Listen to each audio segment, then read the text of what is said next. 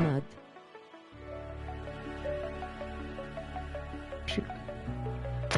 I tell you, amateur hour yet again. Thank you, Quentin. I'm glad you showed up early. I think I would have realized that, but yeah, I mean, I got to pull it up on the chat on the phone too to make sure everything's live. But yes, welcome. This is what did you do? What did you think? What did you enjoy? And yeah, we're here for another Warframe video. We get to continue. Hey, yo, it's Nestor. Welcome. Everybody's in early. This is wonderful. Yeah, we're here to continue the role-playing series. We shall know one another. Need to play Subnautica 2 when it comes out. Do it again, face with tears of joy. Right, Subnautica. Yeah. I probably would enjoy watching that more so than actually playing it. But yeah, so we continue on with episode 4. Because their friends can't call. But all my friends are online, so I'm playing Oblivion right now, trying to slayer these mythic dawn cultists. Right. But yeah, the episode 4 here. Yeah, Nile. Wadidja live on Twitch 2 Starstruck. Episode 4 is going to be titled "For Friendly Can Be Temporary," and each title of each episode represents a line and a poem that I'm conducting for the series. So yeah, what we have is lined up is the Kim chats for Minerva and Velimire, Flare / Lizzie, and for Kaya first lined up, and then whatever Kim chats are available for prior Hex members, just to continue to enjoy what chats that they may have to offer as well. In between the Kim chats, we'll go ahead and do Technocyte Coda Hunt. Try to continue getting the heart cells, and whether it's converted. It's a lot. A lot of pressure being a leader and stuff. Or vanquished, but I'm going for the conversion to get the live heart cells. We're going to be getting the Love Struck Ephemera, which is kind of cool. I think it might actually kind of be cool on Calervo because of the way of the piercing through the body thing. I don't know, we'll see. But yeah, so we'll do that, and we've got some interesting stuff too available. With the weekly reset. There's of course an Omni Pharma blueprint in the challenges for 1999, and I believe there's a companion blueprint, Riven mod, Evaled, of course, at Teshin. Thinking about checking that out. Maybe we'll pop around in the other vendors too, just to make sure that we're not missing anything important. But yeah, so I figure, as usual. So deep in so many ways. All you have to do is tell me what you want. Yeah, this deep in so many ways thing. I kid you not. It's got to be a pun on her tongue thing. I mean, you never know. I mean, freaky dinky. But yeah, let me go ahead and pull up chat real quick.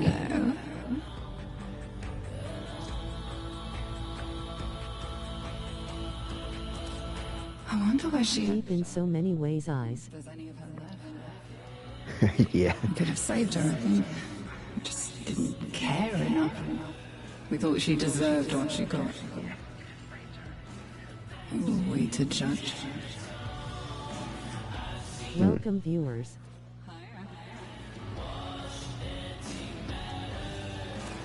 I believe you. No mind reading necessary. I love it. Closer. Oh yeah. Too close. Ain't never too close. Not forever, okay? Of course not. Because forever's a mighty long time. So, what we have here, let's see. Kind of try to put this chat up in a new position with the laptop so I can kind of keep an eye on what's going on with the chat in a different way than what I can on the phone. Tends to be more options of things that I can interact with, which is kind of interesting. that it would be available on my phone. Either who. And also, too, I can keep an eye on what may be going on with the super chats and things like that, because it doesn't pop up right. Well, I don't particularly notice it right away. Deep AO. So, let me try to reduce the light on this a little bit so it's not necessarily glaring in my glasses. I don't know, we'll see. But yeah, the Omni Forma is rather soon, which is nice.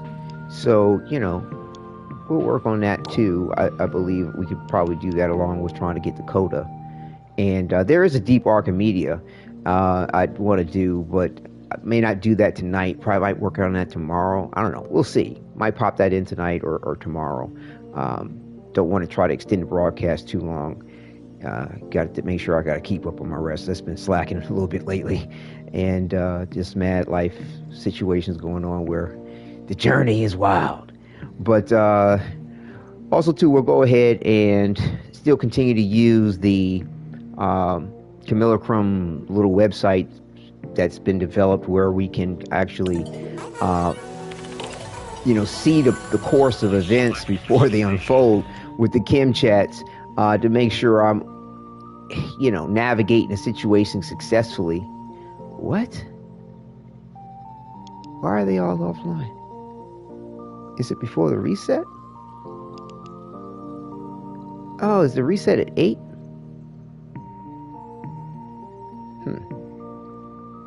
Okay, well, I think the reset must be at 8 o'clock. My time. It's about another 20 minutes. Okay, well, let's go ahead and take a look around at these vendors real quick. Sort out what's up, if there's anything I may or may not want to do. Let me pop over to the Zeraman real quick and see what's up with the dormant zone. But yeah, I'll be using that Kimulacrum thing because it's mad cool in a way that you can, see which path may lead you to getting extra bonus Kim points, because I want to make sure I'm done with all this and getting any backstory and lore. Bandito, welcome, Valentino. Good to see you. Good to see you. But yeah, make sure I get any backstory relevant to the Isle Weaver and be up to speed on that. And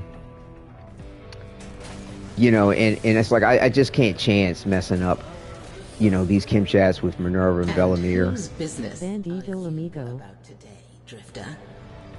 And not now. I'll have your secrets out of you. Everyone. Form a blueprint. But I have no pathos clamps. Oh, the companion ribbon's over here. Oh, okay. I thought it was with Teshin. My bad, I misspoke earlier. So yeah, it's with Acrithis 2 children and no in the Dharma memory of her zone for the husband. companion ribbon. Poor Mathila. I was- I wonder if sad memories can even exist in that happy mind. So yeah, I mean, could Hello, run Nile. some Deviri stuff with some Pathos clamps. I mean, you get more Pathos clamps doing the Steel Path, but like, you just get it done Did much you faster ever notice doing how the that regular thing hangs in the sky normal mode, overhead, and to be yet honest with nobody you. ever wants to talk Yeah, so about it. alright, I'll keep Like, that in mind. Let me it's take a not really screenshot so I there. remember the point. Nothing I'm tickled not your even sure if I curiosity, even have companion ribbons at all.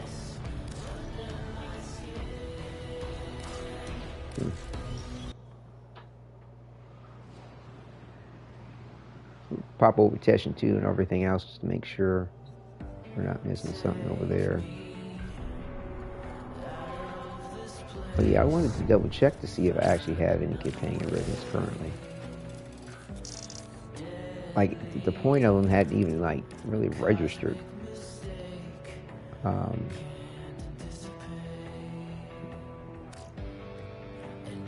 think it should show up by name. Under C, maybe? Do I not have any?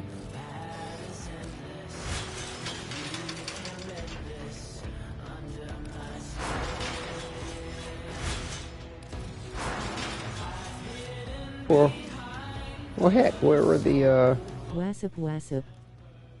where would the companion ribbons even show up? You don't even have a companion. I mean, a ribbon section on this. Is it for your Warframe?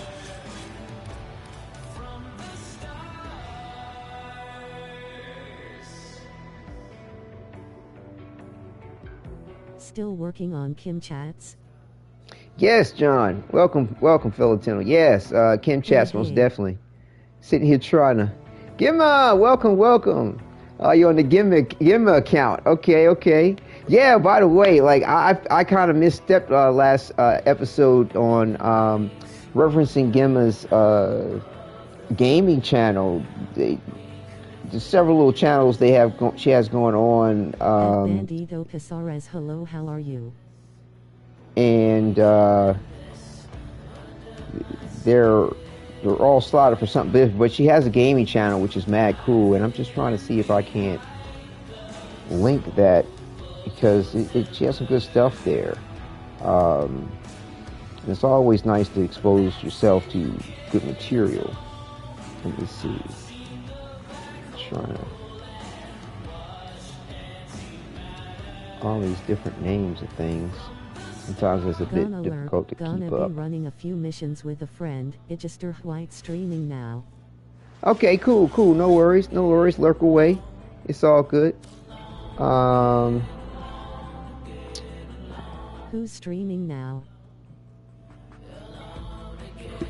I'm not sure you mean by who's streaming. I know I'm streaming. Yeah, I'm gonna link your channel, your gaming channel in chat too, for people who may want to check it out. Typo. Wait a minute, what is it exactly? Hold on. Let me check, see it. At John Hay, not too bad. Feel like I'm gonna pass out asleep at any moment, but hanging in there, huh? All right, Bandito, we'll definitely get some rest, bro. Like, don't push it too bad. Sleep's important. Gotta re-up. John. Gotta re-up on the energy. Oh, I'm sorry to hear that. Here we go. Hopefully you can get some rest. Yeah, it's Gen X Gaming is the ID for that particular channel. And yeah, here we go. That's what's up. https://youtube.com/@gangscoming42 C equals DF90D or ZEB7RPLHCN Jens Gaming 42. Is it me, or is the Zariman the hardest game mode in the game? And I'm someone who can sleep through the 1999 missions in my sleep in Steel Path. Thank you. Been a busy Monday for sure. Right. Now, I still feel like 1999 on there yet. Against the Skuldra is the most difficult. It's all good. You got some other good stuff up there, like, Mass Effect and what have you. So, there's sure to be something for folks to enjoy. I want to pop over to Ironwake too real quick, check the vendor over yonder. But yeah, I hope you get to upload some Warframe content. That'll be good. But yeah, it'd be nice to do a little collab, what we were talking about earlier. That would be really cool. Let me see what's over here. Ooh, what kind of parkour was that? I'll have to check Gemma out. Yeah, do so. Please do so.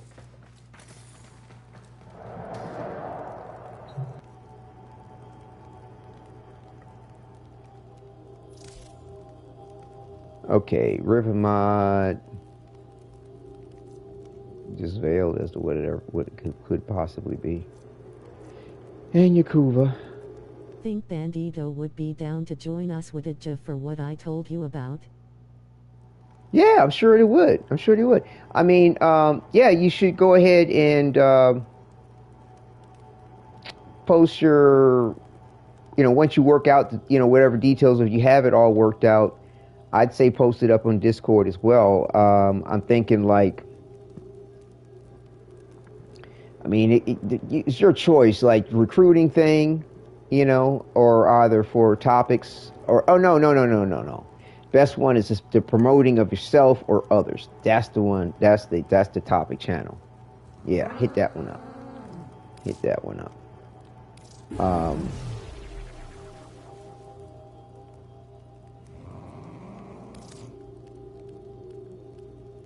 That'll be a good place to post what you have going on.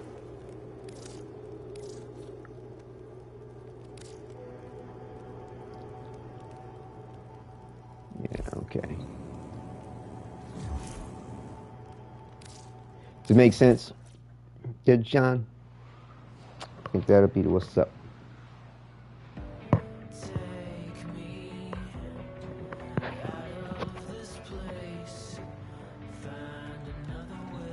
I'm growing bold with Warframe, just give me spider mommy. Yay, I gotcha you. Bet. Spider's coming up. Spider's coming up, 25th. Less than 10 days. I think what we want to do is maybe check Drifter Camp too. Just double check. But yeah, with them removing the shards from the camp as far as the weekly stuff, I mean, I rarely hear anybody talk about the camp.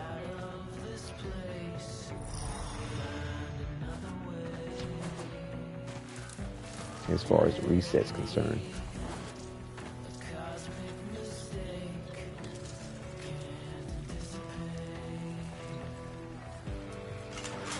Round here, just watch for the odd low-flying knight. Everything here does the job.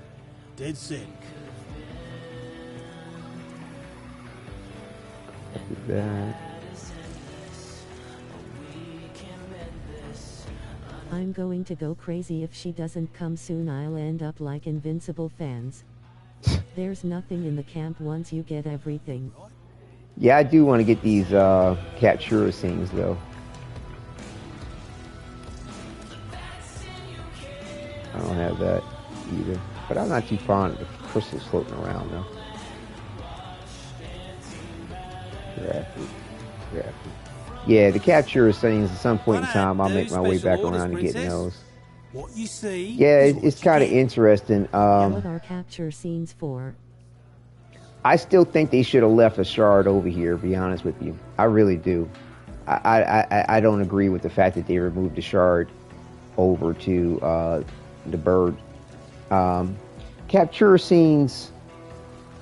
Oh, yo, Nestor, really? You don't know what? Yeah, the capture scenes are where you go to appearance, and then you come over here to capture, and they're basically the exact tile sets you'll see within the game.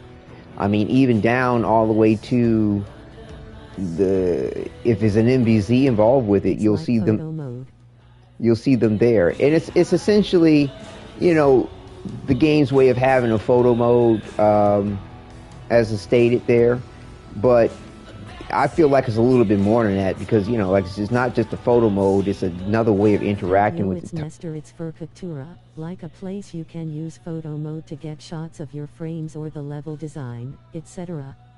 Yep. So yeah, you have all these various different scenes, and I mean, they're just very, very well done.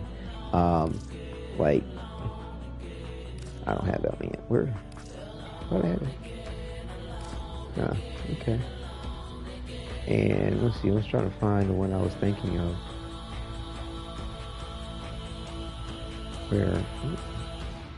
Did I pass it?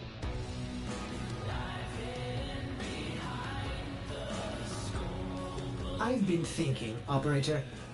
I thought you'd want to know.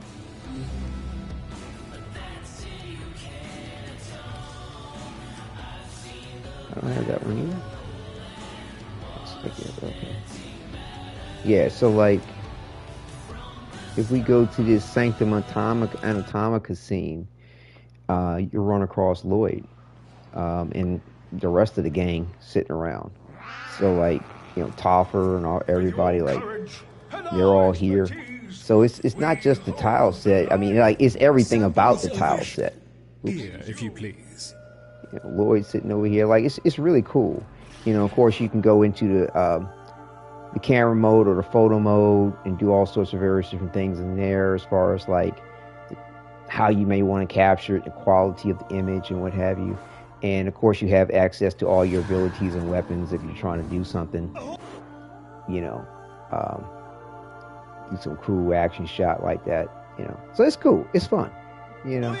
Yeah, that's what's up with the capture. You're a biped, that's a pub.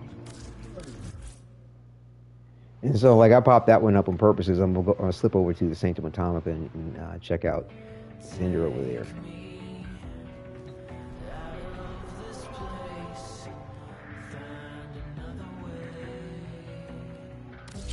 As far as the reset's concerned, got about 8 more minutes, I think, until a reset. I forgot to take that into consideration for the evening on the Kin Chat stuff. But yeah, like, where's that bird at? Oh, I don't have to do that. I don't have to run around. I can just do this. Using Katura, especially to see the details on the weapons. Oh yeah, everything. Details on everything. Yeah, yeah. This is the regular stuff. I think it's the shiny treasures. Yeah. So they moved the Archon shards here, and they really should have left at the Drifter camp. I mean, that's where you can actually see the Archon hunt. You know what I'm saying? Like, why not leave the Archon shard there? I mean, there's so much that you can interact with in Sanctum Atomica and things that you would do, whether it's the Netracells or, you know, trading Vosper to Lloyd. I mean, whereas the place the Archon shard here, like, it wasn't necessary. I mean, I kind of get it, this Toffer with and everything, but with the Netracells, but yeah, like. What do you think? Oh, that's a cool chair. That's a cool ass chair. Yeah, I haven't really like. Take that one. Oh no, that one. Or. Oh damn, you gotta use Stella for this shit. Moving it into Bird 3 makes it harder for low-tier players. BC they have to get to rank 5 and then get 30k standing. It was much easier to get. Uh-huh. Yep. It was. Oh, I love this bit.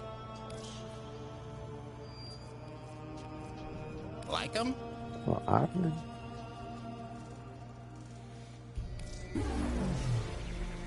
Take that one.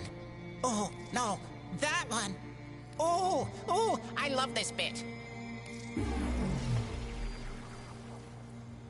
There might be some nice stuff over at 99. Bye-bye now. What else? Oh, I knew you'd come back. Oh, okay.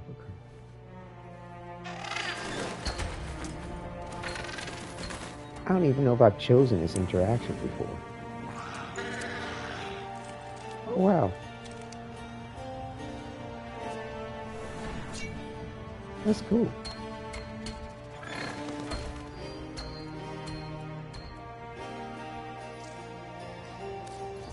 Hold up. The one for the cat is so cute and the one with the fish is so sad. I'm gonna check them all out. How may I? Bird 3 got the dumpy on him. Crap, rock.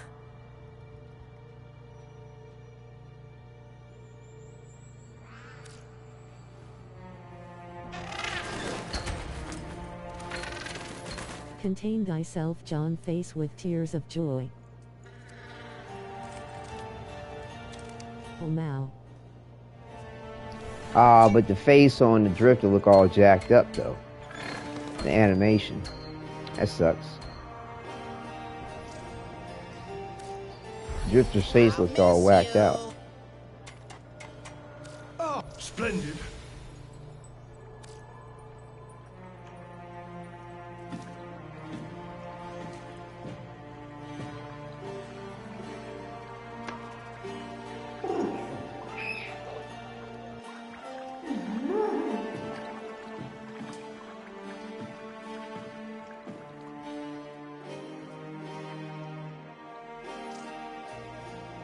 Yeah, that one didn't really show the drifter's face, but I could tell by the side angle the cheekbones were jacked up. Like, What you need?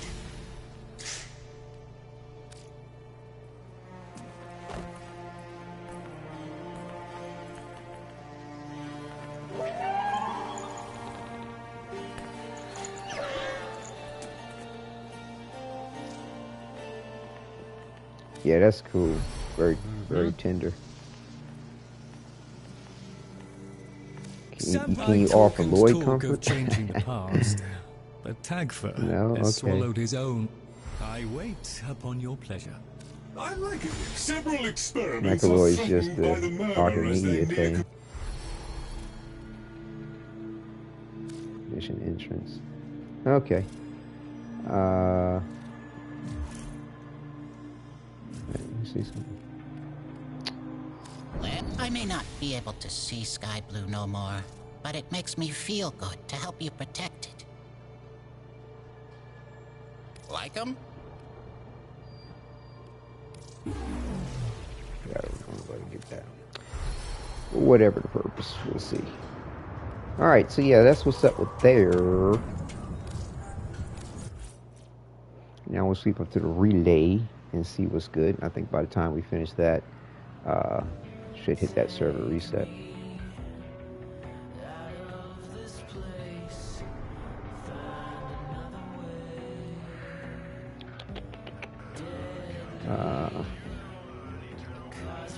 Stay. We'll keep it at Earth for that now. Strato relay.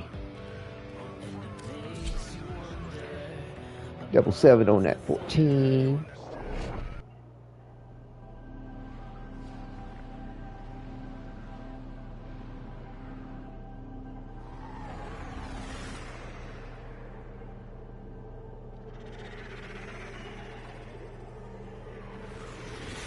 What game is this? Jumba EXP. Dieter. This is Warframe. Very cool. Warframe. Multiplayer. Online. Cinematic epic. Looter shooter. I mean, melee is really melee looter shooter, like, you know, weapon ability spam, like whatever you want to do, however you want to play it. That's, you know, Warframe has something for everybody and then some.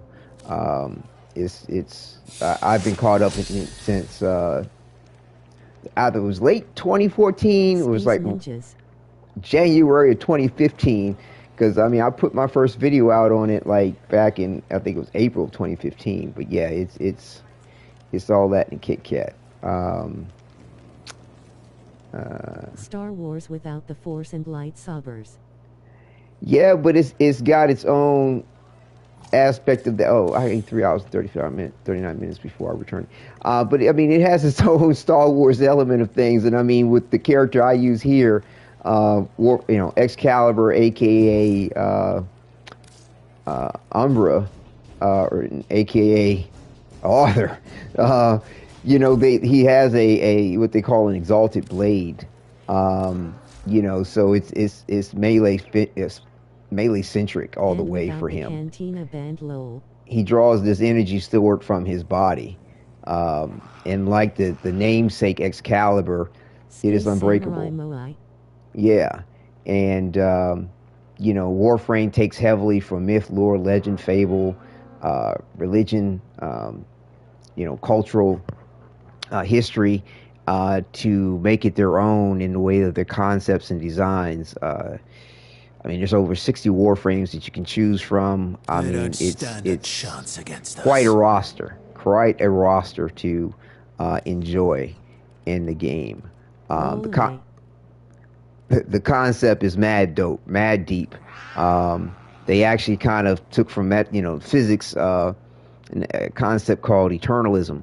But within Warframe, the way to use eternalism, the way they can incorporate the plot of things or the possibility of things, the answer is always yes. I mean, because with eternalism, there's no kind of the coulda, shoulda, woulda exist. and the fact of there's always a yes to any potential possibility. So yes, you could be alive, and yes, you could be dead. Power space armor that you control with your soul, and use all its abilities and skills. Yeah, you can look at it that way too. I'll put the Warframe website in. It's a good place to sort of start as far as, getting to know Warframe and what have you. And like I said, it's exceptionally in-depth. It's really cool. There's a lot of excellent community too, people here that are more than willing to... This, only children have the force power to control the Warframes, or possess. That's not true. Don't give too much away now. And they're not really children. https://www.warframe.com/. That's not necessarily true, and they're not necessarily children. They're like young adults, teenagers. I mean, anywhere from the age of like, at a base 15, 16 to like player starstruck. 18, 19. Oh, yeah, you're right. No spoilers. Yeah, and I mean also too, like, I mean, it's hard kind of not to spoil certain aspects because, just of what we even see during a broadcast. But, and even trying to explain what eternalism is and what it implies within the game Warframe. Because, there's always these potential possibilities. The drifter is the Tenno in a different path. Right, and that's what I was about to lead to. You have essentially three main... But there isn't any adults other than him.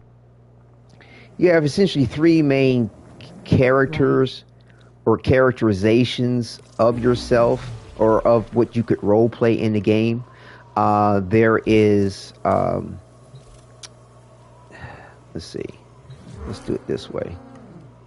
There is the Warframe.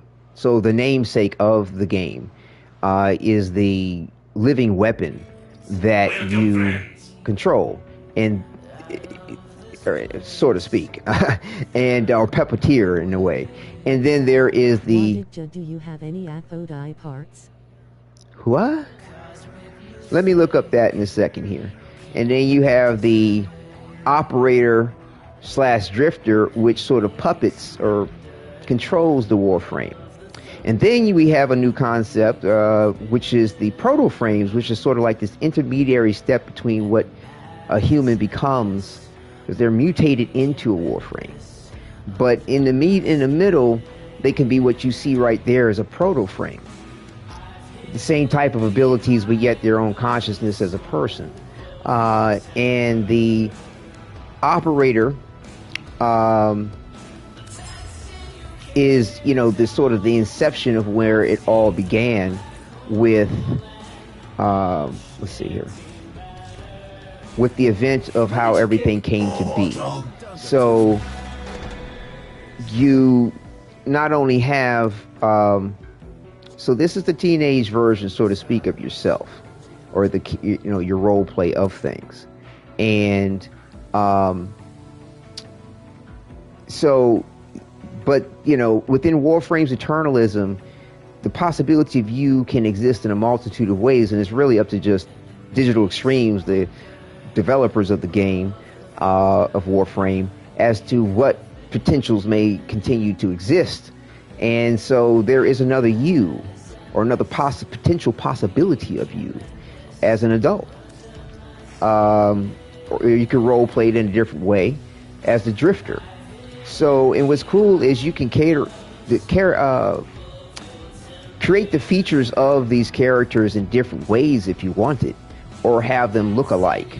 For me, I wanted my operator to look as though they grew up to be this individual, but I could have it look like two different people, and it still be in line potentially with the lore of the game.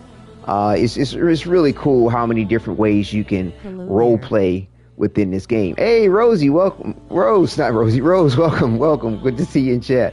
There's a lot of ways you can role play, because it's a role-playing, multiplayer, online, looter shooter, melee game, free to play. Okay, and their motto is ninjas play for free. I tend to invest in the game and in my time, and as well as the point, right here. as well as you know, support the cause of things. I mean, certain things, yeah, it's a grind to various different things, but you can minimize it in a whole host of ways. I tend to consider myself a samurai in Warframe, not necessarily a ninja playing for free. But you know, it's very enjoyable. The developers have a really, really excellent manner and rapport with the community, all the way up to the CEO, Steve Sinclair, who developed it all. Though, if you're willing to try and answer after you're done explaining. Yeah, I'd love to. I love it. I love going there. So, you know, like I said, the community itself overall, I'd say 90-some%, my opinion, are very helpful, very friendly as far as offering information and help. There's also this thing called Guides of the Lotus, which will they help you in the game. The Lotus is a central character as well as concept within Warframe. So, you know, there are a lot of things that could be had. You know, but yeah, you don't want to lose yourself too much to the expense of I guess, playing. It's not pay to play, but pay to play more conveniently. But you know, there's a good amount of respect for the budget of things. But you know, you do have a character in the game called the Lotus, and you know, it's real cool. The game's just real cool. Let's just put it that way. I don't mean to interrupt, but did you still want that Parachasis ribbon? Yeah, let's do that. Pay to advance quicker. Right, in a way, in a manner of speaking, yeah, it is. Yeah, if you're online now, we can go ahead and take care of that before I get everything else underway. And that way, if you wanna, something comes up for you, you can go ahead and handle that. But yeah, let me take a look at. Yeah, you can see my stats here. Like, and another thing too, like a lot of people don't necessarily main a character. I'm one of those kind of few that main a character out of the 60 Warframes that are available to us. And since I've been playing the game, like I said, Excalibur has been my main, and then like since 2015. And then 2018, he came up with Umbra, which is sort of like the next step up from Excalibur. And, you know, all in all, I've played what? And I think this takes everything into consideration. They did like a revamp of the operating system for, not operation, how would you say? Game engine, there we go. For everything.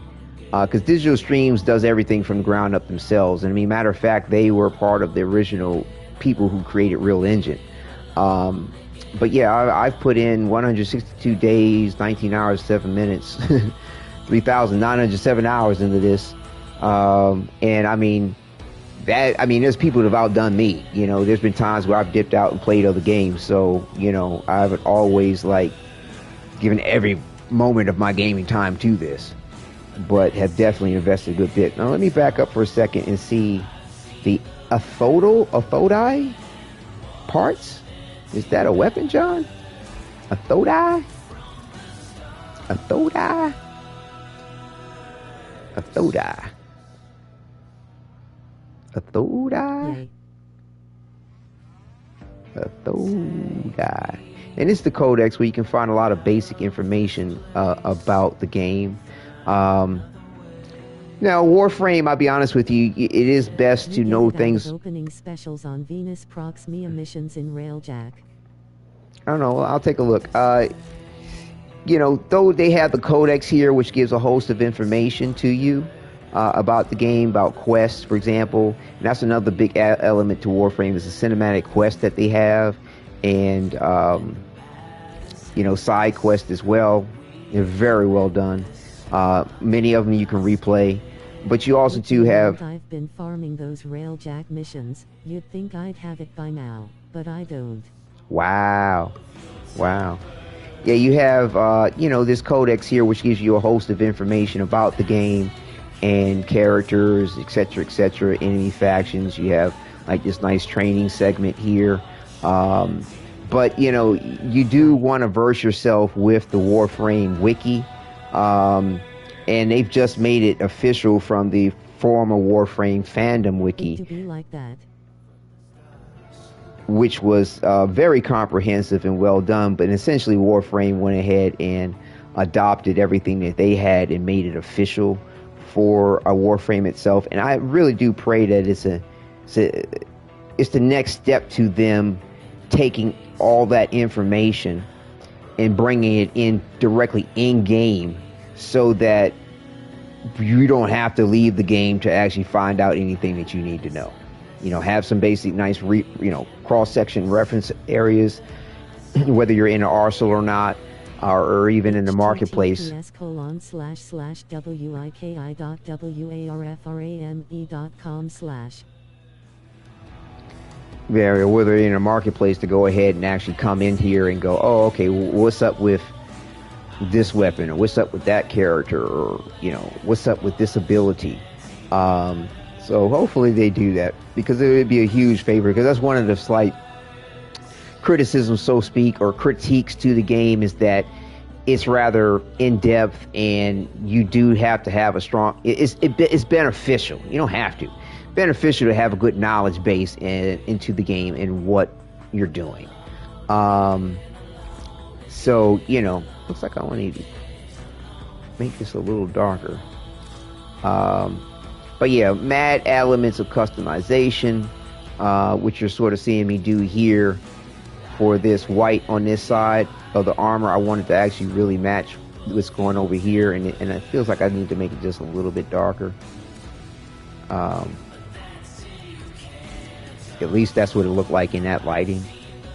I'm about to check my inventory too in a second. But yeah, the imagery is mad cool. John, when he said join light and not putting pressure on it, it's really hard to do that, and plus try and draw my shoulders are kind of hard. Right. Yeah, see, the white looks a little bit more balanced now with what's going on over here. It was kind of a little bit more brighter. We'll leave that. We'll stick with that for a second. Let me check my inventory to see if I have extra parts for that weapon. It's a secondary. I don't know if it's going to even show up over here. Hold up. Or would I have to go to the foundry? What's your brightness at Wadidja? It's not about the brightness. So to draw light, you don't want to put a lot of pressure onto the paper. Is there any other weapons you might want a ribbon for? Hang on for a second here. One thing at a time. I'll go ahead and check. I'm trying to get the spelling of that weapon. Hold on. Where is that? Oh, there it is. Okay. I think I'm gonna have to go to the foundry. ATHODIDAI.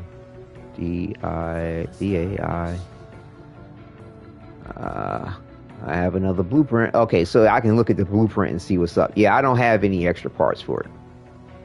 Can you even trade those parts? But see, things like that, to know like whether you could trade parts from this or where to find parts, you actually kind of got to go to the Warframe wiki to find that out. Like, I don't think there's anything in the... Can. Okay, that's excellent. Yeah. Like, there's nothing right here that I'm... by mastery rank. There's nothing I'm seeing here that tells you that you can trade these parts. Or even where to find it this. It says on the parts you can trade then. Yeah, but that's if you have a part. I don't have a part to know that I can trade it. You see what I'm saying? There's for the gun as well with the nightmare we have currently. Ah, okay. Yeah, this is sort of like the battle pass for the game, Nightwave, where you get a lot of nice free stuff. With a strike to the heart, this is the augment that they were talking about for the weapon that you can get through, just free to play. I mean, matter of fact, this. Look at the arrows going into a circle next to the mastery rank that shows it's double.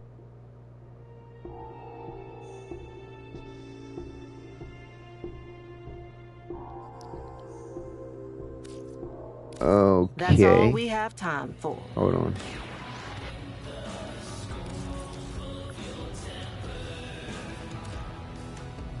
Let me see what you're talking about here.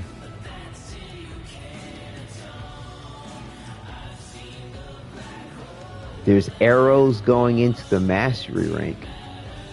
What? I see the mastery rank symbol. Oh, I see what you mean. The little box up in the left hand, up in the left. Oh, right. You know what? Thank you. I forgot about that little symbol. Yeah, but like, even for the fucking symbol, like, what's telling you that that's the fuck but what's telling you that that means that it's tradable?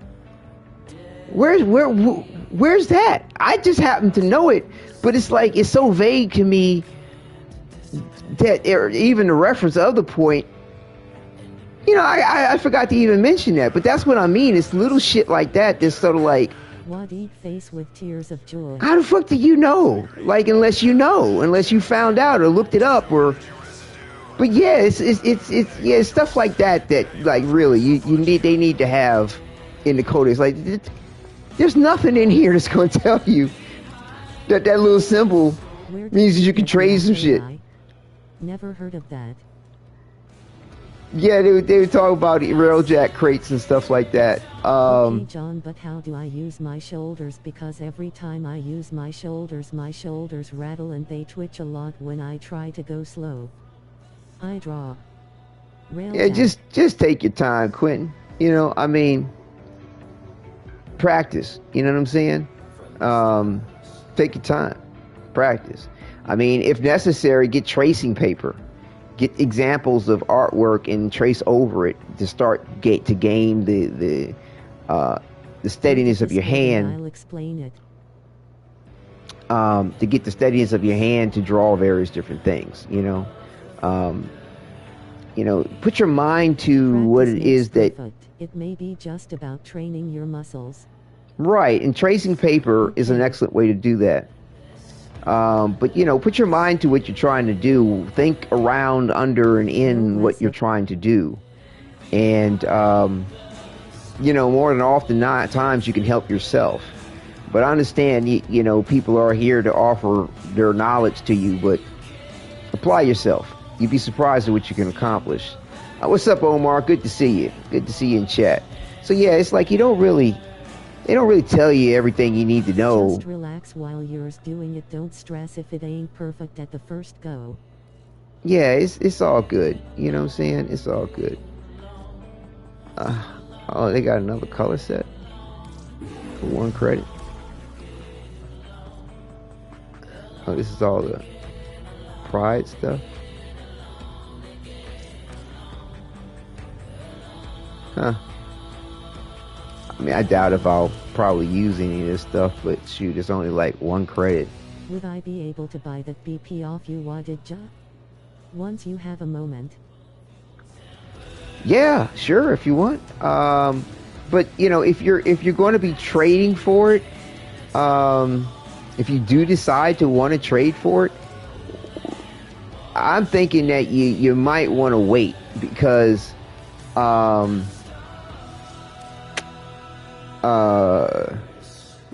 probably be trading it as a set, and because very few people actually trade parts for shit. Now, I mean, that's if you're going to try to get it in parts, or get it off a trade, which most likely is the fast. The color palettes just to make some fashion frames. Yeah, I'm just grabbing everything because it's 1 credit. Like, who gives a shit? I probably won't ever use any of it my damn self. Like, there's so much shit that I've kind of bought for like 1 credit or something like that. It's just the point of just having it. It's no big deal. It doesn't take up inventory space. You don't have to pay to have it. They updated dojo decorations. We got 1,999 stuff now. Yeah, we've been had that. Yeah, Rose, remember when I was testing out the chair and things like that? At that point in time, back then, was when they had that available, as far as the 1999 stuff is concerned. That's when we were also talking about how we can't donate the chair to the dojo, unfortunately. So yeah, that's what's up. And let me see. There was another question that somebody asked me. Do you have VOB and Prime systems? So yeah, I mean, I can trade you that weapon blueprint. It's no sweat off my back because never popped up for me with the Indojo decorations. Right, the chair is not going to be there because it can only be in an instance where you can have only one Tenno. No, Omar, no, it's not. By birth, I told you my name's Daoud. Means David. I mean, I had a name change when my stepdad adopted me. But no, I'm a David. I have the barrel and only missing the BP and receiver, so I would only have to farm for the receiver. Oh, okay. Well, then what you want to do is, yeah, I can trade you for the blueprint, and you know, 9 out of 10, you might be forever trying to get that receiver. So, just petition on the waving hand, medium light skin tone. Petition on the marketplace for it, and what? No, don't. Something like that, but had to be changed into David. No, like I said, my name by birth is Arabic. My on my father's side, Turkish and Creole. But yeah,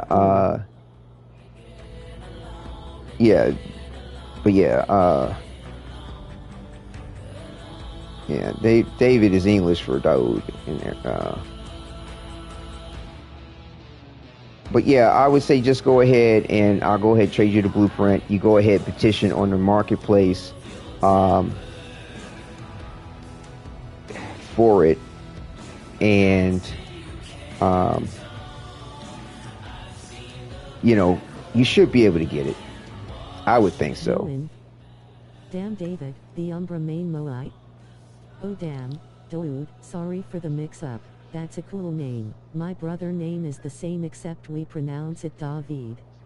Right. David is English for dude, which is Arabic. So, you know, don't forget that if you're trying to get something, you know, go through the Warframe marketplace, see what they might have available, to see if somebody's actually going to try to trade that singular part to you. And if by some chance you don't, then, you know, definitely go to your options and, you know, switch around on your region chat. So like where is it?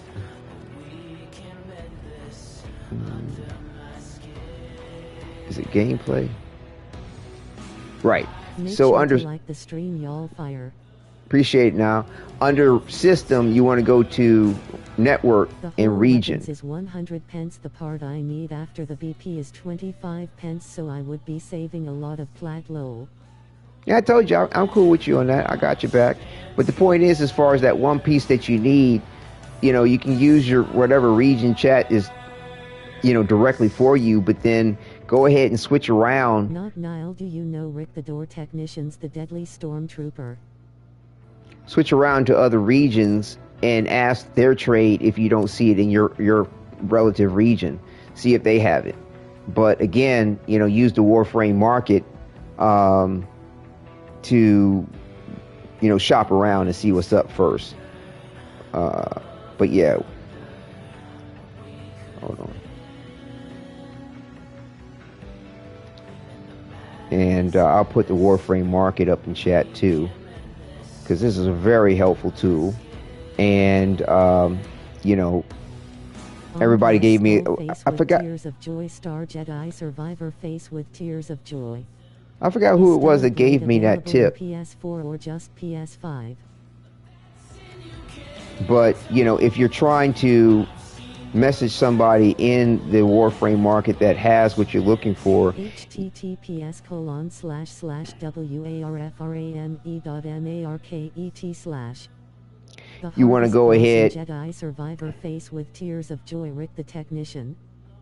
You want to Warframe market all the time. Right on, excellent. W.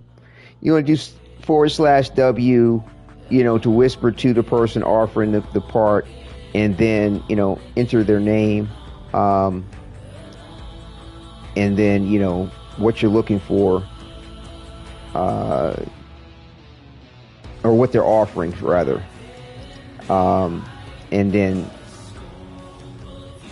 welcome for the tips, Wadid winking face. Yeah, that was Niall that hooked me up Yes, with that. Niall. Appreciate it. Thanks for reminding me, Niall. /W enter their name and then what they're offering. Right, and you can do that in any one Niall, of the your name sound like nihilist. any one of the chat boxes that you have in the game. So, you know, it doesn't have to be the trade chat Always itself. happy to help Moai.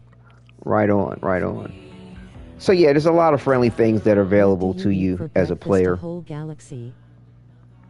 Now, I'm trying to make sure, because I had a couple of questions pertaining to various different things. So, Rose, are you in game as far as to be able to go ahead and do that particular trade for the Riven? I don't see you yet. Okay, there you are. Okay, you're playing something. I'll see an invite to let you know. I'm in game. Okay, excellent. As far as something that I may need a ribbon for, do I have? Yeah, I got a ribbon for that. Let me see. What do you think?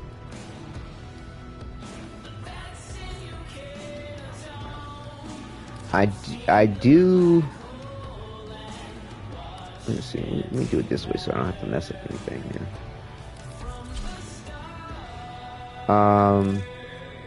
Do I have a Bratton ribbon? Okay, I do. All right. Let's see. Trying to remember weapons that I really like. Do you have a Tenora ribbon? Do I have a Tenora ribbon? Yeah, I don't. I really like that weapon for whatever reason. It's just badass. But yeah, if you have a Tenora... Right now, I'm just doing a trade chat, Omar. I'm just doing a trade, then I'm going to do the Kim chats, and then I'll do a mission, and I can invite at that point in time. I'm Niall. Right on. No Tenora at the moment. Okay. And... Let me look. Shush, Niall. Do you have a, I mean, of course, I'll be putting it on the Prime version of these things, but the Fullman? You have a Fullman ribbon? Tears of joy. If you have a Fullman ribbon, HLD. I'm not sure what HLD means there now. But yeah, Fullman's another one that I like. I do. But unfortunately, I'm using it. Okay, no worries. No worries. No stress on it. I think I got a ribbon on this. Yeah, I do. I mistyped in clan chat, no worries. Do you have companion ribbons? Or is it just weapon ribbons that you're trying to work out?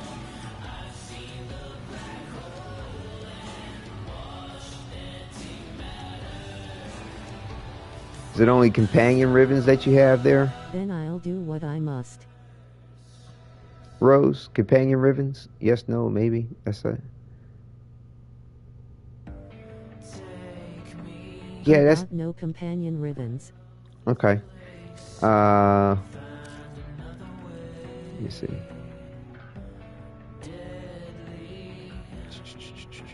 Only essentials can have ribbons. What is so good about CQ? Oh, is that what it is? I think I have some. Oh, is that why I didn't see it when I was over at with the Kavat? Oh, yeah. And Kavits don't have ribbons. Oh, and it's only. What's everyone up to? Yeah, we sitting here, you know, versing a fellow viewer on what's up with the game and seeing what's up with some trade here. Rose wants to trade some of her weapon ribbons that she's got a abundance of. I bought the same thing too, Wadidja. Yeah, okay, so here's the companion ribbons. Ribbons are only for the weapons for mech pets. Right. Hi, Omar. I see that. I see it now.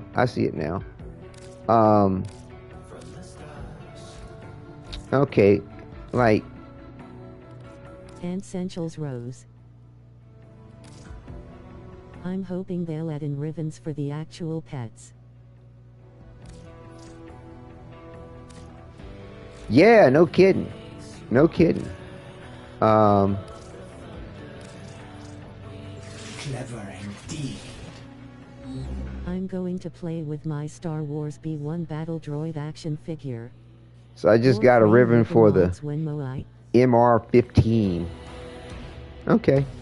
Alright, I'm not that impressed. Not that impressed. Like, I'll probably wait for that ribbon that's I'm not. Yeah, I won't deal with the Deviri shit right now to take time away to get the Pathos clamps for that. That's so. Yeah, I mean, I thought this shit was for the companion. Like, I hadn't even entertained the ribbons for that. Nautilus is good, not the best. Right. Yeah, like I said, I don't really use my Sentinels very often. Pretty much it's just the Helios for the Codex shit when I do, to get scans of the enemies, to get information for the Codex. So for secondary weapons, I could use a ribbon for the Grimoire, if you got a ribbon for that. It's always situational to which one is best. Right. Like I said, if you have a ribbon for the Grimoire, I'd take one for that.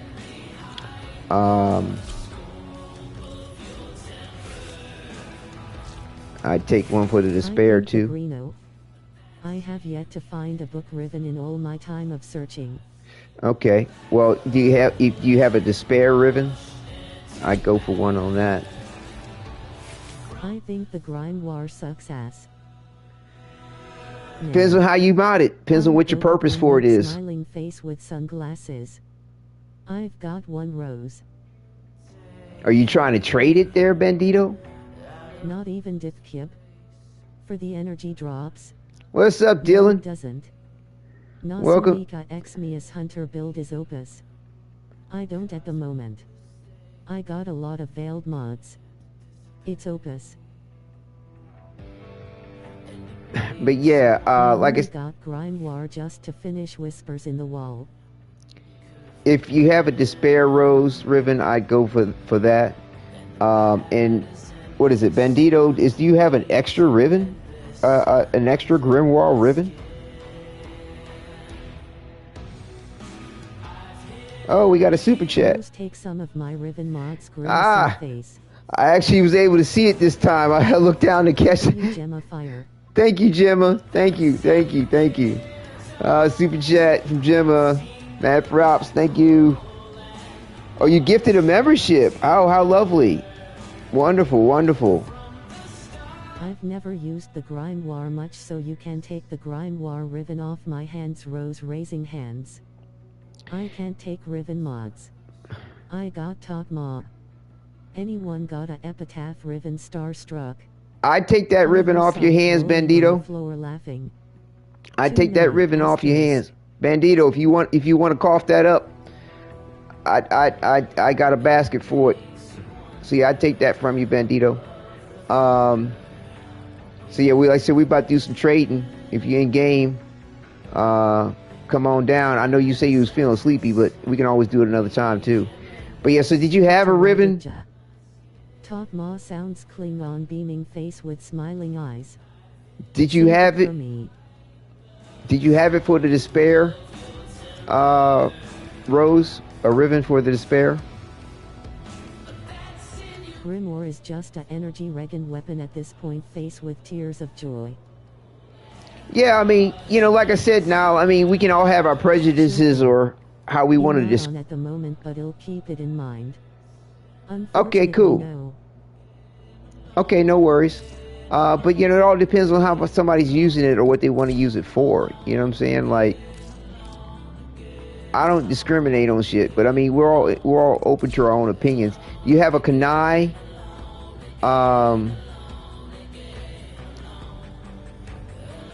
like I said, Quentin, I'm not running anything right now. Full of ribbons if you need any Wadidja. Like I said, I'm letting Rose know right now which ones I would be considering to purchase. I don't really need any of them right now. You know what I'm saying?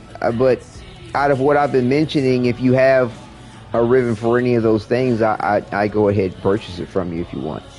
So like I said, looking for a Kanai ribbon, if you've got one, to go along with the incarnate aspect of things on that. And let's see. No Kunai, sadly. The Prisma Angstrom, or just the Angstrom, which doesn't have to be Prism. The Angstrom is another one that I'd be going for.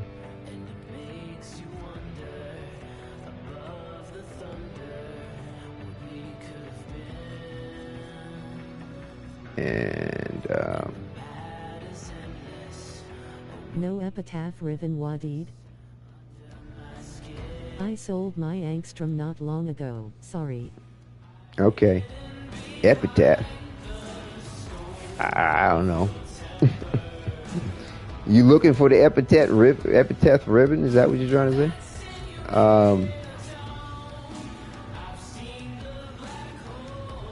I doubt it. I mean, I haven't put a lot of time into ribbons. I only fuck with the ribbons when it's something that I don't need. How do you guys get ribbon ciphers? Yes, Epitaph ribbon. From Cheshin? Niall, who is your favorite Sith? No, I don't have an Epitaph ribbon. So yeah, that's what's up. I really didn't see much else on the way of things besides that. So I think I mentioned, what, 2 things that ribbons that you have available that I would get from you. Teshin sells them for Steel Path Essence. Also, right. Nightwave has them. Right. My fav Sith is the Og Vader. Right. So, yeah, I mentioned 2 of them to you. I can't remember which 2 now. Was it the Tenora? Same Vader is so badass. Tenora and the first thing that you mentioned that you had up for market. Help me out. Thing you mentioned up in Discord. But yeah, it's fun. It's mad cool, Quentin, that how my wife's father, his middle name, and Darth Nilhilst. His real middle name in life, kid you not, he passed away this January, was Darth. I thought it was super cool. But yeah, his middle name is actually Darth. But yeah, Rose, so like I said, I think there's 2 ribbons that you have available that I could grab from you. And I may have to re-invite you, because I think that trying to go to the dojo probably got you booted. I'll be cycling through my ribbons and try to unlock more, so I'll keep an eye out. Star Killer ain't canon Poe. Parachesis was the first. I would gladly get rid of that one. Right. So the Parasis in the Tenora, perhaps, or whichever 2 it was cool. And I don't know what you were looking to have for them. Huh? There's nobody I can trade with. Huh? Pourquoi? Oh, here we go. Yeah, what were you looking to go for on that there? Let's see.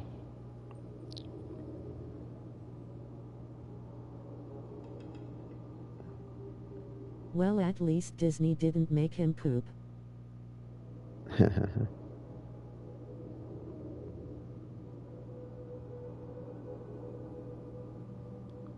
See, 5 pence sound okay? TBH, I just want it gone. It what they worth. So you guys trade in? Yeah. Okay, cool. It wasn't it a second one too?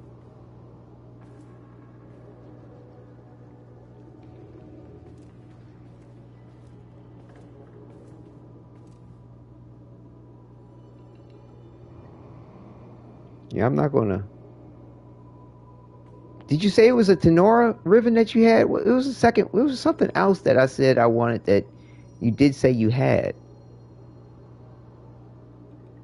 What was that? Do you recall? I'd have to back up the footage to see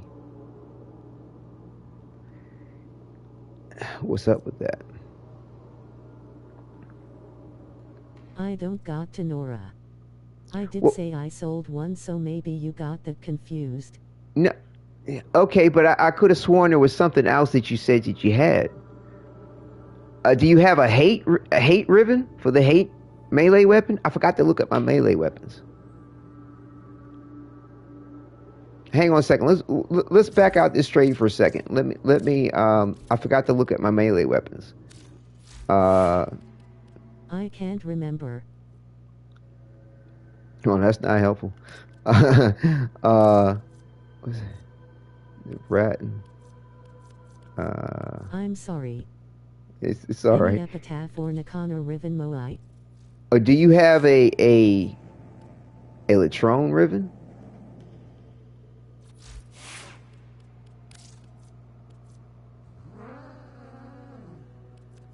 I don't think you said you had despair.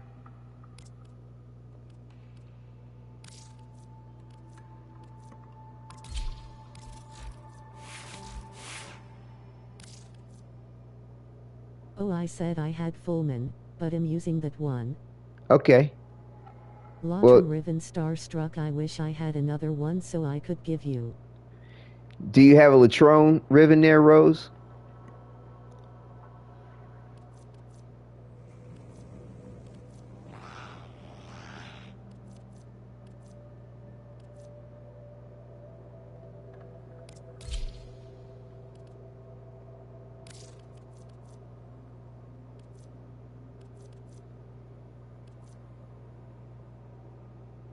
No Latrone, maybe a Trone, perhaps.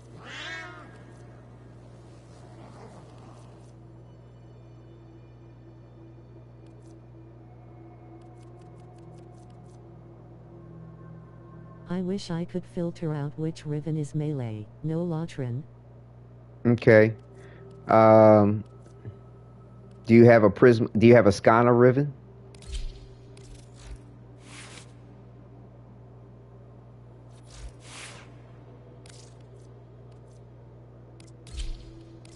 Think the only melee I got is Parachasis. Okay, so then probably not a Kagaki, Geki. Okay, no worries. Shit, what the hell? I have a Kogake one. Are you trading it?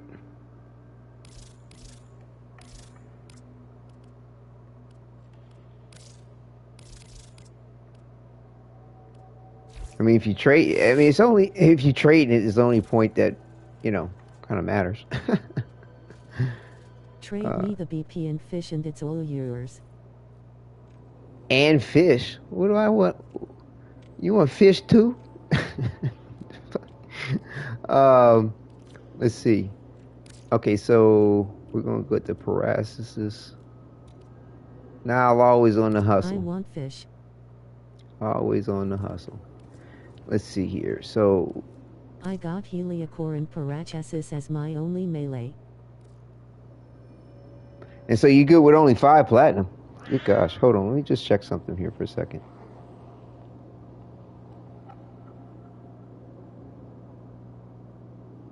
That seems like, I don't mind a deal anytime, but that just seems awful cheap.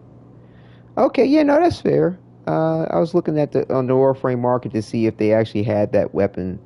People were trading that ribbon that cheap, but yeah, there's people up there trading it for 4 and 5 platinum. That's cool. Seems like a fair price. If that's what you're asking for.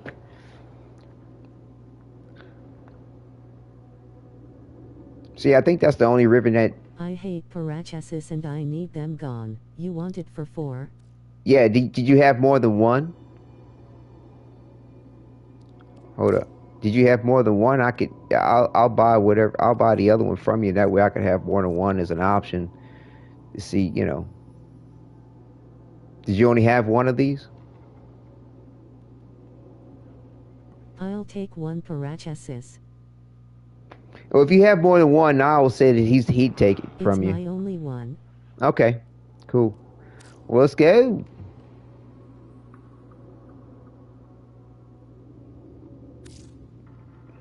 Thank you very much, Valentino.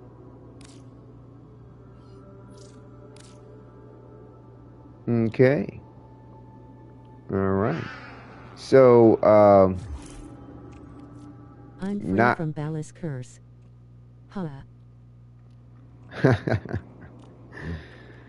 ball ass. Ballas. Ball ass. So you want the Athodai blueprint. Vauban Prime Systems. Watch me unveil my next melee and its parachasis. That's So- me who wants it. Now, you were asking for Vauban systems too? Oh, wait. Ball Oh, ass skull face with tears of joy rolling wait a minute. on Hold the up. floor Hold up. laughing. Hold up. Yeah, ball ass. Don Di- Jinx it rose face with tears of joy. We I got don't several need people that asking code for I things know. all at the same time. So just give me a second to sort out what's going on. John, you're the one who wants the handgun. Niall does not need it. LOL. Okay. So what were you looking for, Niall? The Vauban systems. Okay. I don't know. Let's find out.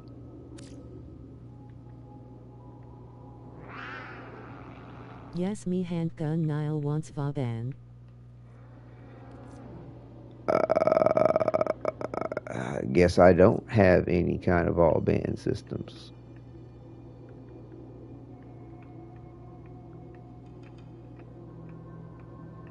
It should come up. Nope. No ball band of any kind. Am I spelling it right? It's Vauban, isn't it? Relics. Grimacing face, grimacing face. It's Vauban. Am I spelling ball band right? Yes.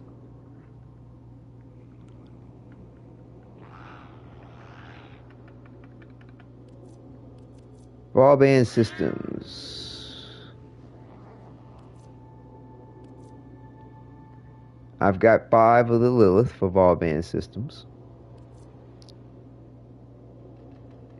And I would rather run the, I'd rather crack them with you to get prime parts myself, or to get an opportunity to get it myself because I don't have it. So we could run some fissure missions to do that. Ball band systems. Ball band systems. Yeah, and I have 12 of those. I have a All right, Neo. Let's get crack-a-lackin'. The Lit V2.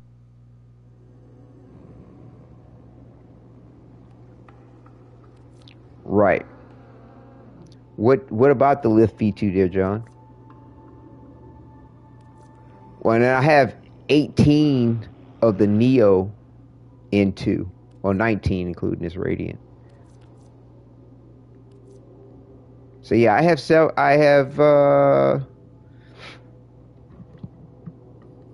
24 ribbons altogether, something like that. For potential to get the Vauban systems. So yeah, we could do that. I said I have 12 of the Relsis for the system. The Lilith V2. But yeah, so we see what's up. Let me just take a screenshot so I know what's going on with that. So I don't think there's anything Yes, for us to. Right, I don't think there's anything for us to trade at the moment, unless we get to a certain point on the grind where it's like, okay, we'll just make sure everybody has a relic so that we can get an opportunity for it. But I shit you not, bro. Like, I'm not gonna go 2 fucking hours trying to get it like we went last time. I'll give it like an hour at the most, and then we'll take it from there. Because it you know, I don't like being discouraged by playing the game. To be honest with you, I give too much time to it, and I have too much going on. You know, so you know, we can give it what we can. Hopefully, it'll come up and we'll get it. But yeah, Yeah, and I mean, you know, what I'm saying, like, I like helping on some shit, but I ain't gonna be a bitch to be getting shit every 5 seconds, because, you know, we can't get it by farm, and now I'm buying it for you. So we're gonna work it out though to help you out. You know what I'm saying? But I have limits. Let me just put it to you that way. So, you know, we got to look out for our own selves to make sure people don't take advantage of us the wrong fucking way. So, and you know, you know, like I said, I've been in situations where people will con your fucking ass and blow smoke up your ass about what they think of you for years, fucking years, to leech off of your ass. And so, yeah, just like I said, it's a fine line between being jaded and having wisdom. You know what I'm saying? So just understand that it ain't nothing personal on you. It's just me taking care of myself. You know what I'm saying? But still being cool, enjoyable, and helpful, and appreciative. You know what I'm saying? So, like I said, we're going to give it an effort, but we ain't taking it too far, and I might not go out and buy it for you. You know what I'm saying? Unless you have something to trade me, in which case I could give you the platinum to go out and buy it for yourself. Now, we might be able to work something out like that. But, you know, like I said, I give a lot. You know what I'm saying? As is, without somebody asking. And there will be more to be given from me. But, yeah, you know, like I said, there's people out there that are unscrupulous. I'm not saying that you are, but like I said, it's just a matter of just taking care of myself. So anyway, I don't... somebody asked me something else about lore after we were finished everything. What was that about? Who was that asked me about that? I think Omar. Yeah, Omar, were you asking me a question about the lore in the game?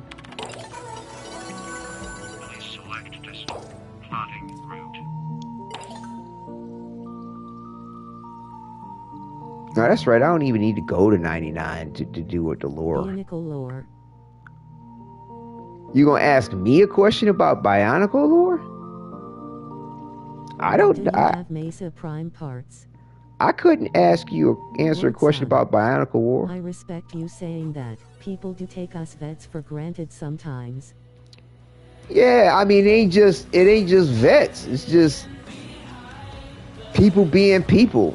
People being like, I can get over on this fucker because, you know, he might like me blowing smoke up his ego, and it's like, it doesn't fucking make me, doesn't do anything me any fucking favors. Like, I don't need somebody's, I'm fine on my own, you know what I'm saying? Like, without having, you know, the bullshit, plain and simple.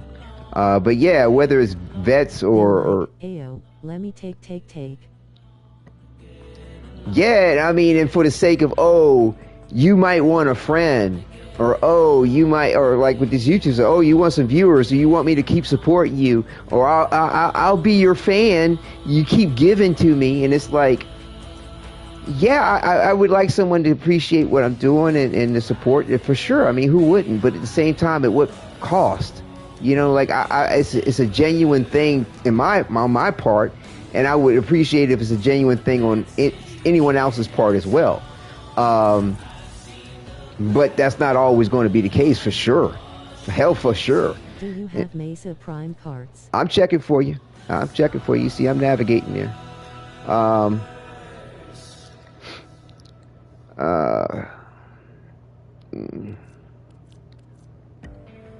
on, let me just do Mesa Prime. Will it give me 2-word search? Mesa Prime.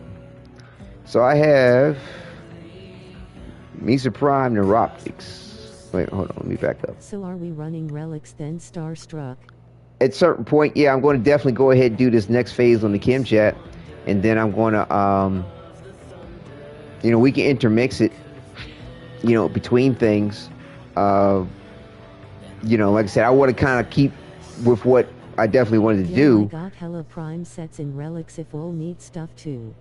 Right. I mean, like I said, we got people willing to help Nile out. You know what I'm saying? Everybody's willing to help. But it's like, you know, yeah, it's good to do for yourself, and then at the same time, it's like, well, give back in the process of what people are giving, you know, and respect what kind of time and what effort they're willing to give as well.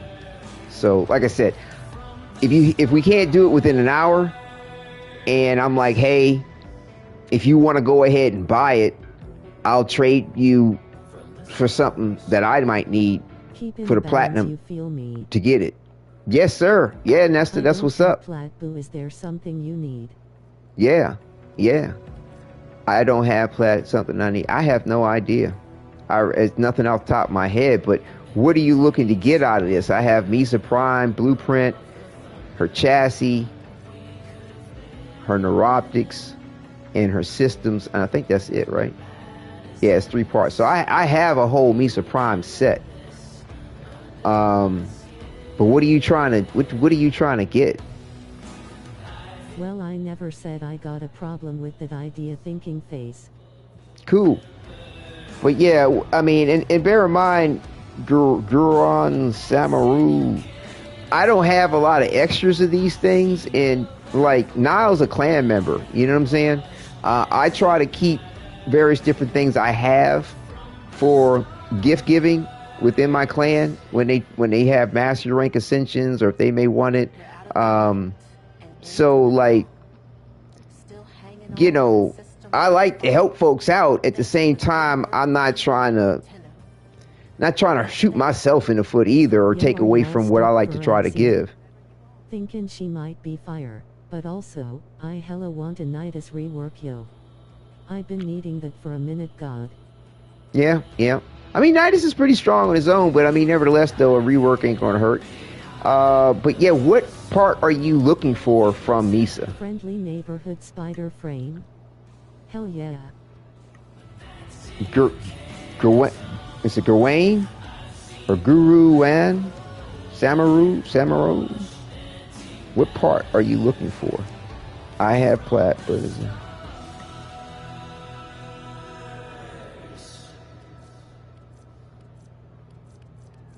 Because I also do have relics. You know, we're going to be could use a buff and a rework on 1 or 2 abilities. We're going to be cracking some relics tonight. So, you know, maybe we could do a couple of relic runs to get you what you're trying to get from a relic crack. Because I'm trying to get extra ducats for Baru when he hits Tennokan for the digital pack, because he's going to have everything. So I need ducats big time. Mommy, that's all. So if you're hearing what I'm saying there, it's Nestor, just a week left. Gawain, in hype for the new Operation Samaru, but there's a ton of other stuff too. Through all of the extra jibber jabber that's going on here, I'd like to know exactly which part you're trying to go after, and you know, perhaps it might be better instead of giving up the only one thing that I have. Like, I have one Misa set, but like, if one of my clan members is rising up and they want to have a Misa Prime, some sort of rework on his one, I would want to save it for that. Taking like 20 minutes to get a decent stack build, and maybe his 4. Bandigo definitely buying the spider frame right as it releases fire. But yeah, I'm going to go ahead and do this Kim chat, and hopefully I'll get an answer from Guran Samaru. More health or armor would be nice on his 4th.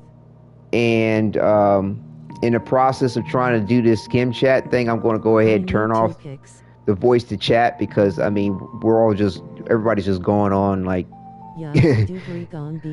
which is really cute. To play. I like when we were allowed to use our frames in regular Duvary for a short time. I might do the same, Niall. I'm also low on plat, so that'll set me up too low.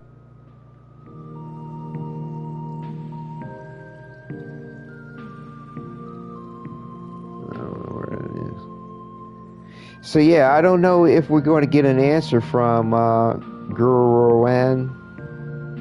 Oh, here we go. I see it. Something popped up. I need 2 picks. 2 picks. Fire handshake. What do you mean by you need 2 picks, Guran Samaru? 2 pieces? I think that's what you were trying to say. 2 pieces. What 2 pieces do you need? So I don't think you meant the word picks. I'm guessing you meant 2 pieces.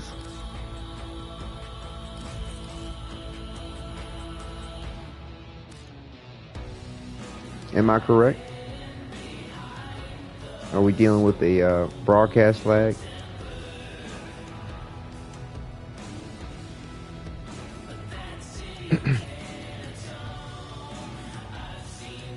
But yeah, I like to text to chat when I'm playing, because then I can't, because I can always just listen rather than have to try to read what was going on while I'm trying to run a mission. But I had a feeling like at a certain point I probably have to turn the text to chat.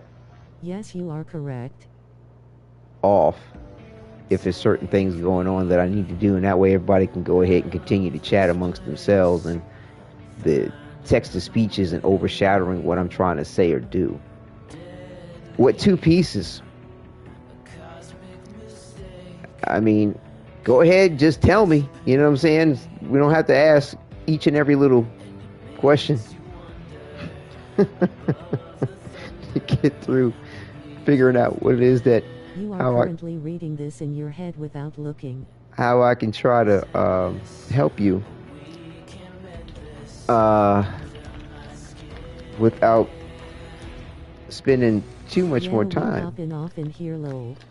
Yeah, it's good. I mean, I'm glad. You know what I'm saying? But at the same time, like, I want to try to do this Kim chat thing. Optics and system, please.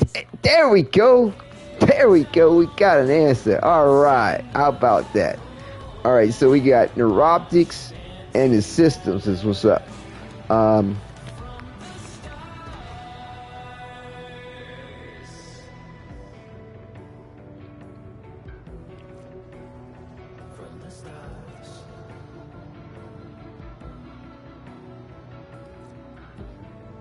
So 2 picks.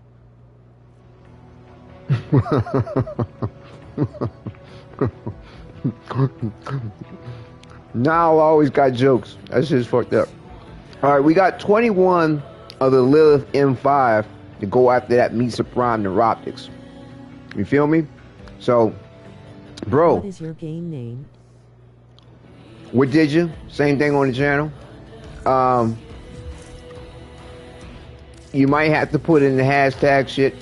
You might not. You might have to, might not. But it's Wadidja, same as the channel. Hashtag 018. Send me that friend request.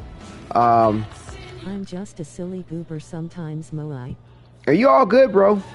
Like I said, we want to do a first come, first serve. So hang tough, bro. But we got your back. We're trying to get it. You see what I'm saying? Just be patient with us. You know what I'm saying? Like, there's things I'm trying to accomplish as well. This broadcast wasn't dedicated to just helping everybody else out. You know what I'm saying? This is for my role-playing mini-series, but it does involve doing other things along the way of it. But I want to accomplish my goal for the evening. I have to, really, for what I'm trying to do to be prepared for Owl Weaver and get through these Kim chats. So I'm going to get that done. Now, I will help you all else out too, but I'm going to do it on a first come, first serve. Now, I was trying to get, what he's trying to get, and we'll do that. You know what I'm saying?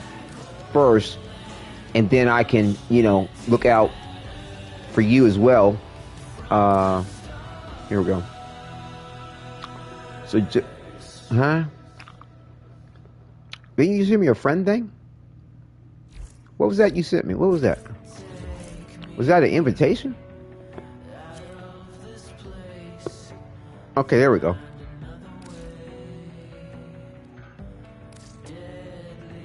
Okay, awesome. Welcome, Feltino. Welcome, Feltino.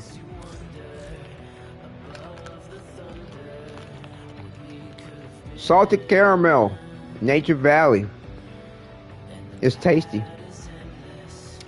And so this is who we are talking to in chat. I was looking for some Mesa Prime neuroptics and systems. Hold on. So let me see what I have in the for the second piece that you're looking for.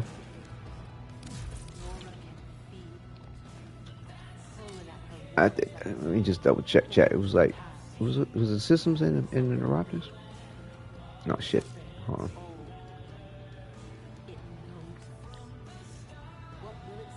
So yeah, if you can respect what I was saying there as far as what I'm trying to accomplish. Medium light skin tone. If you're if I'm respect what I'm talking about there, Guruwan, Samaro, definitely looking to help out. Neuroptics and systems. So that was for the neuroptics. Let's see, systems. So I have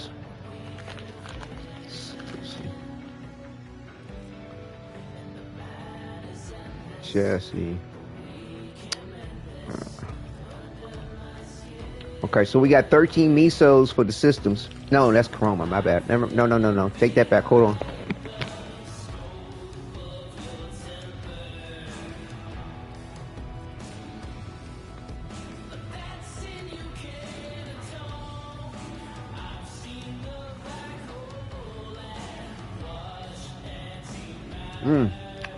Well, I got two. Two's better than none. For the Mesa Prime systems and the Neo. Up, here we go. 18. So that's 20 altogether. 21.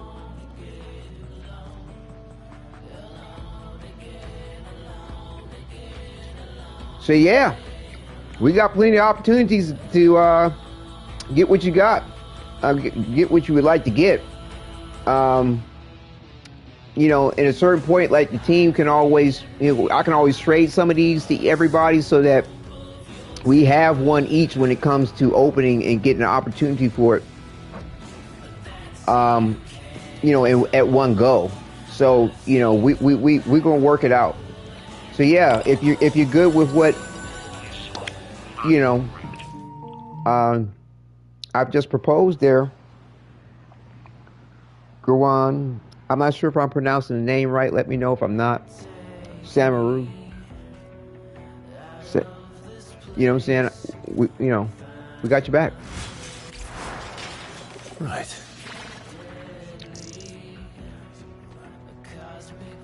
So yeah, I'm going to go ahead and do the Kim chat. We'll try to leave the text to chat up for a moment if hopefully I can get through this with. Get the bed over there. I made it over here. What do you mean, how did I get it over here? I just got rid of all the stuff. You can call me DJ. Oh, DJ? All right, bet, DJ. Couches out of the market. Yeah, I mean, you know what I'm saying? Like, I got rid of all the stuff that was here in the room, in the back room, and put two couches together with the mattress, and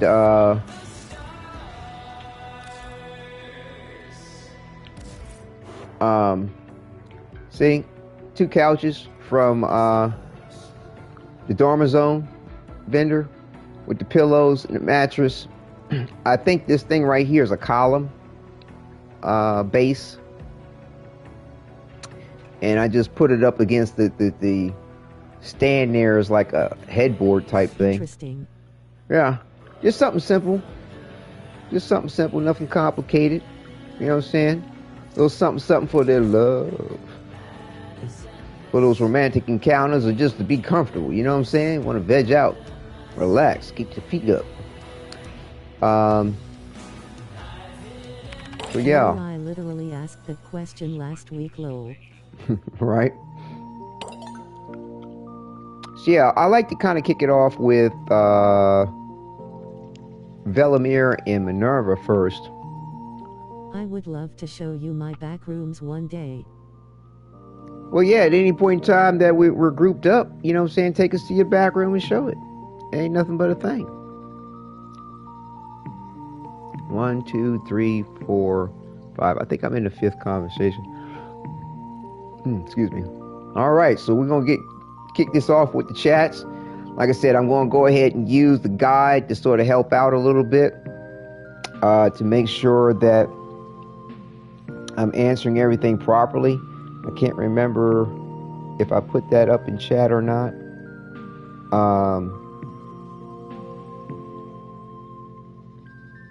But I'm going to answer the questions first, and then check to see what, if I'm on the right path to where I'd like to go, which is the true ending to these characters, and getting there as fast as possible with the must-kin points. Because like I said, it looks like on the current trajectory that I... https://browse.wf/kimulacrum number sign CHATROOM equals sign MINERVAVELIMIRDIALOGUE _ROM DIALOGUE. And then. Yeah, now, you know what I'm talking about. What was that from? And then, like, I can't remember what this shit was from, but it was funny as fuck. Anyway, like I said, I'm going to check my answers with their little flow chart. I'm going to check my answers with the flow chart and make sure that I'm good with what's up before proceeding. Where's my car? Oh, right.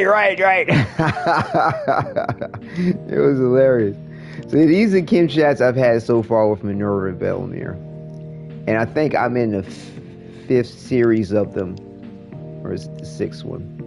It's the Chinese takeout lady, and then. We old rolling on the floor laughing, rolling on the floor laughing. Yeah, it was funny as shit. Yeah, on the floor laughing. I remembered the reference, but I couldn't remember what movie it was from. Like that shit was like, and then. So yeah, let's see what's up with the Kim.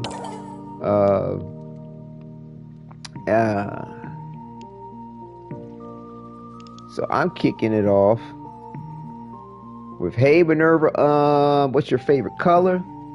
Man, they ain't got time for small chat like that. Yo, what the fuck? That's funny, lol. And then? And then?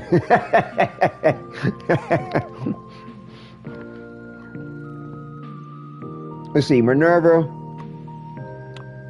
Can I ask you about Rizalka? Minerva, can I ask you about you and Velimire? I think we're trying to make our way around the Rizalka. I think. Hang on.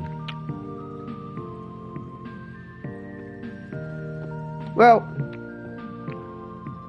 actually, I think we're supposed to be helping them out with their marriage to whatever degree. But see, Velimire act like he's accepted the loss of it, and Minerva like, I don't give a fuck. I'm trying to find out what's up with my daughter. Let me see something for a second, because I'm thinking that I want to go with this one here. Hang on. So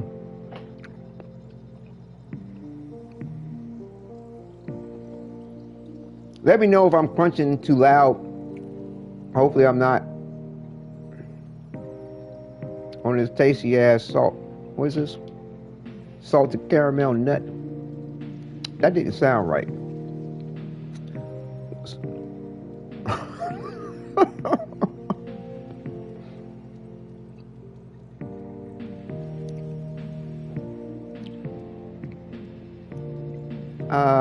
Waiting for Arthur to get an AI voice like Vader in Fortnite. Sounds yummy. It is pretty tasty, actually. It's interesting. I'm just sort of quick scanning things. Huh. That didn't sound right. I mean, eyes. Love salted caramel. Salted caramel's good. It's just kind of interesting how they added the nut at the end of it. Anyway, that's a bit too pervy. But let me see. There are peanuts in it. They could call it salted caramel peanuts. That would have been fine, but to call it salted caramel nut, a suspect. Anyway, like you do get some extra chemistry points in this here, going various different routes of the conversation. End of it. Eyes.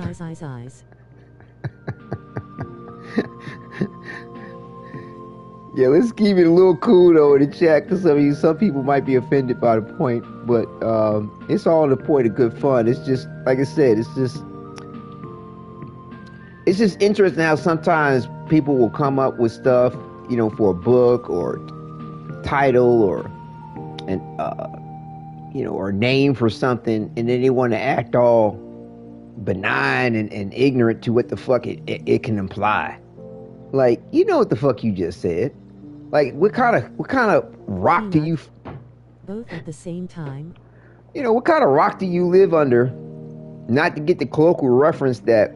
Love chocolate-covered pretzels and chocolate-covered coffee beans. Right. See? Well stated there, Gemma. That's a complete respect for the English language, as well as not trying to be like... act innocent about what you can say. See, you didn't say I like chocolate covered nuts.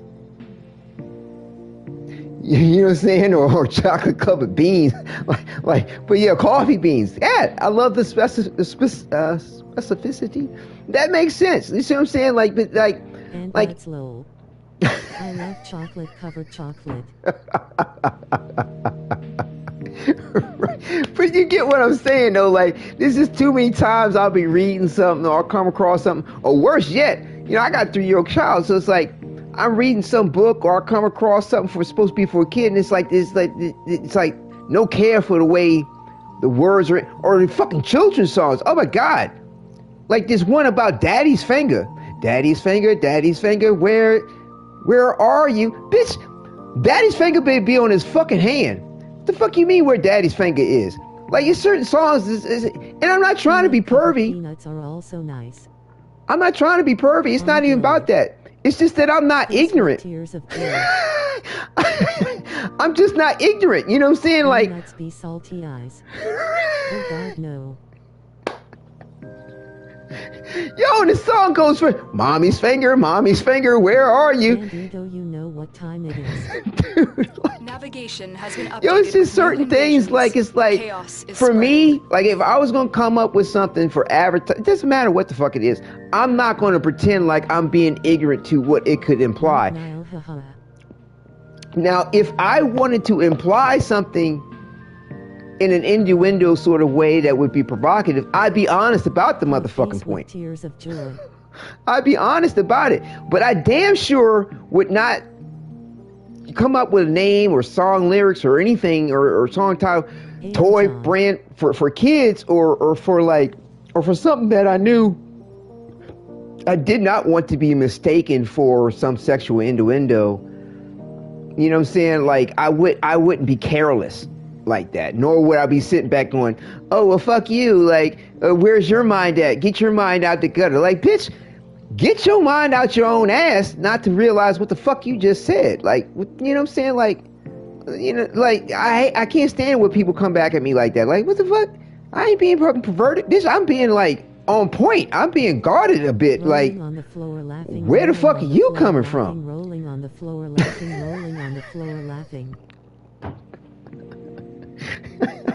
Like I said, even when I'm tripping on some shit, like I said, that's my brand of sense of humor, bro. But like, you gotta laugh at certain shit. Gutter. What if the mind is the gutter eyes? Talk to Enyo. But you know what I'm saying? So, yeah, shit's just wild. So here, let me just go back to this here. So, like I said, the route that I was thinking about going here, I think is a good one. Well, let me see. Does it lead to Kim? Yeah. And I mean, grant you too, like, I admit, I do tend to have a provocative sense of humor sometimes. Because it's just fucking funny. Enjoy a good laugh, Wadid. Right. Face with tears of joy, you need it. Enjoy it, face with tears of joy. Always, yeah, that's what's up. I mean, you know what I'm saying? Even if I'm pissed about something, 9 out of 10, the way I'm saying it and what words I'm using, you can find some humor in it, trust me. And I mean it that way. Like, I'm not trying to be so hard about it. Like, there is a blend of humor in the worst of whatever I might say. But you know, I admit, you know, I can be a little pervy, not as pervy, but provocative, you know what I'm saying, about some of my humor. Because, I mean, let's just be honest, like, sex is what gets us in this world and what keeps us in this world. That is called Do You Like to Play with Balls? All shits and giggles, thumbs up. And I mean, like, now some people may, you know, be more prudish about the point. I get it. I like to try to be polite in my humor of it when I do involve it. But like, from the most common person in the world to the most complex, if you want to call them that, sex is a fundamental. You know what I mean? And like, if you think about humankind from the beginning, like in anything that we came up with or came to understand or we come to know, and there's that word "come." But the point is that sex probably prefaced the point. Like, before we sit back and just idolize how a beehive. Set balls, grinning face with sweat. Before we might sit back and idolize like the structure of a beehive and how its geometry could help us understand how to build structures and all kinds of other shit, Sex or look at fundamental. I thought it was fun. That it is too, and or look at the rainbow and begin to decipher and understand the qualities of light and what it does within physics. Like, in the primordial time of things, 9 out of 10, if we came up with an idea, it was probably based off of what the fuck we did on a regular basis. Eat, shit, sleep, fuck. So, like, so I'm just saying, it's a fundamental, but at the same time, I'm respectful to the point, and I try to, you know, mediate whatever humor or humorous thought I may have about something, you know, in a courteous way. So yeah, that's it. That's it in a nutshell. I'm in a nutshell. That was from a movie too. I can't remember what that was from. Eat, shit, sleep, food. Right. You know what I'm saying? Like, I'm talking about the dawn of humankind. Here. All right, that's what's up. I'm just saying, from the dawn of humankind. That's why my channel, I'm like, my content ain't for kids. But watch your kids. Like, don't bring them over here or get that permission. But yeah, I forgot what movie that's from, where somebody was like, look, I'm in a nutshell. They had their feet up and like, hey. Anyway, but yeah, I think if I go this route, yeah, there's that too. This does lead to some extra chem points, which is excellent. And I'm not seeing any kind of negativity as far as true or negative end in this, I hope. So we'll proceed. Like I said, I'm not reading everything, but just skimming through to make sure we're going to be good. But this actually should be a good chem chat. It's a bit lengthy. Wait, your stuff is made for not kids. Yeah, no, you can assign that in your YouTube channel. I mean, you get your parents' permission there, Quinn. Like, and what are you, 15, 16, something like that? Like, but either way, like, yeah, YouTube has these, you know, guidelines, and you want to stick to them, like, you know, because like if something's made for kids, there's a different parameter of things that go on a host of different ways. But yeah, no, like. It feels weird when I have the Arthur skin on and Eleanor talks about wanting deep things eyes. Right, that's why I always come up to Eleanor as my drifter, but nevertheless, or at least I try to. But nevertheless, for me, my author, my roleplay is another potential author. That's not the same author that we see running around as the NPC. It's the author that's Eleanor's brother that I date. My other potential author has a different Eleanor. All right, and that's awkward. Like I said, my other potential. Let me show you this real quick. My other potential. This is his Eleanor. Warframe is for adults after 1999. Lol. Right. This is my other potential author's Eleanor. Okay, in my roleplay of things, it's not the Eleanor we see. So yeah, that's what's up.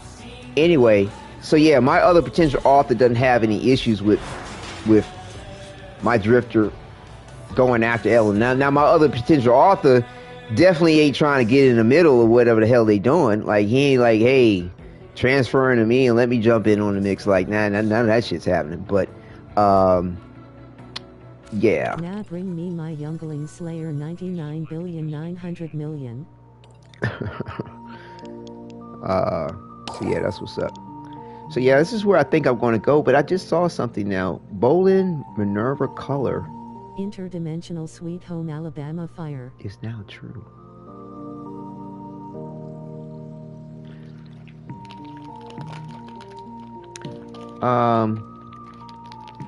Oh, Mass Effect Andromeda Scott / Cora romance is for adults lol.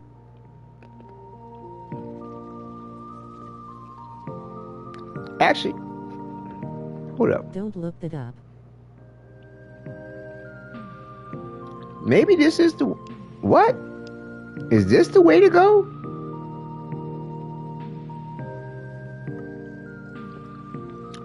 Interesting. The option that I was like least, thinking that would be... Good for old people maybe. At Gemma O for sure 100% face with tears of joy. Oh, right. Well, yeah. Dude. I feel you. I see what you mean, Gemma, but I'm just saying, what's funny is I had my Mass Effect Andromeda, the video where, the main protagonist gets with one of the characters at the end, your bonus little still play Mass Effect. Intimate scene. Bandito Casar, as you know this lol. Like, it's not graphic at all, but I had to it wouldn't let me it let me upload it, but I couldn't make it public. I couldn't make it because of that scene in Mass Effect Andromeda where they get together at the end. It was like, I was like, you kidding me? That it's hardly even graphic. What the fuck? Like, I can't upload. You're having an issue with this being public? Fuck out of here. So yeah, it's weird sometimes. Potential Arthur dating Eleanor. Interdimensional Sweet Home Alabama. Nah, like I said, he ain't down with that. Like, I mean, but he cool with my drifter going about whatever he do, but he ain't trying to get in the middle of it. Literally, or be used for the point of it. But yeah, this question right here leads to a very leads to a true path. What? He likes to watch her. No. Y'all can roleplay it however you want. Like I said, my other potential author just don't swing that way. Okay, well, it looks like there is more than one path to get to the true. And the path that I was thinking will still bring me to it, which is good. But this is interesting how this benign, offbeat fucking question, because he goes, what's your favorite color? Because I'll read this first for you, because I'm not going here. I'm not reading where I'm going to go, because I still want to be surprised. Bionicles I'll show in the Discord. I glaze this Bionicle YouTuber just for the hot Bionicle mocks he makes. But he asked Minerva, what's your favorite color? She goes, manufactured in 1814 to be a pigment in the most beautiful of emerald shades, Mythos green. It is also extremely toxic. One gold first place medal. As it contains a high quantity of arsenic. And like going that route, I think you win her over.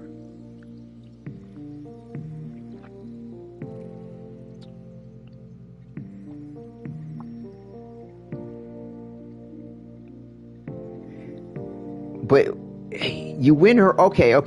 What it is that if you go this route, because you get the name of her color, you ask her about this.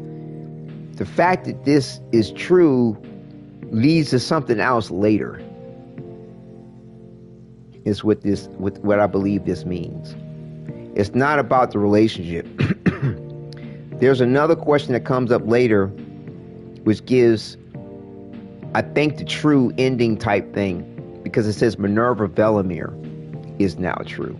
I'm not really reading what it is that brings you to it. I'm just skimming through this flow chart to see what all it's leading me to.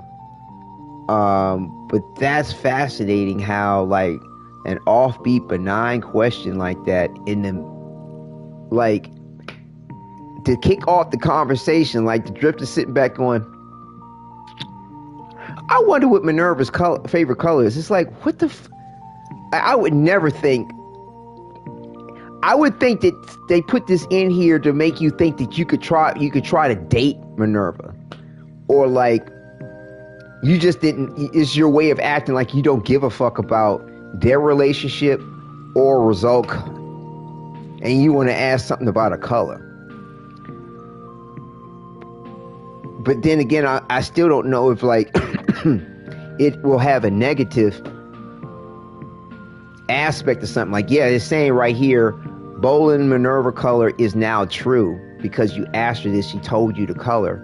But like later down the line, she could be pissed about this shit and be like, you asked me about some fucking color. Yeah, you know what I like, but like, what's your end game?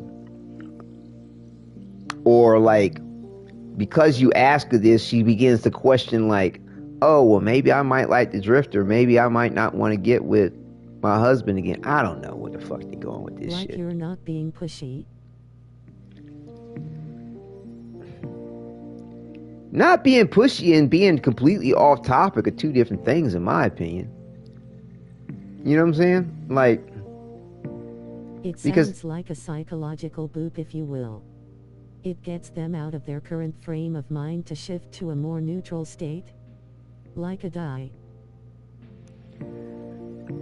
I guess, but I don't play games like that. I see what you're saying. Did you know? Because like after you answer that, it goes on like, did you know that on its own, arsenic has no taste or smell? It disappears perfectly. She starts going into, you know, because she's a toxin-based character, and I guess that's probably why her abilities manifested the way it is. But it disappears perfectly undetectable in water, medicine, and pizza. Did you want to talk to me about something? And then that's where, you know, you start to go more into perhaps what's really up, I think. And I'm not really reading it because the path I'm trying to go down kind of brings you back around to where this ends. Or you could actually go off into something else. Yeah, like after you finish asking this shit and she tells you about the pizza shit and she goes, do you want to talk to me about something else? You could actually sidetrack all the other shit and go, nah, I'm good, and end the conversation. That's fucked up. That's fucked up. And you still get 20 chemistry points at the end of it. Wow. Wow. Wow. That's a trip. Yeah, I don't, you know, this is some interesting information, and it's cool that What's your favorite kind of pizza? You get to have some interesting backstory to stuff, but it's possible that this line of Kim chat question could come up later. You know what I'm saying? Because I think I remember DE saying that like certain paths of conversations, if you haven't had them, can come back up later. You know what I'm saying? So I'm going to leave that be, but that's some wild ass shit. All right, so like I said, I want to go this right. Minerva, can I ask you about you and Velimire? Like I said, this is where I personally want to go with what's up. Okay, so, because like I said, the other route here with, can I ask you about Rosalka? You know, it just goes back in the information we kind of know about, you know, being adopted, you know, mercenary, Scaldra shit.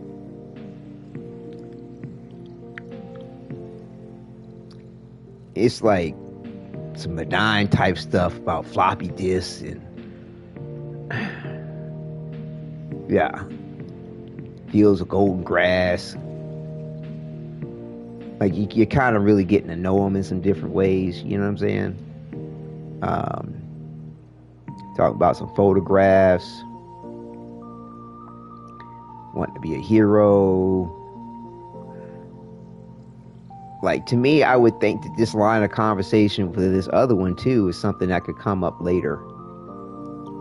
You know, like after we've done everything else that's really important to get to where I'm trying to go. Like, it could be a Kim chat question that comes up sometime later, like some of these other Kims. So, like I said, this is where I like to go with where I was thinking to begin with. And like I said, I have not really read what's up, so I'm still in a surprise mode. So, Minerva, can I ask you about Velimire? All right, let's see. Good luck. Is it possible to romance Minerva eyes? Far as I know, no. And the thing is that even if you try, to me, I think the true ending of this has to do with you getting them back together or having some positive resolve to the relationship. And throwing a drifter in the middle of that I don't think that's a positive resolve. You do realize You want to? She's in a relationship already, lol. Yeah, because somebody might be into that. They hoping they gonna be these swingers and shit. Who knows? You do realize I'm, right freaking here, right? Go get a drink. And you do realize you can, go away, right? I did not realize this is going to lead down this path. What the fuck? Homewrecker type behavior. No, not necessarily. They might be into it like that. They might be into it. You never know. All right. We know he liked to booze it up. Maybe authors go get a drink. Don't gotta tell me twice.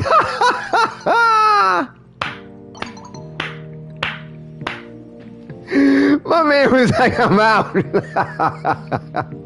Velimire is hilarious. Oh my god, dude.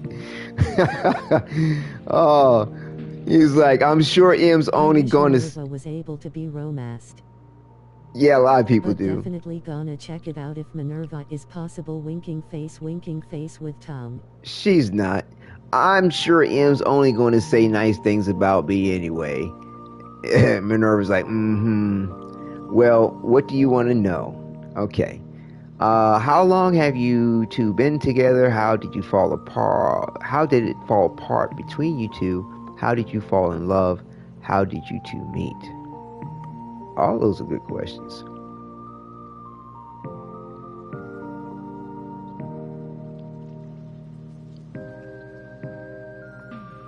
I'd almost want to ask, how did they fall in love?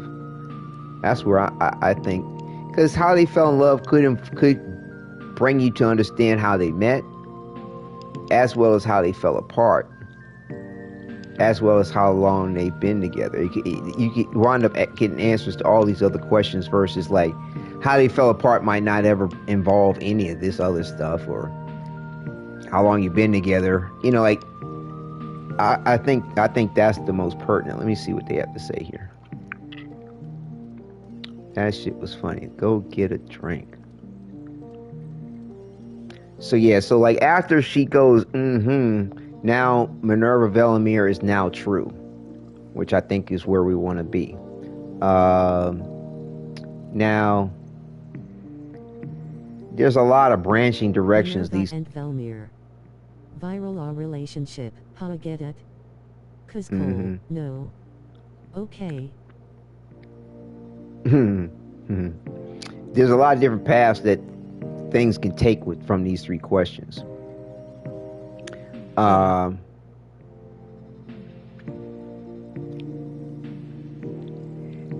despite the paths that these three questions could take, I was just looking, but all three of them, she goes, wait a minute, there's 4 questions. Why am I only seeing 3 answers? How did you two meet? How did you fall in love? How long have you two been together? How did you two fall apart? Where's the answer for that one? Oh, here it is. Okay. Okay. So because, yeah. Right. So I'm going to stick with where I'm at. Because I don't think there's nothing that I'm missing out on. Like I said, not reading everything, just sort of skimming. Things kind of go off in some weird directions.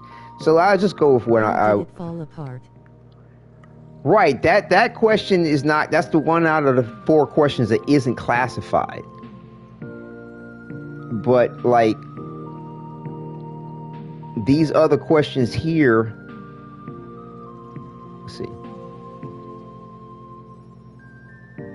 Like I said, my answer or my question, as well as the other 2, can lead you back around to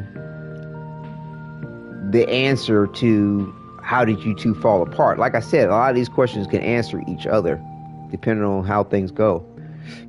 But the thing is that if you go all the way to this answer to this question, you miss out on an additional 5 chemistry points.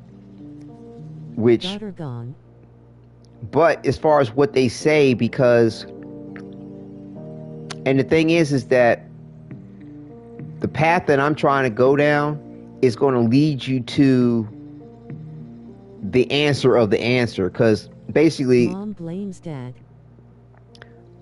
Well, don't give anything away, bro. Like, but yeah, so how did you 2 fall apart between you 2? She goes, well, Velimire told you some of it. I might as well tell you the rest of my side. So Dad and Mom break up.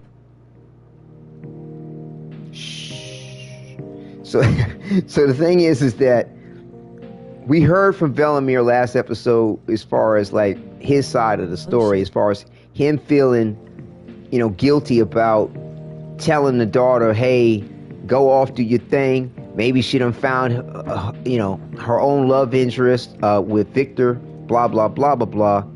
But we didn't hear from Minerva's side of the story because she dipped.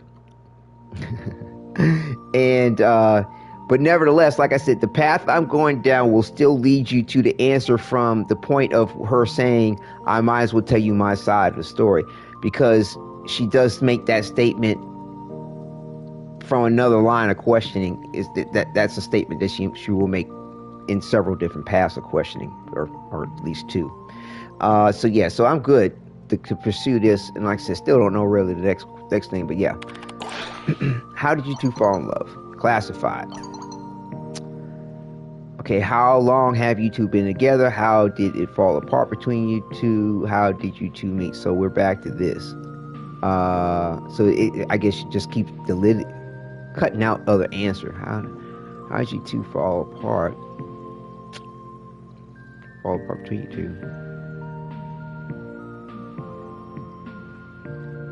2. So yeah, I guess if you just...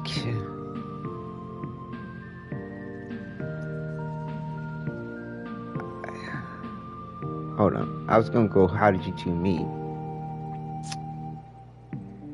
Classified, anything else? How did you 2 meet? Classified. Right. So, okay, so it's basically going to wind up...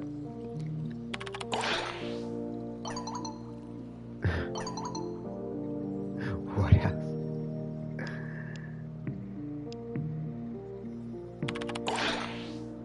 Let's play the game. Right, okay. Are you sensing a pattern after she says classified? I'm getting the feeling that I'd make a pretty lousy spy. How did it fall apart between you 2? I feel like I want to go here. Let's see. Where are we at?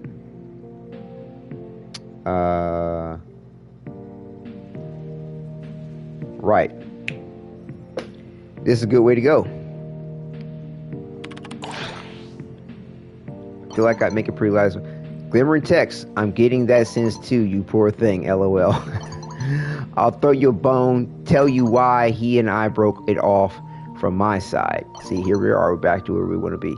Especially as it has to do with Nessie. You heard the story of how we adopted her.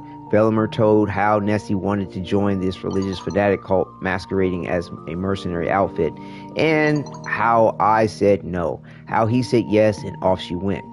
What he probably didn't tell you is the fact that I had just come back from a year-long Black Ops intel operating investigating Scaldra. I didn't just have suspicions about them, I had facts. Binders and stacks of floppy disks, facts. They're bought and sold by some of the biggest corporations in this world, ones whose corruption and greed run deep. We're talking remake the world into their oligarch dystopia, where us peasants live to serve them and rake the fields and kiss their golden feet. Yo, I think she's talking about the origins of the Orokin. I mean, you know what I'm saying? Like, wow. Their golden feet. Agree with me. Bad dad, let's agree with me. If you can imagine a hell like that, yo, this is the precepts to the Orokin. I'm following. Yeah, let's say I have experience.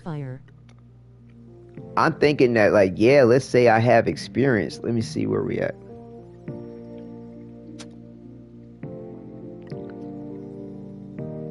You think so?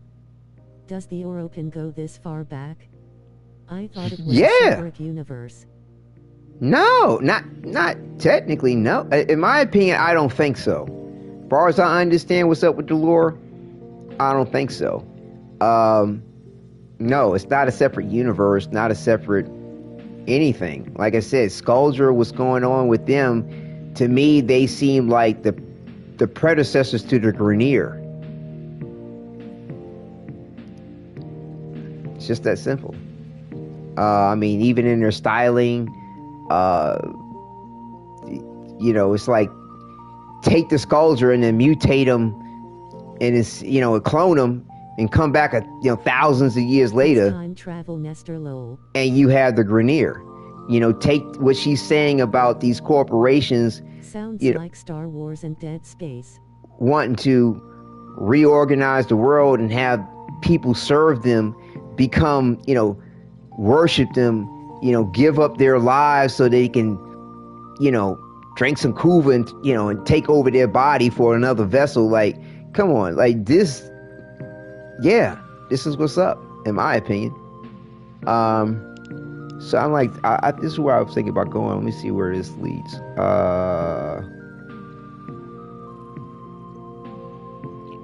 Doesn't really matter. They kind of lead to both same path of things. We'll see. Yeah, let's say I have experience. Did you tell Velimire any of this? Did you tell Rusalka any of this? I know it's fine travel. I just thought it was a separate timeline outside of the Tenno timeline. As far as I know, no. It now, this pocket of time in 1999 has been... I don't think it fits with me.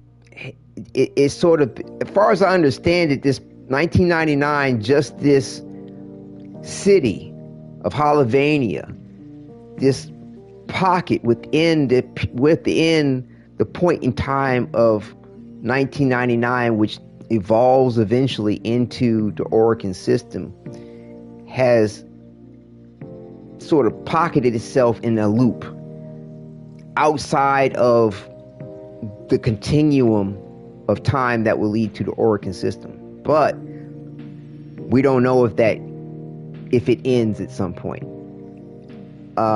Or if aspects that's within this pocket bubble leak out. I think it ends at a certain point, or aspects of it leak out. Either way, like I said, I feel like this Technocyte virus shit remains within the timeline of things leading all the way up to the Orokin. And if anything, the Orokin had probably had an aspect of it, but just probably needed to evolve their own science to the point of really understanding it and doing something with it, because Entradi wasn't around to give them no fucking notes about what the fuck to do with the shit. That's my thought. Sounds like Bionicles. Interesting. I can't, he's like, yeah. He said, did you tell Velimire? Like, if she told Velimire wouldn't have fucking said, okay, go. If she told Rizalka, I can't imagine she being that hard-headed about some dick. I mean, well, about Victor, excuse me. And wanting to go fuck with him anyway. Or like, Mom, you don't know what you're talking about, Mom. Like, I can't imagine her being that ignorant. Like, why do I even have these two questions? Hold on, let me just see what's up with this. Okay, yeah. Both of these two questions are so asinine that they both lead to the same answer.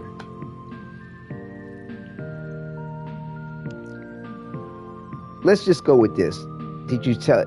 Because I can't imagine Velimire being that irresponsible. So let's just go with Rizalka. Did you tell Rizalka any of this?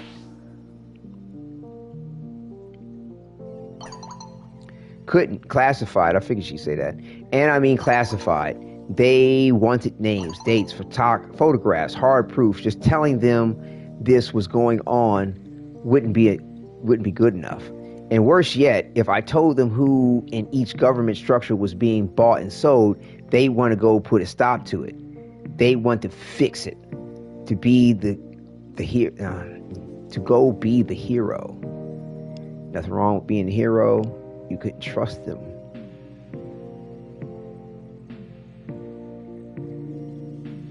I want to go here with the question and continue to get her talking, because like, nothing wrong with being a hero, yeah, but at what cost? The cost of their lives, the cost of other people, like that nothing wrong with going to be a hero, some bullshit. You couldn't trust them. That's what I'm thinking. Let me see what this leads to. So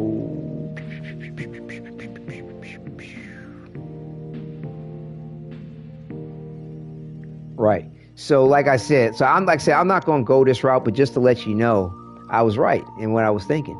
He goes, nothing wrong with being a hero. She goes, there is when it gets you killed, and look what happened to Nessie. She's dead.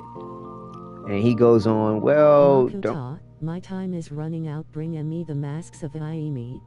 Okie dokie. Like I said, you down with the lore, bro. Like, I can't keep up with the references necessarily, but I dig it. Like I said, it goes down this path, you know what I'm saying, and of the whole, well, yeah, that shit'll get you killed, but it eventually loops back around to where I'm going to go.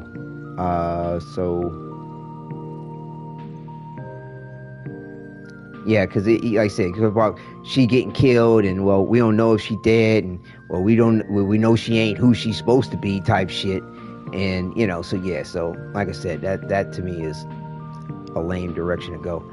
So yeah, you couldn't trust him. It's not that I didn't trust them; they didn't trust me. Yeah, that's what's up. When you have a relationship with someone who works in this kind of industry, you need to trust the other person with more than your life. You need to know that when they say, do this and don't ask why and don't ask details, just know everything depends on it. Yeah. And I can't tell you anything more than that. Yeah, that's that's for real. That's truth. I can't stand it with you know what I'm saying, you with somebody and regardless of what industry or business they in, you like, look here. If you love me, got the time. Like, if you have the history and knowledge of me and us, or you and I, and it's like, if I'm saying, yo, do this, don't ask why. Like, it's for good fucking reasons. And yo, don't pass go. You know what I'm saying? Like, do that shit. Like, really. But yeah, for real, especially when it concerns like high stakes like this shit. Like, yeah, so she's like, you need to know that when they say do this and don't ask why and don't ask details, just know everything depends on it, and I can't tell you any more than that. They mean it. The fact of the matter is, when I told Velimire and Nessie, not Skuldra, not them, anyone but them, because of who is paying for them, I understood why Nessie said that wasn't good enough. I wouldn't. Minerva sounds like a bad mom, and Velimire Django Fett is more of a father. What? Quitting. You're not paying attention, bro. Minerva is gangster, bro. She, and I mean that in a good way. Minerva is hardcore, bro. Minerva's what's up. Velimire was in the wrong. Velimire was being stupid. Velimire wasn't paying attention. Velimire was, personally, in my opinion, treating that shit too much like a joke, or, oh, we're gonna let our little girl learn life on her own or some shit, whatever the fuck. No. What Minerva's saying is 100% correct. They should have listened and said, we got you, ma. Okay, whatever the fuck is going on in our head doesn't matter. If you telling us what's up, it can't be wrong. No matter how much we need to know or want to know about it, we have to have faith. We have to. It ain't even about faith, because faith is belief in the unknown. You know her. You know what's up with her. You know what she has to give and what she has to offer and what she's willing to sacrifice and how much she loves and wants to look out for either one of you. You just have to go with that. That's what you can trust in, which is beyond even believing. Because believing doesn't necessarily have truth too. Yeah. I understand why Nessie said that wasn't good enough. It wouldn't have been good enough for me at her age either. Well, okay, she recognizes that when you young, you dumb. Young and dumb and full of cum. That's an old expression.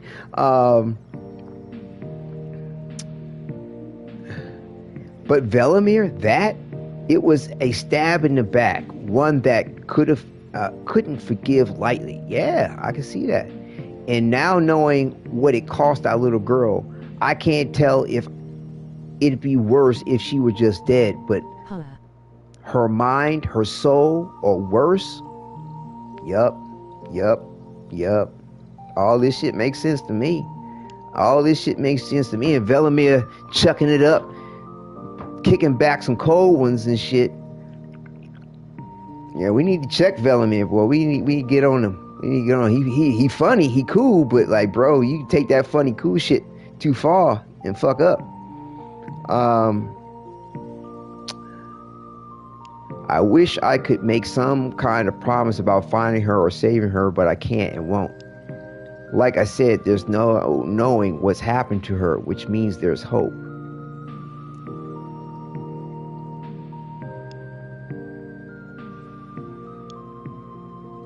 Like I said, there's no knowing what. Like, I like the idea. This is cute and all. It's cute. I mean that literally. But like, which mean, and it's right. Like I said, there's no knowing what happened to her, which means there's hope. Like, I'd always like to say, like, if they said something like I said, there's no knowing what happened to her. So let's not dwell on what we do not know. Let's dwell on what we do know. But to say which means there's hope, man, hope will get you fucked up.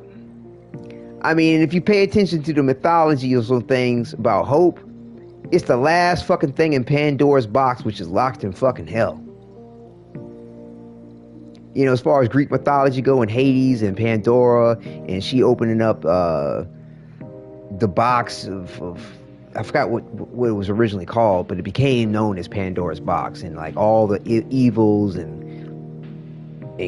all the evils in the world got released and good, something weird like that. But hope was the last thing that was left in the box, and that box is in hell, Hades, with Pandora. Hope. Yeah. I remember God of War lol. Hope is some scandalous shit. I'm just saying, it's hope's a little bit like faith. You don't have to have fucking proof of it at all. Doesn't matter, reason, logic, what the fuck is actually going on. Doesn't matter when it comes to having hope and faith. Now, that's the power of hope, and that is the power of faith. Because you need nothing but your own mind and whatever the hell you want to believe or not believe to make it work. And then whoever else wants to have hope and faith in that shit too. And we got groupthink now going on for us. Hey, We're all living it. You know, if you agree on it, you know what I'm saying? If the majority of people agree on the hope and the faith or whatever the fuck you're talking about that has no proof, doesn't need it either, that becomes reality. That becomes the norm. That becomes sane.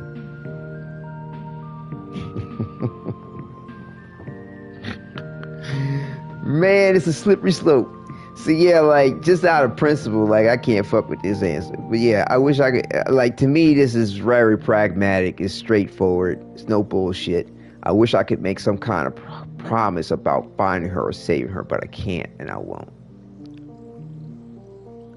Let me see where this leads us. Hold on. Executive Velimire, in my opinion. Executive Velimire. I'm not familiar. Velimire, Executive Velimire. I'm not sure what that is, or maybe I am. I'm just not remembering the words associated with it.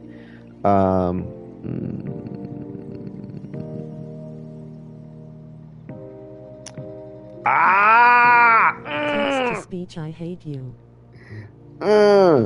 Okay, I ain't even gonna look over there. Like I said, I just quick skimmed. My answer gets some glim. My answer gets the glimmer test. Now this other shit over here, like I said, this here, where this goes down, she go. I didn't come here for hope. Exactly. Like, oh gosh, there was this black comedian, and he was an activist too. He passed away, and somebody in an interview asked him about hope. Was it hope or faith? I can't remember which two. I think it was hope. And he was like, fuck hope. He was just mad as shit. He was old, cantankerous. He was like, oh, fuck hope. Hope, get your fucking... Like, he just, like, went off on how, like, fucked up a person's mind and their whole mentality or whole reality even, and just be just in the shit when it comes to having hope about some shit, about something. Like, and like I said, to me, a lot of, like, things that you hear about in history and religion and mythology, whole host of shit, fairy tales even, like, you'll hear the common, or how it's sort of taught or preached, like, idolize this shit. But then when you really pay attention and you look into it, you be like, oh, that's some shit to avoid. Oh, shit, no. Because like I said, hope is the last thing in this box in hell. Hello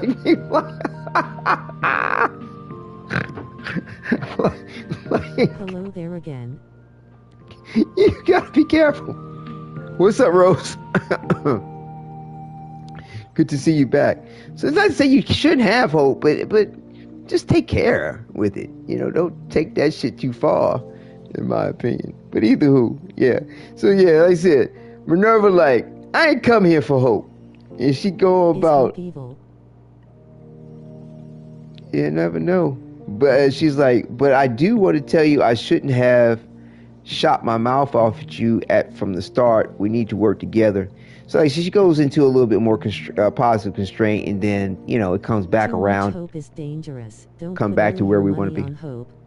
Yeah, Rose. I don't know if you caught where what I was saying just a minute ago, but like in the mythology, and you're down with Egyptian mythology, so I'm sure you've probably heard of Pandora's box within the Greco-Roman mythology, where, you know, Pandora's box, as it came to be known, that box let out all the evils of the world, or I think all the good too, something like that. But bottom line is, hope was the last thing that was left in the box. I know all the evils was one of the things that got let out, and so it kind of makes you wonder, like, hope. All right, and I'm just, for the sake of benefit of the doubt. The box is hope.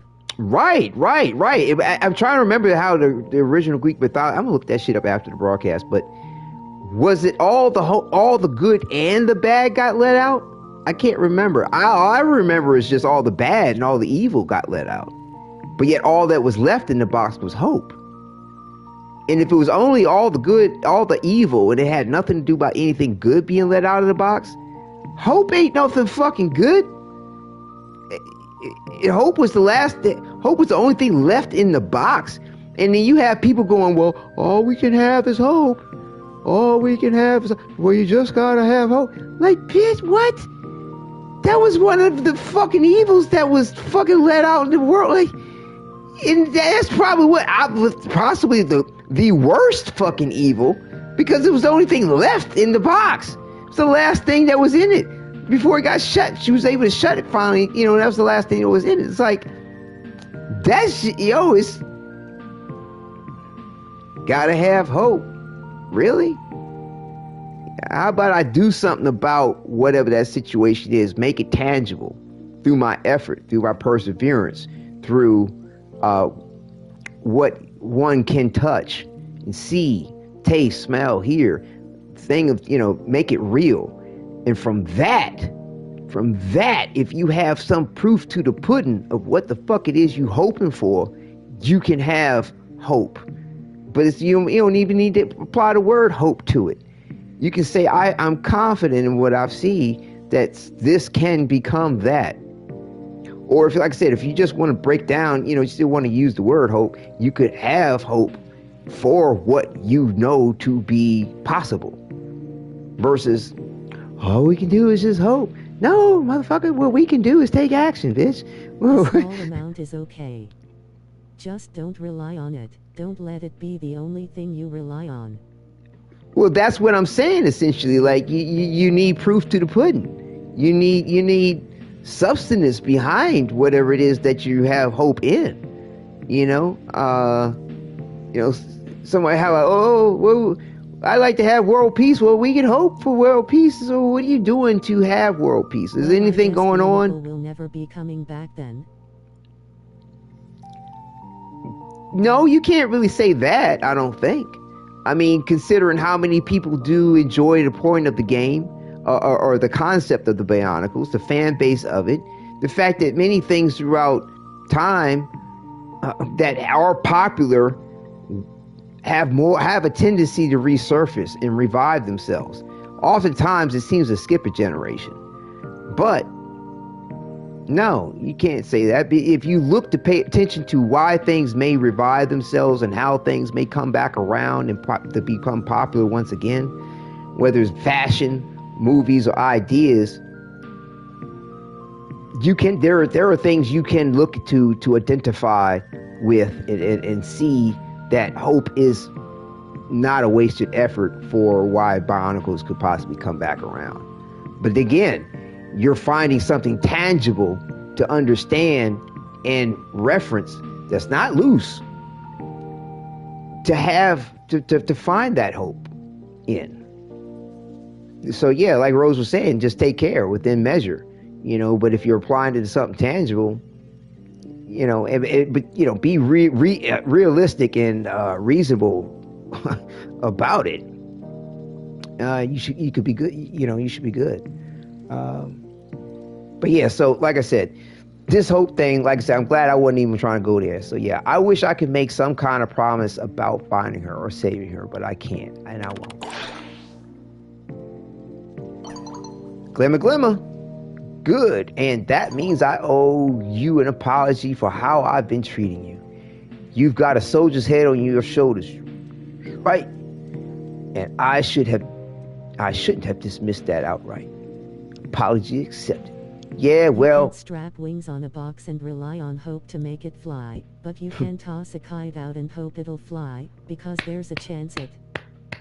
There's the writer, Rose. Yeah, beautiful analogy. Love it, love it. Well said, well said, well said. I was like, so the other answer I can say is, yeah, well, ease off the verbal toxic spores next time, okay?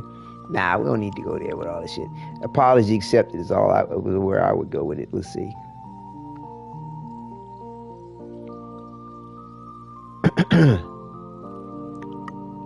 It doesn't matter which way you go about it. But yeah, I like this. Apology accepted. Thanks. Now, if you excuse me, I have to go find that useless melted snowman before he's too drunk to drag back to his bunk, or he starts shouting at the TVs again. They should make sculpture be like Darth Vader. As soon when Minerva gets to see her daughter soaked, Darl says Nessie is gone, I am what remains. Yeah, that's gonna be a nightmare for that woman, boy. That's ooh my god, that's fucked up. But yeah, this is a rough ass situation. This really is. This is wild because Minerva is so on point, and it's ridiculous how Velimire just missing the point of what's up. But I think he didn't miss the point, but it's like in his explanation of things, like he didn't seem to take true accountability and responsibility for exactly why he was wrong and where that wrong really fell into play with. It's not trusting Minerva. It's not just telling you, go. Maybe I need to reread that part again. I can't really remember where it was, but yeah. So like he, like I said, he goes into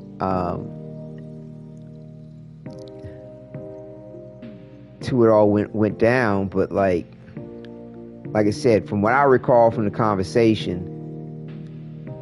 Right, see, here it is. See, he goes in about, like, let my little girl do what she gonna do.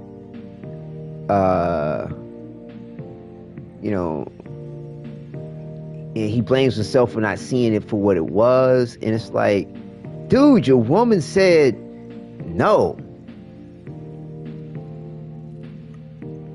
Why? You don't need to have to see it. She said trust her. You didn't. Like, I mean, I get where he's coming from with all that, and it makes sense. And yeah, okay, get the harp strings are playing for him, but and he want to blame himself. I mean, Velimire, bad husband. I would treat Minerva better. Yeah, of course. Well, you like to hope so. I mean, his mistake is a common one, unfortunately. But under the stakes of what they're playing with, that's a dangerous mistake to make. I mean, people in everyday life kind of make that mistake. Somebody tell them, look, trust me, don't do that. Why? Well, can't necessarily tell you whatever the fuck the reason is. Maybe it's they don't fully know. Maybe they really do know. Maybe it's a gut instinct. Maybe it's like, well, I can't really tell you because some shit's gonna get fucked up if I do. And they go, that is okay. I'm gonna find out the hard way. So yeah, okay. So we're still friendly. We still friendly after all that? Shit. Yeah, so we got another day. We got another day to get to light, because I think that's the next level. Damn, I was hoping we get to light after all that. Shit. Let me just double check. Yeah. Yeah. We still fucking friendly. So yeah, we'll go ahead and do excuse me. I'm gonna intermix it here. I want to like to have the kind of fun with you that nobody has even imagined before. Except maybe a medieval peasant on a bad mushroom trip. Eleanor. Yeah, like you said, I kind of advertised to do a Skuldra thing real quick, and then we can run off and do a couple of the relics, and then I'll come and do the Flare and Lizzie.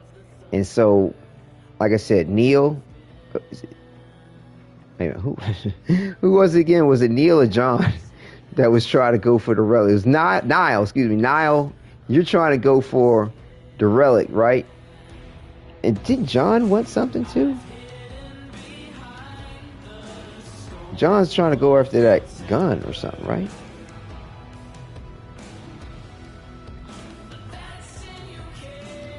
And wasn't I supposed to trade you for the blueprint, John? Shit, I forgot. My bad, got caught up with everything. Niall wants the system. I have extra relics to crack open to help out. But didn't you want that weird weapon from the Railjack stuff? You were. I just left it alone until you were done with Kim. Oh, okay. Hawaiian is all that remains. Do you want to go up there and trade for that real quick?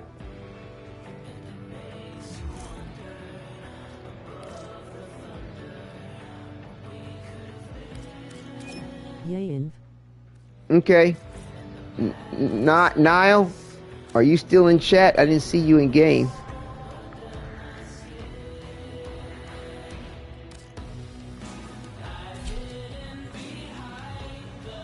What am I supposed to be getting for this thing?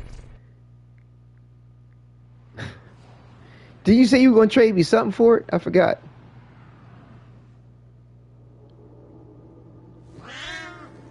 I think. I was editing videos until you were done. Oh, good, good, good. Did you say you wanted to trade me?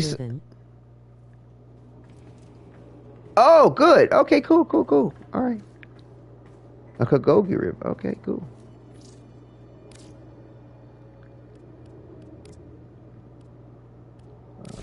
Items.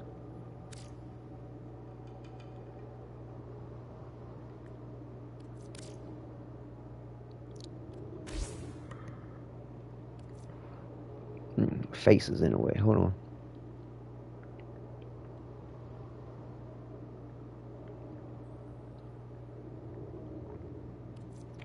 What we got?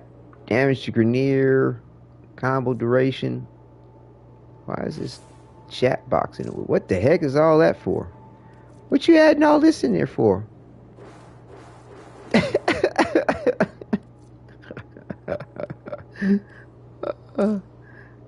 Alright, cool.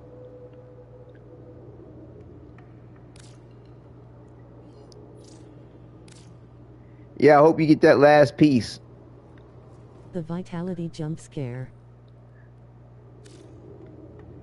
Yeah, you're a little too far forward here. There we go. Yeah, yeah, yeah, yeah. Fist bump with the with the forearm.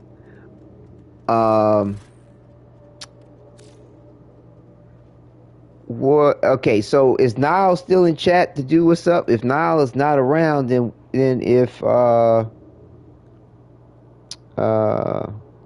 me out with the name here. I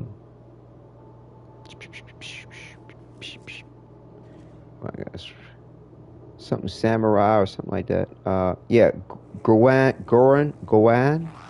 Oh, do you say call you DJ or something like that? There was another dude who wanted Mesa relics. Right, I think he said call him DJ or something. Gowan Samaru. Like I said, Hawaiian all that remains. I think he said call him DJ. Omer. Oh, no, it's not Omar. Like I said, I said their name, but like I believe when I was trying to ask them how to pronounce it correctly, they said just call them DJ.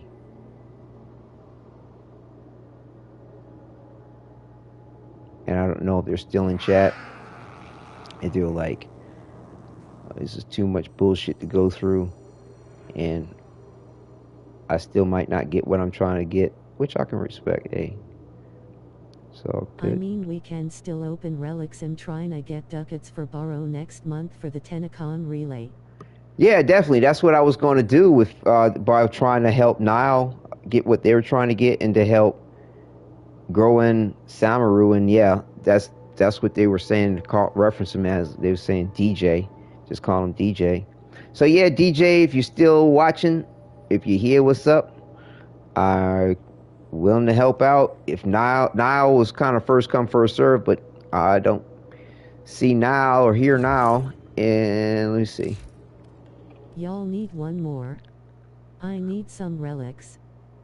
Well, not right this second. I'm going to give either one of them a moment to try to come back around. And in that moment, I'm going to go ahead and do what I had already planned to do, which was to make some progress on this disinfection. Oh, can I so, see that? I just... Okay, let me know, God. Right. I mean, if y'all want to join me for a mission to deal with this disinfection thing, you're more than welcome. It's all good if not. And but that, just to play it, be fair, it'll give them a chance, Nile or DJ, to give them a chance to come back around to what's up. And I need to work on mine. Okay, cool. Hold on. Yeah, it's on friends only, so yeah, you can join on me whenever you'd like. But yeah, for those that aren't familiar, just real quick, this is my Omni build. You know, I have Omni form in it, but also too, it's my anytime, any place. I'm looking to do a scripted build video covering various different things of importance and hows, the wheres, the whys, and of my loadout, not just my build. So there will be a build segment, of course, but then, you know, not just like what I have in the Warframe, but what weapons, what gear, all that type of shit, and the reason why, which I think would be good.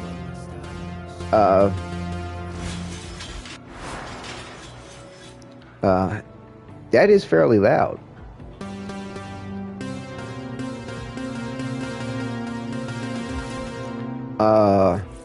Do I need to go to my orbiter or just not invite you right now? Thank you. Oh my goodness. So yeah, so why do I have this Latrona here? I must have been looking at that. You didn't have to leave, but if you're in the mood to produce some music, then yeah, I guess heading out might be the thing. I was just trying to play a song. Oh, but you could have went upstairs. You could have went upstairs. I can't hear it upstairs. But you were like sitting right in front of my arsenal. Like, come on. You had to know that was going to be interrupting the situation, right? Was it not a lovely song? It's not about that. It's just that I'm trying to jibber jabber and get through this, and like, bro, like, anyway, you know what the fuck's up. Anyway, so let's go. We got this, like I said, my build is like a universal build, anytime, any place. I'm working with this quick thinking setup for the moment, testing it out to see what its limitations are. I'm using this arcane escapist for the moment. It does seem to have its benefits quite extensively if you can get the stacks off with the mercy kills, which is the reason why I'm sort of seeing what the gameplay is like with using this Basilisk's weapon, which allows you its unique trait to use the alt fire to actually instantly do a mercy kill when it's available to you. So yeah, the Coda Basilisk, you know, as you can see, is the answer to your question, John. Looks to be pretty strong. It's just that it's a bit cumbersome in the way that I use my build and my strategies and tactics to be standing trying to shoot some shit. You know what I'm saying? Versus using my Exalted Blade.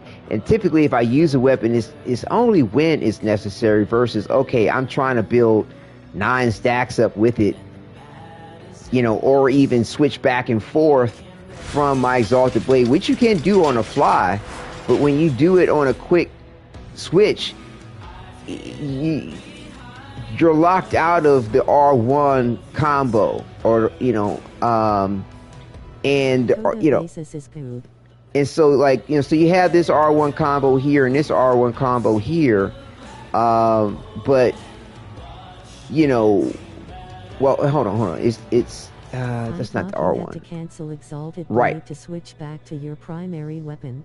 No, you don't. You keep Exalted Blade going the whole time. It's a quick switch that you can use if you press your weapon fire button, which is L2 for me. It'll go straight into shooting the weapon. That's if you don't have your weapon hard set. So when you switch to a melee weapon, you can soft set it, where you can switch back and forth to whatever primary or secondary weapon on the fly. Just press your aim button and you're using a primary or secondary weapon. If you hard set your melee weapon. Oh, see, I never knew that. Yes, you can hard set your melee weapon, and then if you hard set your melee weapon and you hold L2 down, it's block. You're now using the block button. But that's the reason why Warframe, the devs, allowed for an automatic block. Like if you don't press any button down and you're holding your melee weapon, they'll automatically start deflecting shit. That's for the point of people that have the soft set and like to shoot their weapon and melee attack. Is to make it more fluent. But the drawback is that you don't have access to L2 or block combos. And this shit will fucking launch their ass. Like you get lifts, you get different aspects of status effects with this particular combo using the block button. And also too, you can voluntarily block versus letting the game decide to block for you automatically. So like not, and so yeah, I could run with the hard set, grant you, but then I'd have to hard press my swap rather than just press my L2 button. I'd have to hard press this to get back to my weapon. It's tenths of a second of difference, but that shit matters. And you know, my gameplay isn't set up like that. Like that's cumbersome for me. Like I could have did a whole bunch, about 5 fucking different things in that split point, in that small amount of time, or negotiated or navigated, or you know, there's a lot that I could do within that period of time. Trust me, that would keep me from getting killed. Where I'm standing going, okay, I got killed. These, you know. So either way, I'm waiting to see how this Basilisk's weapon gets leveled. It's strong, it's potent. I like it a lot.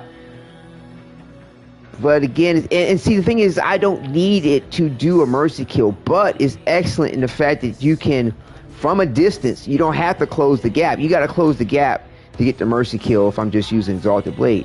So you could be at a distance and do this shit. Now, it's going to be great when I'm using other characters. You see what I'm saying? That's not melee focused, and I decide to want to use Arcane Escapist with that Warframe. Oh, Basilisk would be great at that point. Fantastic. It's just that, like I said, with my strategies, skills, and tactics, and what I've understood to work for me, this is cumbersome. Like, I mean, I use my primary, secondary, and melee weapon when necessary. You know, and if all else fails, but it's for the point also to, you know, when I have to, it's going to be effective. It isn't like it's just shit or for show. But I do role play with the point of which weapons I do use and why.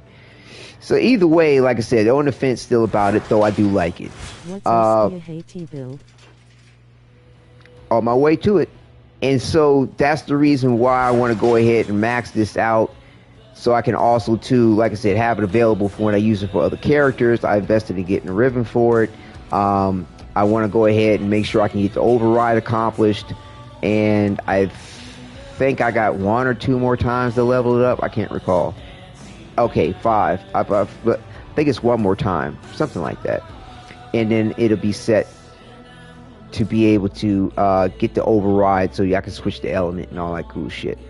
And also too, I want to get 1 or 2 more to increase the status, the valiance bonus to it to 60%. So that's the reason why I'm getting the heart cells to be able to do that. 5 forma, you just gotta get it to 40. Right. Okay. Yeah. So I'm good then. Excellent.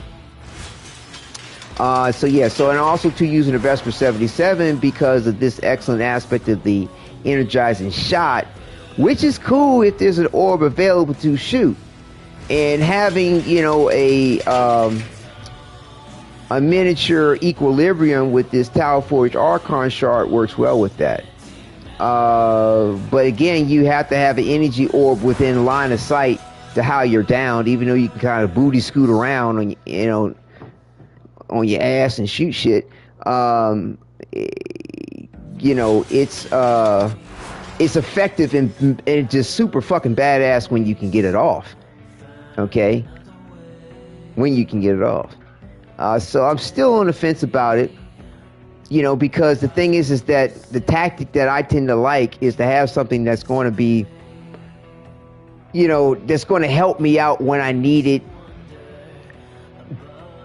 You know, like I was using the Coda, the Pox weapon. It's not necessarily, you know, set up to be killing something with a secondary weapon, but it was set up to pepper the situation to fuck it up in a way for me to use my primary or to use my melee weapon. And it's rare that you'll be in a situation in the game where you only have a secondary weapon.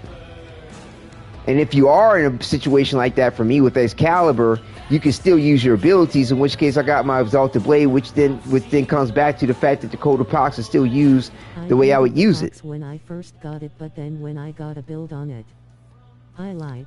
Yeah, it's nice. It can be deadly if you want. I just tend to have it set up for just a way to weaken some element. Prime is a prime example of only needing a secondary. No pun intended. Yeah, no, you good. But yeah, it's like I said, so it's just a matter of how your strategy skills and tactics are interplayed with your weapons and stuff. But like I said, this is a cool weapon. It's Arthur's signature weapon. Works well with the cosmetics and shit as far as that form, with the function and utility. This is a strong build for it. So I'm still, I you know, while I'm evaluating things, I'm still seeing just how, you know, how much this weighs out, and would this be the go-to to maintain as a weapon for my Omni build? It may be, like I said. So while I'm evaluating the Bastards, I'm still evaluating the Vesper, because like I said, for me, I really like the Nadarok. The Nadarok was just really great as a primary weapon, as when I needed it, when I needed to hit something from a distance. When also too, maybe I just want to smash something up from a distance with another element, like have the Coda, have the Nadarok set up and have the Coda Pox set up with two different element types that I'm not running with, or some variation of element types and status shit that I don't run with on Exalted Blade to compensate for the enemy weaknesses and invulnerabilities and strengths and all that type of shit. So this is kind of a different way of going about my Omni build, which is cool. I can still do that compensation with these two weapons, but at the same time, they got to be set up to really kill shit. They got to be set up to kill shit, not just fuck it up enough for me then to kill it. And it's not to say that my build for the Nadarok and the Pox couldn't kill things, just that it's not set up directly for that. So, and then with the Skiajatis, that's a different story. The Skiajatis set up to kill shit, but it's set up to kill shit because my ability with the Exalted Blade got shut down maybe by Acolyte or whatever the fuck. Or maybe I just want to go ahead and utilize the stealth aspects with the unique finisher with the Skiajati. And, you know, I'm running with the Skiajati not because it's the best or anything. It's an aspect of form, again, in my role play that my other potential author is another potential Umbra. In the fact that Umbra and Skiajati are bosom buddies. They, you know, you're not, and for me in my role play, you're not going to find them without it. Period. So, this is how I have it set up. I even tried making it a stat stick and effective for killing stuff, but the stat stick shit with the Technocyte doesn't work. I never saw it work. Tested in some Kimulacrum as well. In-game mission gameplay didn't work. So whatever. This viral slash is more often than not very effective. Even though you will come across some enemies every once in a blue moon that's immune to viral, but this used to be the meta back in the day, viral slash, you know, because it would bypass shields, it would eat the shit out the health with the slash, and then viral's just going to amplify all that damage to that slash damage. Shattering impact, of course, to deal with any type of armor, because if you deal with any type of impact damage within a few hits, their armor is gone, and it stays gone. It's not like corrosive damage where it has to eat away at the armor. This shit strips the armor, gone. and got this ribbon on it for melee damage and status chance.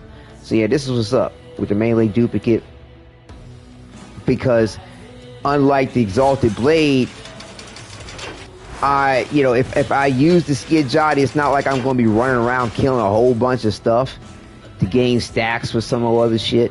You know what I'm saying? But like with the Exalted Blade, I will be like smashing shit left, right, and center. So having this melee exposure, I noticed, was like even a more powerful version of melee duplicate. And it triggers all the time, unlike melee influence, which is 80% of the time it's not going to trigger. That's if you have 100% status on electricity happening 100% of the time. It's still only going to trigger 20% of the time with melee influence. With this shit here, as soon as you get a kill, on your ability cast, you get 60% corrosive damage. On 4 ability cast, you get 240. Well, with the fact of the way I use my build, because I run with Zaku's Whisper, that's my preference at the moment. Although I do like Raffle Advance, don't get it twisted. It's just that Raffle Advance is a singular focused kind of thing with melee, whereas if I can't melee, then what? It's doing me jack shit. Zaku's Whisper will enhance and add another function to any weapon I use, because void damage comes in separately from Zaku's Whisper based on any weapon's current status chance. It's not going to conflict with any statuses that you have on that weapon, but just add it based on the status chance of weapons. So with my Exalted Blade and my Chromatic Blade build, of having base element of electricity, then having radiation and magnetic, radiation to deal with the, I like the crowd control aspects because they be running around trying to kill themselves. And the damage is decent. Some enemies are weak to it, as you see here. But then also to the magnetic, to deal with Overguard, electricity is effective against everything. There's nothing that I know of that's weak or has an immunity to electricity. But bottom line is that I have void damage coming in at a base of 108%. All you need is 100%. It's going to happen all the time. And this Galvanized Elemental is kicking in with its 120%, but it translates to an additional 18% as far as any type of other statuses happening after the initial status. But the bottom line is that these stats of how it breaks down between electricity and magnetic radiation will be a little bit higher with a stratification of the 18%. More of it will go towards electricity, and then the last bit will be split between radiation and magnetic. But void damage will be hitting on its own all the time, 100% of the time. Same thing with melee exposure. As soon as I activate an ability, 100% of the time, it's giving me corrosive damage on top of void, on top of electricity, on top of radiation, on top of magnetic, on top of also any other statuses that are made by slash dash, gives you slash status. The combos with Exalted Blade, if you use heavy melee attacks, give you impact and puncture and slash damage from its heavy melee attack build combos. That's because of the new Exalted Blade rework. Phenomenal. So this build I can get at a base 5 different elemental statuses, and really void isn't considered an element, but so you say 4 different elemental status plus void plus whatever's coming through from slash damage, impact, puncture, like all this coming together for condition overload. I seem to be doing quite fine in my opinion without Raffle Advance. Like I said, Raffle Advance is like turning your sword into a scalpel versus what I'm doing here, having a utility knife basically. Whatever. So each their own, however they want to go. But yeah, here's my Exalted Blade build, Skidjati, Vesper, Coda Basilisk build. So, with that all said and done, Niall, are you back in chat? DJ, aka the name I couldn't really pronounce very well.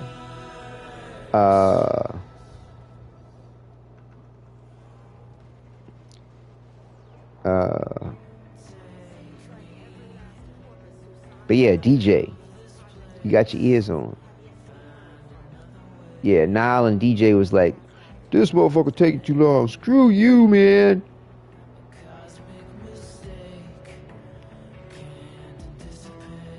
Screw you. And whatever help you try to give me. But yeah, whatever the other, like I said, the real name that I was having a hard time pronouncing, that was DJ. He said, call me Master are still here. Oh, appreciate it. Glad you both hit sticking it out. Most definitely appreciate it. Yeah, still have Niall still hasn't come back around, nor has why am I having a hard time? Guruwan,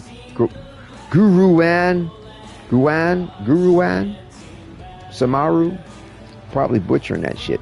But yeah, they said DJ. So yeah, neither one of them are in chat. Like I said, if anybody else wanted to join me and John for a quick run to see if we can level up, you know, get some disinfectant. Nile, I need you. Nile, I need you. Nah. Yeah, we're going to do some disinfecting on our codas, and I'll take a look.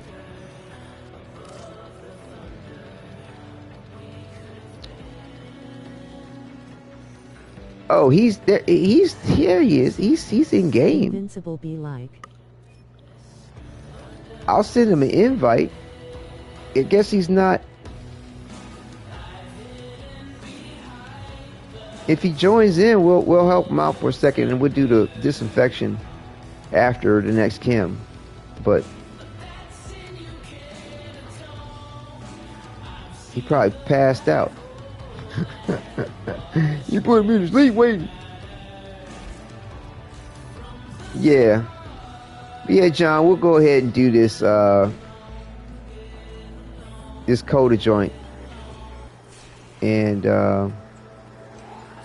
you know, if we get a response from folks, then hey, we do what we can to help out. Oh, I forgot one. Oh yeah, right. We gotta right. So we go this route first. He probably has Taco Bell. Taco Bell. Oh, how many boards does this game have? Right. So I got this set up to figure out what's up with the antivirus. Okay.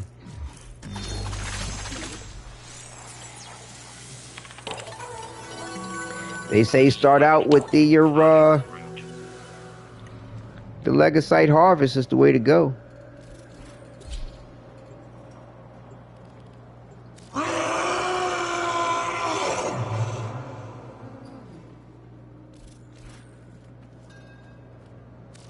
Who says that? Says what? What did I say?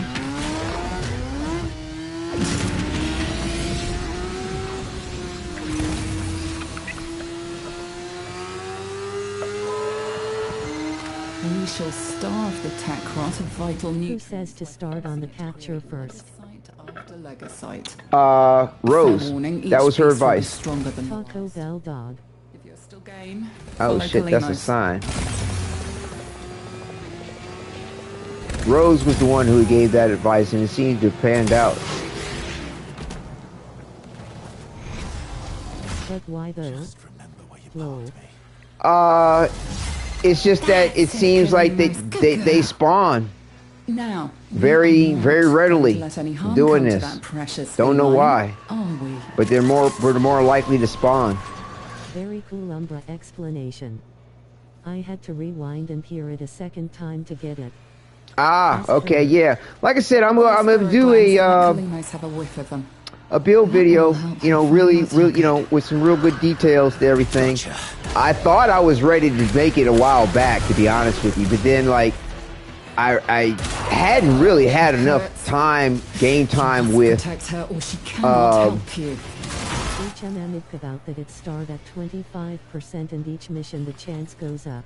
Right, right. That is whisper. Yeah, Zaga's Whisper. I'm telling you, Zaku's Whisper is dope. I mean, it's and I mean you can check out on the message boards and the forums. They're like, it's the only way you can truly get that multiple status to take advantage of Exalted Blade the way you can in Condition Overload. Takes care of that. But as you see, I'm able to use Zaku's Whisper on my other weapons. I use Roar on my Umbra. I use Wrathful Advance on my Baruch. Right. See, Roar is good. Yes, it has a multiplicative damage. It has team bonus and what have you. But it's like making your hammer extra heavy, or turning your hammer into a sledgehammer. It's just going to smash through whatever you're fighting with more force, more damage. But Zaku's Whisper adds another tool in the kit against enemies. Nothing in the game, similar to electricity, nothing in the game likes void damage. Okay? And then on top of that, void damage is very effective against overguard and shields. So, oh shit, I went the wrong way. But here's that. So it depends on how you want to do damage, what you feel like doing, it's not, none of it, stop it. It's not necessary, you know what I'm saying? Like, as long as what you got. Strength to get the mini roar buff. Hurry, harvest now. Well, I don't use Matarai or anything like that. I use Vazarin for the energy. To me, energy is more, you know. It is done. If I don't have energy, I don't have an Exalted Blade. Let's just put it that way. To find the next and you know, the tech rot being Excalibur, next battle will be harder. You know, since they made the rework and got rid of Superchunt to give you an Exalted Blade. Yeah, Zenerate. What did I say, Vazarin? I meant Zenerate. So we reclaim what the tech rot has taken from us. With the slow and energy. Right, exactly. And also too, the slow ain't no joke. Like, that shit's great, especially dealing with like, what do you call them? The shits I don't like, the mission. A formidable effort. What arcanes do you use? Seek out Kalimos. What? Basically, it's good when every time you want to slow something down, if it's moving around, even if the damage they're doing, like you can put that shit on them. Like, I think anything in the game, it gets slowed. I'm not sure if it's anything immune to the slow. So yeah, like I said, with the arcanes, I energize on mine with Arcane Reaper to have a large energy pool. Right, it just depends on what you're doing and how you like to do it. I'm old school, and I'm glad D is going to go ahead and hold on. We like in sync. Yeah, that's nice. But right now, let me slip over to the bar.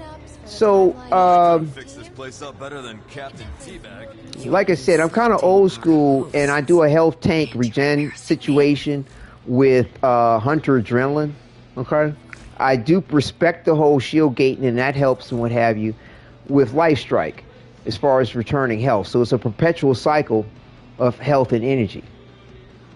I don't run out of power, nor do I have to run out of health, nor do I have to worry about some enemy dropping a health orb. I don't have to worry. I don't have to rely on a kill either. So when I'm focused on a single target that isn't dead, I can go to town. I can go to town as long as they're hurting me. So yes, I keep Arcane Nullifier in there because guess what? No energy means limp dick. Excuse me. I mean, no energy means you don't have your Exalted Blade. You know, you're shit out of luck.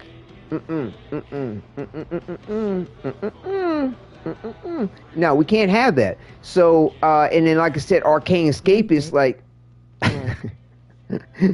Arcane Escape is just like Bombay if you can get the stacks. If you can get the stacks for this to pay off on not dying and giving you 12 seconds of invulnerability, it does shit for you. So like I said, I'm experimenting with this. Like before this, I was using Arcane Fury. Before this, I was using Arcane Fury. 100%, along with Arcane Nullifier. But I was testing this out, and I was like, oh, I'm still killing shit. Oh, shit, I'm still being effective. Oh, shit, I have an opportunity to have three opportunities not to die with 12 seconds of invulnerability. It's great when you can get the stacks for it. You need 3 each for each opportunity of for a mercy kill. You need 3 mercy kills to get 1 stack, get it up to 9 times with this Arcane Escapist. I use Healing Return to keep myself from dying. Shit. Yeah, that's nice. Hold on a second.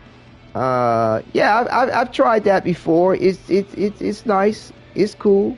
But hold on. Where was it? I'll explain what the issue is with that. Like you said, Healing Return is good because you're giving yourself health based off of the status, the damage from a status, if I'm not mistaken. Where's it? Shit, did I pass it? H, A, B, C, D, F, G, H, I, J, K. Your build is the most unique X-Gal build I ever seen. Really? Interesting, Esther. Okay. Wait a minute. Is that a melee build? Is that a melee mod? I'm trying to remember. It's a melee mod. Right.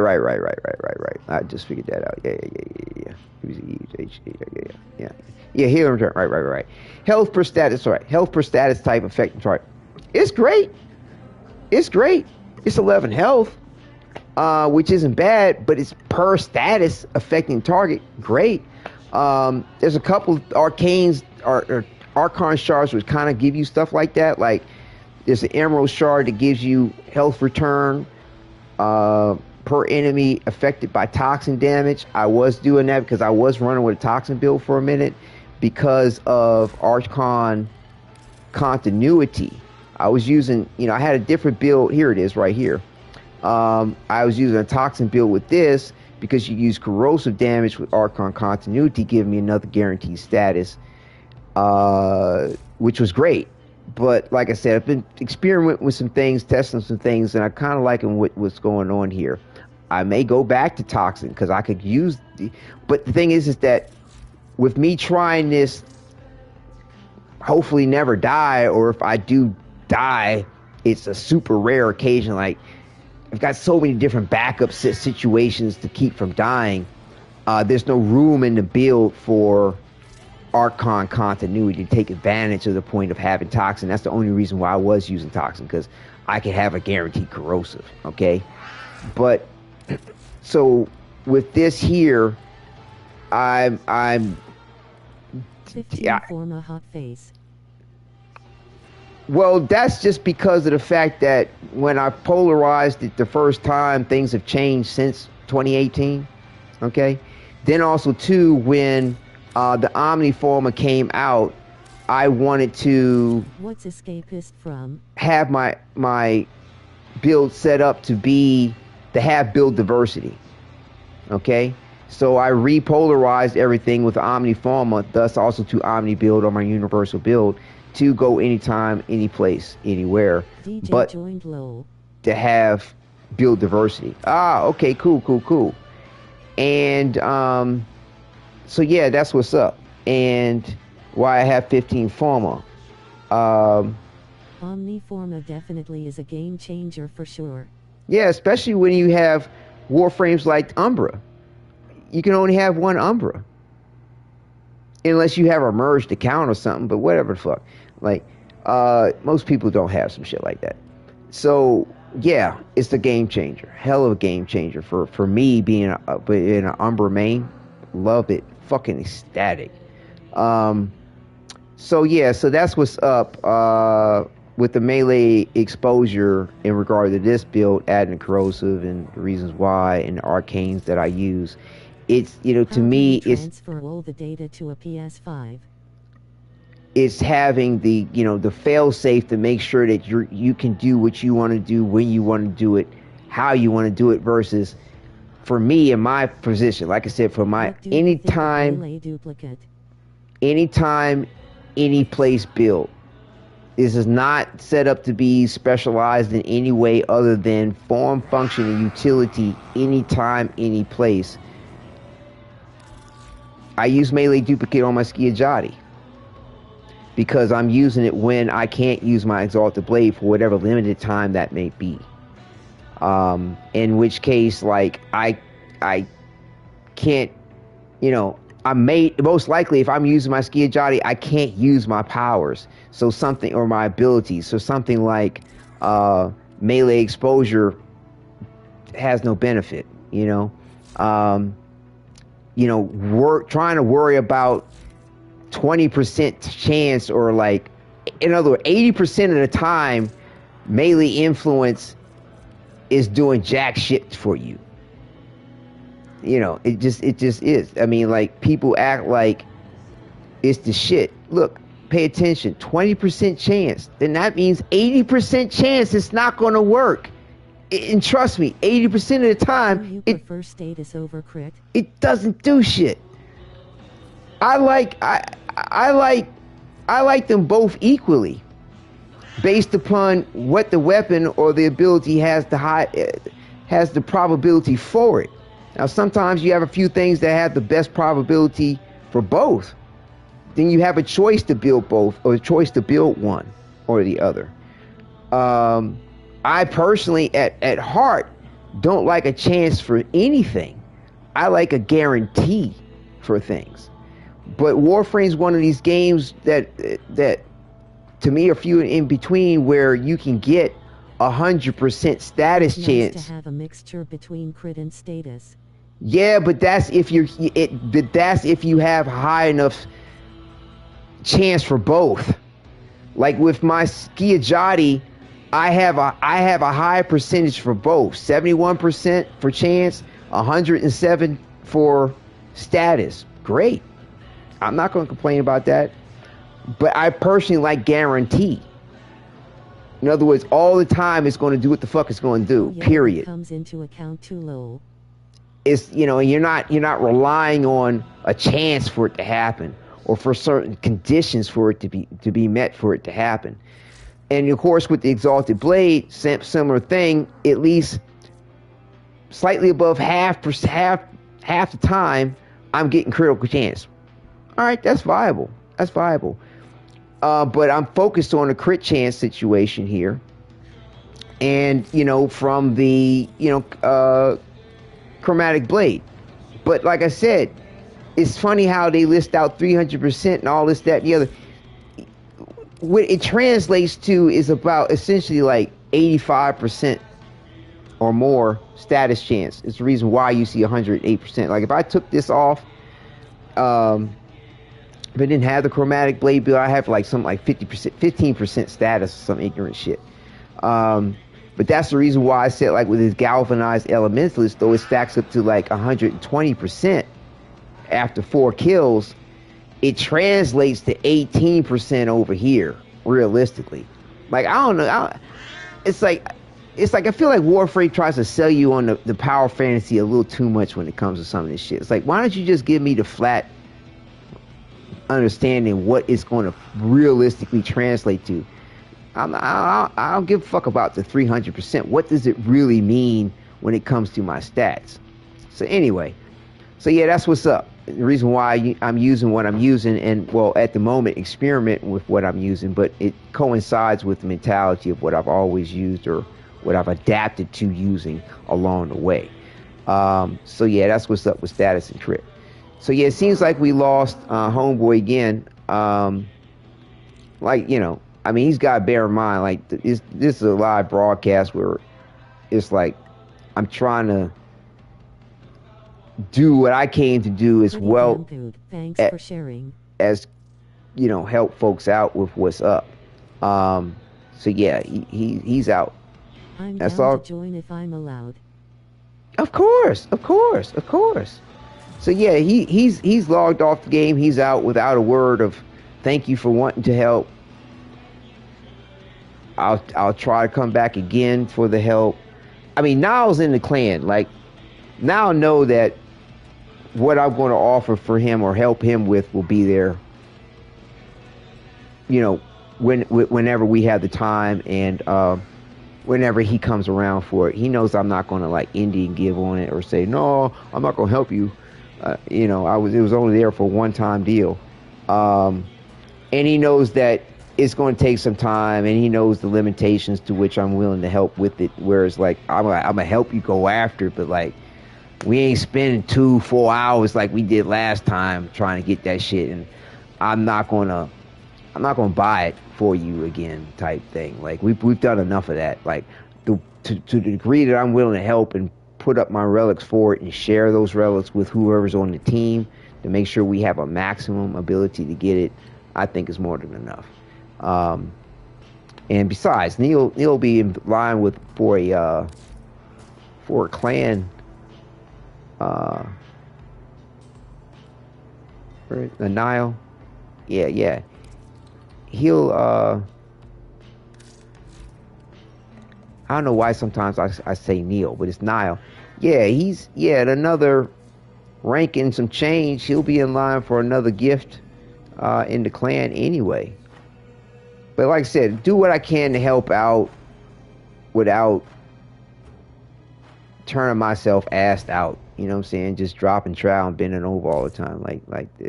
That ain't my way to bend over anytime. So fuck that. That's the reason why you ain't gonna find me with no deep bow on my emotes on any fucking game. I ain't giving you no deep bow for shit.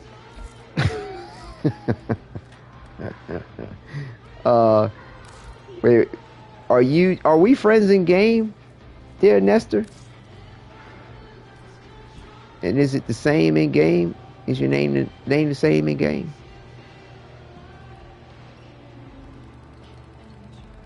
I'm Chuck's Bronsinks.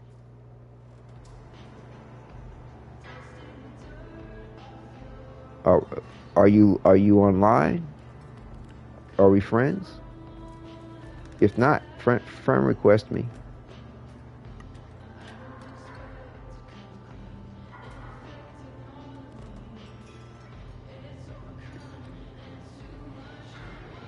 Is that? We ain't friends yet. Okay. Chuck's Bronson. That's a combination between Charles Bronson and Chuck Norris.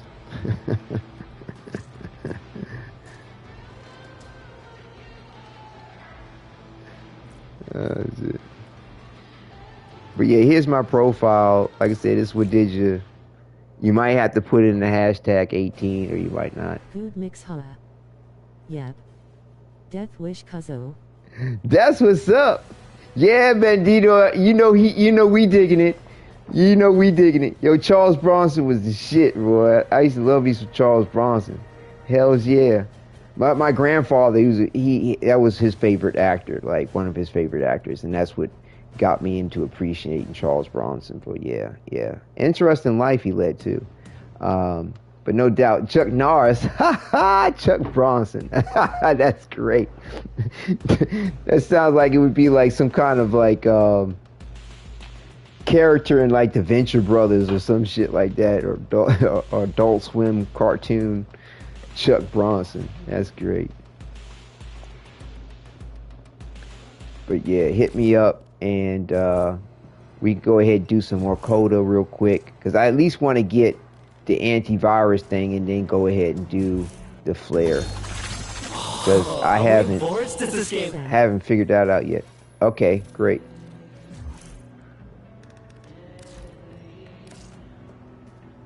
There we go, Chuck Bronson.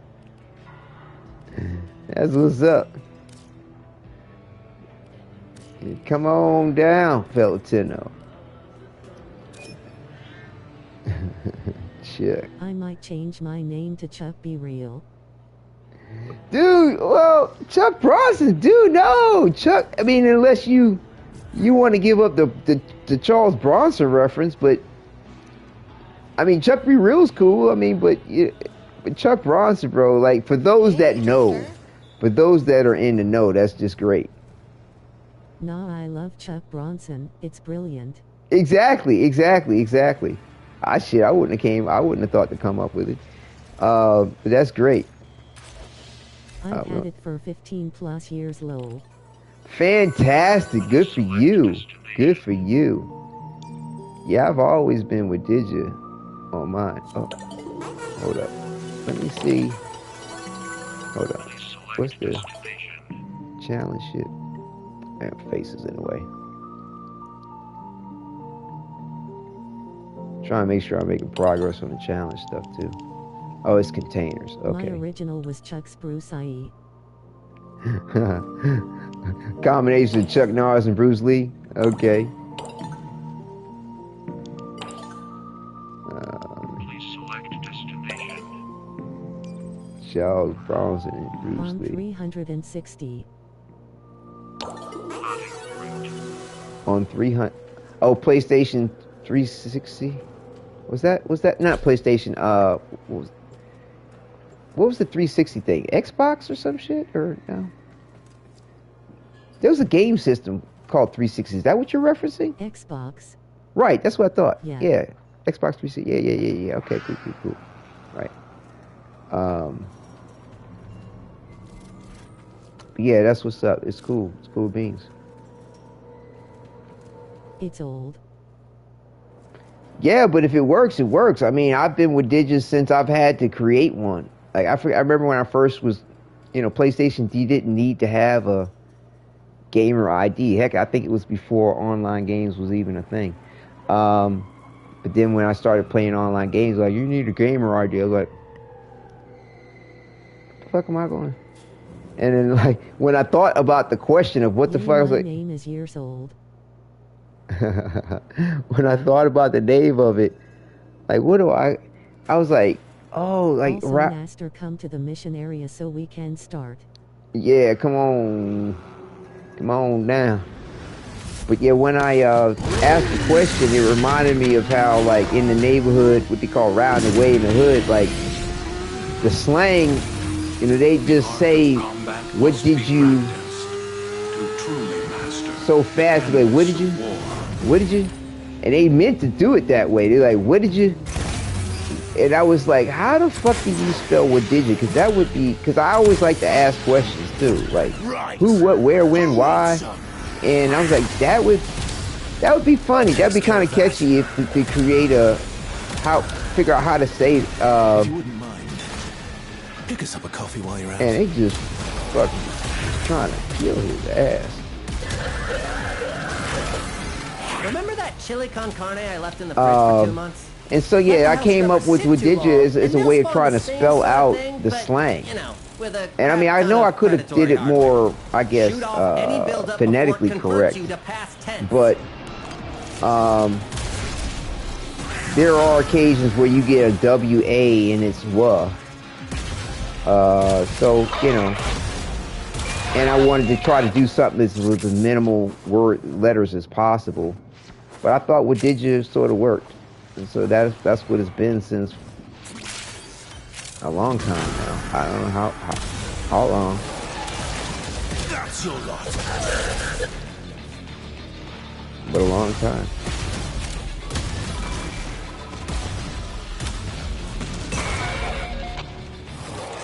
Danger close! Fire!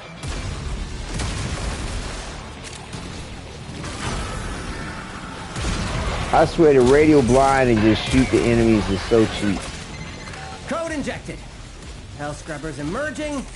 Ooh, Scalbra just noticed what we're up to, and they are. It's like, of course you shot me. You blinded me first, you bastard. You cheap bastard.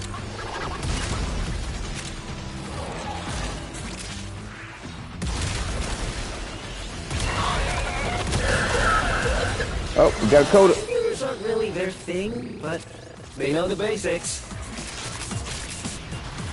Coda. Oh, you got him? Oh, that's you? Alright. Saw you all day. Not everyone can sing or dance, and that's okay. Dropped him.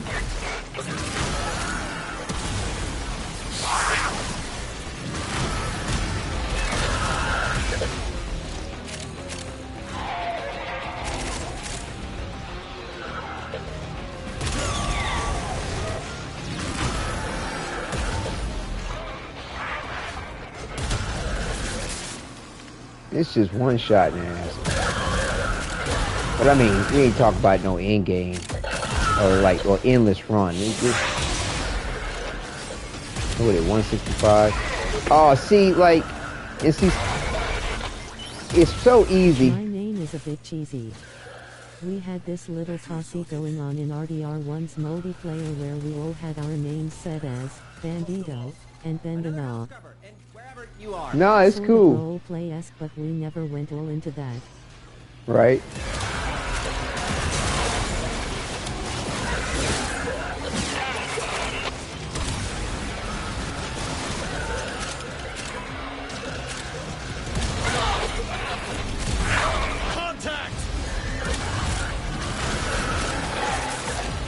It's like if I don't have my Zaku's Whisper up, I can immediately tell. I got my name from a statue named Quentin. But yeah, you say that's your real name though, right? But either way, whether it is or isn't, that's cool.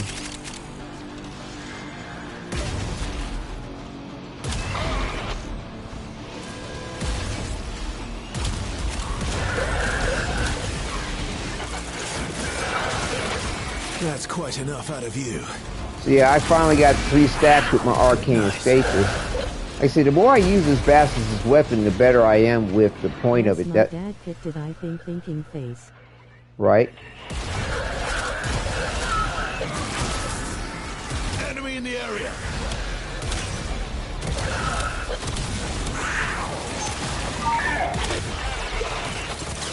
Yeah, if I don't have that Zaku's Whisper up, I can tell the difference of the way the damage be coming through.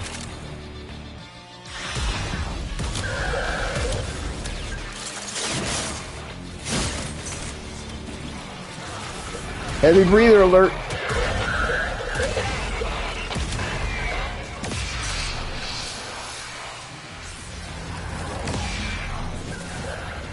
Are you coming my way, bitch? Are you gonna shut me down, huh? Mariano is from my dad's side of the family. Oh, cool. Alright. Time to boogie woogie. While Skuldra is distracted, I'm taking the opportunity to make some new acquisitions. Like this. Don't worry, I'll share. Extraction is ready. I can't ask you to fight any longer. But if you wanted to fight longer, I wouldn't say no.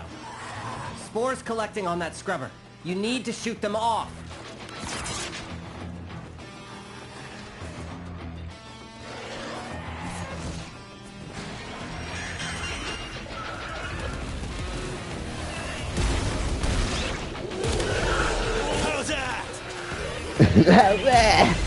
You're gonna lose that scrubber, bucko! If the buildup gets any worse, it's gonna start making decisions.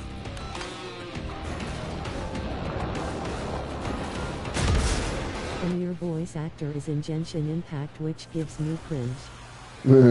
I told you! I told you to take your scrubbers. Now look at what you have to deal with. God, I sound like my mom. Spore count is approaching terminal level. Activate another health scrubber.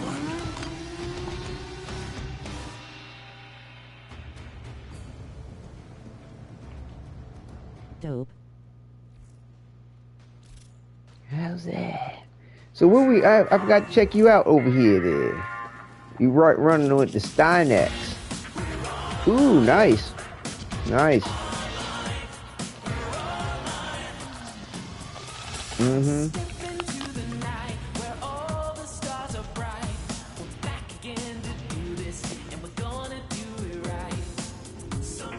I hate Genshin Impact. Ooh, Steinax. Mm-hmm.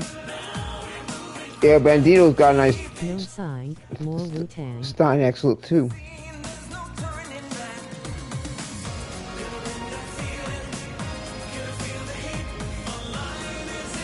God, that looks good.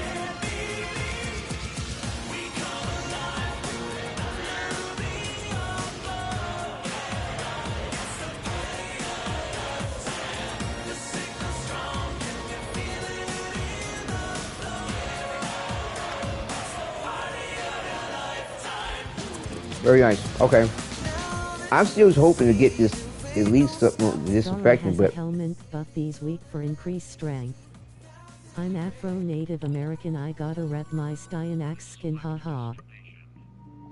Oh, bet. That's what's up. That's what's up.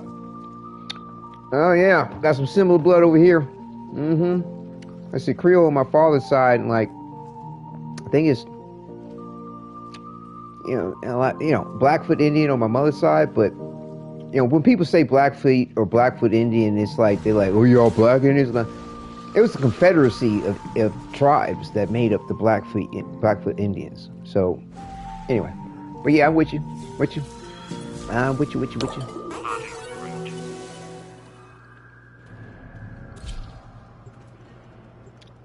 Of course, quite obviously with my hue. There is the chocolate. The so-called black. Which is more chocolate.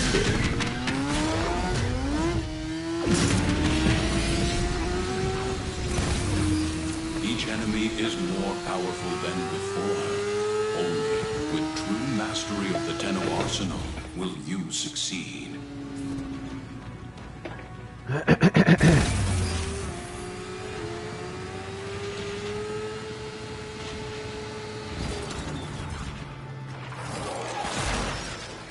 My dad is Native Orleans, and my mom is Afro-Salvadoran.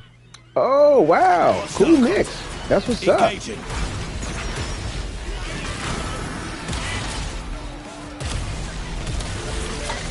These scrubbers are prone to spore growth. You don't shoot it off and it could become fatal. For the scrubber and you. Comprende?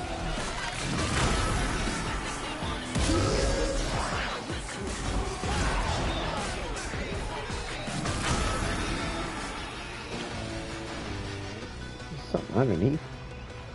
I said, oh, this underneath.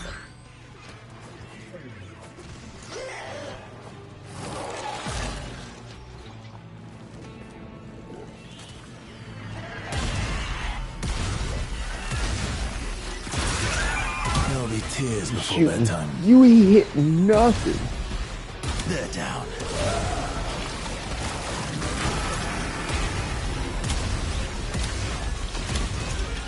And it's interesting, man, with all this, like I only have like a little bit of extra fire rate on this, and it's still quite adequate. Like, I'm shocked. I hear Skuldra I'm not complaining about it. Not even Skuldra's willing to come down here without this I think what happens too is, like, as it levels up, I almost want to feel like the shot rate it increased.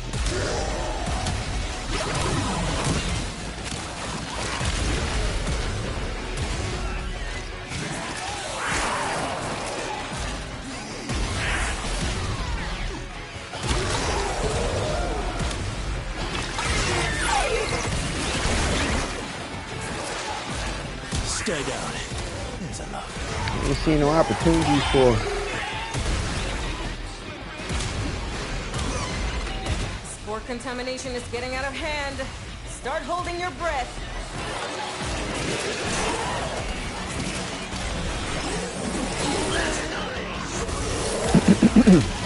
Oh, there's one. The Arcane Escape is the mercy kill.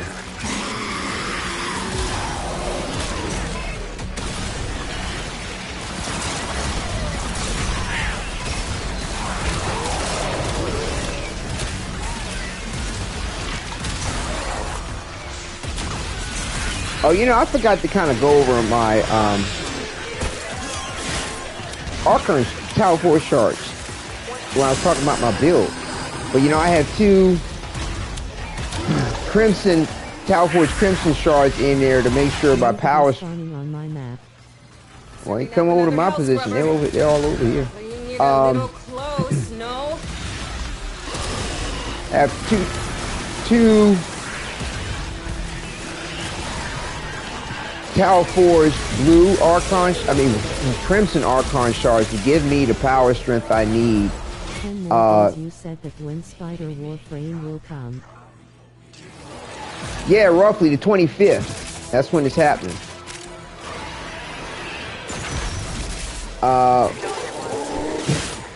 But yeah, it's like I have 2 Tower Forge Crimson Shards to give me above 200% for my power strength. Literally next week, Quentin.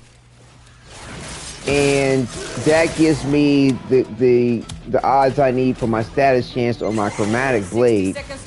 You want to be over 200% for that. And then I have a Scrubber's getting choked out. Fix it. Pop them off.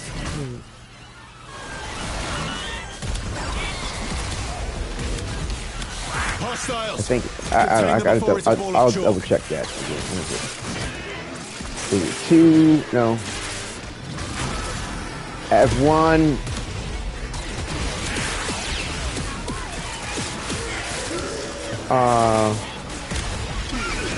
Shit. I'm focusing too much on this.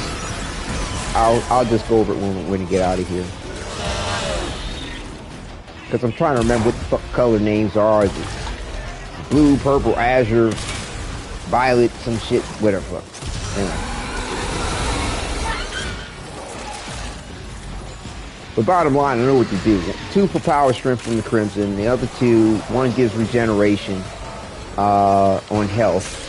Another one gives me like a miniature equilibrium for power in coming out of the rot. Health orbs. Stuff we might be interested in. Like this. See? My ass is out here on the line too. Marking extraction. Use it when you need it, but only if you need it. And then the other one, shit, I changed it. The other one's giving me extra melee critical damage, but I'm getting double the amount because I have a higher energy pool.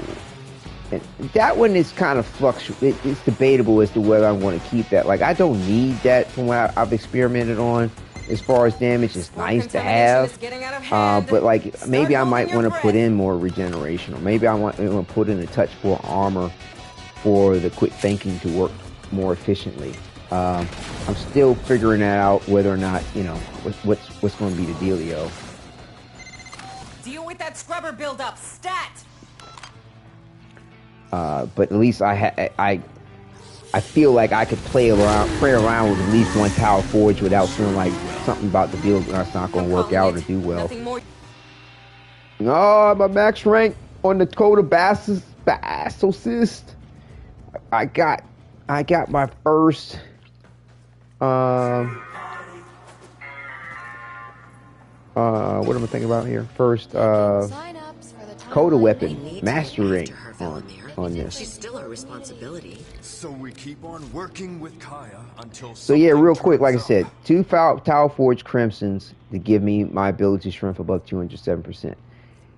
This here, like I said, Tower Forge Violet for critical damage. Because I have an energy pool above 500, it doesn't need to have energy in it. It just has to have a power energy pool above 500 or at 500 or more. My damage boost doubles. So that's what? I'll show you mine. 74%. And then this here is my miniature equilibrium, giving me 30 energy for health orbs and 30 energy for energy orbs. And then I have this here for 7.5 health regeneration. Similar to how you have that health return. This is just giving me energy regeneration all the time, regardless of whether a status is affecting an enemy or not. Yeah, Quentin, you can join. Like I said, just as soon as I can get my Coda to show up, I'm going to go ahead and do the Kim thing again, and then we'll come back around to this stuff. But yeah, you can join on me. Yeah, you link your build in the... Okay, here we go. So yeah, this is what they're doing. That equilibrium shard on a lot of frames. Yeah, it's nice. It's real nice. I mean, and plus you don't have to take up anything in your build for it. So yeah, you subsumed your rage over your radial blind. That's interesting. Yeah, I like the stealth. When my dad goes to sleep. Okay. Yeah, it's hard for me to give up the damage bonus from blinded enemies, but I mean, I respect this. I've seen elements like this. I've seen people do that because then you have slash dash and radial javelin going on, you know. So it's like I ain't trying to be cheap and blind your ass to get a bonus. I'm just gonna fuck you up. Nah, this is nice. This is nice. You're going for your maximum. Blind cuss dashing twee does the blind effect. Twice asterisk. Dashing twice does the blind effect. What? Slash dashing twice gives you a blind effect. I know where you can do a miniature blind where you do a spin attack with the radial javelin. I mean, with the exalted blade, if you do a spin attack, you get a miniature blind, which means that it's not as long and it doesn't have the radius. So, like, to me, like, giving up radial howl is okay. I do not think the miniature That's blind. what I'm talking about, not slash dash. Right, the spin attack. But the thing is, spin attack, the radial blind, it's a radial blind, number one, and not a radial howl. A radial blind is going to give you your blind, but it's in a reduced radius and duration. Also, too, it's not a radial howl in the fact that it's going to strip any type of immunity from sentience or some other shit that radial howl might strip immunity from. Either way, you don't need to deal with that. Like, there's a lot of ways you can deal with an enemy's immunity or sentience, whatever the fuck.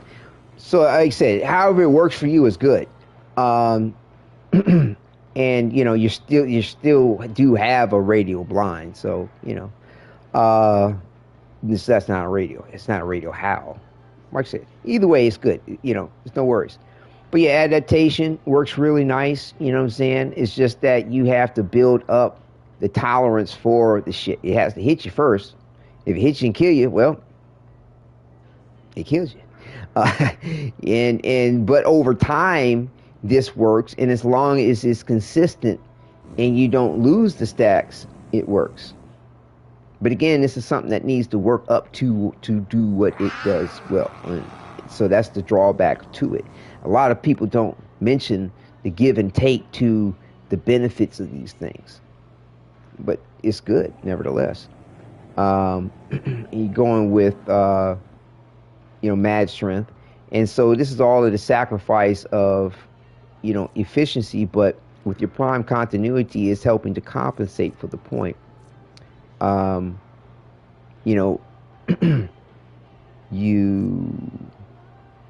have a significant drain. This is not an efficient build energy-wise, but depending on how you're maintaining energy, which seems to be through energy arcane energize,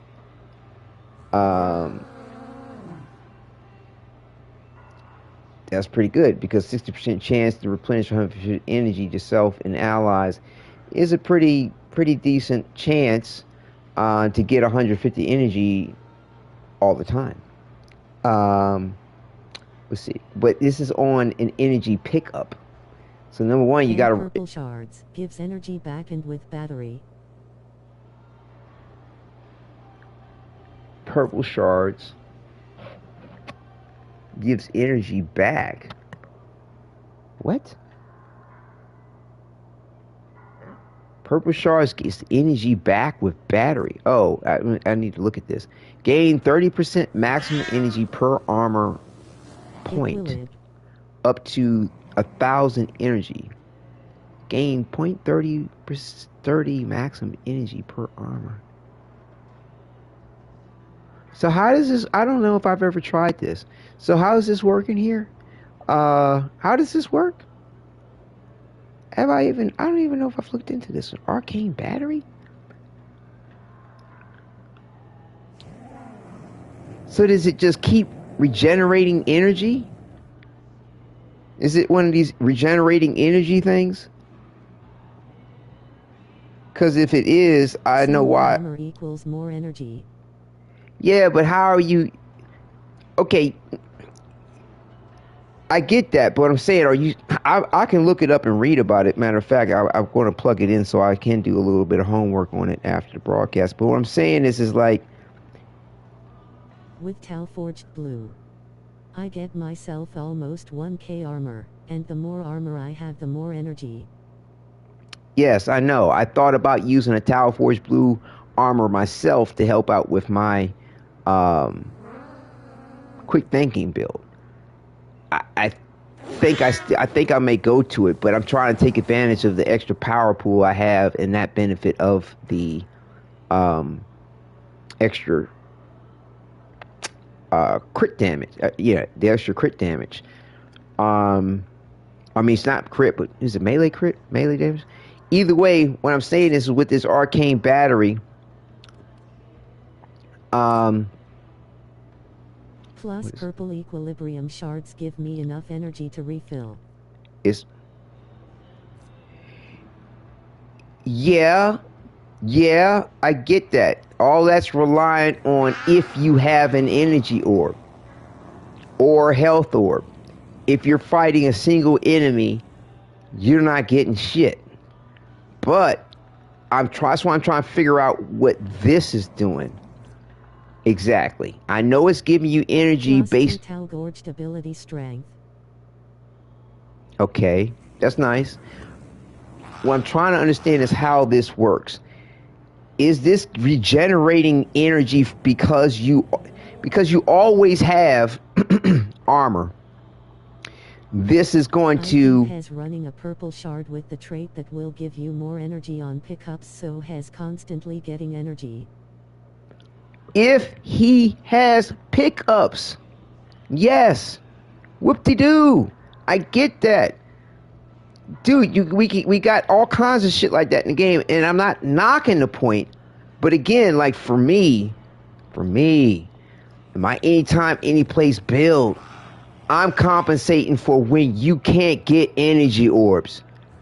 I've played the game for years, and I kid you not, there's been times the enemies ain't shitting out orbs to get energy or to get health, which is why equilibrium came into play. Great. Still, if they're not shitting out energy or health orbs, then what? If you're fighting fighting a single target and it hasn't. Plus Exalted Blade influence with my color on blue to get the buff of Exalted Blade, and I used Doriga also to get more energy. If your Sentinel dies, if you're fighting one enemy and it's not dropping a health orb, then what? All that's well and good. I mean, you can play it however you want. I'm giving you the pros and the cons, and I'm giving. Unfortunately, you won't hear me tell.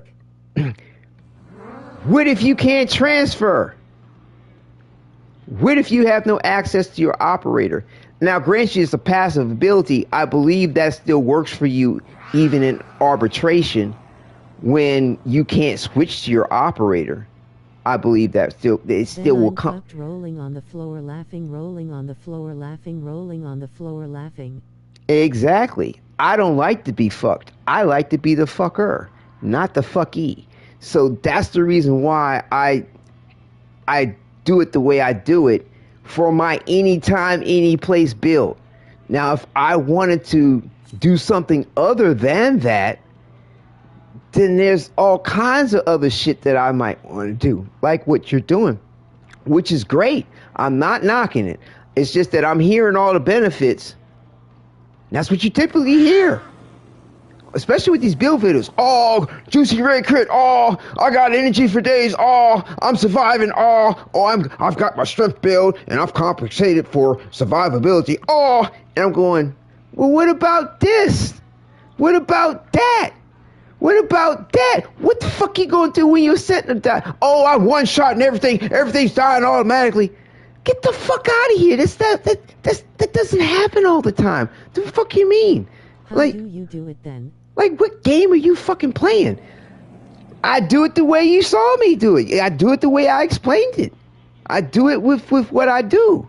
Now, I'm still trying to figure out what's up with this? I explained it to you. Like, it's called health tanking. That's why DE is trying to get themselves back around to improve. Grinning face with sweat rolling on the floor laughing. Improving the health tanking aspects of a perpetual energy build where I don't rely on health orbs. Hurt me. It's a sadomasochistic build, to be honest with you. Hurt me so that I may hurt you and heal myself. Hurt me so that I may have energy, and I will hurt you to continue to live so I can continue to get energy. It's an infinite cycle. It's an endurance thing. It's a thing of attrition. I will win the day on attrition, because especially if you keep attacking me, and especially if you let me attack you. But the thing is that there are moments in between being able to get a life strike out. I do that too with healing return.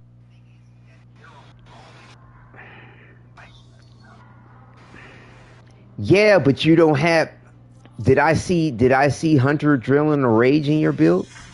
You don't have Hunter Adrenaline or Rage in your build. So the damage you're taking is just damage you're taking. The damage you're taking. Yes, healing return gives you health back. Healing return gives you health back, but one-shot crowd size with Xcal, it's really consistent for just being 80%. We've had that talk before, Niall. Yeah. We know. And we know its limitation. Either way, that's the reason why I have 7.5% health regeneration in. For those little in-between moments where I can't quite get my life strike off fast enough. I've noticed that it helps. Also, too, it helps in regard to okay, I have some breathing room in between having to life strike. Now, I could add 2 of these in and do 15%, plus 15 health return a second. That's the reason why I said this is debatable. I don't necessarily have to have this melee crit damage in. I don't. I've tested it without it. So I could do 2 of these, right? Or I can put in a little extra, that 75 armor to get me up to 1,000. Level cap build if you want to critique that one. To get me up to 1,000, right? Sure, I'll take a look at it. To get me up to 1,000, right? Armor to help out my quick thinking build. So I'm still evaluating what's up. I really like the idea of taking advantage of the extra power pool, but it's it depends. See what's going on. But see that level cap shit. Like I said, I don't play the game like that. You know what I'm saying? Every once in a blue moon through the 11, 12 years I've played the game, I did level really cap. Influence my beloved. So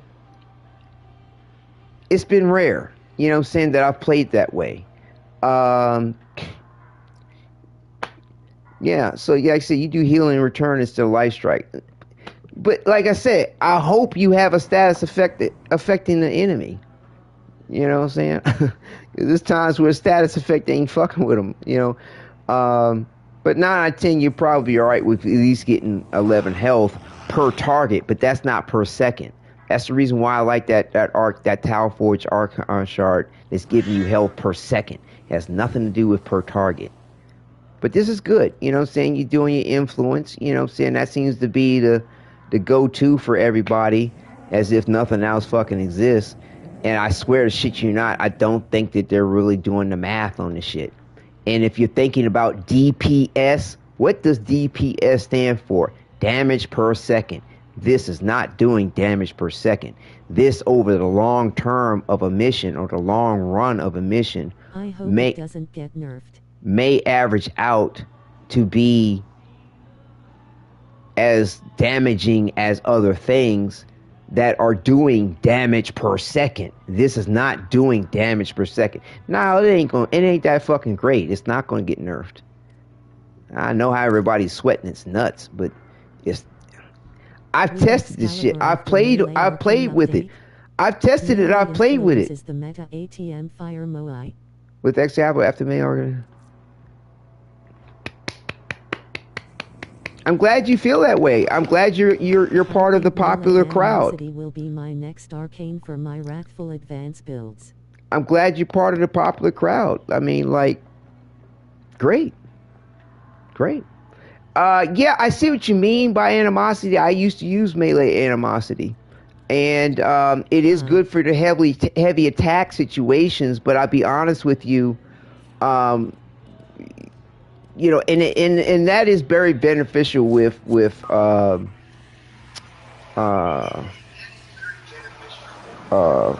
his name again?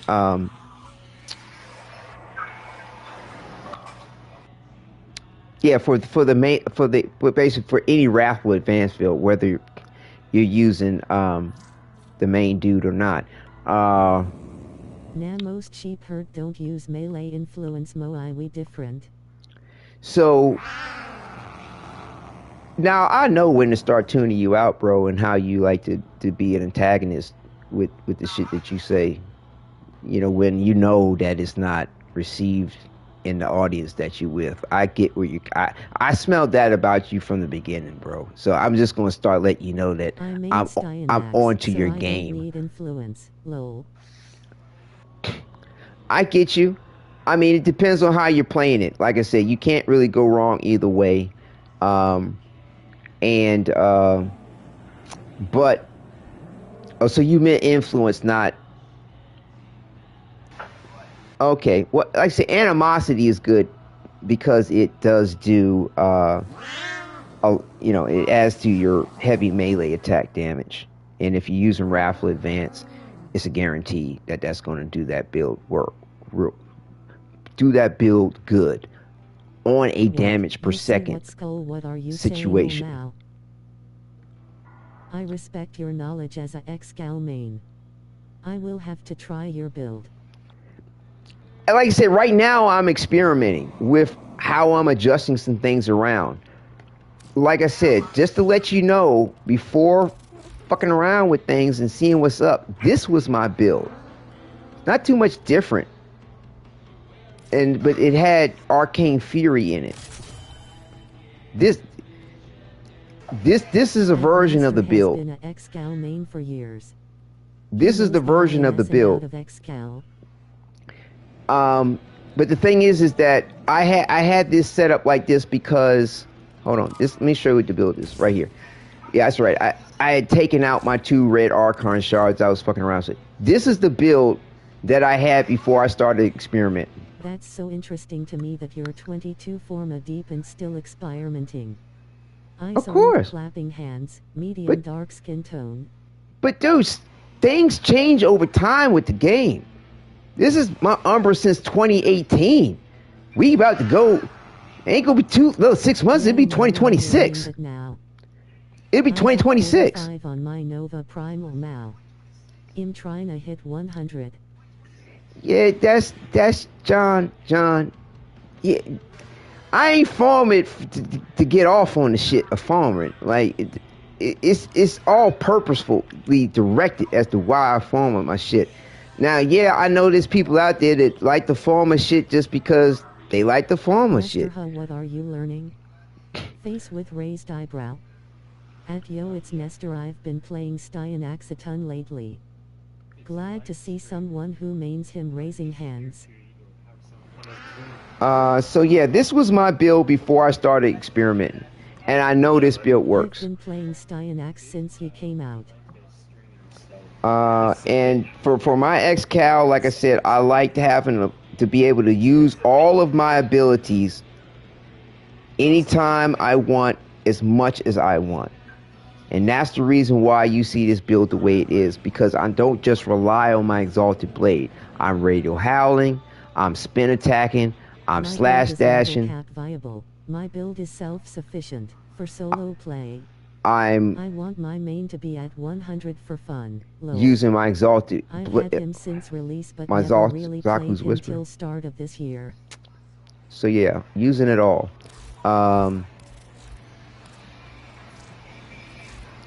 So yeah, your level cap. Oh, so you're going to go into 9,999 enemies. Is that right with this one here? And it looks like you're using regular Excalibur over Umbra. Okay. I know a lot of people like to do that because Umbra and the issues that they have with them when they transfer in and out, you lose your buffs and this, that, and the other. You're going with I've tried it out. You're going with Nourish. Nice, but I still prefer Nourish. Right. People like their Nourish. I've done it, And again, Nourish is great if you kill something. If you haven't killed something to get an energy orb, it does not help you when it comes to energy. Now, as far as its viral damage, great. As long as your enemy fluidly on level cap. As long as your enemy is not immune to viral damage. 200 focus low. It just helps with my energy regen with Zenurk. I get it. But again, there's enemies in the game immune to viral. There's situations where you could be in where you're fighting one enemy and you haven't killed anything to get energy. For Equilibrium to do what it does, for Nourish to do what it does in that regard. But yeah, I mean, catalyzing shields, working off of the shield gating. Now, like I said, I'm just mentioning the cons or the other side of the coin because all I'm hearing through chat is, look what it does, look what it does, look what it does, look what it does. And I'm going, okay, but what if? Because like I said, that's just my mentality of how I like to play. I have Zenurk. Nourish will buff the energy regen from Zenurk. Okay, that's if you're not running around an Exalted Blade. Like I run around an Exalted Blade. I use the regenerative aspects of what Zenurk can give or any other regenerative aspect of energy. I only use that if I need to, if I'm desperate. But I'm not going to rely on that shit because I want to keep my Exalted Blade out long, hard, and strong all the time. I don't need to pop no pill for it. Like, nah, strong like bull. Was there something about Mary? Strong like bull. Either way, it's all good however you play it. Okay? It really is. It's just that, like I said, I go to Yo, you didn't mention what were you learning, yo face with raised eyebrow. Right. So it's cool. Like I said, all this is cool. I hear somebody clearing their throat. Let me clear my throat. Duration, strength. Yeah, like I said. Yeah, this is an expensive build. 2.5 drain per second. Ooh. Yeah, I mean, like I said, to each their own. As long as you can, you have a lot of ways to return power to your frame and a good amount of power to your frame if you're killing stuff, which is great. And if they're dropping, yeah, Nile, I'm learning that now. Thinking face. And if they're dropping that one often, but it's kept me alive. And if they're dropping energy. I kid you not, there have been two Nike that was for John. There have been a lot of times in the game where, for whatever reason, the enemies are not dropping energy or health orbs. So, like I said, to each their own, life goes on. I like the build. For me, for any time, any place, I would have criticism or critique to why it may or may not work.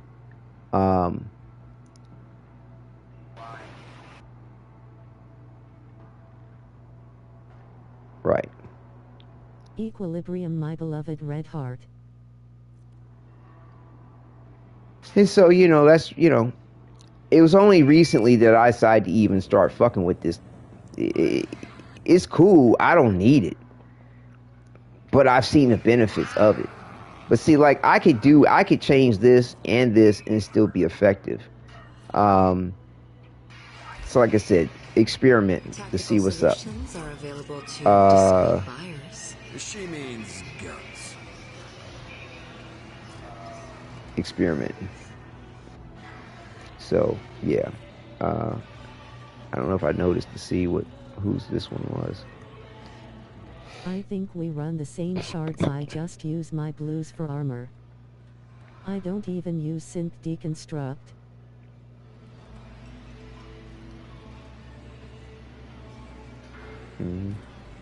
See, like I said, these are all cool. You're not health tanking, so to have more armor at various different times isn't going to take away. Well, you're not health taking with hunter, adrenaline, or rage. That's the point. Yeah, I mean, it looks like. Yeah.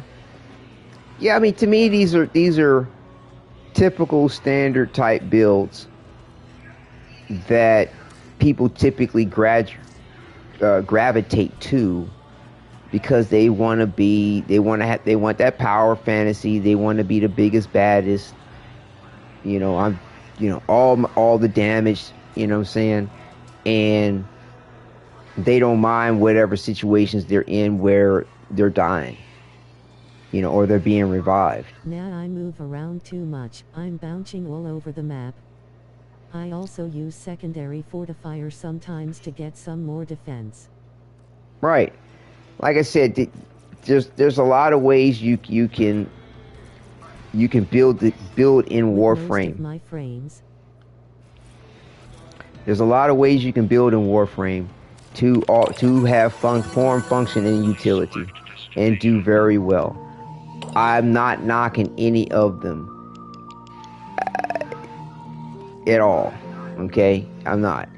All I'm doing is just letting you know where the limitations may be within it and why I myself don't go that route for my anytime, any place build. Where's the map at? Here we go. That's it. That's it. But before I get off, we can all put our X-Cows on and go into a mission and come out and see who does what the best. I mean, or what our stats look like. It's not so much who's doing the best. It's just like what our stats are. So far.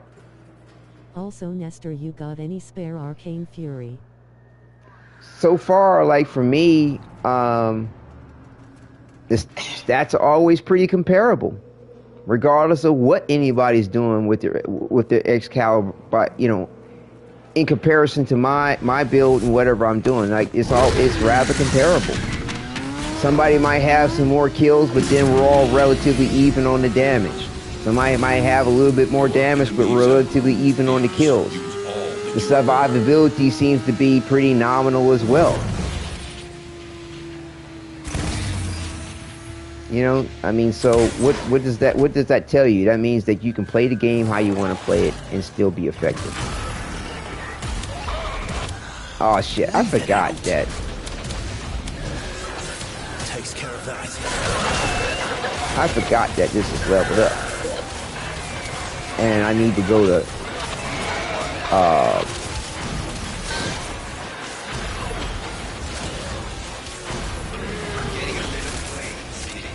what's her name?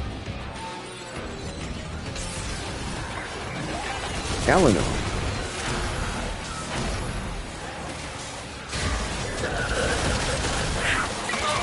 This sector is home to a Scaldra high security cache. Who the fuck is in here with Overguard?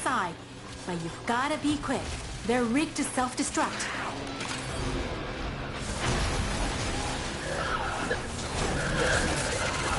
Scaldra on high alert! Your window of opportunity to get into the cache is closing! Find the Fervon charges. I never actually got the feedback from the last time we went head-to-head. I had to leave because of something after the first round. Face with tears of joy. How die?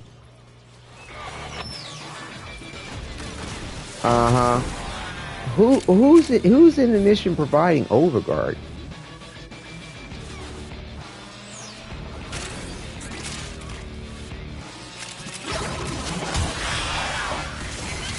There's barely any tech cloud in the area. This is purely a civilian maybe. Me baby. Locals so the Skuldra loyal can move in. With what? I hate Skuldra. Styanks. Never mind. Oh, okay. Yeah, I haven't played Styanax that much. Styanax. Uh-huh. Yeah, I created a support build.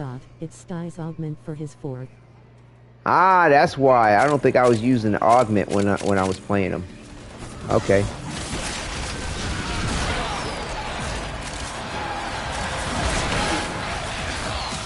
Now I hope we get my fucking shit. Okay, finally. Damn, ain't none of these motherfuckers. Not everyone can sing or dance, and that's okay.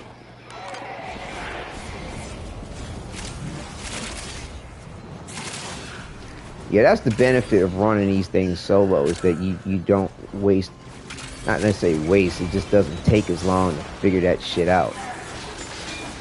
I think next time around what I'll do is just run it solo and then group when I figured it out. Because if not, like... Wadidja recorded a new instance of the test I'll post on Discord. Recorded a new instance of the test I'll post on Discord. Time to come home. Test of what?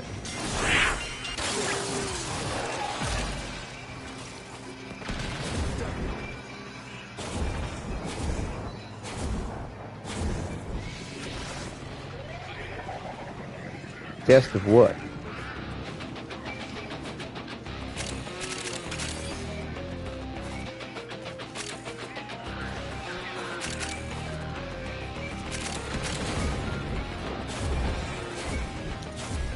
But yeah. My Styanax can give D up to 160k overguard during endurance runs.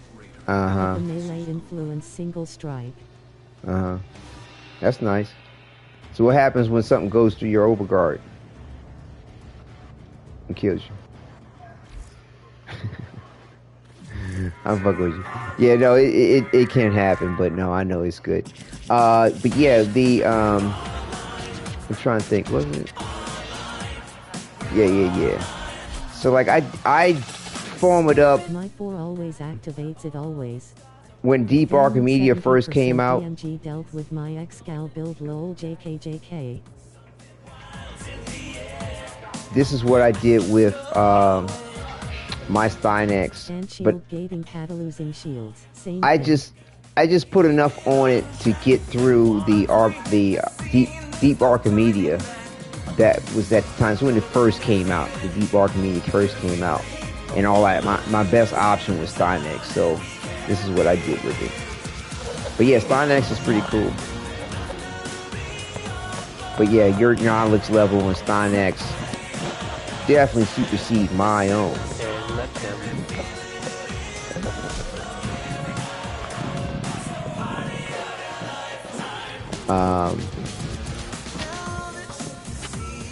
So what are you talking about now? John Boy. Not a survival mission. You John guys extracted really fast. with the 70% with the Gara damage. Nice.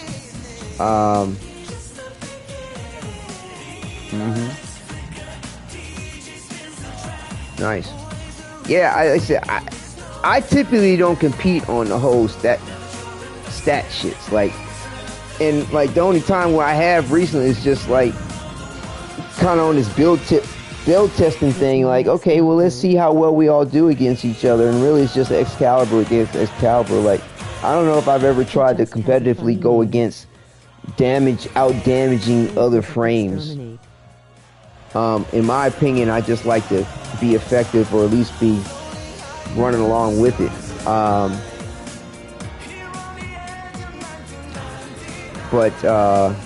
Yeah, no, that was good.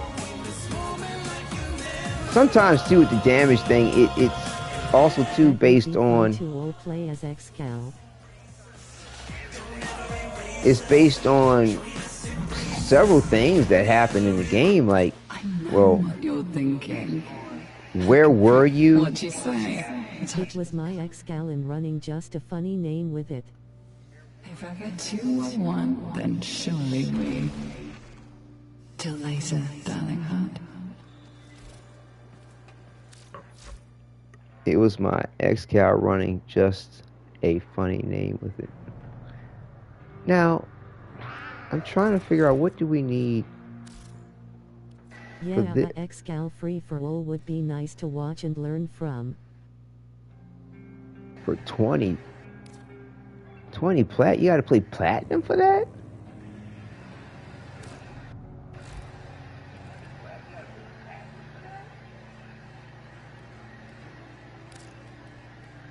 And has shaped very differently than other ex-gals.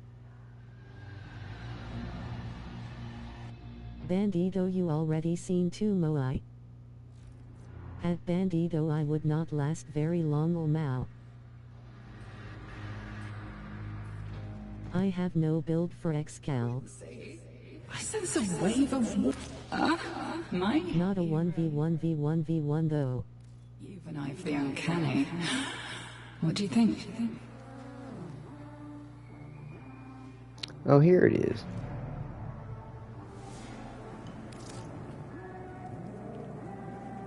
Yeah, 50. Woo, it's pricey. Free for all, ah ha ha, Moai smiling face with horns. Squeamish.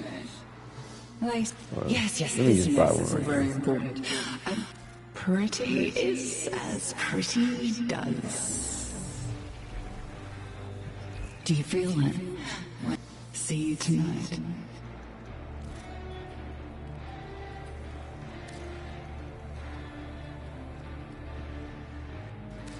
Órale. A ver, what you got? Let's see.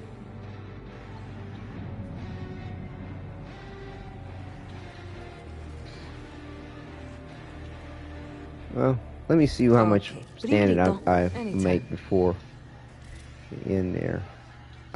Before I get in. And plus, too, I don't know what I'm going to do with it anyway yet. So I'll just wait.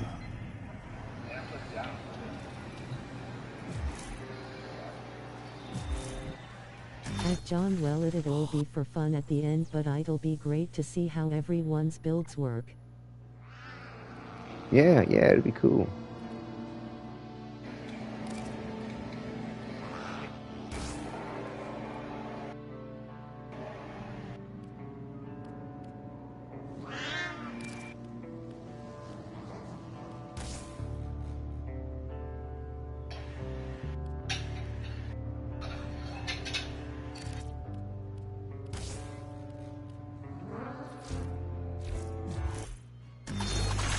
At the end of the day, I really think everyone's doing the best they can. You know?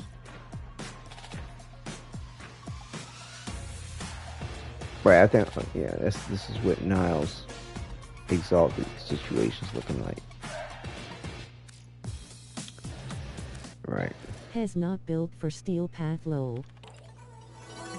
I wasn't trying to stunt or nothing if you thought I was trying to be. But yeah, this all has kind of gone on a bit longer than I anticipated. If y'all don't mind, I'd like to try to figure out what my antivirus is. So therefore, I think it'd probably be faster if I ran this solo. Cause like, this shit could drag out for fucking hours. Cause I think some of you all have a coda too, don't you? Somebody's got a coda. Was it John? You got a coda too, don't you? Drill bit reminds me to look out for myself. I think that's like important. Or well, actually, if you all figured out your coda, it's okay. Have you figured out your coda, John? If you figured out your coda, then it's really no big deal. I think. No, actually, you have a potential of your coda spawning in versus over mine still. I got one the first run, but it didn't go into the computer. Multiple codas can spawn in at once. Oh, okay.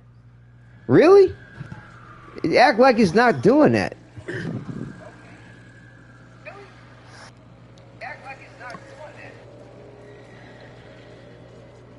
So you think that?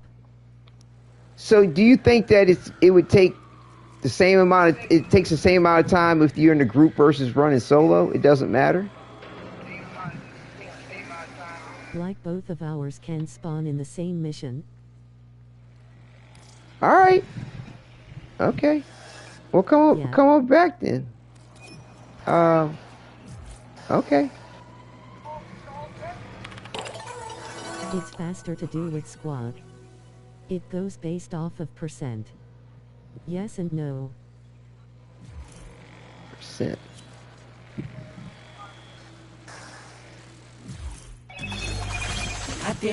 Oh, I see what you mean. Like percent as far as this is concerned. Right. Do at chance 25%. I see what you mean.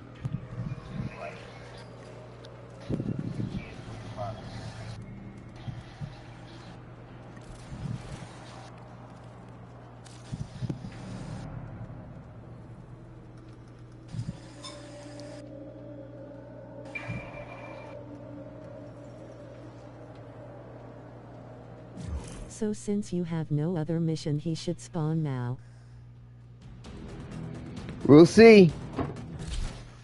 I mean, they did spawn, but I didn't have the right combination of stuff. Chitty.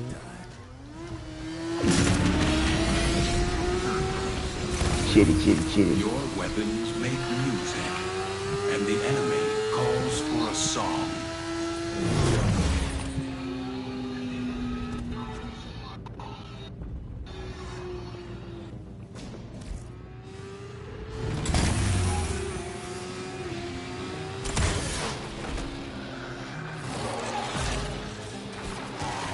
Down you go.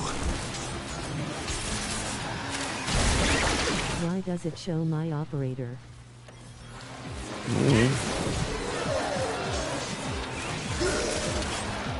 Because it's showing your operator.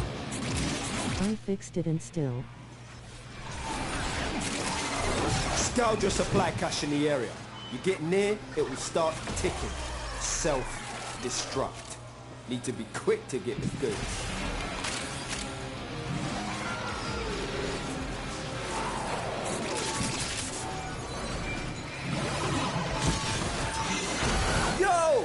Supply cache clocked you.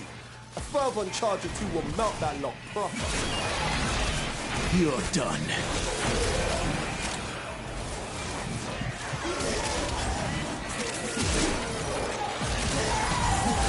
When you want Drifter, it shows operator low, vice versa.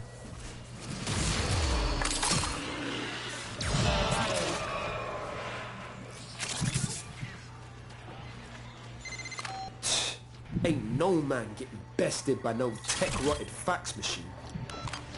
Well, I know nobody's going to stop to try to be the best killer for the bonus. Because that's what everybody's doing right now. They're racing to the finish line and racing to see who's going to get the most kills.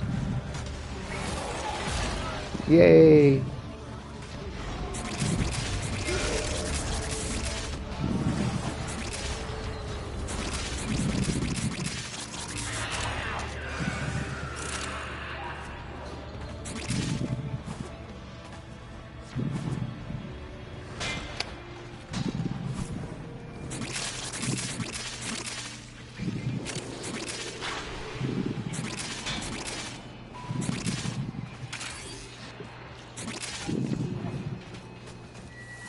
Them off.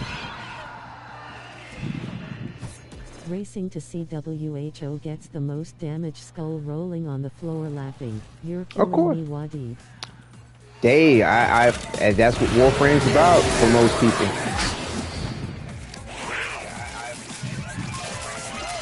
Everyone's entitled to their own opinions, even wrong ones.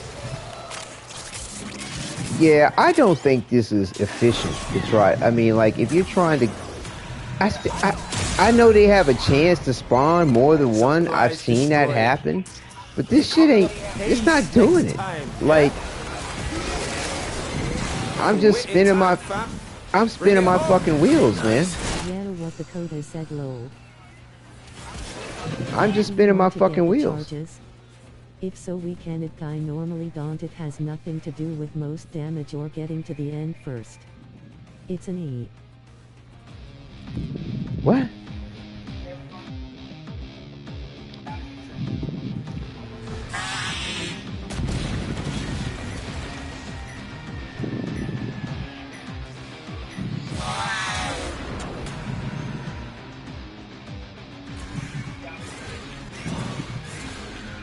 Do you want to get the charges?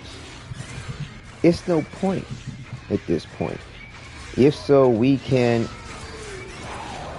I normally don't. It has nothing to do with...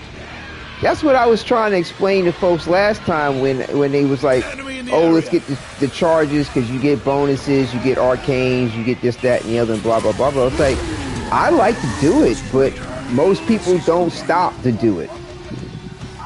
They want to get through the mission as fast as possible. Whether they're trying to get the most damage or the most kills. I wasn't racing. It's the same result.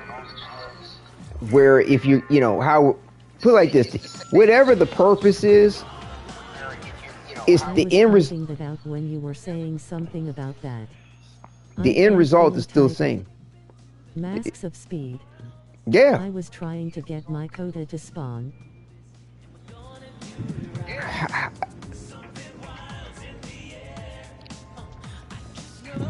What were you doing to get what were you doing to try to get your coda to spawn?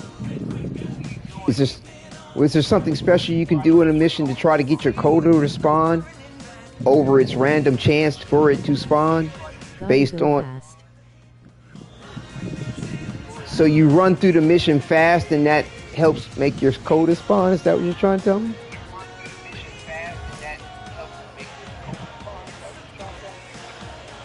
Not race to the end. I was trying to pace kills. I had a 50% chance instead of 25%. Okay. Madanui. I wasn't racing to the end. Whatever, dude. I mean, to be honest with you, don't give shit. I mean, really. Because it's the end result is still the same. It is still the same. You're not stopping for the chest. What's Madanui, Quentin? What did I do? So if you're not stopping for the chest, the end result is still the same, whether you're trying to get the most kills, whether you're trying to race to the end. Speed, it goes based off of your percent. Whether you're, regardless of what you're trying to do, the end result is still the same. If you're not going to stop for the chest.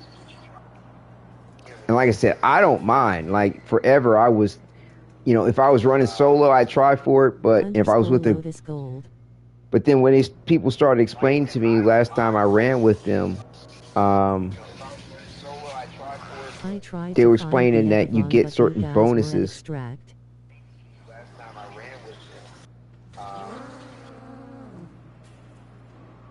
Yeah, I mean, I didn't see anybody on the map trying to help, so I just kept going. I got the first one, but then like everybody kept going and I didn't see anybody around, so I left too.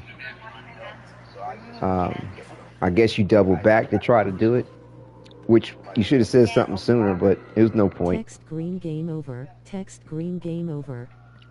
It was no point. Me rolling on the floor laughing. I stayed behind, brother. But yeah, I am kind of running out of time, and I think it might be better if I run it solo. Because this shit's dragging the fuck out. I mean, tonight's broadcast is gone. We'll get it next time. Has gone in a lot of different directions that were unexpected.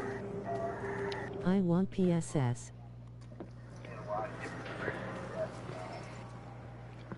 You want PSS. Piss?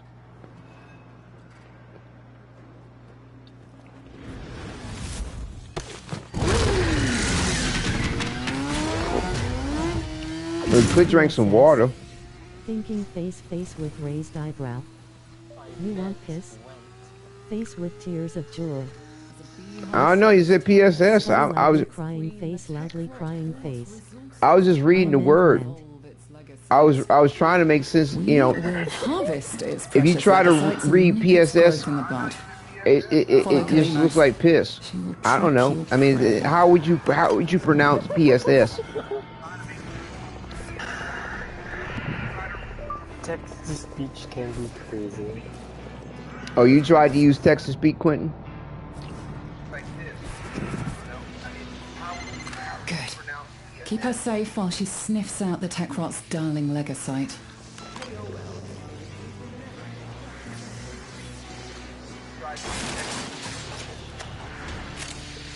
Text-to-speech can be crazy.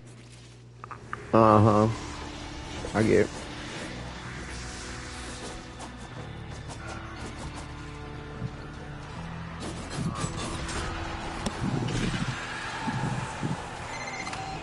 Glands.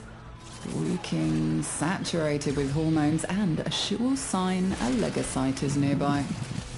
Kalimos wants us. Real it can be.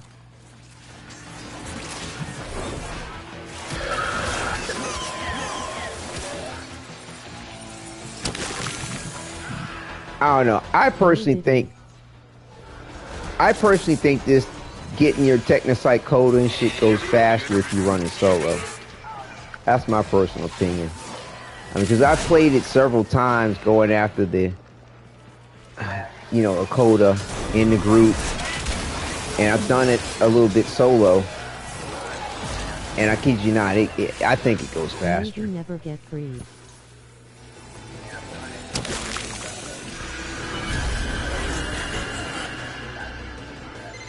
Kalimos found the Legocyte. Harvest it. Shit. Oh.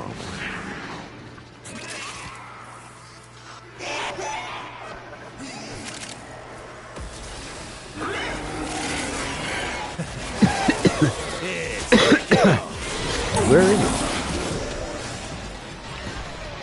I think the end face off with the Coda is quicker too. Is that it? The death does go by quicker solo. But it could also go faster in a squad, it just depends. If you do it solo asterisk. It's on the move. You mustn't escape or we'll never find it again. And this mission will be a failure. Like I said, based on my experience, I feel like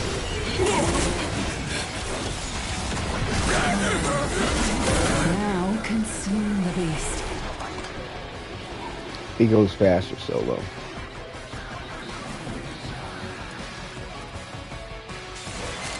It is done. Either flee to extraction now or Era or my operator. A call it are more harder when you're in a squad compared to when you're alone winking face Moai. Still. Might be. You're done. Dora.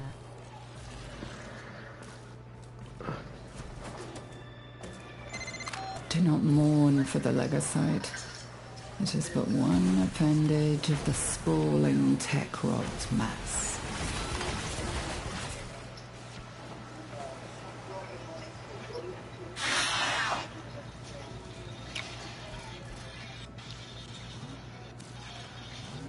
A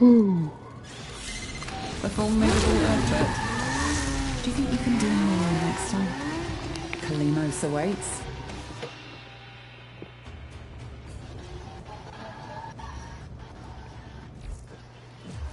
I've done plenty solo and I can say it's faster solo, but I've done it in groups and it's gone by just as fast. I think that's like important because, you know, I always want to make other...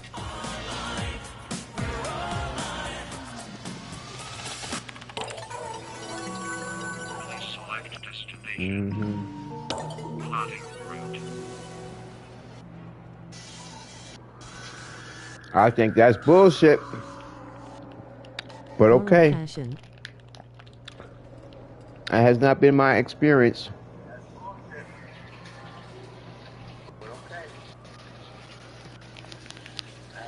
In didn't spawn at all, so maybe it's me slowing you down. Sometimes they don't spawn even if you solo. Asterisk. But sometimes they don't spawn even if you're running solo. I mean, you don't have to run now. You don't have to go away now at this point. Especially considering how long it's taken to now. Like, even now is pointless, but you can if you want. I mean, when I get to 75% and 100%, it's going to be guaranteed at some point in time. But you can, it cannot spawn for you even when you run solo. I've seen that. But overall, this shit does not take that. It takes longer. Hell, it takes longer even just to get the missions to start. You know what I'm saying? Then you gotta deal with... If there's a slot open, I can join Starstruck. Yeah, go ahead.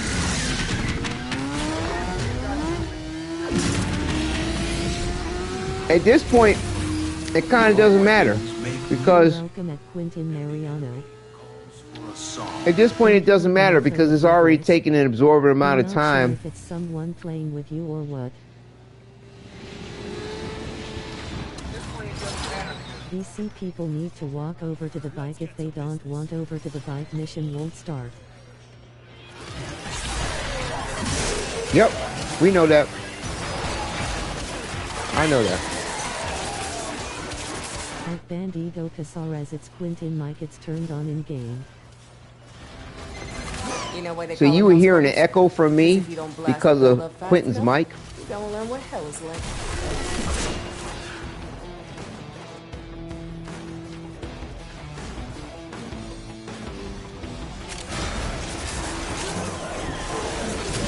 Okay.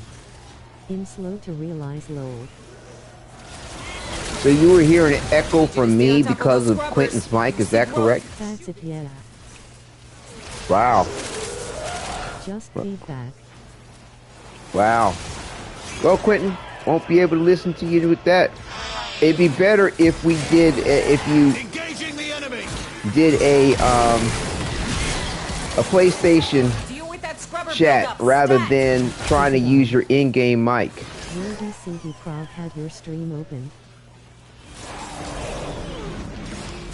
It's probably better if you, I mean, to me, it works better. It's not on. If you're using a PlayStation chat, to be honest. Yeah, I gotta hand it to the little guy. He knows how to talk to the appliances.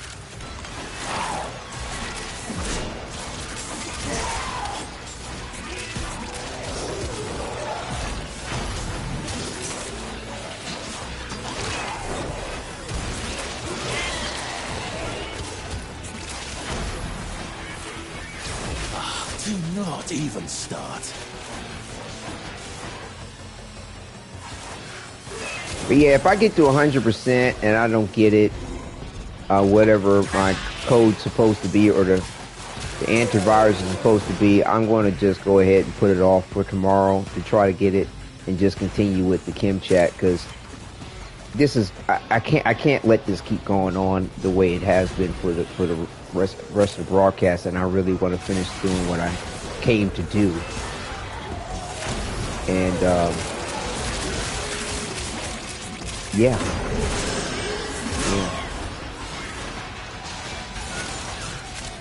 This shit's taking forever.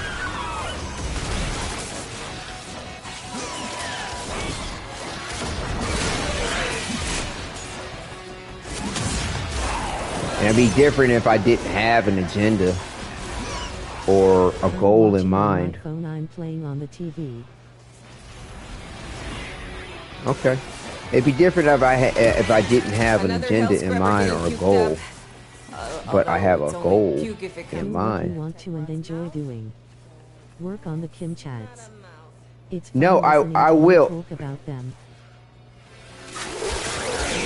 I will, but the point I'm trying to make is that I also too wanted to reach a certain point with my Coda situation. I wanted to at least get the antivirus point solved. I didn't want to get to a certain percentage on the disinfection.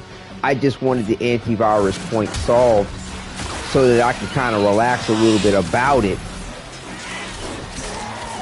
But whatever.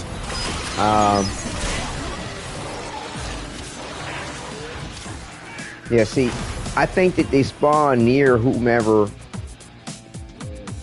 is the thing for them. And see, it's spawning over by you. Whoever that is. And that's not mine. I don't even... It's mine. I understand, man. Last thing I wanted was to complicate things. Whatever, dude. It's not... Whatever. It's no need to apologize about shit that we probably understand to begin with. It's going to complicate shit. Like it's... I don't need the apology. Put it that way. You know, because the thing is that I invited the situation. When I said yes, people could join me. I invited the situation, entertaining, and you know, enjoying too. The point of people's questions and this and that and the other. Like I was the one who invited it. I like I said, I already saw going that it's, to me, in my opinion, it goes faster when you're running solo. I decided to also to entertain the point of what John was saying. Oh, you know, you got an equal chance of this, that, and the other, and blah blah blah blah blah. Knowing that for me and in my experience, see, my ass is out here on the line too. Okay, marking extraction. That's not the case. Pull the ripcord whenever you need to. I know also too going that, you know, the advice I was given by Rose, who's done this like mad amounts of time, said it goes faster when you do it solo. So, like I said, I'm like, okay, well, let me see. You know, I played it out to see if what was stated may be correct, or you know, maybe Rose might not be right as right as what she claimed to be, as correct as I experienced myself. Hey, we have another 10-0 in their game experience telling me something different. Try it out. Didn't pan out to be the case. So, you know, like I said, it's no need to apologize to me. Trust it. Because most likely, we've all experienced the point. So,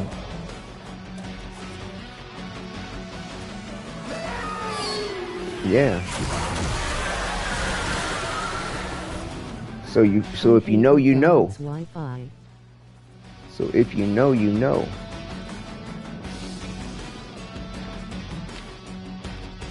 And if you don't know, you don't know. Or maybe you just faking a phone. 60 seconds to critical. Activate a scrubber, set off some Spore X, or get the hell out of there. For whatever the reason.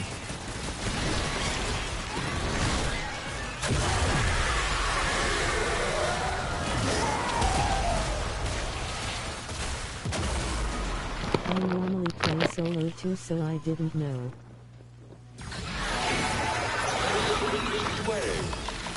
Mm-hmm. Right. Man, so like I said, no need to apologize.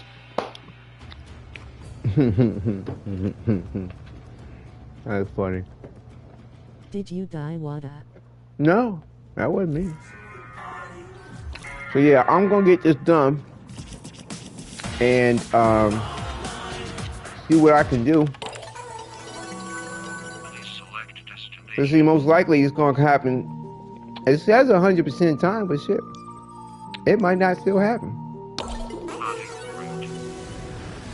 Because like if I was in a group with somebody else, your shit might decide to pop up.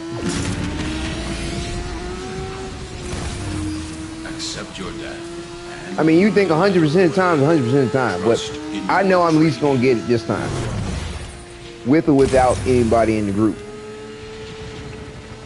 But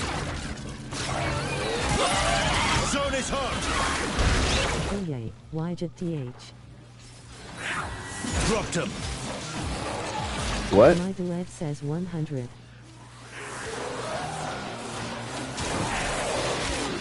Yeah, mine does too. And I think those are the situations where you probably run across a mission where both of them are spawning in at the same time. Maybe. I don't fucking know. I'm just a bit done with taking a chance at the point, or experimenting with it, or giving somebody the benefit of the doubt Supply cache in the area. about what they claim is going to happen or not happen. Self-destruct. Need to be quick to get the goods. Why the hell did I let that happen? Because I wasn't paying attention. Eyes on. Good night.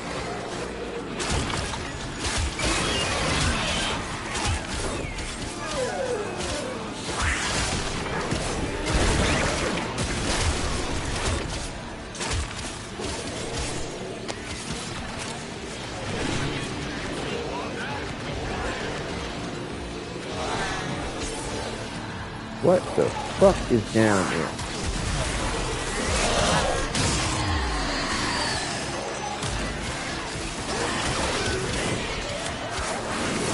Is your Coda Lich fully maxed now? Yes, it is. Get worksy, a fewer Fervon charges should pop it. But know this, open that thing and the tech bot will get riled up crazy. Ta-ta.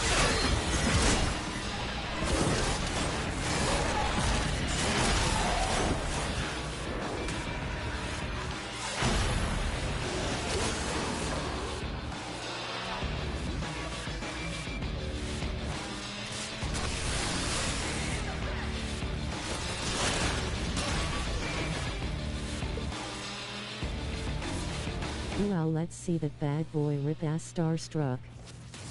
I don't got room, not Nile.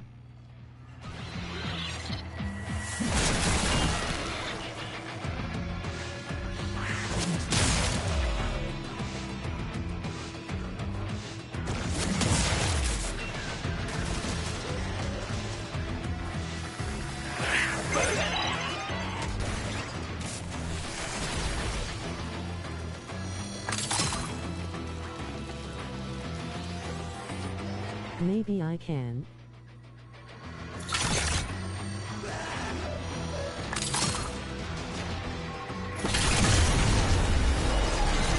Fam, tech rot's well mad. Situation's about to get proper mental.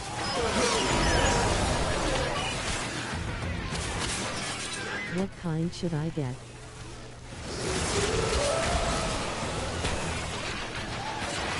Also, Wadid, what you think is better, crit weapon or status weapon? I was telling you earlier about that.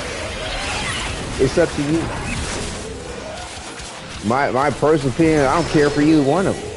I like guarantees. But, you know, it's always based on what the stats of the weapon are. You know this. I mean, you're kind of answering a question you already know the answer for some reason. Depends on, you know, is the base stat clearing them out for the weapon over 20% Need help. for crit or for status? I don't have a preference. I said that earlier. It's based on what it's based on. Do I like the weapon? Do I want to use the weapon? I'll be fine. Just get me up. It doesn't matter. To me, it doesn't matter.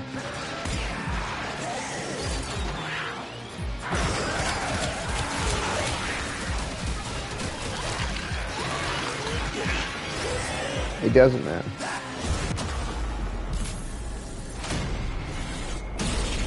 If I like the weapon and it's got good crit chance, well, it has good crit chance. If I like the weapon and it has good status, it has good status. If I like the weapon and it doesn't have either, then I like the weapon. I don't care. Like I don't put that kind of emphasis on things like that. Like I said, I'm not the typical player that's out there, so to speak, or the kind of player that, you know, most people may gravitate to or rally around. You know what I'm saying? Like, I'm not trying to be a YouTuber based on that kind of stuff, because I know going what I do is not typical. It's not based on hype. It's not, ooh, I got the best this, I'm the greatest at that, and I'm doing the juicy red crits here, and I know everything. Like, I don't know every fucking thing. I'm not even trying to know everything. And, like, I have a mentality about how I like to play, which does not cater to, Scratch one. you know, who's got the biggest and the baddest and who's the greatest. It's not about that. It's can I play the game in a way that I enjoy playing the game? And for me, like, I'm not keen on, I don't like running back and forth to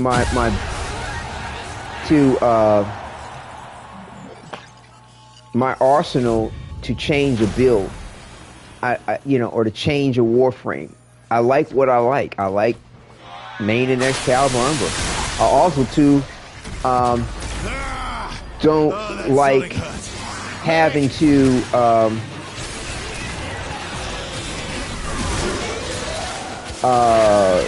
switch the build for Excalibur Umbra. Like, I like just jumping into the game, jumping into any mission that happens to be available that I may want to play, having fun and doing well at it.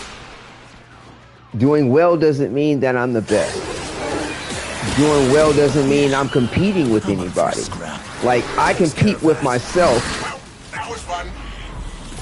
on like how well I'm doing what I do. Like how I'm dying right now playing the game. Like, I don't like that. But I'm not really focused on what I'm doing, really. I'm sort of talking. I am paying attention to, I'm really paying attention more to how he's dying and what sort of is happening with my quick thinking. That's what I'm actually really paying attention to. But yeah, like that's kind of how I am in real life too. I don't compete with people. Like, I could, you know, I will take inspiration in what other people would do. And, you know, and like, oh, and I think to myself, well, does that apply to me? And if it does, I'm like, okay, I'll see what I can use from it. But I'm not trying to compete against them to outdo them or be better at it than them. Like, I just don't do that. I don't do that. Bring it home, fam. You know, I compete against myself for whatever goal that I have in mind. And now I find other people find that to be competitive for them. You know, but I'm like, that's fine. You can compete against me if you want, but I'm really not competing against you. Now, well, can I compete against people if I decide to compete? Sure, I can put that kind of mentality in it or that thought. But it's just for fun if I do. So yeah, it's like, so what do I think? You know, and plus too, like the time and effort that DE puts into the game to try to make things balanced for the most part. Yeah, there's some exceptions to the rules, sure, to varying degrees. But more often than not, they're temporary. And luckily for DE, they don't always do the latest, greatest as to what may be a little off on what might be some degree more be better than something else. Oftentimes it's like happenstance.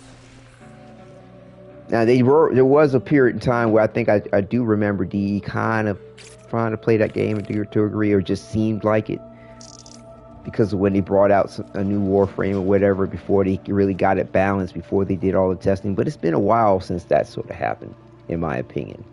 But it does still happen to a degree, but then they quick to nerf the shit. They quick to be like, oh, we didn't really realize that could happen, or somebody figured out some BTW, what is that Nakana skin BTW? Unintended purpose that we did not realize. So what I'm saying is, it's like, the latest, greatest, or whatever the so-called meta may be is relative to where they are with balancing things, and I do not foresee that it's going to remain that way.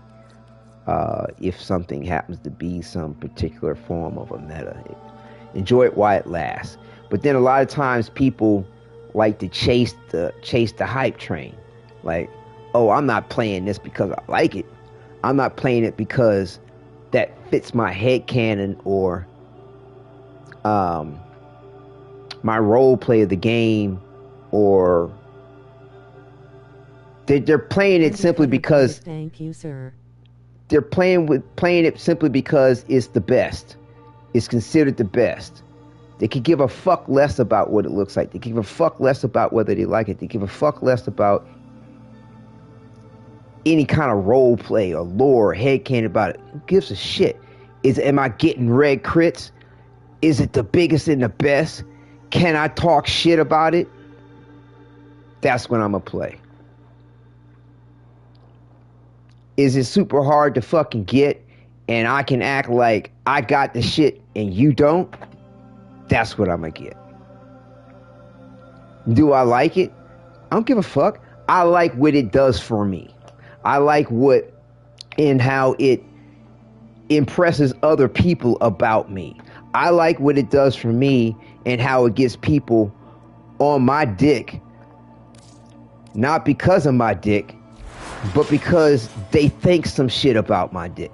Like, it's whatever, dude. I just don't. That's just not me. Like, Skull loudly crying face with tears of joy.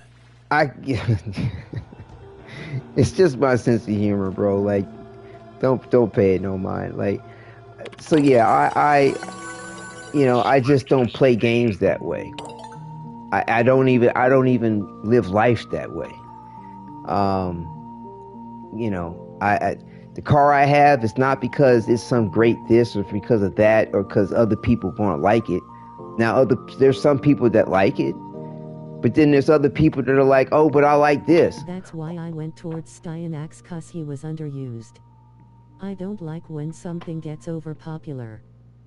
Right, but see, now that's the opposite end of the spectrum. And I'm not there either. I'm not knocking you, but I'm not there either. Just because... I noticed you take your role-playing seriously, loudly crying face, folded hands, medium light skin tone. I take it sincerely. Not seriously, sincerely. But, what you were mentioning there, Nestor, is that's the opposite end of the spectrum. Like what I was talking about as far as everybody got to have the latest, greatest, and hype, and or it's like they're looking and going, do you like this? Oh, okay, then that's what I want to do. Sincerely, right. So then you got the other end of the spectrum where people are like, oh, because everybody likes this over here, I'ma do this. I don't do that either. Because whatever the fuck this is might be some shit that I don't like. I chose Excalibur because I was enamored with the myth, lore, and fable and legend of the Arthurian legend. I was like, fuck, I get to be the sword in the game? I get to be Excalibur? Fuck, I'm on it. And that was back when you had fucking super jump.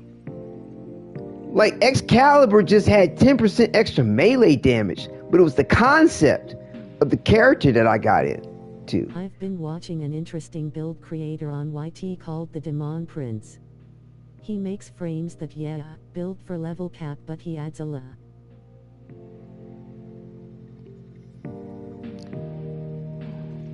But he adds a level of roleplay to them, giving the build's lore and such. Well, that's very good. That's very keen. That's keen. Put a link into him in the chat and link him in the Discord.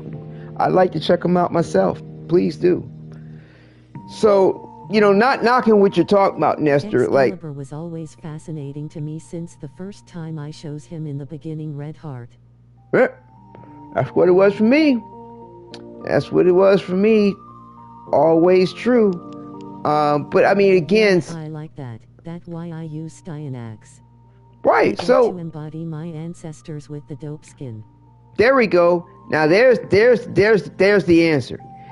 There's the reason that's true, in my opinion. True to you versus not has no truth to anybody else but you. That's important.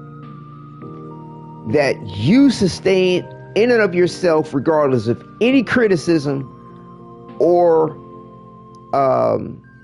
positivity or rejoice or renown. That to me is truth. Fuck what everybody else got to say, positive or negative. In my opinion, as far as something that you're going to do. Post the link of his playlist of vids catered to the roleplay builds he's done. Excellent. Right. For you. I'm rocking with what are saying 100 points. Yeah, but that's what's up. See, like for you to tell me like, oh, it's how to read it exactly. I get to embody my ancestors with it. Done. I wish I could role play with some shit like that I felt was embodying my ancestors. Like not just I have some Native American, but how you identify with it, how you relate, your aspect and your. Fuck what anybody else thinks. Just do your own thing. Fire 100 points. Well, I mean, to some degree, you do want to consider it. I mean, when I say fuck what everybody was saying, don't mean fuck off. Because when you fucking, you getting yours, right? Now you might be pleasing somebody else too, but you trying to get yours. So when I say fuck off, it's like, or fuck everybody. It's not a true like ignore what they have to say, disregard what they have to say. It's just don't make that the end and be all to your existence of why the fuck you doing what you're doing. Here comes the text to speech. https://youtube.com/PLA_YLIST?list_HDIUFDZQYF_FMYUAKD&SI=sign CJKRLBYE1CJIA-SD. Not odd out ow yad outline. Wadid skull loudly crying face loudly crying face loudly crying face. Yeah. I was able to fully develop a really good build to get me through the game. I destroy my enemies as well as support and heal my teammate. Yeah, I noticed that playing Stynex when I did what I did with him to get through the Netricide. I was like, damn, Stynex is cool as shit. No, I mean, he's a cool character. I mean, like, I enjoyed the abilities too. And I don't know if you noticed the way I kind of had it built out. It was really for support. It really, because I hadn't really like tricked him out, or really spent a lot of time to really know a lot about him. You know what I mean? Knew enough about him, So, yeah, that's what's up. No, but like I said. Doing what you do, how you doing it. Kudos. His backstory is dope too. He's a protector. I view him as support too. Right. So excellent. Okay. So, but yeah, like I said, to say, put it this way, I would say, I don't have. Oh, here it is. I would say first, like ability will go hard on color vo fire moai. Right. That's dope. It's a nice combination too with that. I mean, as far as like ability wise and character wise, and even in a role play situation. But like I would mention the ancestor first going in, and then secondary, I'd be like, and the cool thing is too, like not many people use Stynex. Like I enjoy kind of that. He armor strips, but Terrify works better for my color vo. Okay, and I kind of like the exclusivity to a bit, and I kind of know what you're talking about. Like when people don't use that, like Excalibur was that way, up until Excalibur and Umber have had their periods in time within the last 11 plus years that I played Warframe, something like that.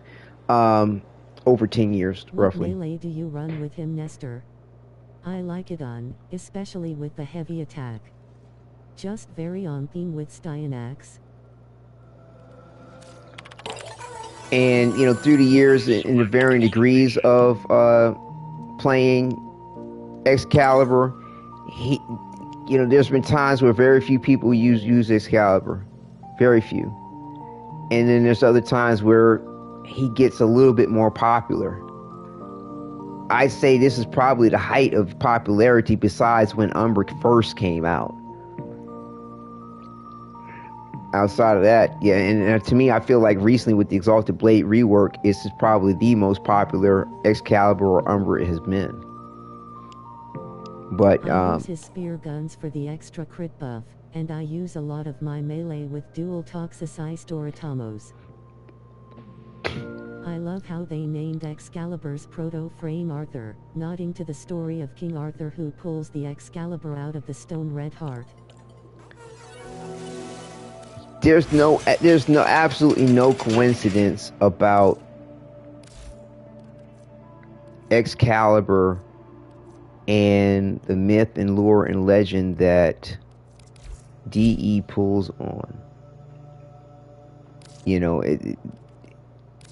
if you go to his outfits, Avalon helmet.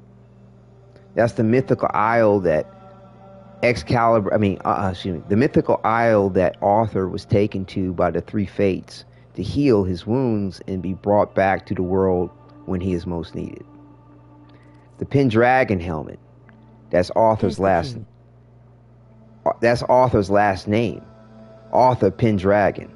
His father, Uther Pendragon, of the Pendragon Order, the Order of the Dragon, those who protect the earth. DE doesn't miss a fucking point about the Arthurian legend in Excalibur. And then they knew what was up. It's like, yeah, Arthur's badass, but what made Arthur the champion? The sword. Excalibur. The sword. Red Heart. The sword.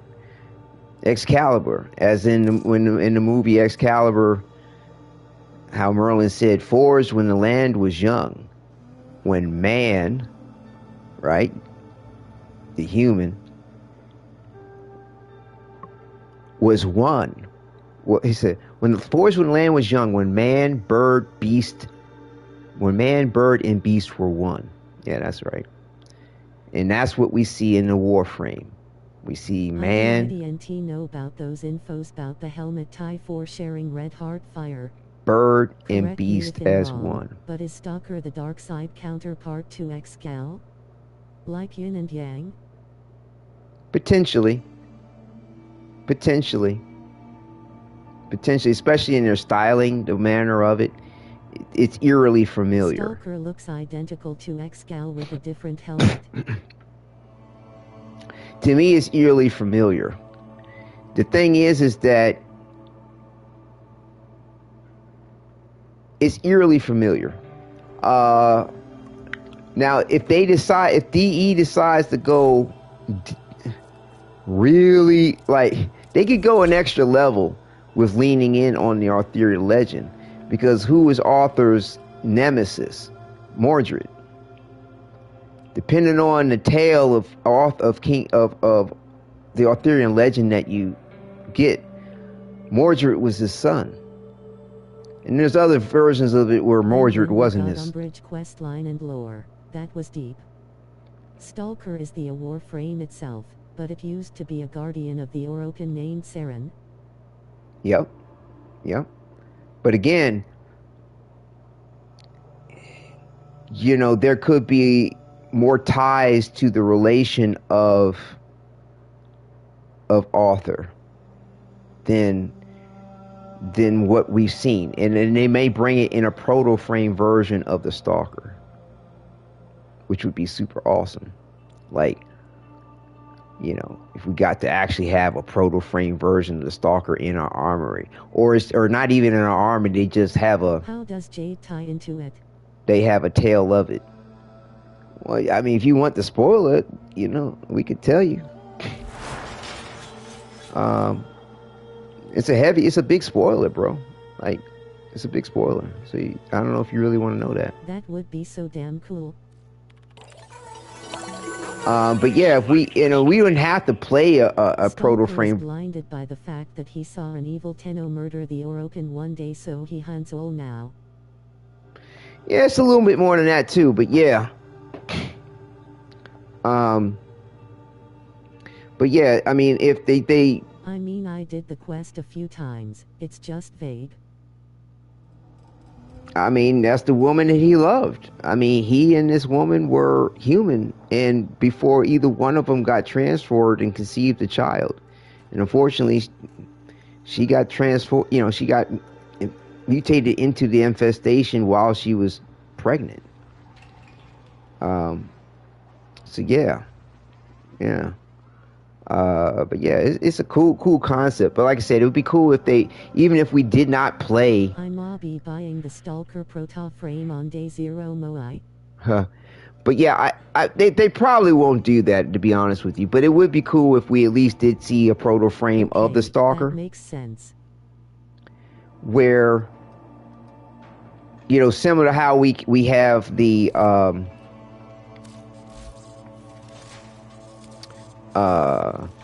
Stalker Specters. There's just like within the game lore, like Stalker's still Stalker, right? But then somewhere along the way we come across an NPC or a character that we have to deal with and confront or battle, who is the Protoframe version of the Stalker. Now it'd be great if we had it in our arsenal, sure, but most likely they probably won't do that. Will the son be a playable ally in the future? Right. That'd be cool. Possibly, probably not. Possibly, but I would say probably not, maybe. Like I said, it depends on how DE makes it their own. If they decide to go there, time will tell. Right. As far as this anti-equation to Excalibur and tying it to the Stalker, because to me, similar to how Nyx is Arthur's sister, and their mutation mutates similarly. Same thing with Stalker. His mutation is too similar to Nyx and Excalibur. Way too similar. For him not to be related to them in some way. And you gotta understand too that it might not be Arthur's son, maybe it's Eleanor's son. Because again, in the movie Excalibur, okay, it was Arthur's. We get to see the infamous massacre of the Orokin in the future, which leads Stalker to start his journey to hunt the Tennos. Yeah, that would be cool. But listen to me, in the movie Excalibur that DE is so heavily inspired by, in my opinion, Steve Sinclair, I think it's him. To name Excalibur, their poster boy Excalibur after the sword, not Arthur. There's only been few movies that do that, like Sword in the Stone. It wasn't really like what Excalibur the movie was. Okay, that sword was the shit.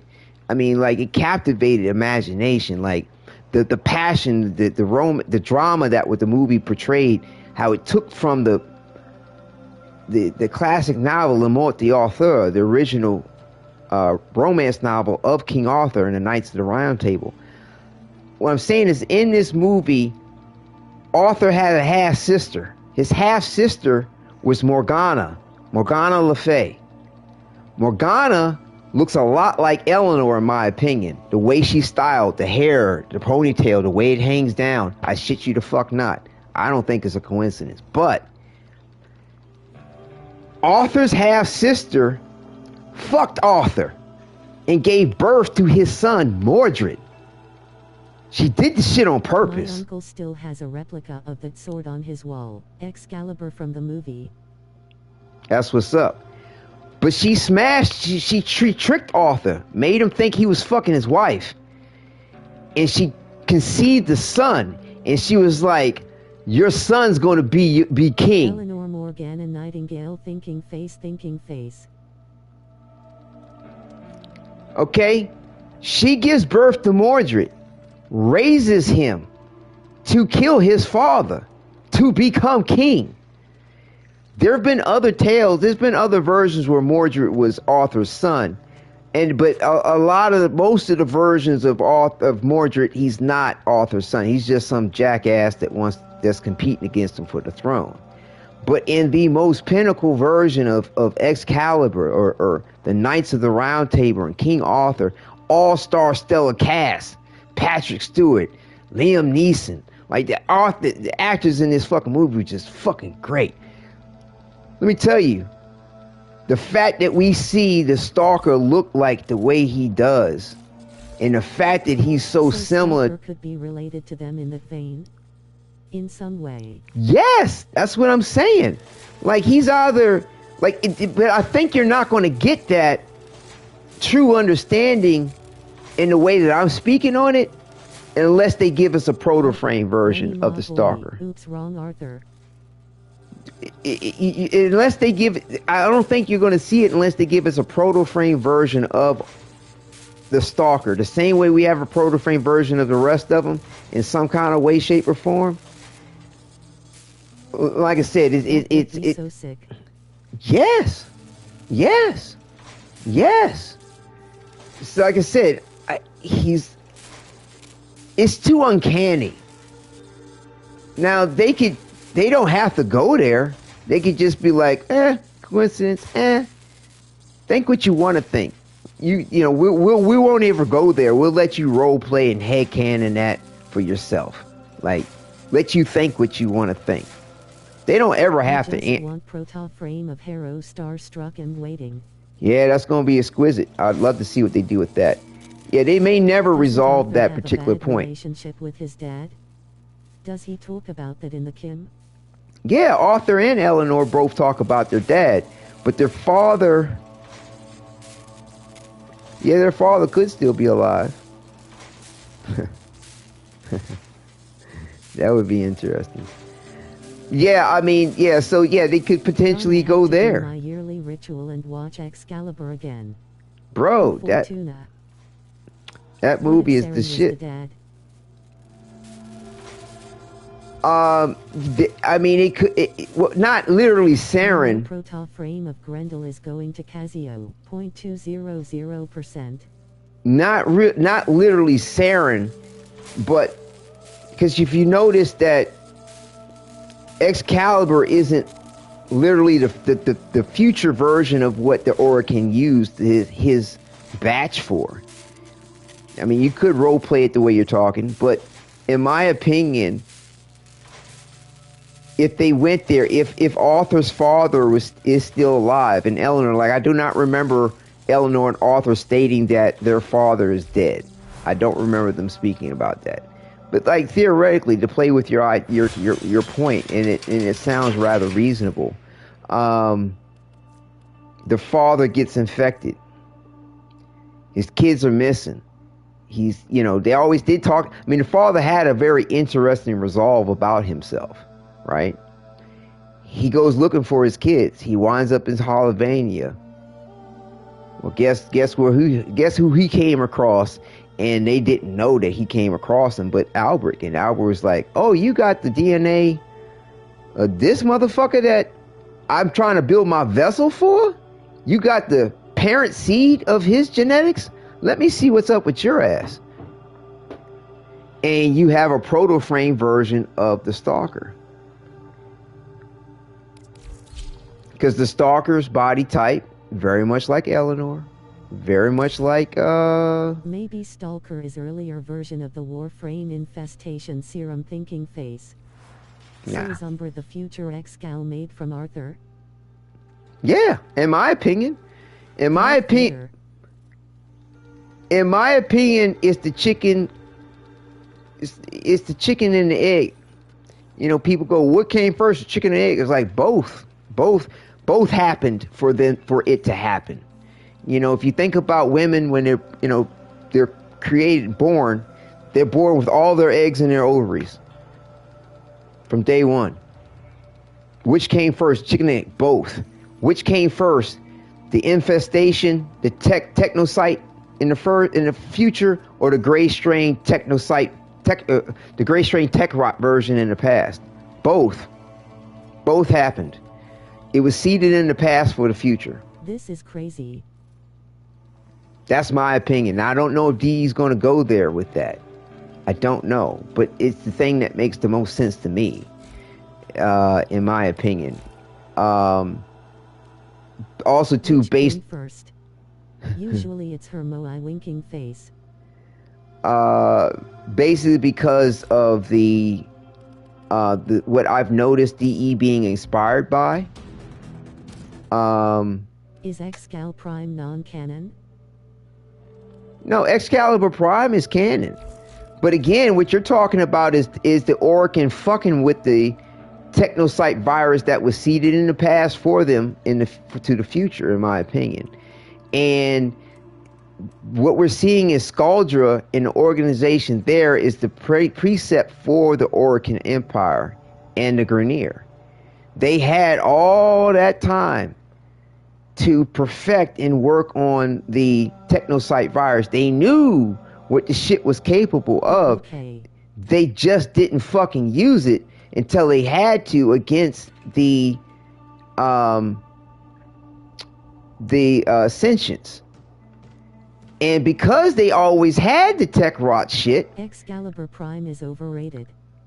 Because they had the tech rot shit, there goes Nile again. There's an antagonist in you, Nile. You know this, right? Some people feel like a nut. Sometimes they don't. Alm enjoys has mouths. What is it? Alm enjoys has nuts, mouths don't. I really would love if your concept, or rather the Excalibur follow-up story, comes true, because this shit would have me so over the roof with. Yeah. Rolling on the floor laughing. Yeah. But like I said, I'm serious. Like, so it's take seed in the past for the future.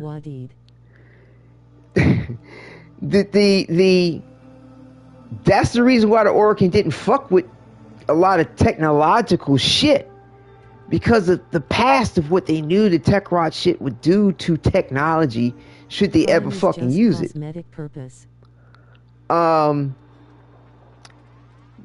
you know, they could not create what was already created. Okay? That's the reason why someone given the batch type Excalibur in the future would come out looking like Excalibur. Now, the Stalker could be a result of something like that. You know what I'm saying? You know, but they fucked with the tech rot virus a bit. So yeah, he kind of has the look of Excalibur a bit, but it's no relation. It's just by circumstance that he had a tweaked version of Excalibur, and that's why the Stalker kind of looks a little bit like Excalibur, but is different. He doesn't have, you know. But I don't think that's the case. But either way, I think the Stalker's related to him in some way, shape, or form. And you won't see that until they hopefully reveal some Protoframe version of the Stalker. My opinion.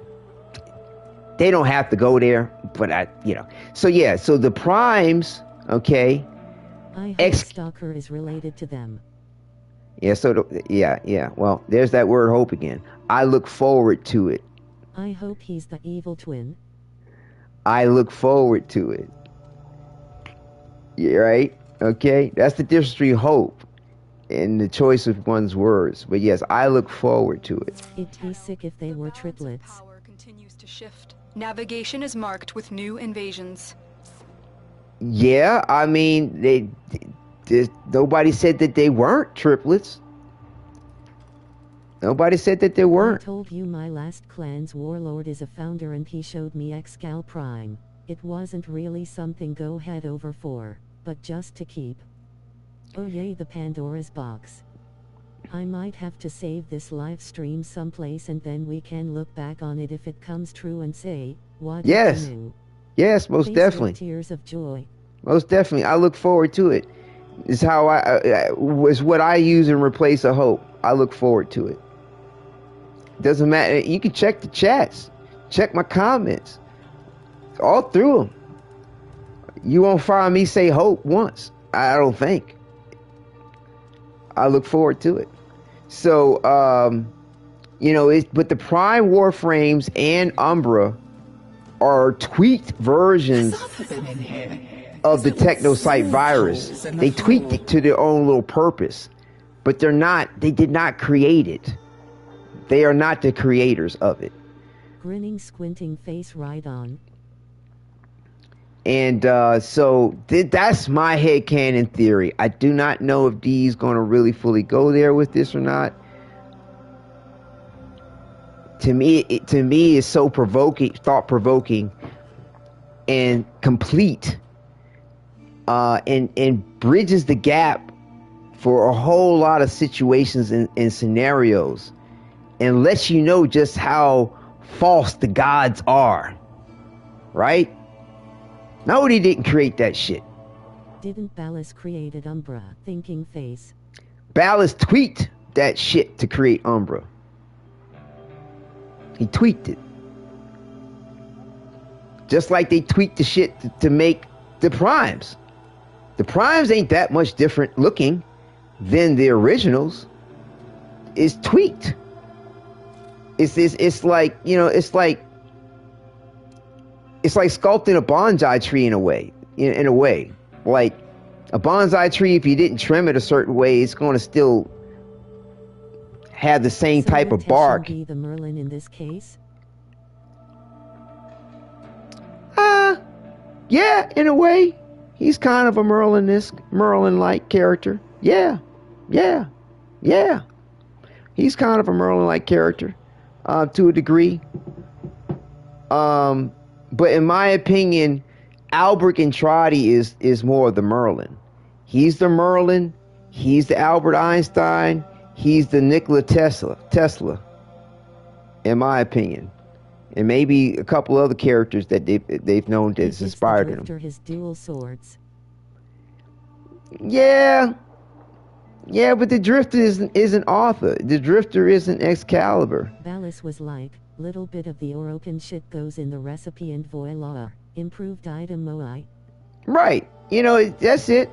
I mean, it's like, saying it's like taking a base model version of a car and adding a kit to it. Souping up the engine, adding some nitros maybe, right? A little extra, some better rims on it. The ELX package or some shit like that, the touring package on the car. That's all the fucking Primes are. But they're not, yeah. So it's just that they tweaked them. Same thing with Umbra. They just tweaked Excalibur. They tweaked it. They tweaked the formula a little bit. But Ballas wanted to do that. He wanted to purposely tweak Excalibur to a certain way to get what he got out of it in Umbra. Aren't we the Olahur Excalibur one in the same? Player asterisk. Aren't we the Olarer? Oh, aren't we the player? Aren't we the player? Excalibur one with one in the same. It depends on how you role play the scenario. Like I said, any one of the Warframes is one of the 3 characters that stroke. It's any one of the 3 characters you get to role play as. So you get to role play as the Warframe. You get to role play as the Drifter. You get to role play as the Operator. Use Excal in the main story. Well, Excalibur is the poster boy for the game. So that, of course, that's what he's going to use. But again, it goes back to the tale also too of all. You're more like the sword and the stone animation in a way, or something like that. You're more like the boy king wielding the sword, and not necessarily Arthur. I mean, you're a future person who found Excalibur more so than being Arthur. But yeah, I mean, in so many words you could go there, but because they created the Protoframe and they named him author, that kind of slides that to the side, in my opinion. You know, that kind of slides that to the side, in my opinion. You're more, you know, yeah. But to me, the operator and the drifter, they are... Makes sense the more questions I ask her. Yeah, it's all good. It's all good. Yeah, like I said, the operator drifter, there's something else altogether different. They're kind of like, they're the answer to the tragic story of the hero. Because author has a tragic story to his story. It's like the rise and fall of a hero. The operator and the drifter, in my opinion, I feel like Steve Sinclair and the rest of the creators are trying to give you something different. They're giving you something different. Not just the hero, not the villain, something different, or a choice to be something different. The same way I had that choice earlier in the Kim chat, where I'm talking to Minerva and Velimire, and they're like, so are you the hero or the villain? And you get to choose neither. I chose neither. Okay, it's somewhere in here, right? And you get to do that also too with the morality system in the game. I forgot what they exactly call it.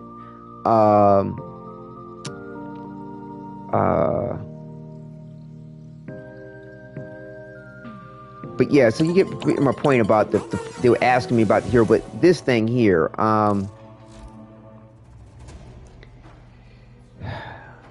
the Waybound, not Waybound. What is this? I forgot how they reference this. But it's your morality scale of light and dark, yin and yang, and you get to choose neither, which is the middle path, which is supposed to be like the more enlightened aspect of Buddhism too. The middle path, not the path of one side or the other. It's the balance of both. And I think DE is trying to give you that in the drifter, in the operator. They just give you two different versions of it that appeal to everybody, like the young at heart, the older at heart, the younger gamers, the older gamers.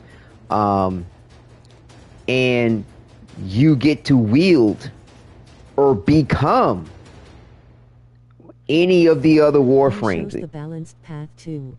Including Excalibur. Yeah, I make sure that I make sure when I come out of a fucking quest it's like this. Like, I try to go about it similar to how I'm doing the Kims genuinely, but at the same time, I'm like, I ain't trying to fuck up my shit. Like, you know, so I will check to see, like, am I still going to be good where I want to be with things? Like, I think there was one time where shit just didn't agree with me on how it was going to go down, and I just waited till the next quest to balance it back out. But so far that hasn't happened, I think, more than once or twice in the last 10 years. But either way, it's sort of like, as the Lotus tells you in the second dream, she was like, dream not of what you are, but of what you wish to be. No, I'm just showing this the thing. That I forgot what they call it. They call it some shit. I messed up my Kim chats with Flare and Frost. I gotta redo it at some point. Fuck, that sucks. That fucking sucks. Damn, that sucks. But yeah, I think the Lotus, I'm sure I'm not exactly on the quote, she says, dream not of what you are, but of what you wish to be. Or become. Or I think it's of what you wish to be. And that is, you know, that the where you get to take that middle path of what the drifter and the operator, in my opinion, actually are in the aspects of the hero or the villain or the hero, the anti-hero, the light or the dark, however you want to view the polarization of things. And I guess with Flare we shouldn't try to make the helmet relatable or try to get Flare to consider the helmet. Don't give anything away. I don't really want to know. Shuts us out. I don't really want to know. I don't want to know. I don't want to know. I don't know. Blah, blah, blah, blah, blah, blah, blah, blah, blah, blah, blah.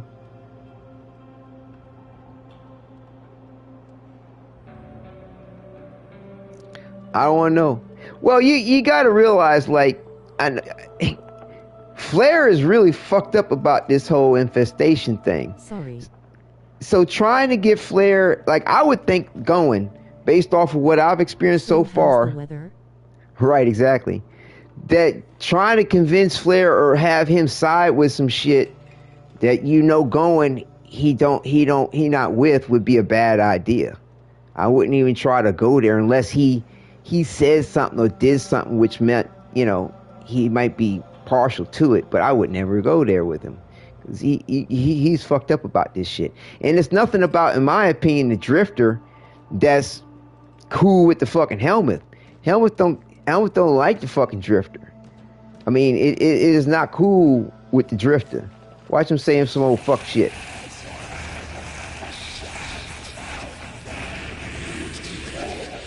The demon walks the shadow's edge. Like, he always calling you some fucking demon. He always it's like a fallen angel.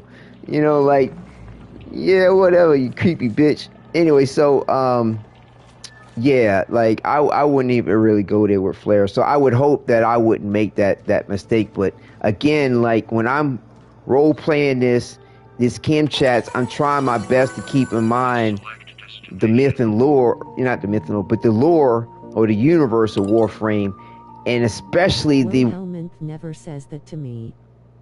Did you ever walk in there as the operator of the Drifter? He always... There's times where I've rigged it so that the helmet's in the back room, the door stays open so my Drifter can walk back there and fuck with the helmet. And he always be saying some fuck shit about the Drifter, about the operator of the Drifter. They're demons to him. Like, like, your hell spawn. The fuck? Yeah, so, yeah, I would never go there with Flare unless he said something that came around to making me think that he was cool about shit. He says, I built an arcade in my back room helmet. Nice. So, this Kim. So we can get on with it. We palpitate in your presence. Yeah, yep. Helmet be saying some freaky shit. How do we not talk about what's going on?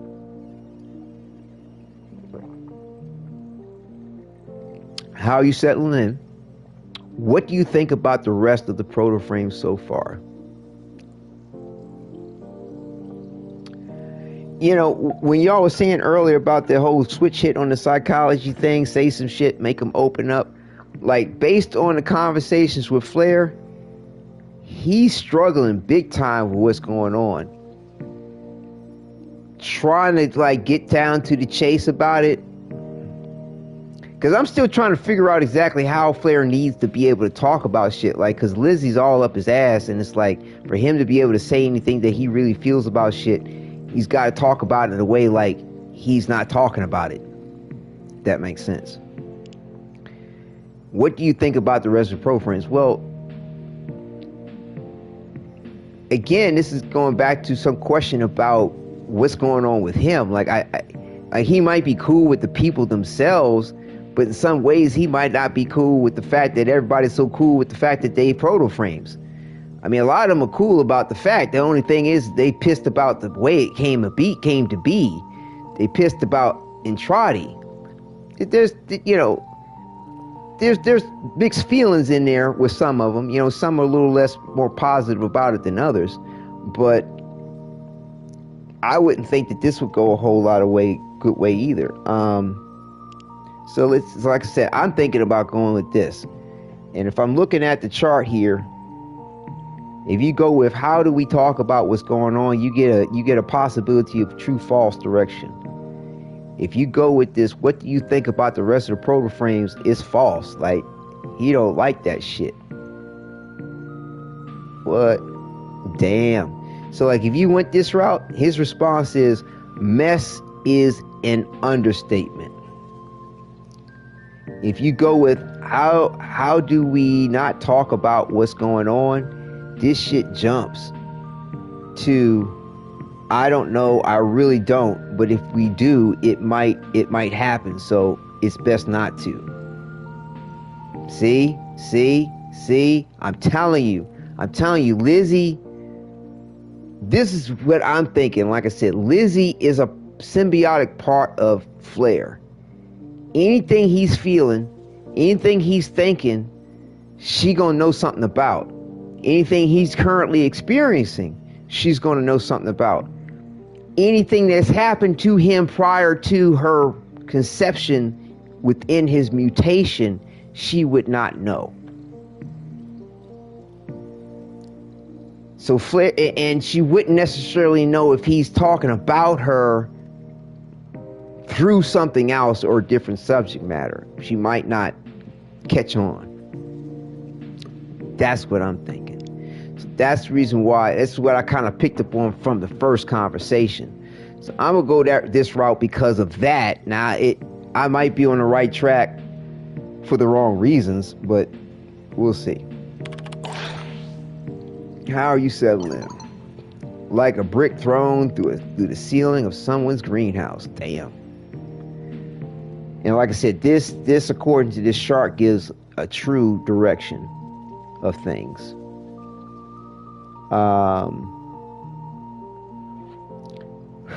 Like a brick thrown through the ceiling of someone's greenhouse. Painfully? LOL, what's that supposed to mean? Like a brick thrown through the ceiling. LOL. The fuck's funny about that? I would want to go with painfully, because like a brick thrown through the ceiling of someone's greenhouse, like I'm not sure how that's amusing. Especially considering the shit that he's talked about in regard to what's gone down. You know what I'm saying? Mutating this thing, growing up out of him, his friends dying, you know, all kinds of shit. I said, painfully, oh, hey. See? Painful. Watch what painfully brings us to. Glimmering text. Ha. Sorry. No, I meant I feel like I'm crashing a party nobody invited me to. I've shown up rather abruptly and made a right mess of somebody else's shit, haven't I? Look around. Havalia was pretty messed up before you arrived. The brick didn't ask to get chucked. Now did it? I like this answer. Let's see what's going on.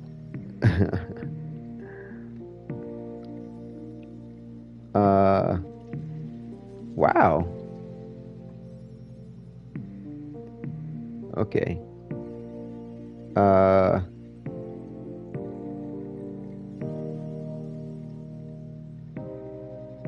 Yeah, I mean, both directions, you know, it doesn't really much matter. They kind of converge again with no deviation, no bonus one way or the other. I mean, like I said, you could go this route, which is cool. But yeah, I like this response here, though. The brick didn't ask to get chucked, now did it? No, but it did make itself into a very useful looking blunt object, now didn't it? It didn't make itself. Bricks don't make themselves into it, but I get his point.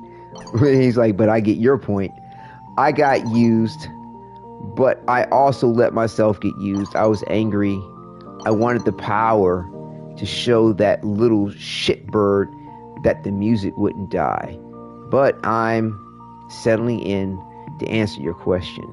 Even if I think I never eat, even if I think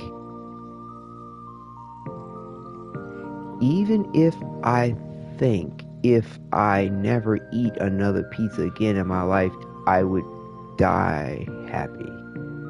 Half these monsters never heard of a goddamn sandwich. And on top of that, she just keeps pestering me about feeding her constantly. All these weird things like how he's talking about Lizzie. Damn it! Am I supposed to just ignore this? Okay, Flair, you're scaring me. I would say go with this. Let's see.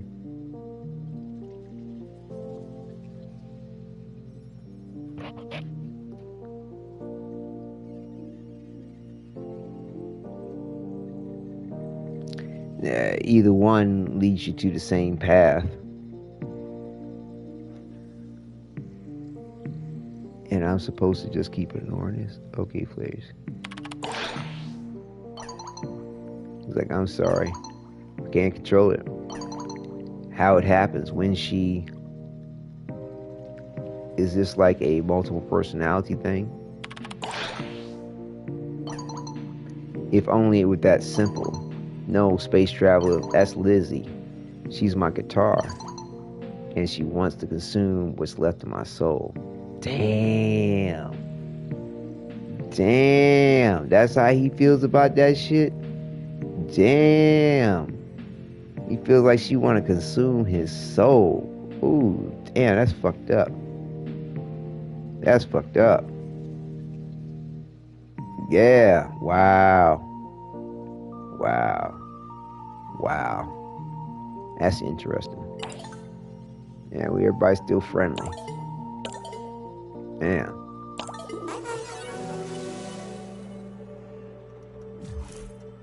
Yeah, that's what's up. Living like this, do you ever feel like we're teetering on the edge of something, but never quite going over? Interesting.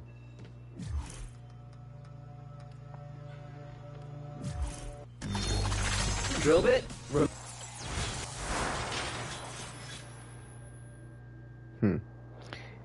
Yeah, that's deep.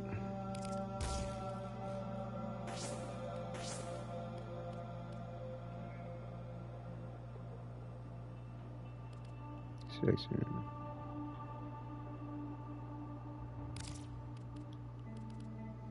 Oh. Finny. Oh, that's what I had. Okay, never mind.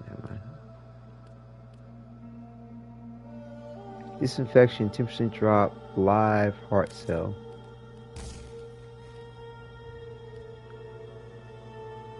Potency mod. Take that.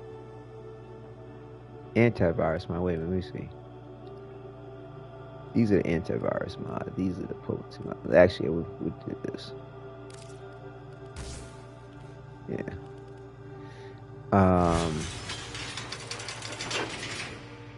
What was I thinking? At the end of the day, I really think... Yeah, did anybody want to run a couple of those relic things that they were trying to crack? To get a thing or two? Interested to seeing the next Flare convo. I've gone through it before, but it's been nice hearing your reaction on it. Oh, cool. I appreciate it. Yeah. I mean, I feel it's, that's where I'm at with what's up. I mean, you know what I mean? Like, it's just cool. Like I say, I don't know what... returned yet again. Hey, Rose. Good to see you in chat again. Yeah, I have no idea what the epithet of the circumstances will be. I'm not really clear, like, how far off I may or may not be. In all this. So yeah, we'll see. But yeah, did anybody want to run a mission to do something one way or the other? You are giving me inappropriate thoughts. I can share them if you'd like. Just going to check before I run off and do another thing. I'm bouncing around between this stream and co-hosting my friend's stream lol. Sorry I can't provide much insight. Oh, you're good. It seems to be going fine, but yes, that's cool. Co-hosting? How about that? How are you co-hosting things? Is it through just as a moderator in the chat? Co-hosting it in that way?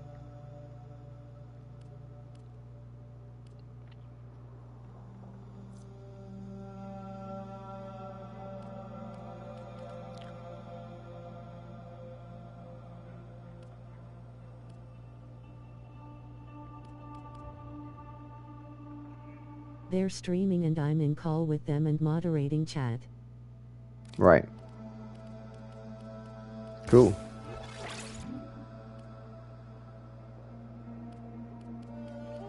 Man, my endo is like can't believe how fast I burned through my endo. Damn.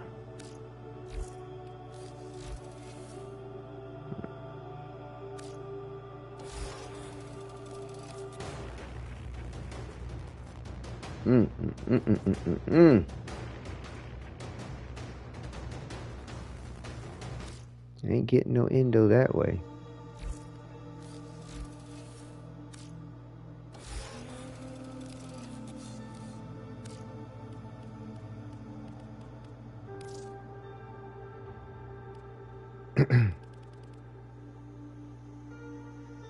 But yeah, just double checking, maybe see if anybody heard me. Anybody trying to get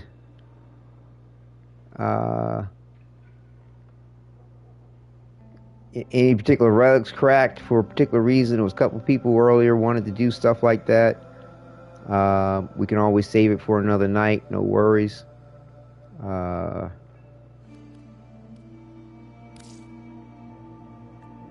If you go to Dojo and scrap the picked up railjack parts, you can get a fair bit of endo from that.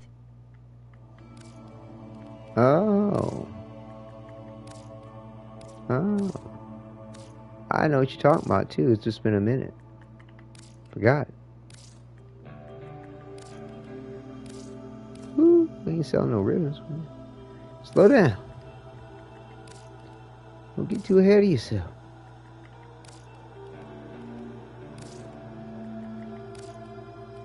Cool it down. Slow it down. Ooh, watch out.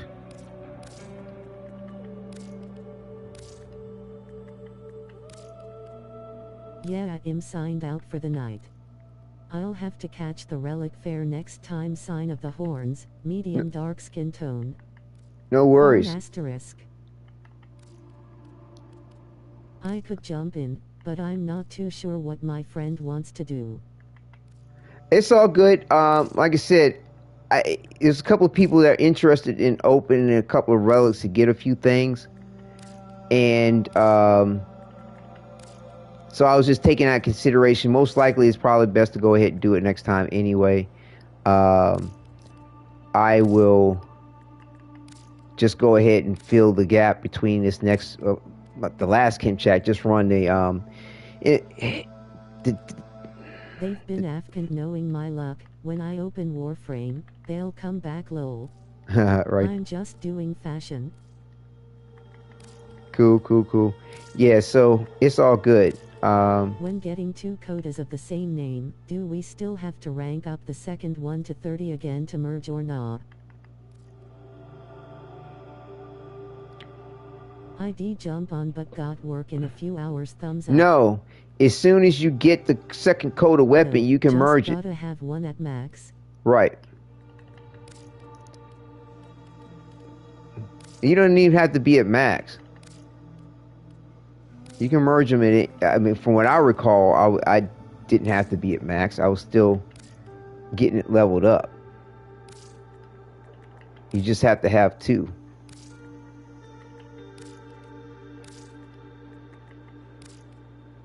From what I remember.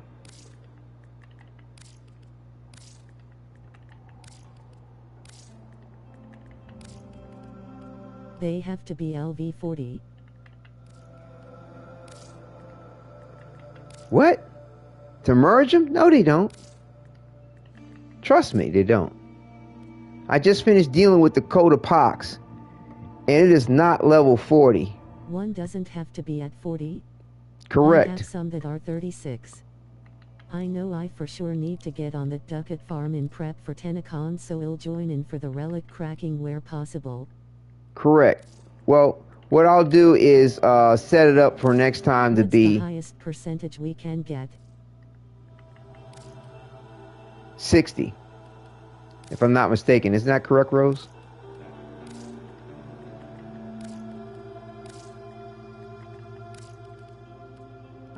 Yeah, I think it's 60% for the bonus elements. Uh-huh.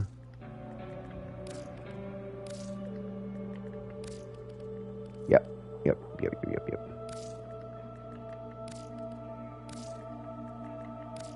And / impact cannot be one of them. Oh, my phone is so glitch. What does glitch mean?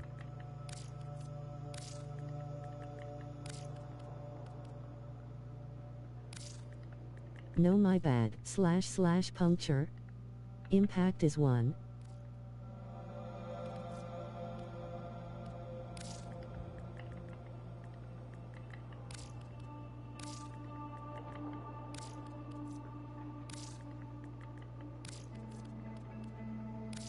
Can I join?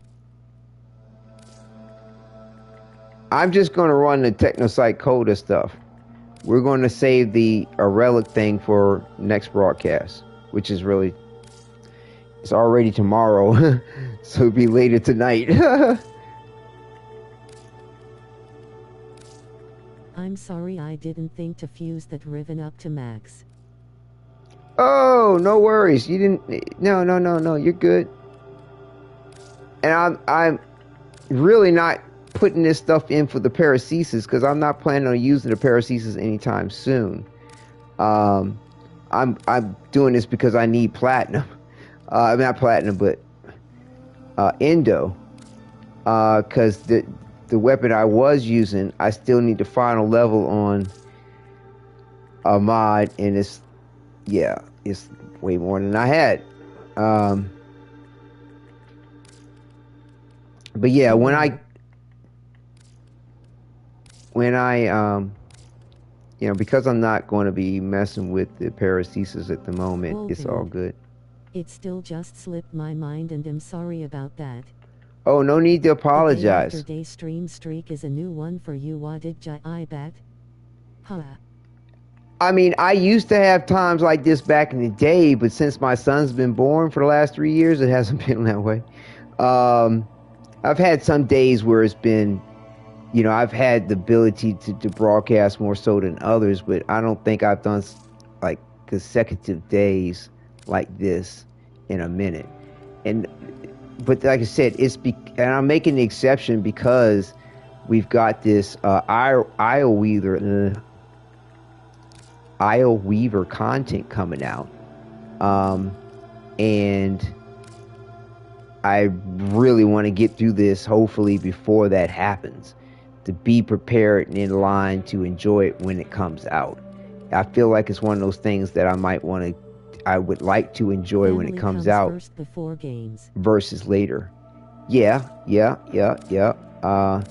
At the same time, every so often, you might make a little adjustment on just how much so. But no, I can't really make the adjustment. What I'm doing is I'm compromising my sleep. I'm compromising some extra things to do,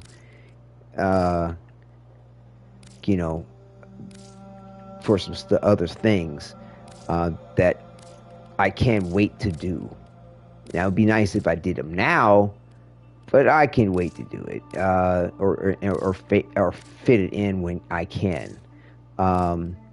Whereas, like this situation with getting through these Kim chats before the 25th, it's either now or never, so to speak. But I feel like I would like to be a part of what's going to happen when Isle Weaver drops without being out of the loop of what there is to know from these Kim chats. Just me personally. you know. So yeah, so it you know, and plus too, it is good for the channel because, like I said, I am striving to be partner. Do you want to get through them, or do you have to know? I want to get through them. If I just wanted to know, I would have been like, I want to get through. I want to get through them. You know what I'm saying? It's like a personal endeavor to want to know through the experience of it and the role play of it. You know, not just for you know, the knowledge, but kind of for credibility, so to speak. Like, you know, not that I looked it up to know, like I experienced it and I know it this way. Like, just because I've read things and I may understand some things, or even heard some things people mention about the epithet or what's going to happen at the end of all of it, I don't know it personally in the way that it comes together. And I think the way I personally may understand the way it all comes together will make a difference for how I understand it and how I may role play with it or use my head canon in it. And personally, like I said, I'm really hungry to know more about what's going on with these Protoframes in relationship to the future of other of the Warframes. It's just a lot, you know what I'm saying, a lot of questions I have, and I'd like to personally know what's up based on the journey.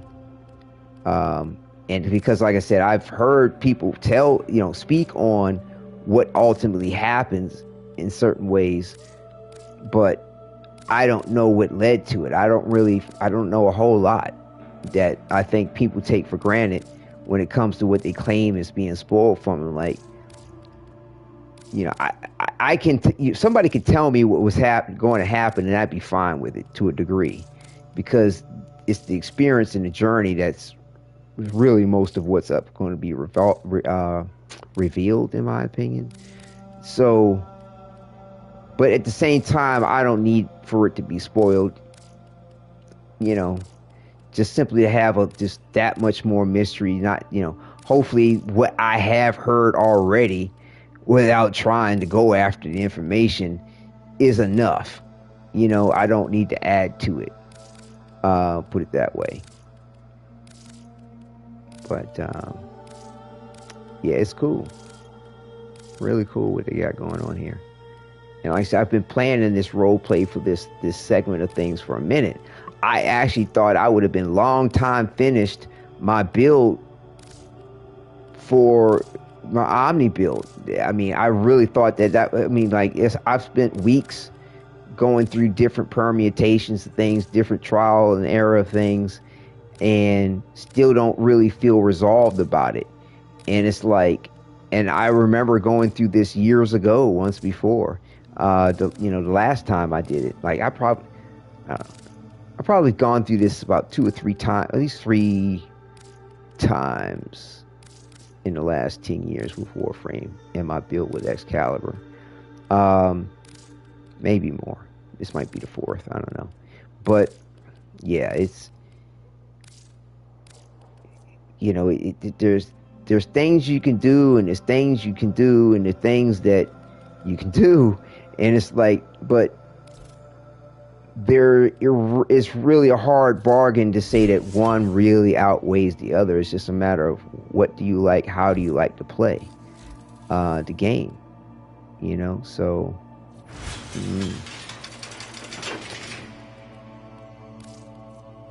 you know, what don't you mind dealing with or being possibly frustrated with? And you know, I personally would like to try to stop out of clear blue just falling on my ass, and this is one way to try it.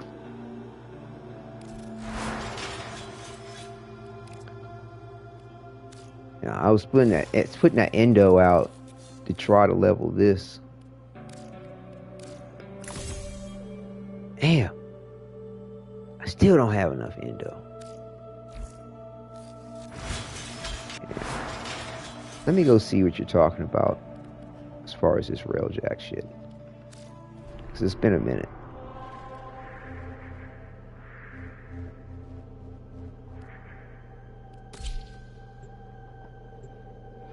And then I'll run that little mission real quick and then finish the chin chat.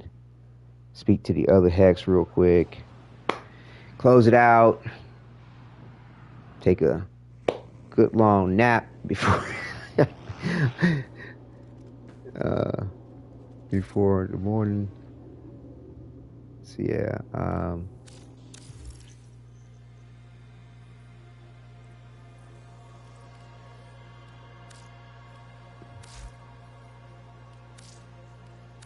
where do you sell that stuff? I'm trying to remember.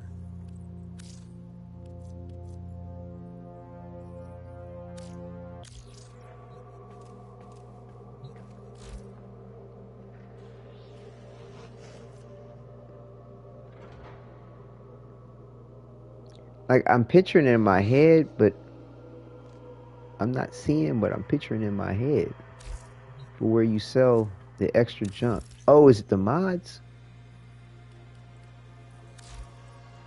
Is this what you... I think... But wait a minute, these mods would be...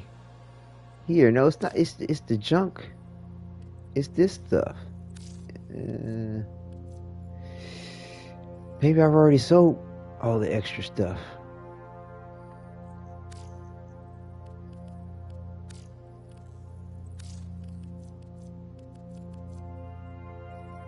Oh, it's this stuff. It's with the shit with the question mark stuff.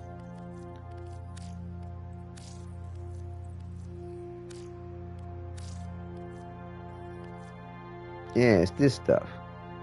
It's at the middle top of screen, then question mark in the circle.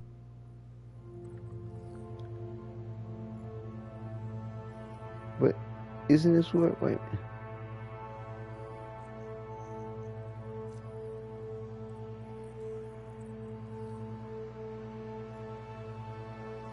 Right.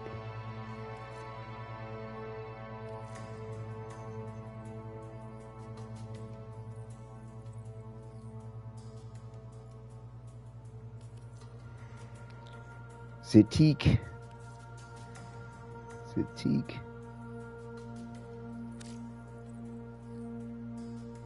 What? This has 3.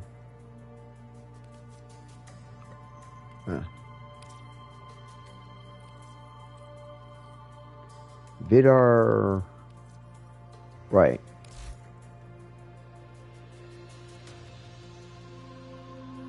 Huh?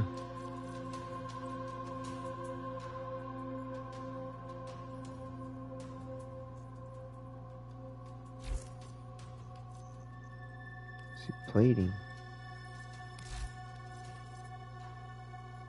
Oh. Okay. Okay, yeah. Thank you for telling me.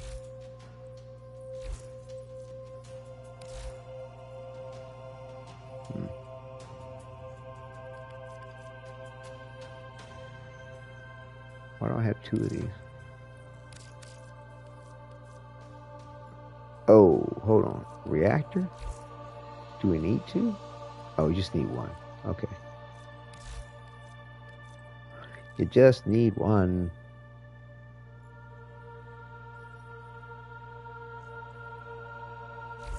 It's late face with bags under eyes, but I must level up. Level up? Level up in what way? HMM.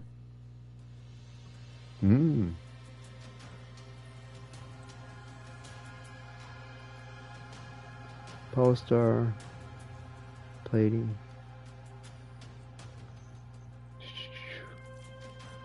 It's the one yo the right of the one you are in RN. It's the one yo the right of the one you're in. Okay. It says 17 below it or something. Okay. Just checking things. Just checking things. Just checking Rose, things. do you have some spare arcane fury?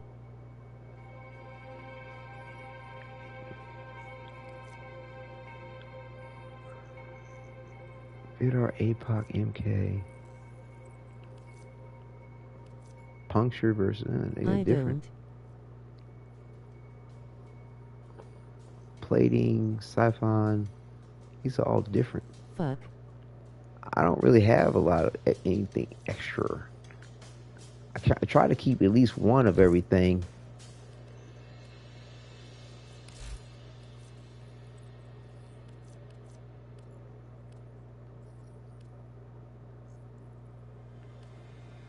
Oh, this is MK3s.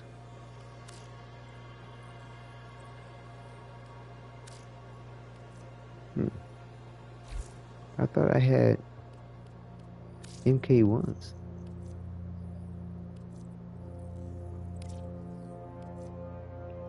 Like, where's that at? How come I can't sell that?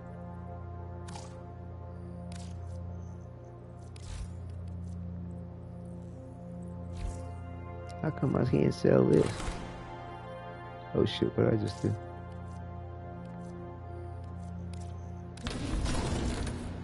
Is that what I want? Fuck, what did I have in there? Son of a bitch.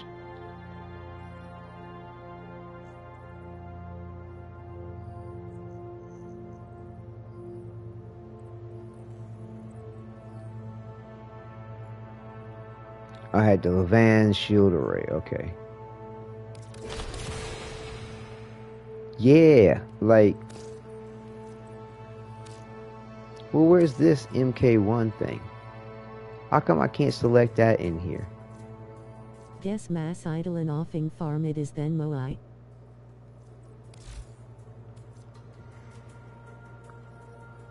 How come I can't find it in here?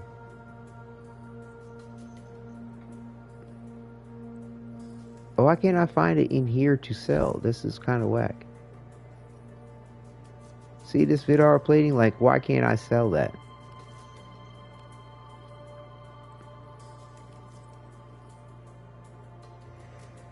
Scrapping unwanted recovered wreckage will yield about... Yeah, okay, this is what I thought. I thought I could select it here and do it here. But why is it showing up in that other screen? I don't get it.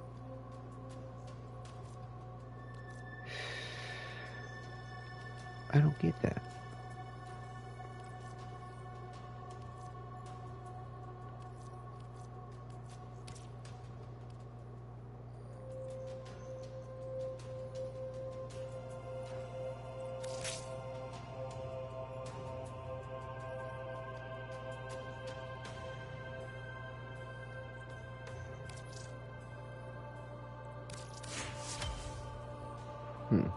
I still have to level up my Railjack Instrinsics.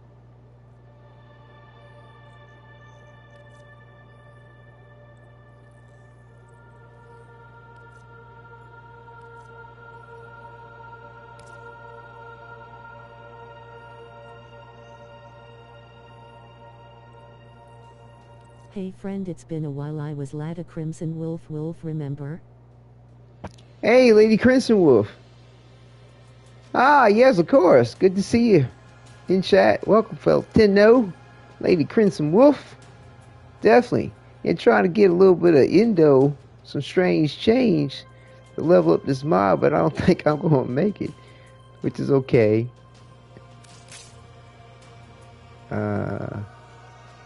Scrap it.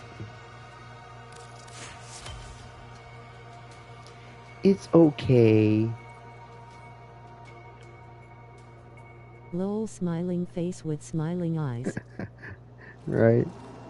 Okay. But yeah, it's okay. If I don't have enough, I'll just worry about it later. I mean, I'm not that far off the mark of what I need.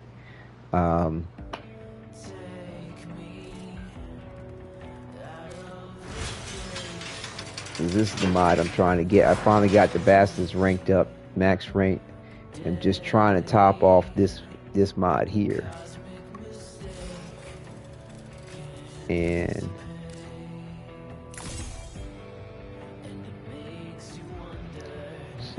just shy of where, yeah, so it's okay.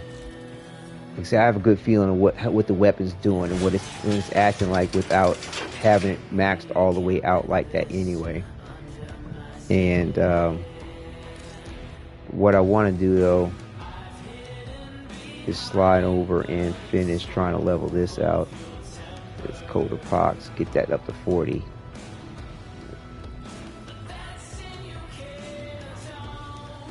Actually, I'm probably not even.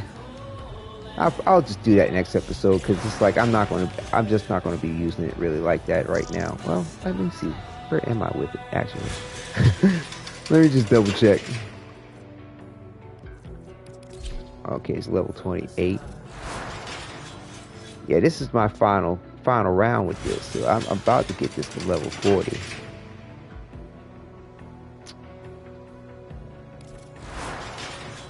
Yeah, okay. Okay, I'll just take it. I'll take it. Well, so tomorrow is when we do Rooks. Yeah, later on tonight, actually, we'll do some relics. But again, it's going to be intermixed with the Kim chats. So, you know, I'll do some Kim chats, do the relics, and I will not be staying up late tomorrow night. I will not be staying on long tomorrow night. So we'll do a few relics runs, maybe 3 relic runs, Kim chats, 3 relic runs, Kim chats. You know, like we'll go back and forth. I'll do 3 each, 3 a pop. And if everybody can compromise with me and be okay with that, we can do that. If they can't, then I'll just have to do it another night. But my son's birthday is the next day, so I'm not going to stay up. I'm going to get rest because, you know, I get to enjoy the early morning with him, and then my wife's going to do the evening. So, that's what's up. But you know, the thing is that night of his, you know, which is his birthday, because I'm doing the early day, I won't be doing the evening with him, and so she's going to be putting him to bed, so I could probably start broadcasting earlier than I typically would. So yeah, that's what's up.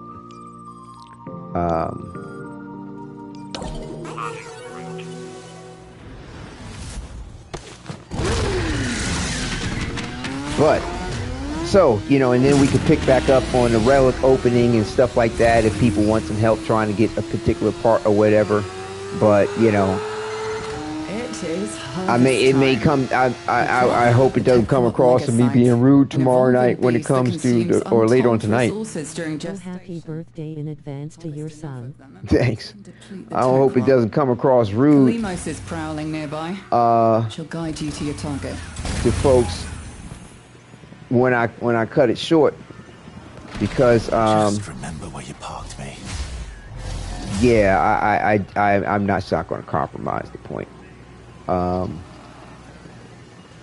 Because you know, these things can go the distance. You know what I'm saying?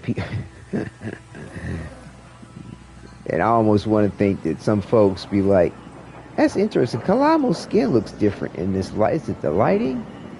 Like it does. His skin does not look like that inside of the base." Huh. Kalimos awaits. God, that feels weird. Good. Keep her safe while she sniffs out the Techrot's darling Legosite. What if Intrati is just Aiden Pierce from Watch Dogs 1 flushed face? Oh, what's up? Zeko Car, welcome. Good to see you in chat. Thanks for stopping through. Glands. Reeking, saturated. Why would it be rude? A sure sign a Legosite is nearby. What am I looking Kalimos for? wants a Oh, there sniff. she is. Kalimos is hurt. She's recovering, but you need to protect her.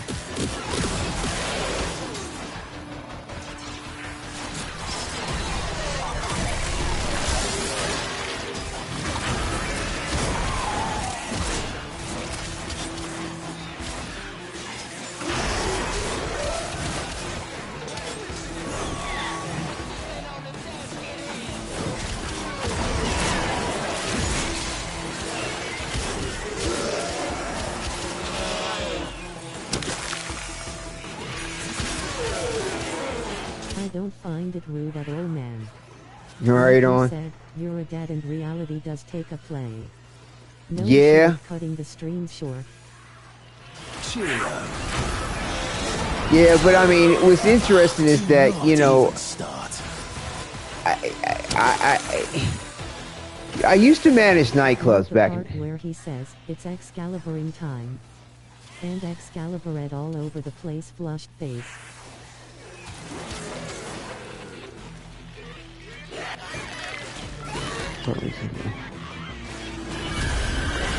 Excalibur and all over the place.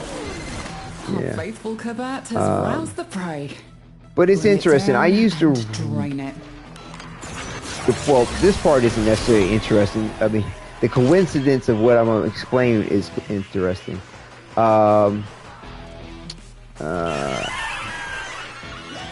That, you know, I used to manage nightclubs back in the day. I missed something. I used to work Okay, David. in nightclubs. And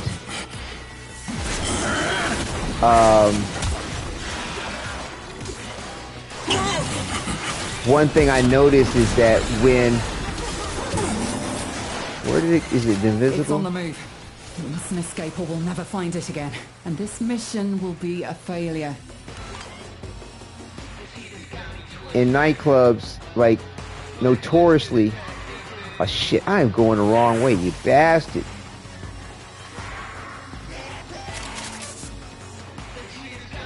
Yo, he did that shit on purpose.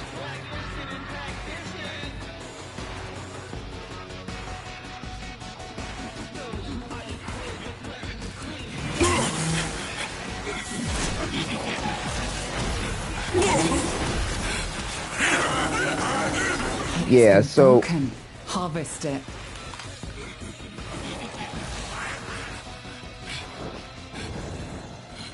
What? You can't harvest it?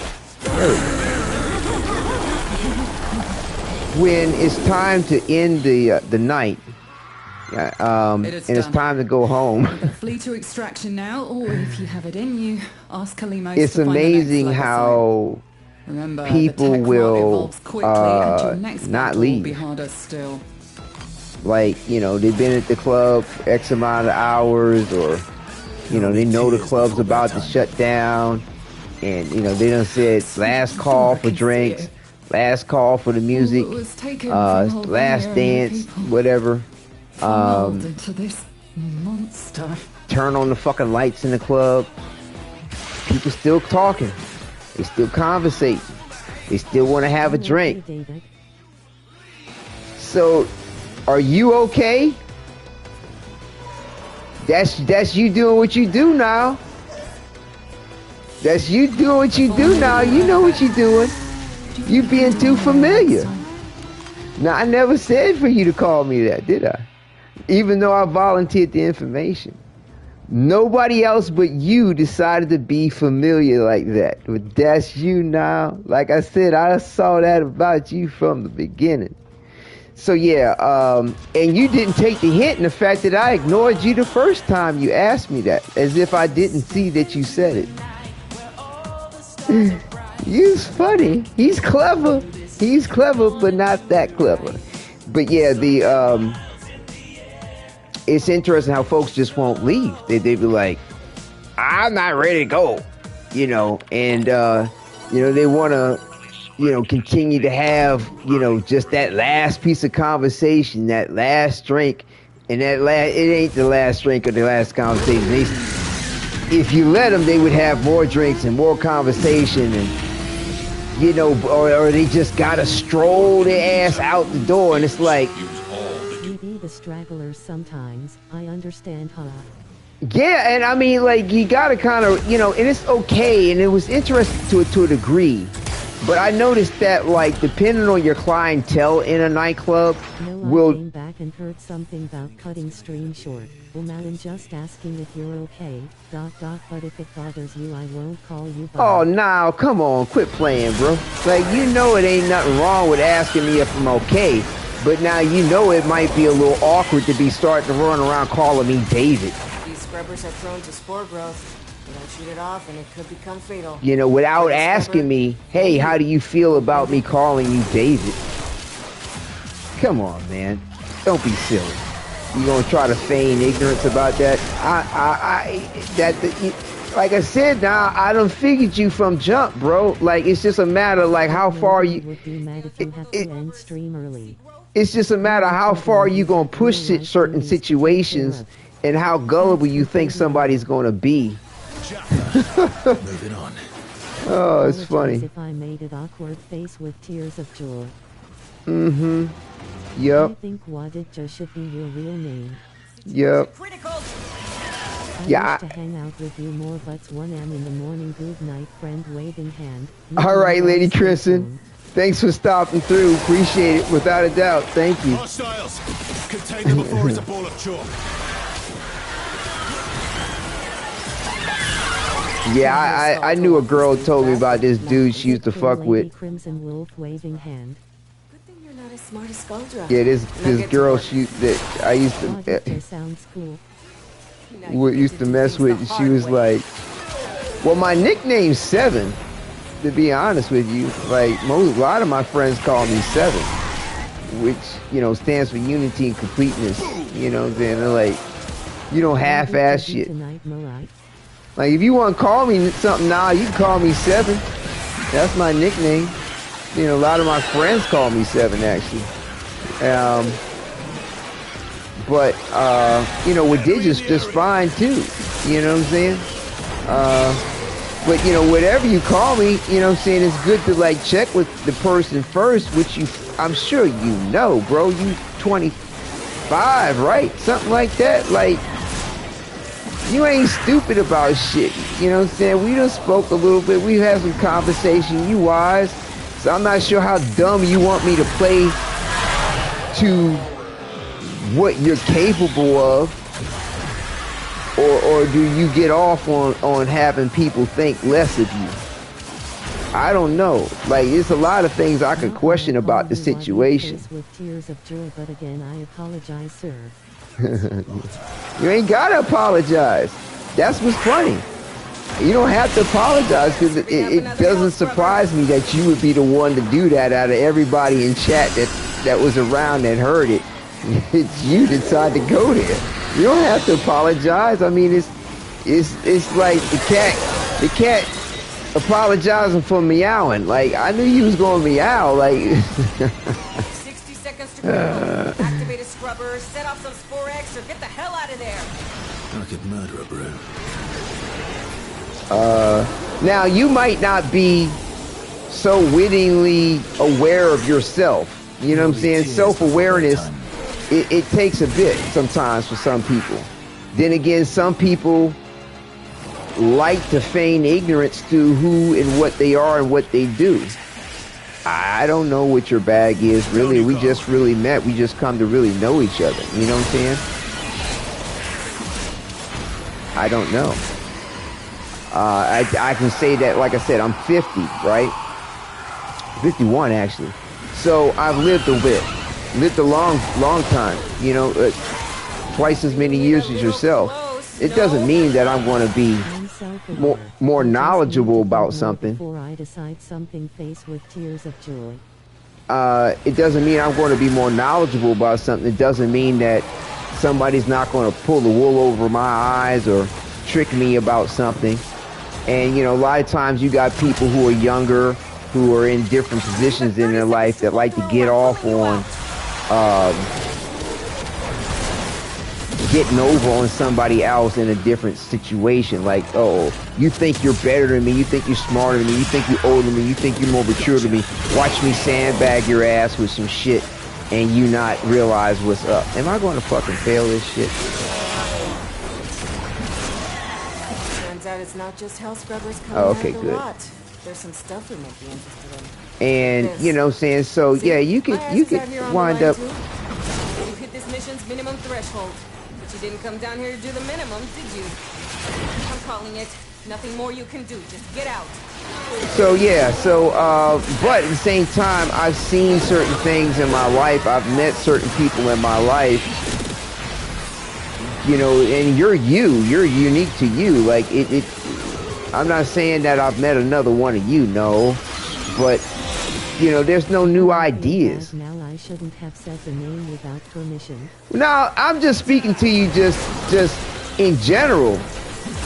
And to me, the name thing is just kind of proof in the pudding in the way of many things that have gone down between us since jump. Now, I've made my misunderstandings. I've had some misunderstandings, or I misunderstood a particular thing. But like I said, when we get to talking in chat and you go on about, like, I hate this or don't like, or people that do that is like this, and they suck like this, and oh no, I'm just joking about that, and I'm just joking about this, and it's like like you've been around long enough to know that like I don't joke that way. Now somebody else in chat might joke that way, but the times I've noticed you were talking to me and you were sharing the conversation with others, and it's sort of like, you know, and you'll get the laugh or you'll LOL about it at the end and this, that, and the other, and it's like, okay, like you know what I'm saying? There's a way about you, you know. I'm not saying it's a bad thing, but like I said, it's like when it happens, I chuckle about it because it's like, okay, I see what he's trying to see if I'm going to bite on it, give him some kind of emotional response to it, or is it going to trigger me? Is it going to have me bug out about something a certain way? Is he going to go into his long diatribe like he's doing right now? You know, after this, no, I won't, because I've explained myself now. And so, like, the next time it'll be even less of a response from me, like I've been doing. I've been giving you less and less of a response each time as certain things like that have come up. Whereas, like earlier, I just didn't say anything, and then you were like, "Oh, I need to repeat it to get the response." And I was like, okay, all right, I'll go ahead and address this for him and then explain things to him, and we'll see what happens. He'll either roll out, or he'll be like, oh, is this now more of a challenge? Or he might actually respect it and find wisdom about himself and another person. I don't know what you're going to do. You might not do any of those things. Who knows? Life's so wild. Is you know, life is wild. Right. But yeah, I mean, the key. You missed what? Oh, I didn't need the key. It's okay. It's like it's after the mission thing. I don't think I need the. I don't think it's going to give it to me anyway. I was only in there just. I knew it ended. I was just trying to kill those things just to see how well the build was going to do against them. But yeah, now you might not agree with me, bro. You might be like, he's totally off base. Like, I'm completely not like that. I really didn't mean that, and I was just joking and playing. We're not born to see ourselves in life, you know, so. But yeah, no, like I said, I could be mistaken. It's all good though, either way. Yeah, I'm gonna do this Kim and see what's up. But like I said, it is like I said, I'm not hating on you. I mean, and I'm not upset with you about anything. No words. Neutral face. But you know, sometimes you know, people can oftentimes see into what we do in the way of ourselves in a way that we do not see ourselves. And I mean, and you don't always have to agree with shit. And I know I don't. People sometimes say shit to me. I'm like, man, you full of shit. You off base. You didn't really pay attention to this. You didn't hear me when I said this or that. But at the same time, I always hold it in my mind. I always think about it and just reflect on it. You know, because it's sort of like 9 out of 10, somebody saying something to you, if they earnestly give a shit, and sometimes even when they don't, something that they're saying might be truthful or applicable to you. So I always go, well, does what they say apply to me? Yes. More than likely. Okay, how can I use what they said to my benefit? That's what I do, but not everybody's going to do shit like that. You know what I'm saying? But maybe something I said actually is poignant, might apply to you, may give you some deeper insight to yourself, might help you, you know, with someone that may be meaningful to you, that if it's all innocent and well and good, you're like, you know what? I wouldn't want them to feel that way about what I'm doing and how I'm sharing myself with them. I don't know. It's your life, man. It's all good. But like I said, I what you do, for me and how I take things and how I register things, I know where I know where to see you. For me right now, in the level and the history of our relationship, you know, as we have to do this here, how to take you when you say to, because like, if I hadn't had the experience that I've had up until the night and you just called me David, I would have been pissed. I would have been like, what the fuck's wrong with you? But I didn't. I was just laughing in the back of my head because I was like, I knew Nia would be the one to do that. and so this is me just sharing myself with you, sharing my experience of you with you. And so you can either take it or leave it. You know what I'm saying? It's all good. It is, really. But yeah, so we're going to do Kaya and see what's up with her. Again, I apologize, neutral face. And again, you didn't get the point still. Niall, didn't I say you Darth Nilhilst? Didn't I say you didn't need to apologize? I even gave you a funny analogy. Who gets called by their forename other than Miss Smith or something, face with tears of joy. Right. And see, now you still didn't get the point. I said you don't need to apologize. It's like the cat apologizing for meowing, and yet you're still apologizing. But that is you to do that. Call me whatever, but but that's you to for what I've understood of you so far, that's you to do. You know, oh, somebody's and so, like, and I'm not laughing at you, it's just laughing at the situation. Trust it, it's just at the situation, because it 1, 2, 3, 4, 5. You know, that's just okay, good boy. Now I'm joking. See, there it is again. You can't help yourself. That's where it all. You always go to that. That's your end cap behind what you do. I was just joking. Okay.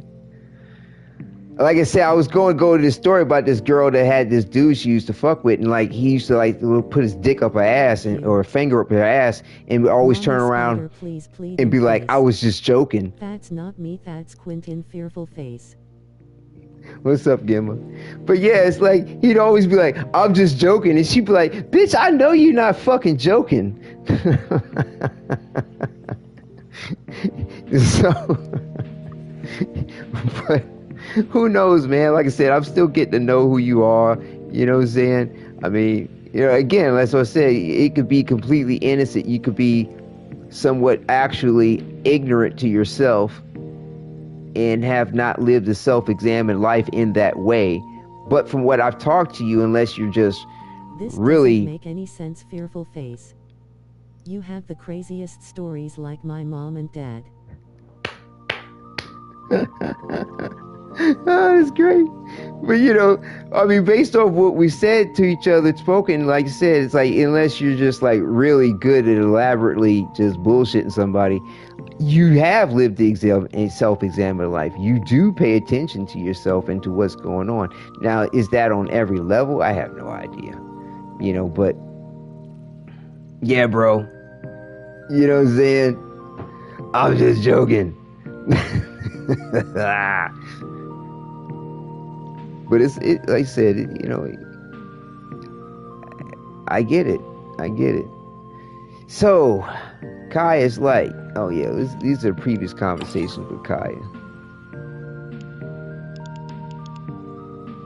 But yeah, man, like, I had a friend, sincerely, it was like one of my person I considered my first best friend for like, when I was, 15 I met him. Fat Wep looks like my mom and dad's friend back at Hawaii Island. Hold on, you think everything I told you in the call is bullshit? No, that's what I said. No, listen, you have the ears to hear. Have the ears to hear. No, I said, I don't think that it was. And therefore, I feel as though you do live a self-examined life. And so, but it doesn't mean that you do in every way, and some things can slip past us. You know what I'm saying? Or what you find about what you do, you don't realize how it could offend people, or offend some people, or offend me. You know what I'm saying? Or be antagonistic or provoking, especially when somebody's sitting there going, dude, I'm not down with it like that. I don't find that funny. Did you ever hear me laugh about it? Like, laugh about it with you.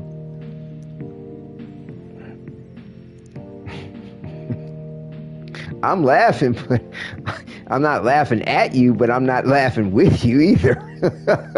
You know what I'm saying? Like, so there's a difference. But no, sincerely, like I said, I found a rather excellent heart-to-heart, good meeting with you. And like I said, I don't know everything. I got Glack in my York 17 shots in Mire.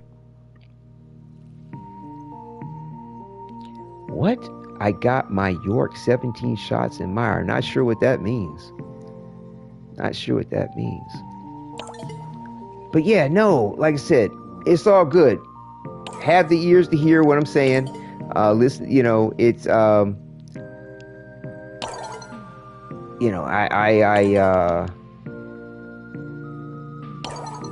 take it as time comes, and is what unfolds and what happens. And Fet Wep, Quentin, you speaking jibber jabber, some gibberish. I don't understand where you're coming from with that. But yeah, so yeah, it's a matter of time and what a person will reveal themselves in, because I've met a lot of people, bro. Like I have met some. Oh, okay. Yeah, I've met some rather manipulative people, and I'm not saying that you're that. No, I'm not. I'm just saying that like I said, my first best friend, one of my first best friends for like about 20 some odd years, did his best to bullshit me about what the truth was about him. And he not feigned 100%, but our friendship was pigeoned off of what advantage he could have in life knowing me and being my friend. And I allowed it.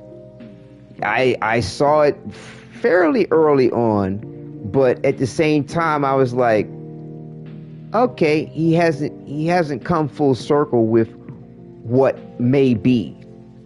And though I may have a suspicion about it, I don't want to condemn him to the point. I don't want to misjudge him, because I know coming straight at him with the point, hey, are you bullshitting me because I got a car and you don't? I go to clubs and take you there. I pay for your fucking food when you don't have money, because I understand the fact that you broke and you're poor.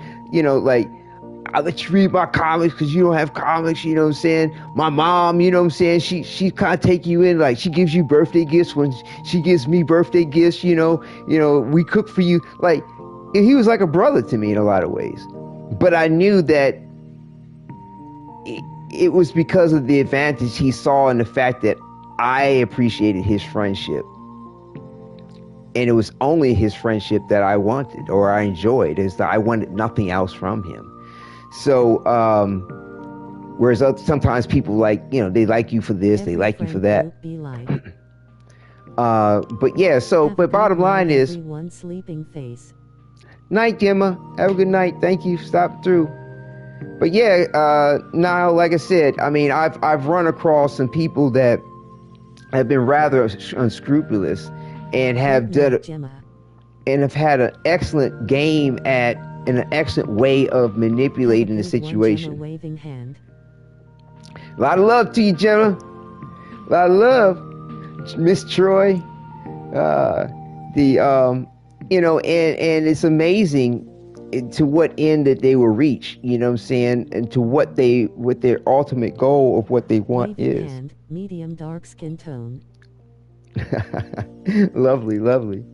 It's amazing to what that end is and what they may want of you and what they will even give of themselves to ultimately have when it's not you that they want. It's not you that they really want to be with. It's something of you that they want to take.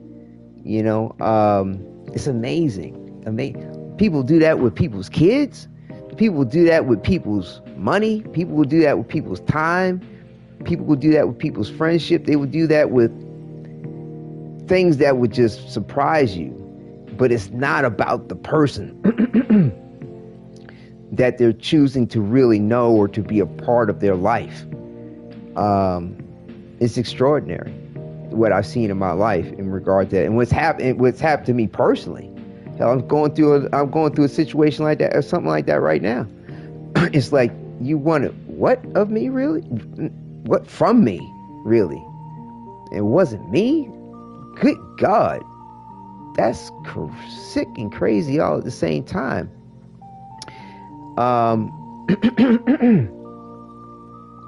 But, you know, so like I said, it's a fine line between wisdom and being jaded. And I do my best not to cross that fine line. What does have to do with me, TBH? It has to do with you and the fact that if you haven't figured it out, or if you're not really listening, like I said, it's a fine line between being wise and being jaded. Right.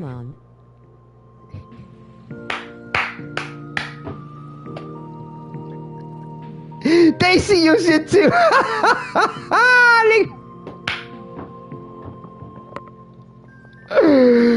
Yeah, man.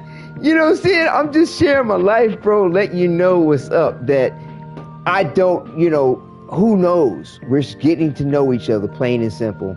And it's amazing what people can do and what they may do and what even they may hide from themselves in what they're ultimately seeking and getting out of a situation that is not truth to each other.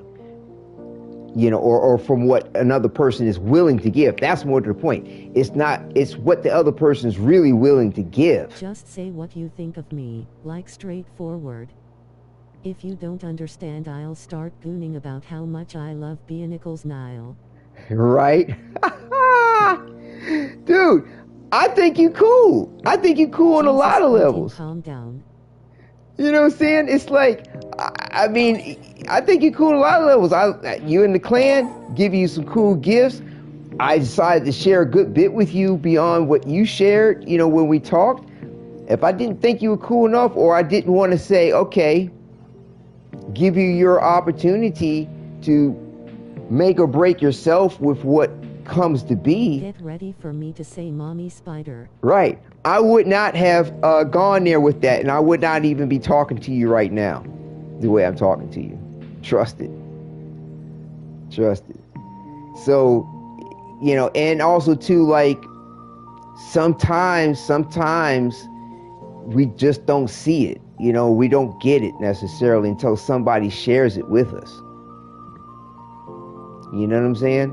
But I know I'm not alone with what I'm recognizing about this circumstance, that, you know, about what I'm talking about in regard to you. But, and it's not a bad thing necessarily. Depends on how far you push it. Depends on who you push it with. You know, but like notoriously, like if it's something that I think is going to kind of rub me the wrong way slightly, and if I've already said something to you about it, or if I've commented in a way about it, you'll rub it the wrong way. It's like you'll come over. It's like coming over to the cat and just rubbing the hair backwards, and you sit back and be like, "I was just joking." I went down the rabbit hole and read about Intrati. I missed the part that he was an Orokin scientist. I think he got posses. You missed that part? Oh my gosh! Went back in time to escape the indifference. Right. Rub, ayo. Right. Yeah, no, that's all excellent plot points. You don't want to miss that shit. Yeah, and Trotty. So like I said, I feel like it's chicken and egg all at once. it seeded itself, but we'll see what, you know, DE decides to write on it. But yeah, like I said, now it's you're cool enough, you know what I'm saying? Like I said, and you got a lot of positives. What's your point? Like, what's the catch? Like, what did I do? So Entrati is an Orokin, one of the last ones in existence. Yeah, I guess you could say that. I guess you could say that after the Tenno slaughtered them all. Yeah. As far as we know, unless Entrati is still very mysterious, I think.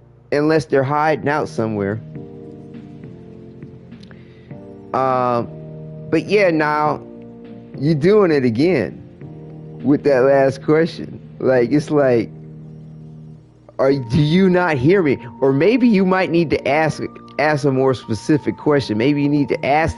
Well, I always tell people, like, So I've told people like this. The 999 timeline is an alternate timeline of the Warframe timeline. It depends on how you look at it, Nestor. Before the rise of Orokin. Well, it is definitely before the rise of Orokin. It's definitely. Now, so far as I know, Warframe and Eternalism, the way they're using the theory, they don't do alternate timelines that I know of. This 1999 is the past of what the Orokin, you know, of our origin system, as they call it, of the Earth that Like, did I do something wrong? Tenno B. Other than the name calling? Thinking face.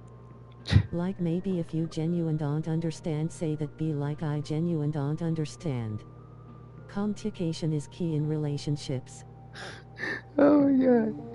Yeah, now I'll put it this way, man. If you want me to explain more to you, I'll talk to you off broadcast so we can get through what's going on here for the broadcast, and I can end the night. But that's part of your stilo too, to drag a circumstance out when you know that it's. Past, if Entrati never went, there would be no Protoframes. Protoframes only exist 'cause Entrati went back and brew. That's my personal belief. It's a paradox in and of itself. But then again, with Eternalism, it's all about the paradox. The drifter, the operator, that's a paradox. The woman that's on the Zeramin, I forgot which one it is. She talks about how there was another version of her within Warframe Eternalism that never even got on the Zeramin, that grew up, that had kids and grandkids. Understand. I like how you explain it. You make it make sense. Well, I appreciate it. AF at this point, neutral face. I'm sure you are now, and I can maybe help you with that at another time, but you're just going to have to be confused if that's where you really are. But nevertheless. Like I said, sometimes, man, we can do numbers on ourselves. Like, I don't want to see that. It's more fun for me not to see that. or maybe you are confused. I don't know truly. I'd have to talk with you more and hear what you have to say to really understand where you can. Because this text to chat, like I can't get a lot of inflection and feedback about where you really are with what you're saying or how you're really saying what you're saying, which can add to what you're doing. But but no, I could never do what you do the way you do what you do, or even if I tried. I'm going to have an Anakin crash out. I accidentally clicked defeat. But but as far as like Entrati and the time thing, like I said, as far as Warframe's concerned, in my opinion, they do not do alternate timelines or alternate dimensions. Because with the eternalism theory and having these paradoxes exist, how it can be yes, no, and maybe all at the same time. That's enough. That's enough. And in the fact that as a gamer, right, playing the game, we have a singular experience within the game that we experience through the quests and within our personal relationship with our character, the Drifter, the Operator, and the Warframe, and with the Lotus, and with all the NPCs in the game. But then there's a multiplicity within the universe of Warframe and Warframe's eternalism theory. That's not just within the paradox of yes, no, and maybe, but within the multiplicity of all of the gamers that play Warframe. The multiplayer, the multiplicity, in the fact that we all share in our own individual singularity of the gaming experience, but multiply experience it all at once too. So Warframe doesn't need to do alternate dimensions and alternate timelines, in my opinion. There's enough going on to confuse you. Do you have theory videos about all this? No, it's just stuff I talk about periodically in my broadcast, you know, when stuff comes up. I do have a mind to put some of this in like some consolidated videos. I've taken some notes on some things. To talk about how the headcanon of Warframe makes sense to me. I don't make theory videos, bro. I would watch them all. Yeah. I have that in mind to do. It's just a matter of the time, you know what I'm saying, and to stay current with what's going on and to enjoy the game myself. And I mean, like, be hella dope. I appreciate it. Yeah, I mean, but like I said, I don't really think that my headcanon or my idea of what's going on. They would make some great vids. Well, thank you. I appreciate the encouragement. But what's funny is I didn't really think that my headcanon or my idea of what's really going on was that really much different, or like a good percentage of people didn't already understand that. Your headcanon makes sense to me. All right, appreciate it. Yeah, or like it didn't already, you know, these aren't really already known concepts about what's going on in Warframe. I want a H.P. Lovecraft octopus Warframe she has to made in my design. Put it on paper. Put it up. But yeah, I never really felt like it was. Helping me understand, cause whenever there's new content, a lot of the quests always leave me with questions. I love hearing people's thoughts in general, no matter if they come to be true or false. Right. Cool. Yeah, I mean, I appreciate it. Like I said, what I've been speaking on as far as Warframe and what's really going on, I can't say. We already have Hydroid with the Kraken head. I can't really say that anything I've said has been confirmed or denied. You know what I'm saying? So, like, I can't recall anything Warframe actually DE put out specifically saying that it's a singular experience and a multiple experience within the game. Explicitly, I haven't heard DE come out and say we're not going to do timelines and alternate dimensions, when that's something that they potentially might do if they feel like doing. But so far they haven't done anything like that. In 1999, like I said, is not in an you want mommy loudly crying face. In an alternate timeline or dimension. And I mean, there's some stuff that I think is going to happen within the Kim chat, definitely related to Kaya, that's going to help us understand that a little bit more. Because so far, she's asking about time travel. She's not asking about timeline jumping. She's not asking about multiple dimensions. And Trotty, admittedly, says he goes back in time. He didn't say, I changed timelines or I went to another dimension. So 1999 in the Skuldra is Earth's past of what becomes the Orokin and the Grenier. If I gather everything properly. I mean, the Smiling face with horns, octopus, squid, crab. So yeah. I really want a lava frame that can create lava pools that melt armor and burn enemies, and also AoE mini volcanoes that deal crazy DMG. Very cool. Very cool.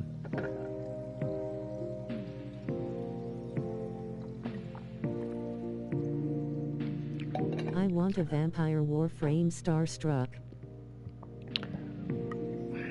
But isn't that what? Yeah, I mean, it'd be cool if they actually would make him Hawaiian, please. Yeah, Garuda. Garuda is a vamp. Right, Garuda's the closest thing to a vampire that they have so far. But yeah, that volcano idea, maybe you and Quentin can collaborate and submit some ideas to DE. Like I said, I put, in the description all the excellent links to I'm down. Contact Warframe to submit ideas and things like that. And I highly, highly encourage you to do so. Call it Lavos, though, rolling on the floor laughing. More of a Blooded Mary.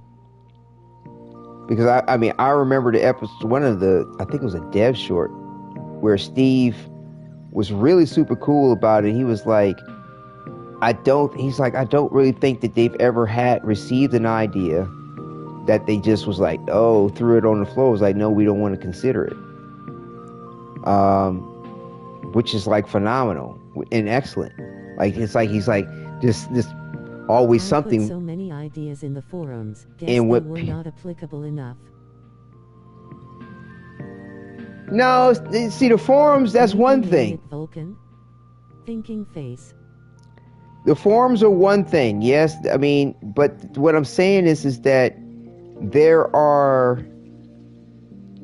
So yes, you have the forum. I must make Protoframe Ember Hawaiian and Yaralai Hawaiian.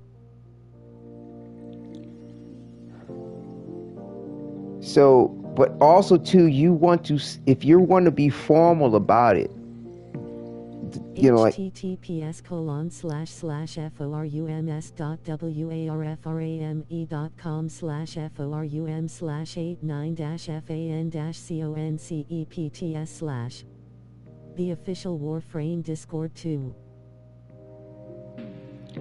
So, you've got that as far as lives. The Warframe Reddit. Well,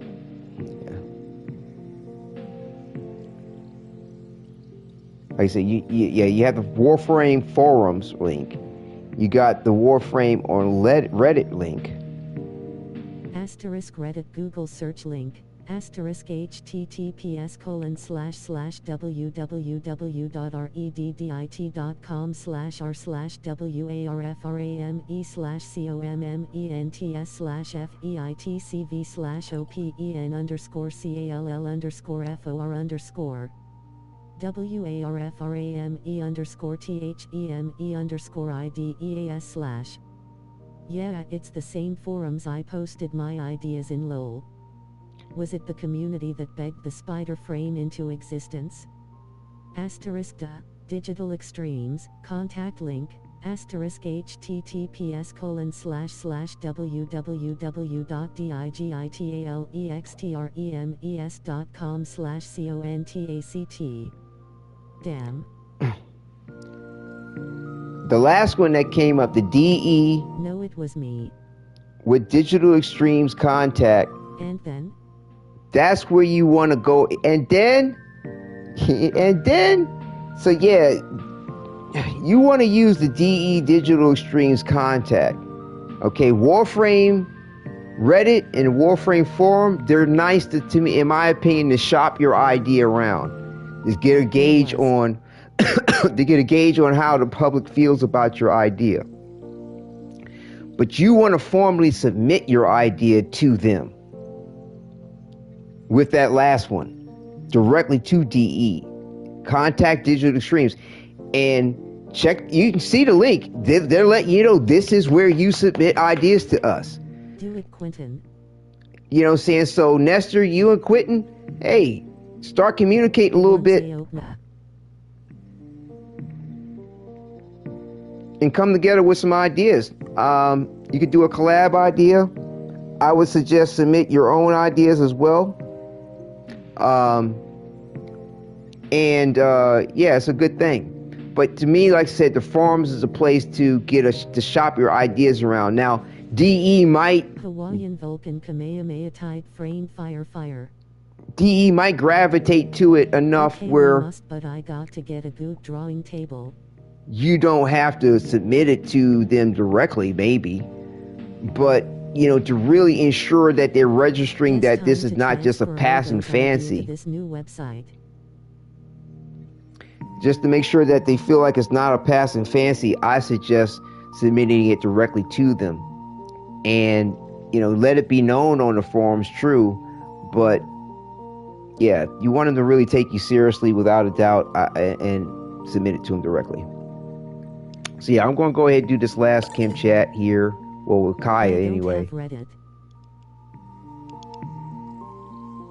You don't have to. There's Warframe forum, and also to the main one that I've been talking to you about as far as where to submit it to is DE directly. Look into the link. It will take you to the page where they explain what's going on with them and how to submit ideas and why, where, all that shit. So yeah, you don't have to have Reddit. You don't have to be on Warframe forums. But that's the reason why I put down all the 3 different spots where it's been known to, places where it's been known to submit ideas and where people are encouraged to submit ideas to DE. Bro, this stream was full of knowledge. Ema saved this one to reference all the links. I appreciate it. But yeah. All right, well, so let me answer this here with Kaya. Hi, could you confirm something for me? The key to your abilities of time traveling is a mix of Technocyte and Void in some ratio. But yeah, jokes aside, do please let me know what's really on your mind about me, neutral face. Bro, I say what I mean what I say. I said exactly what I mean and what I mean about you. I know, right? With the most sincerity that can be ever had. Trust me. I didn't sugarcoat anything either. Matter of fact, I felt like it was a little bit harsh to a degree, but I was being honest about the point. And jovial at the same time. He would tell you more in DMS if he had to. Right, there's that too. But sincerely, out of what I have said so far, was the truth of what I think about you and how I feel about you and everything else. And if there was a contrary notion to it, I would have told you. Sometimes harsh is good, you know. I got you. Yeah. Sometimes it can be. Sometimes people, they just can't handle it. Regardless. Matter of fact, sometimes people can't handle any aspect of critique or criticism or just any notion about, it's not even about being critical or criticizing or judging. Like, if you give them some notion of like straightforward, then shining it around your good Wadid. If you give them any notion of a contradiction to how they see themselves, they flip the fuck out in some way, shape, or form. They can't fucking handle it. Like, they're like, yeah, like, so, don't know, you know what I'm saying? We're all getting to know each other, so so I like that. That's actually too, like, when I'm writing the titles of the episodes of this role-playing series, it actually kind of reflects also to getting to know you all, the viewers, as we get to know each other too.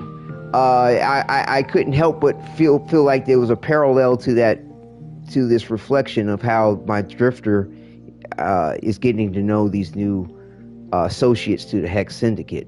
But anyway, yeah, it's not the same, of course. It's different, but it has some parallels, either who. But yeah, no, if you haven't figured out by now, I say what I mean what I say, I do what I say I'm going to do for the most part, and seriously, as best I can. And if I change my mind, I will let you know. Yep. And I'm not trying to please everybody, because I can't. That's impossible. There you go. So yeah, the rest is there. So as they said, he said he would talk to you all stream. But this is what Niall do. So, okay. Hi, could you confirm something for me? The key to your ability of time traveling is a mix of Technocyte and Void in some ratio. A mix? Oh god, imagine a Warframe body pillow, oh hell nah. Are we baking a cake? So your studies are going well then? Those are a thing already.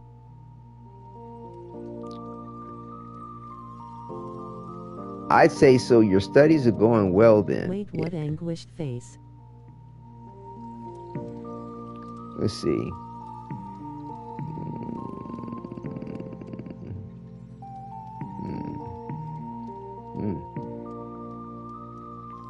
Doesn't seem like anything's given. Oh, wait a minute. Yeah, it doesn't. You let me know in DMS then. Know what? What am I supposed to let you know? So your studies are going well.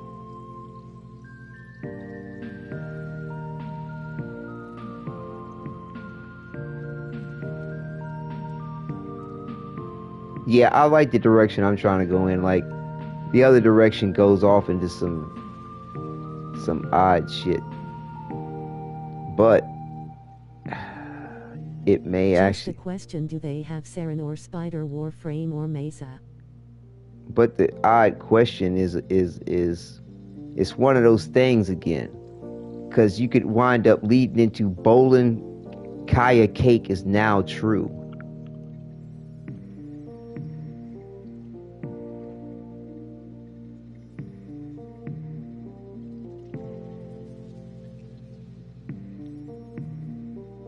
It's one of them off-brand conversations.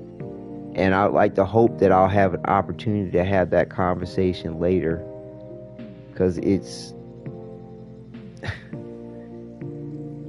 interesting, but it's like, really? I just couldn't imagine going into the conversation. Because, like, look, it's like, mix the cake. The response is, oh my God, you seriously think I couldn't bake a cake? Then it goes to a welcome distraction, sit tight. Then it goes to, it ends. The conversation ends. Like, what the fuck? The conversation fucking ends. Oh damn, quiet like a library. And so she goes, a welcome distraction, sit tight. So I'm guessing she runs off to go bake a cake.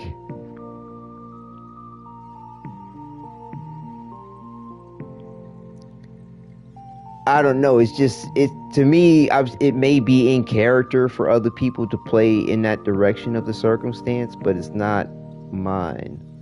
And I would not mind playing into the direction of it, but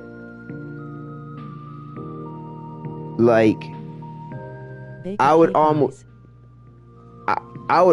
think that hopefully you get opportunity for this conversation another time, or like maybe you wish her happy birthday and the point of a cake comes up and you go into the point of the cake.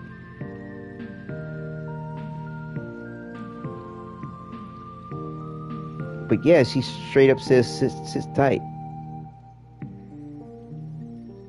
I don't know. I would like to think I don't need to go down that path right now. Hopefully it will be available at another point in time. But it's similar like that with Minerva in the whole conversation about the poison and the pancakes. No, the pizzas. I need to know, do they have Saren or Spider Warframe or Mesa Warframe body pillow? Her favorite color. That's right. The conversation about her favorite color. It leads to her fascination about poisons and how there's a particular aspect of something that could be considered a poison in pizza and shit like that or whatever. But yeah. Always can Google it, Quentin. I couldn't handle it. So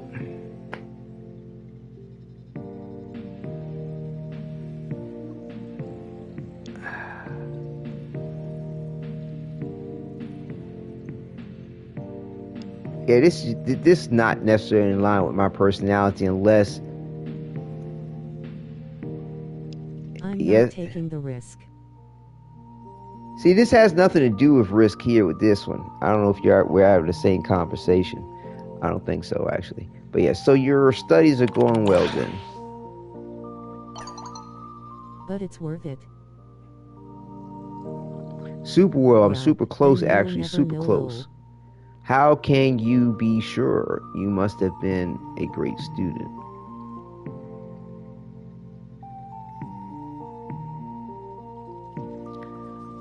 So take the risk. Google it, Moai. How can... Were y'all surprised to see Saren before Rhino and Valkyr Protoframes? Kea I've found to be the most difficult to talk with out of the new hex. I can see why. The options of dialogue to choose from is pretty vague. You must have been a great student. I feel like doubting her probably isn't like the best option. We'll see.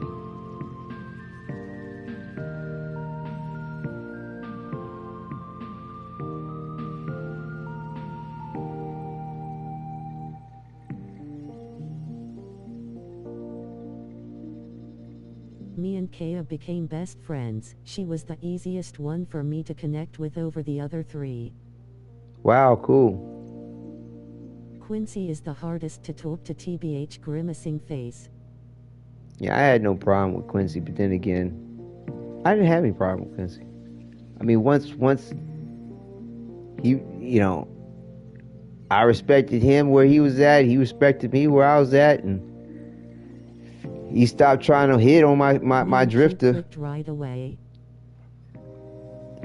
Yeah, he stopped hitting on my drifter, so everything was just cool. Wants some love, TBH. He's a lonely dude. He ain't that lonely. He's just a horn dog.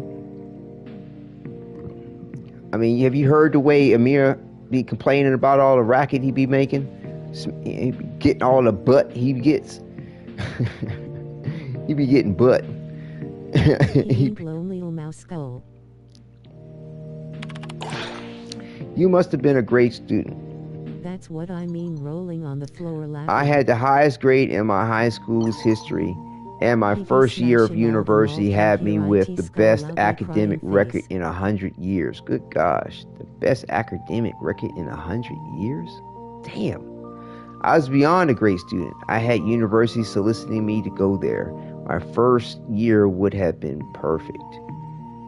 If not for all this, if not for Entrati.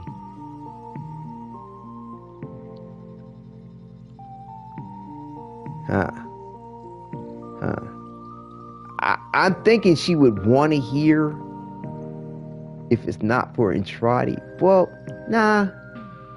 She found him. She sought him out.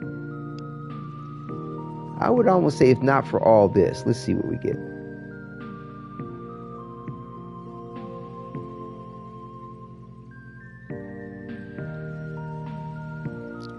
It doesn't seem to matter. We'll see. I'll just go if not for all this.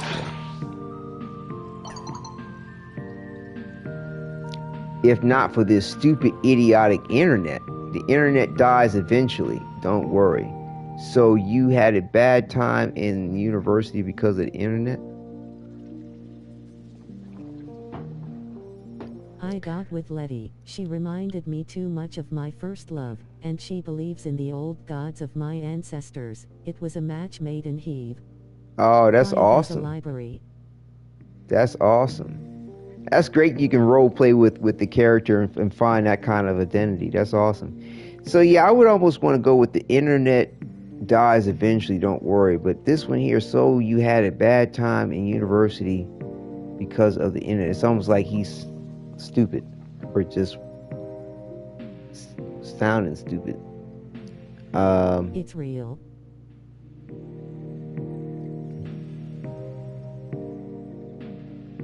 Right.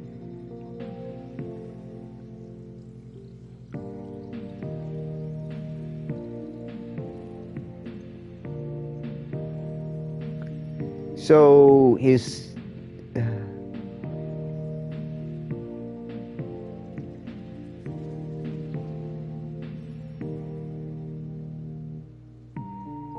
So like I said, this other path, she doesn't take offense by it. She goes, I literally just said that. I'll catch you up real quick since you have the excuse of not knowing how things work here. But people lie on the internet. They can pretend to be your friend and they can spread rumors fast. And once that happens, forget about having a life, friends, whatever. Just get a PC Moai. Yeah. So what? It's not like you get it. Just leave me. And yeah. So what? It's not like you get it. Just leave me alone. It's hard for me to know if I'm going to upset you. Yeah. Are cheaper. I figured going down that path was probably not the best one.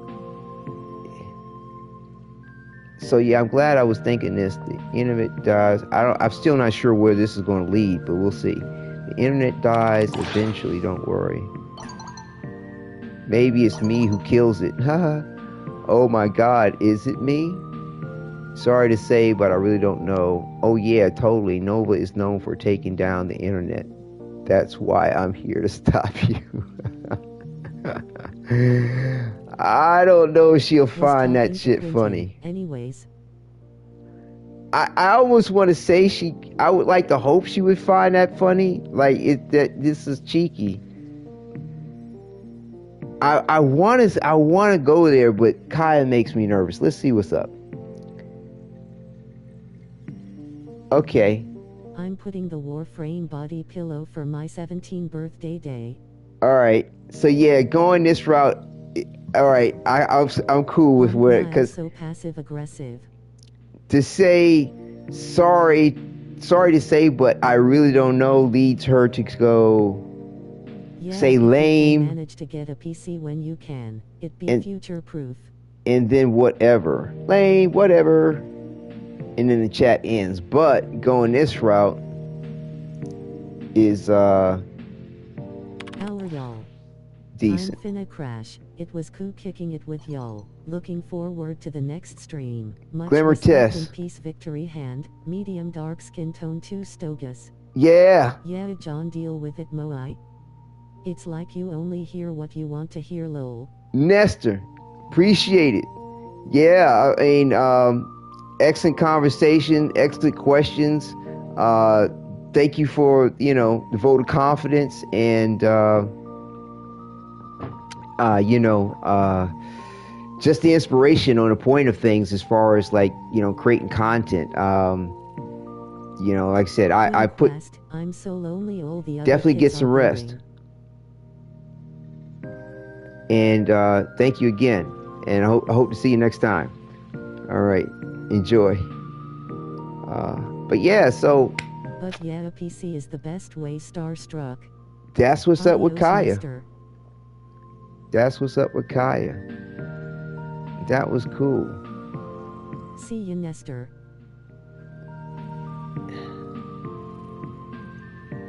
Thanks for making good vids and staying unique and true to yourself. Digging it. Thank you, sir. Thank you. Thank you. Thank you. I mean, it would be phenomenal if I could find my way in life with this, and being me. It would be super awesome. It would be. But thank you so much. All right, now let's see.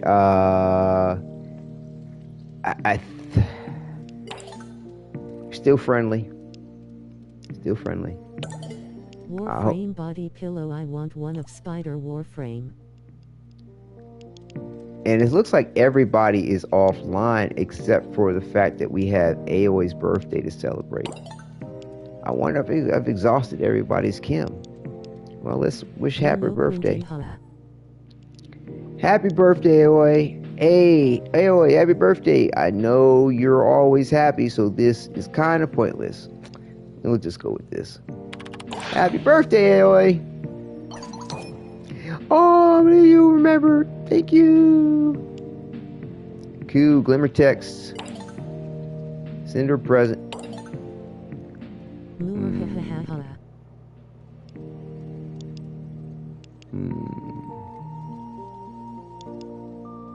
We still got gas cans? Okay. I'm guessing it's gonna be a thing right after the spider frame releases Skull. Alright. Alright. Alright.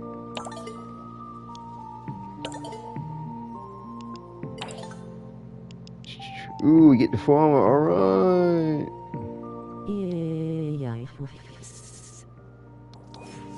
Alright. Let's see. Increase overshield cap.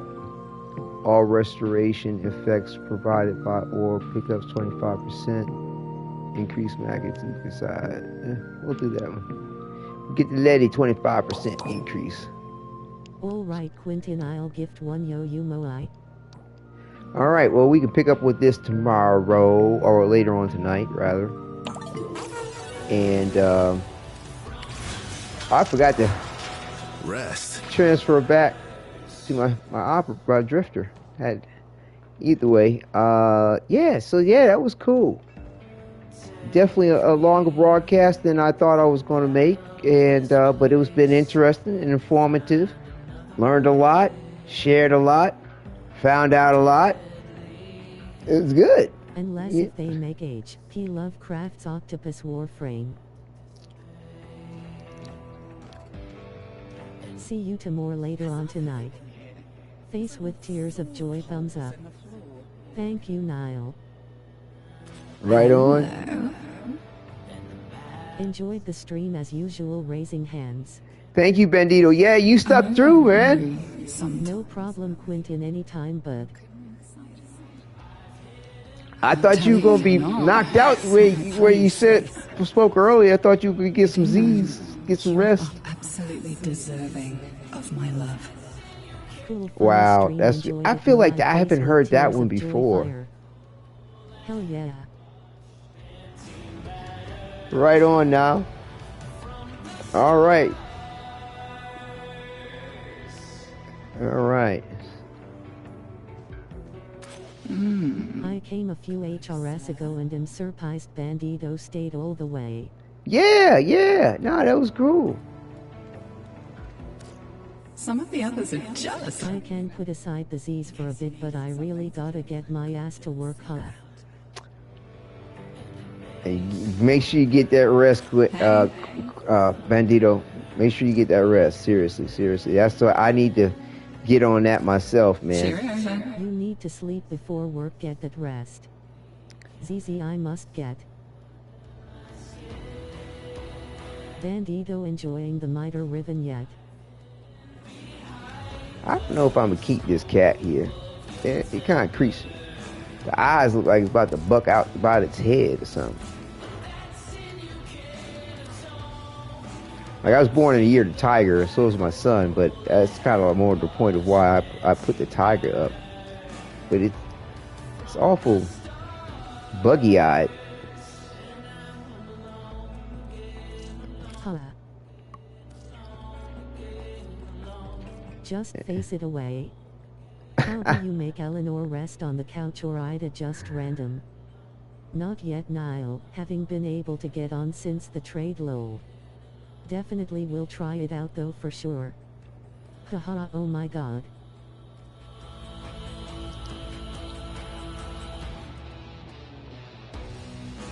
Yeah, I just know we picked up a few things.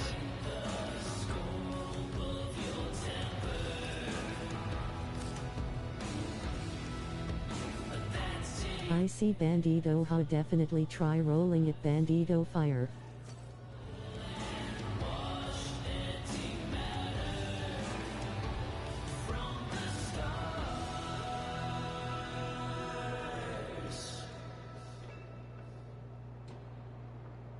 How do we want to do this?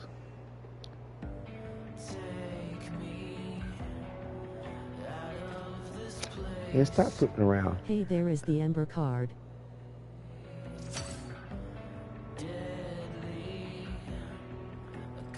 The Ember card? What's that? Of course, Niall.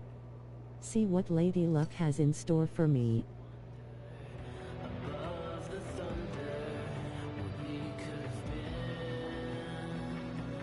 Yeah.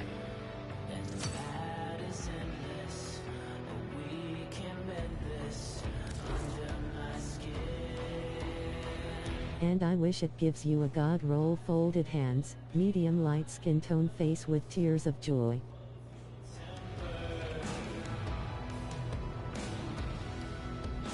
Who is the so-called Lady of Luke? Don't suppose you've ever been in a pub? This place isn't the same. Too new to pizza. I gotta get off now. Y'all all right, take care, Bandito. raising hands. Get some rest. Thank you. Thank you It's very another much. Quentin Lowell. Okay.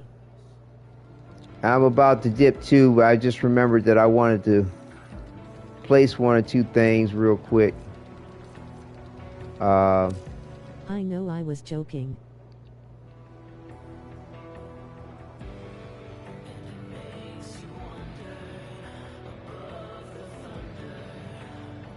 Man, with all this red over here? Seriously? Okay, Niall Mao. Gullible Lowell.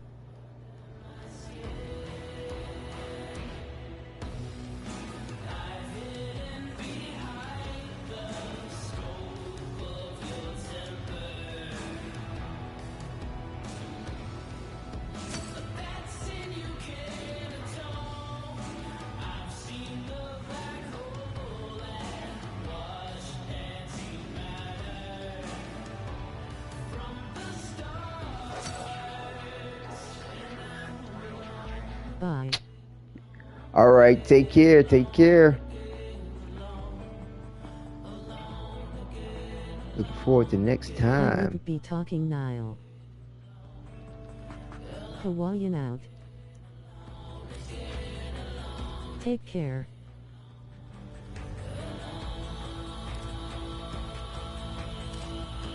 I think this is that thing.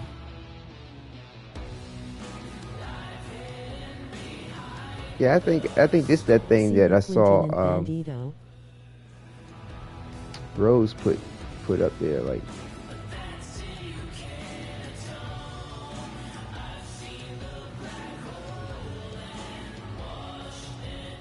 Can you put this in the scene?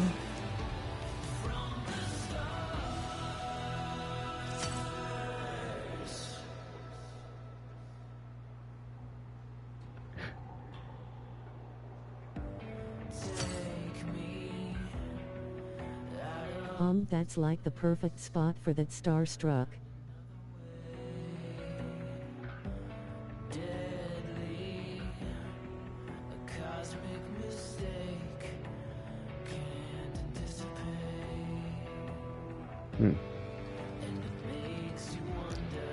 Yeah, I'll fool with this later. I just picked those items. I picked them up today from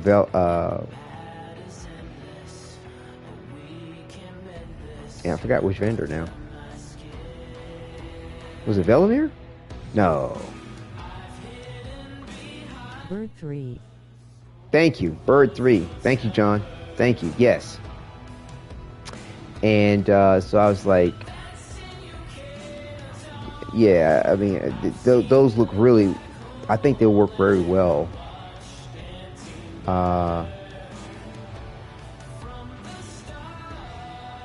Ooh, I got, wait a minute, let's do this.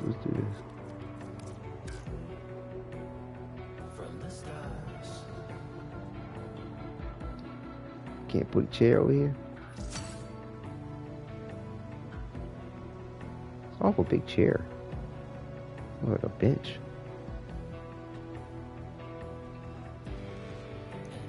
That's right, there used to be a couch or something over here.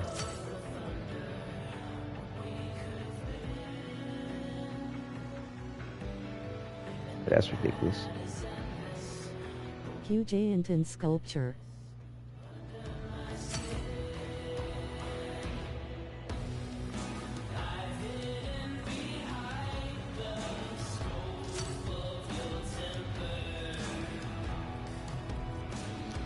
Probably change this, but just kind of curious.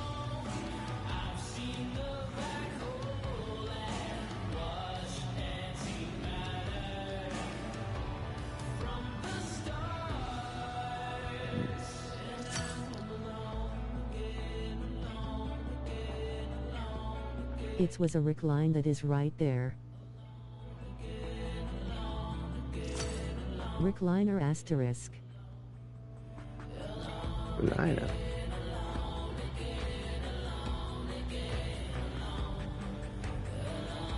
Recliner. Can you do something like this?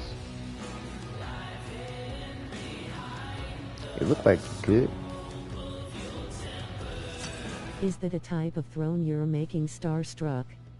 I don't know, it's just kind of thought popped in my head. I was just like, well, let me just explore this just real quick while it's fresh. Why the thought is fresh.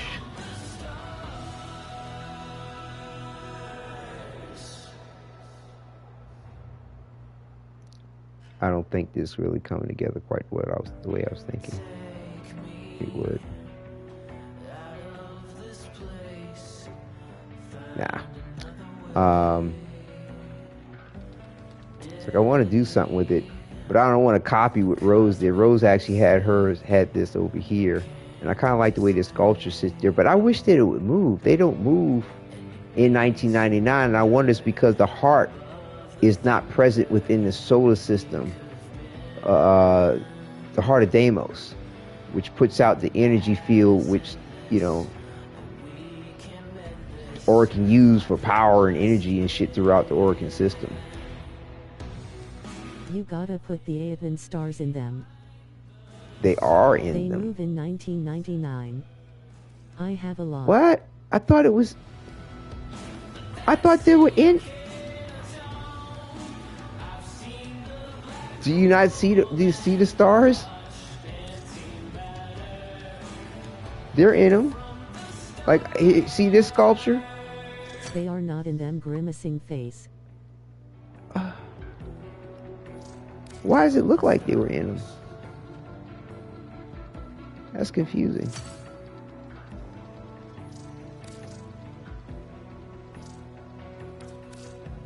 Really? Oh, now they are. Oh, they move when you're not in editing mode, Moai.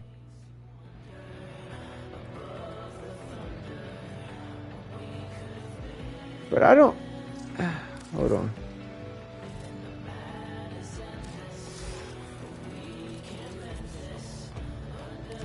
Maybe they aren't in them.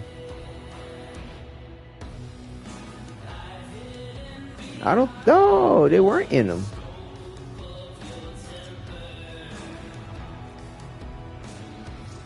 It looked like it. I mean, you saw the image yourself. Like, it looked like they were in them. I'm sorry, I bet time you have to wait.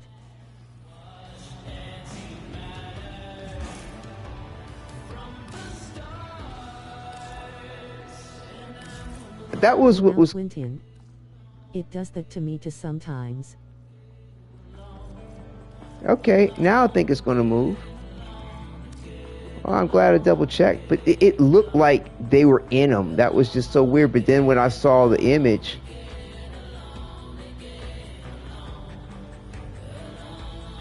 I could tell that... I had a feeling you would come back face with tears of joy.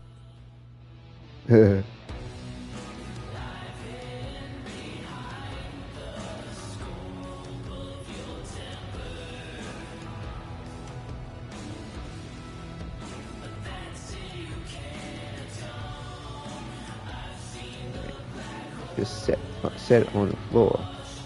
Just like Palpatine, but as a Hawaiian. Surface snapping, and it is not surface snapping to the surface.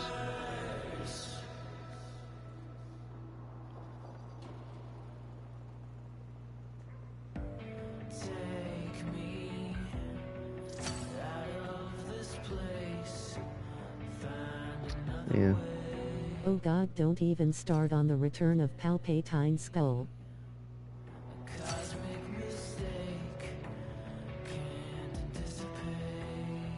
Shit made no sense. I know, right?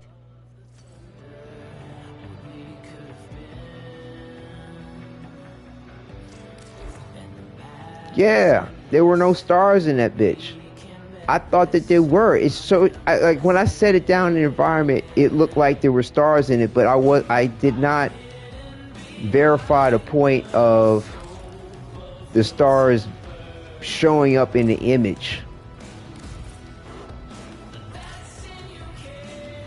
the way they show up right here. I wasn't paying attention to this when I put it down, because like I said, when I selected it, look, it looks like it's got stars in it, and I didn't bother to look at the lower part here, which lets you know that it actually does have stars in it. That's whack. And then when I set it in the environment, at least you fixed it. Yeah, It's but it's confusing Did because you know the new Jedi Order is going to be made by Rey Skywalker? yeah, I mean they looked like they were going there with the Rey Skywalker thing. That seemed to be what was up.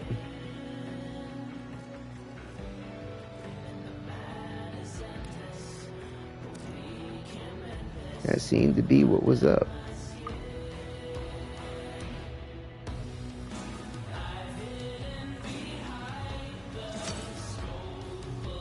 New movie, it's going to be poop. Poo poo. Dio dio.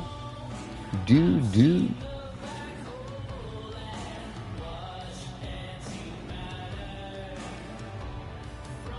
Just give us a new remastered Starfighter game.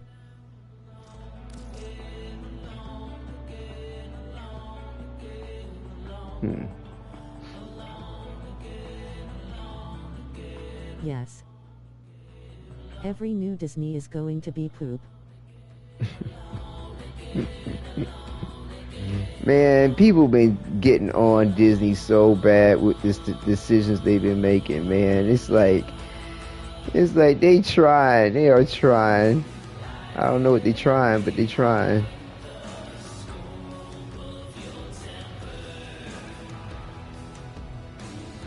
Disney has ruined Spider-Man for me.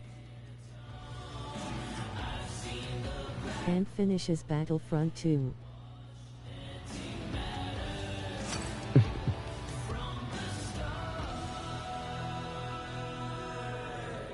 Yeah, I'm not so. I'm not so hard-lined. Disney ruined Star Wars 2.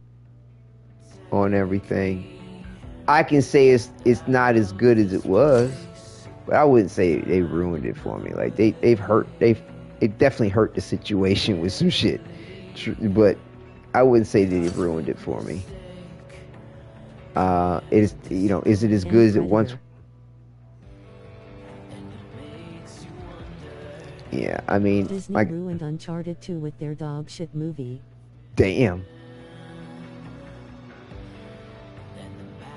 Called it dog shit.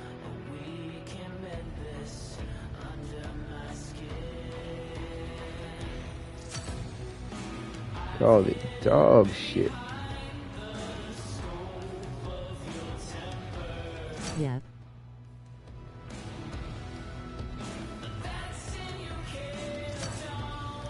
Okay. It was ass.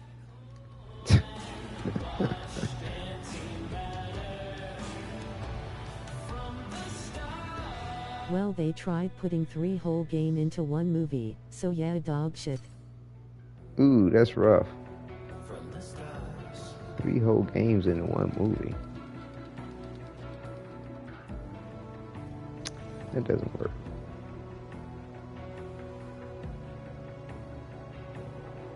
Not the good kind of ass. Calling it dog shit is an understatement. Oh my god. Did I see it? How long ago did it come out? Is this a recent thing?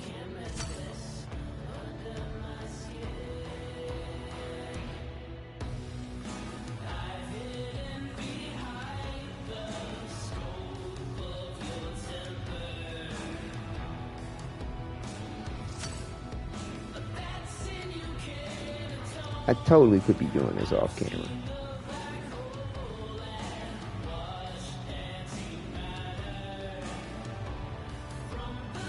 Totally.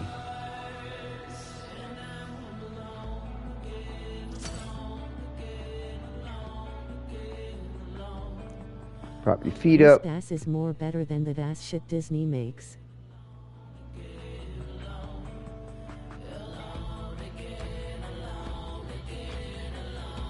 Plus Disney has been pushing the gay stuff too much recently too.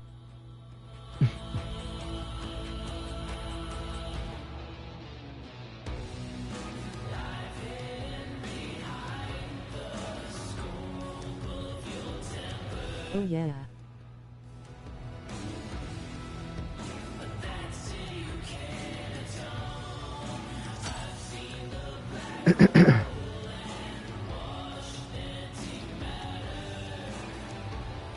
Yeah, I mean, you gotta understand though, like, you know, when it comes to various different representations of movies of various different sorts, Woke they community can kiss my ass.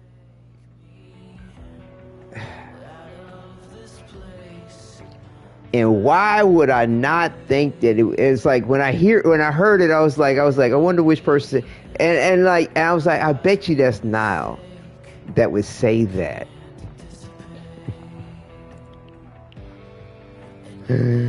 Oh, it does not surprise me. It's not. Getting death threats on Thursday by a LGBTQ girls, so I skipped the day of Friday. What? You're goddamn right, it's me, Moai. What? Death threats? Oh my gosh, that's just not cool. That's not cool. It's not good to be that predictable now.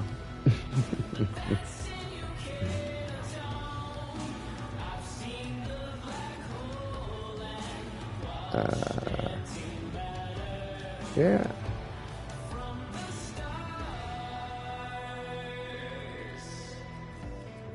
I know Mao.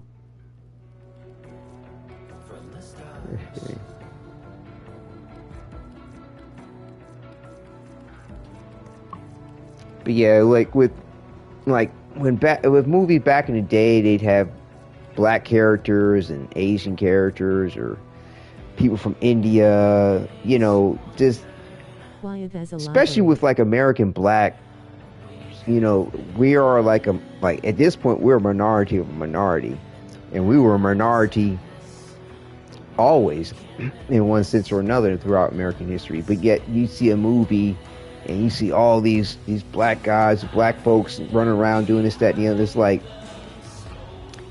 depending on where you are in the country, you would not see that. And I mean, there was times me being Hawaiian, and she said all Hawaiians should be fucking slaves and not live.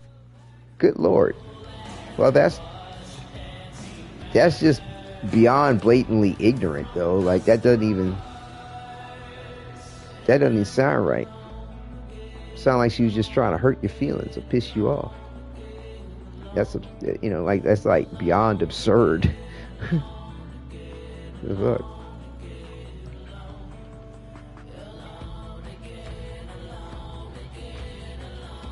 Blatantly absurd.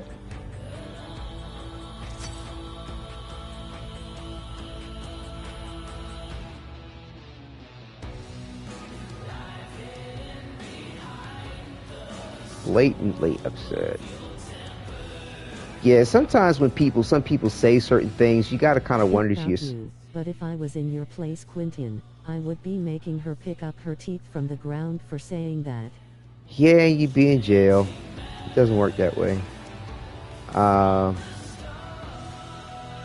I mean, really, they're just be plain ignorant about the circumstance. I mean, to me, to take it that far and what was said, it was obviously designed to try to hurt you or to try to piss you off. That female and make her make me a goddamn fucking Samuk. It's only a crime if they catch you, right? Yeah, but to be honest with you though, like, I if y'all want to jibber jabber about it like that, you know what I'm saying, y'all friends on Discord, you know what I'm saying, y'all can chat amongst yourselves about that sort of thing like that, because I can't get with that. Honestly, or either like if somebody said that to me, like I'd laugh at them, or just be like, or Or just be like, are you serious? Like, are you really that ignorant about shit?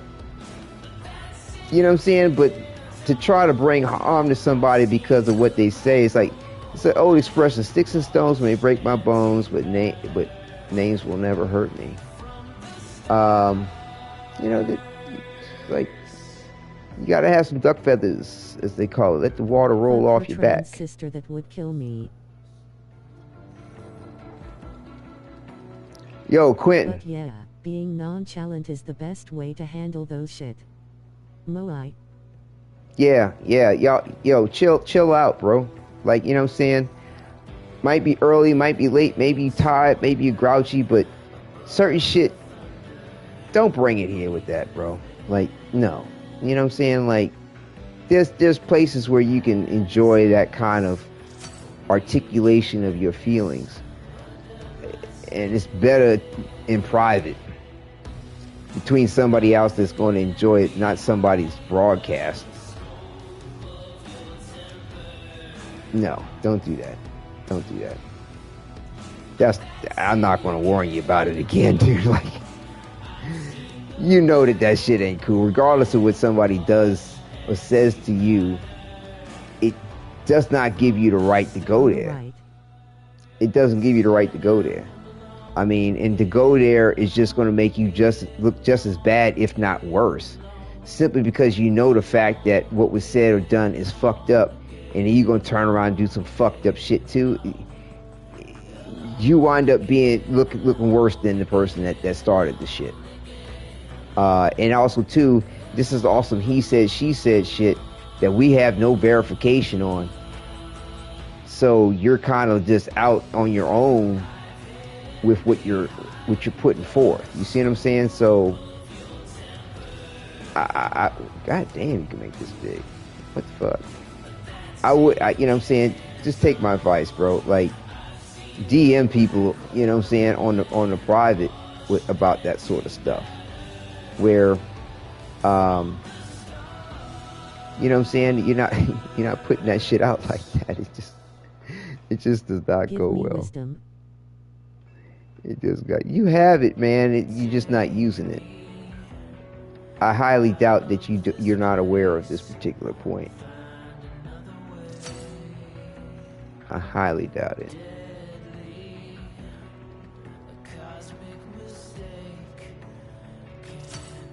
Highly doubt it. You're just thinking that you're in a situation where it's okay not to use that aspect of wisdom. That's it. Which, you be honest with you, I don't think you ever are. Even if you take it to a private conversation with somebody, that's still not you should not still be without your wisdom about yourself, because you never know what the fuck they're going to do with what you're sharing with them. But, you know, to each their own, man. But if you can, just respect the point of what I'm bringing to you on you know, as far as my channel is concerned, and just even just me, like, just in general. Like I said, I've met some folks that you know, go there on some wild shit, but again, it's about respecting, you know, the whole right and wrong thing, and your right might be my wrong, your wrong might be your right. But like I said, the respect comes into play when we respect the boundaries that we have with each other. And it's good to play. It's good to have boundaries. World doesn't need another hero. Yeah, that's a really good song too. What, Smallville? I know.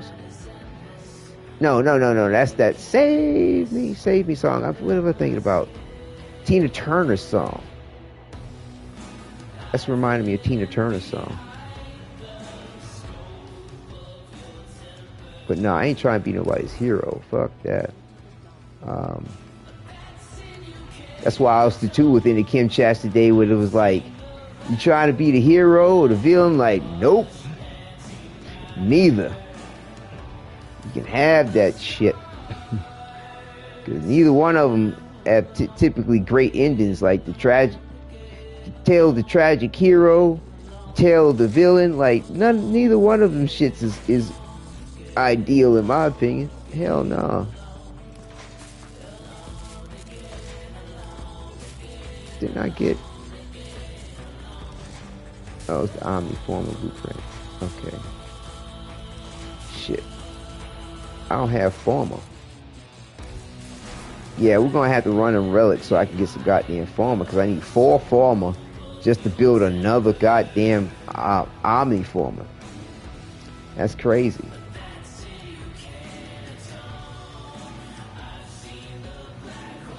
Is that sculpture centered?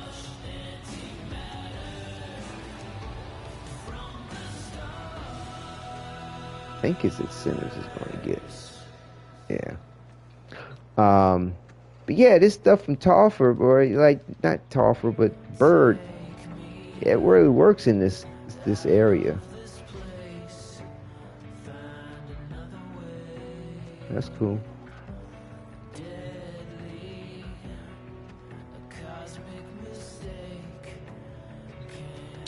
I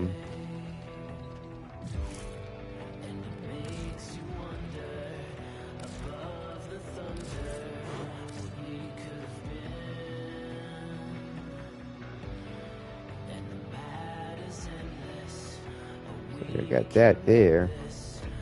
Got all the spotlights here.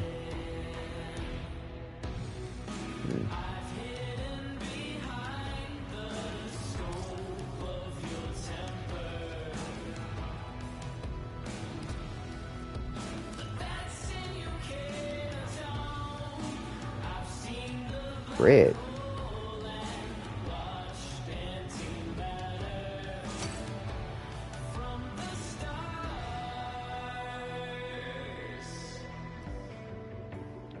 I tell you, man, like, it's so cool the stuff you can do with this, but I swear, boy, you be forever trying to do certain shit. I even talked to my not real grandpa, and that made me mad, saying that I should talk to her. Now I'm not, and saying it's my fault, like, yeah, IH. What?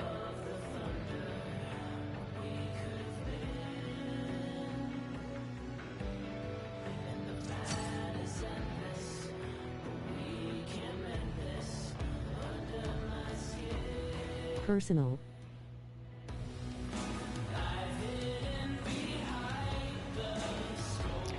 Yeah, I get you, but the thing is that you just can't allow certain things to create that excuse or that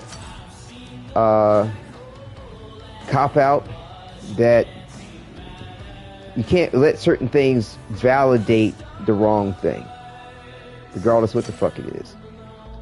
Especially something, and sometimes ideally, regardless of what it is, but I'd say especially if it's off of some, been holding it for too long, off of some ignorant shit, then you need to find another way to express it. Write it down. Give yourself a journal. Give yourself a scream bag. You know, you just scream into a bag. You know. Have some friends or confidants that you know, hey, it's that time. I gotta Tourette's this shit out. Blah, blah, blah, blah, you know, whatever. Like, you know, you gotta vent about some shit. You know, but you know, you gotta. It's best to choose your audience well, and you know yourself. You know, try to get through those things before you it takes hold in the wrong way, and and then you can't find a way to control it. You know, and it just kind of comes out the wrong way at the wrong time to the wrong people. You know, or just worse yet, it's brought out. Friends are weak nowadays, not my type of people. It's brought out of you in a way that's going to be harmful to others or some shit. Like, you know, just got to take care with these types of things, in my opinion. Emotions are big feelings. Big feelings.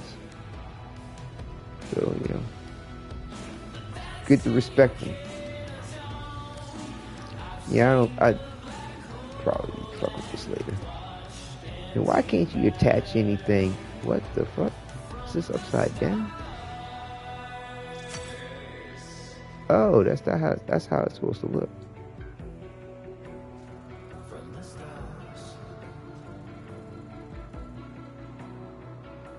Can you place anything over What here? if someone else doesn't respect your emotions?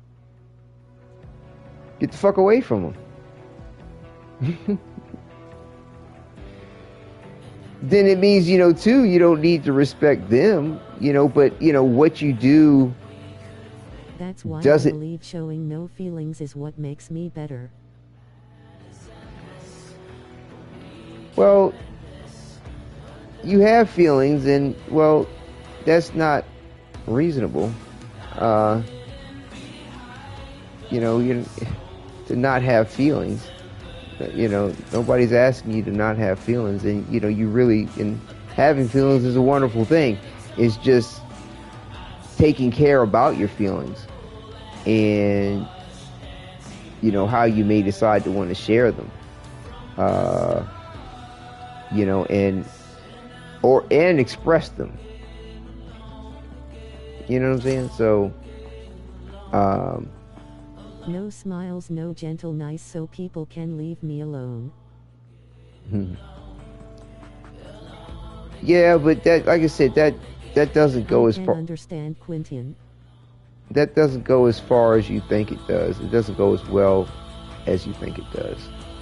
'Cause you never know who's watching. You never know what situations is about. But yeah, you can handle it however you want. That would, let's put it this way, that wouldn't be my recommendation. That wouldn't be my But recommendation. people that I trust and like them, they see what I am. Okay. Well, people have to get there to that point first. And so if you're walking around or you're standing around looking emotionless, unexpressive, people might be like, why would they? There's nothing to tell them that they need to take time to know you.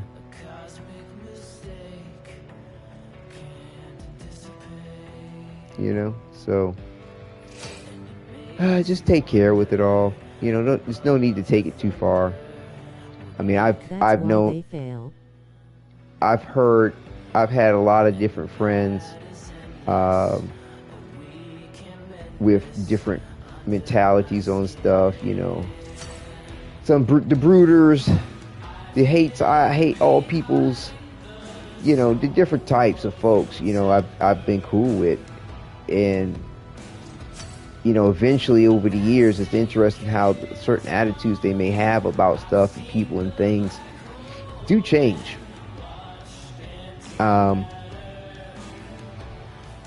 They do change. And sometimes they actually kind of regret the way they used to think about things, or something happened in their life and you're like, I can't believe I used to feel and think that way. But Life is a library.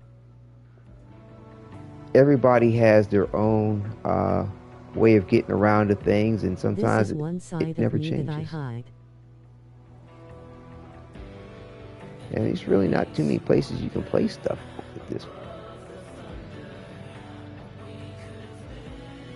Surprised you got that much freedom of it. It's freedom over here.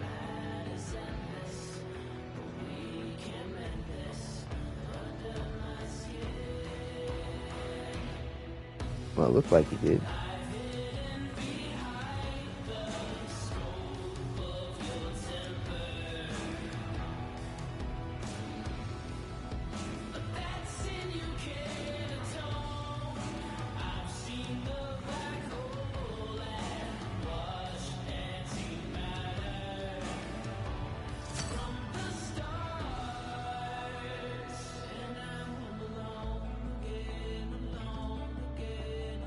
Bro has a dark side eyes.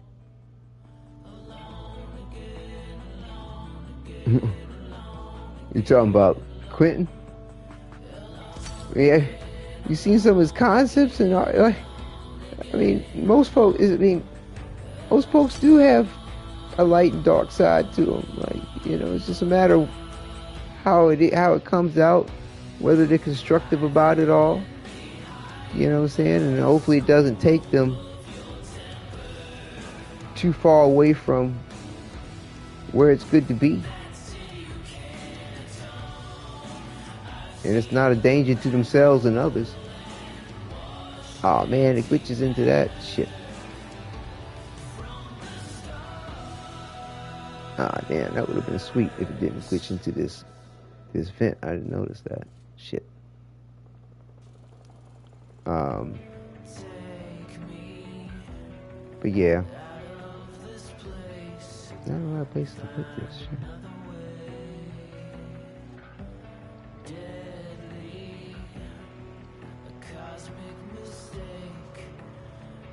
But yeah, definitely take care of yourself there, Quentin. And I mean, that is unfortunate that, you know, your family, your history, your people's, you know, situation was placed in a very ugly disregard. That's not cool at all. But again, you know, just got to grow from it. You got to grow from it. Teach yourself a lesson to what to avoid. If you see me, don't hi, I'm just a kind guy, but break something you won't have a friend to have after. Well, yeah, most people can tend to be that way. You know what I'm saying? Most people can tend to be that way.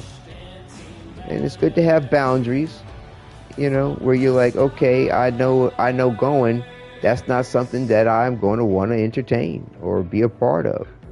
It's totally cool. Totally cool.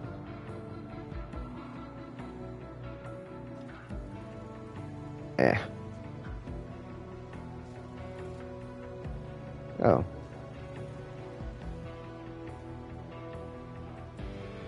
Is this in the wire?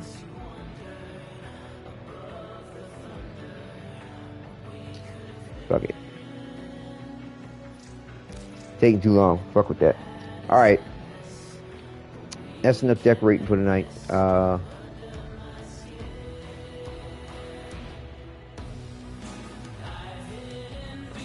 Couple little things down. People that do that, they won't see me anymore after. Quentin, people hugging. Yeah, man, most people are like that, bro. I do not think that you're alone in that thought and feeling. Somebody cross you up the wrong way, pull some bullshit a certain way, gotta let them be. Got to let them be. No more, no more. Nope,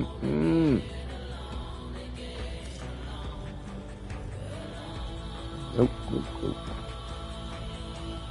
So yeah, you'll be alright. No happiness, only hate. Take a deep breath, relax. Like I said, just don't... I've never seen it work out well when people chase behind other people's improper actions. I mean, and plus too, you know, depending on who you're dealing with, they might be sitting there getting off on the point that they upset you that way. I mean, really getting off. Like, I sincerely have met people where it makes their fucking day to know that they have antagonized or bothered or hurt somebody in some kind of way. Like, I mean, the manner in which they're getting off from the point is just incredible. I kid you not. Like it's like Christmas come fucking early. You know, I knew a guy, like, just off of the sheer fact that Taco Bell didn't give him the right amount of fucking tomatoes in his taco. He contacted fucking corporate and I hate Lego. They took everything away from me. I leaks for the taste of revenge on Lego. It made such a bitch stink about some fucking taco that but the way he went about it was exceptionally methodical. He's very intelligent. And it was just like, number one, he distressed the people that he was dealing with just off the point of it. Fuck who he was like trying to place blame on and get in trouble or fuck with. The people that he had to deal with that were trying to deal with him were losing their shit, and then he getting off on that. The CEO on the dial. No, he was just whatever service people he was dealing with. I got one time I was in a store with him, and he was returning something that was clearly out of the receipt. He was over the date for the receipt to return it. Didn't fucking matter. He was still giving them shit over the fact that he felt like he needed to return it, and was enjoying them going through the bullshit of trying to be polite to him because he's a customer, right? Trying to work with him because he's not doing anything threatening, right? He's not doing anything to have him thrown out outside of giving them shit, giving them a hard time, but doing it in a way which they could not validly throw him out of the store or validly tell him to go fuck off.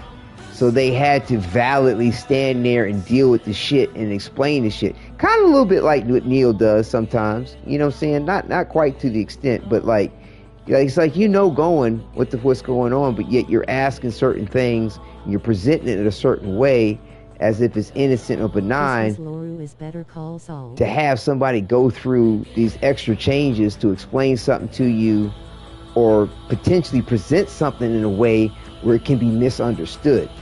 I mean, that's not necessarily the case, but... what did I do again? Skull.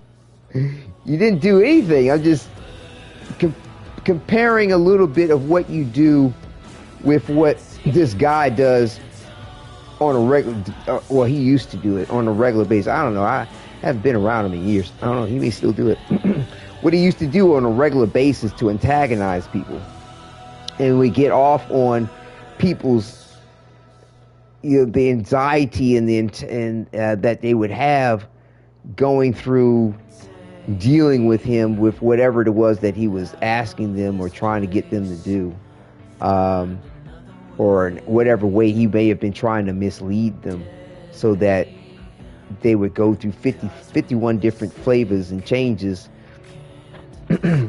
to satisfy the situation. Now, like I said, you don't take things that far as I can determine, but some of what you do reminds me of it a little bit. But the point that I was trying to reach wasn't really a reference or a comparison to you per se, or to give you more attention to it. It was just to let Quentin know that, not to buy into the way certain people will provoke him. Skull. I know, right? You don't want to buy into the way certain people will provoke you, because if you buy into the way certain people provoke you, you're giving them more often than not what they may want and enjoy. And wow, the base glitched out on that, or is it in the table? Wow, look at that.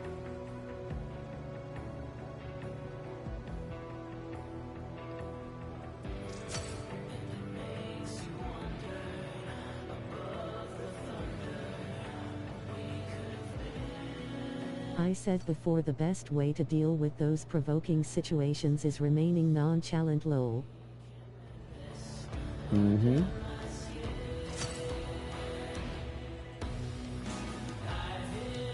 Yep, it can be.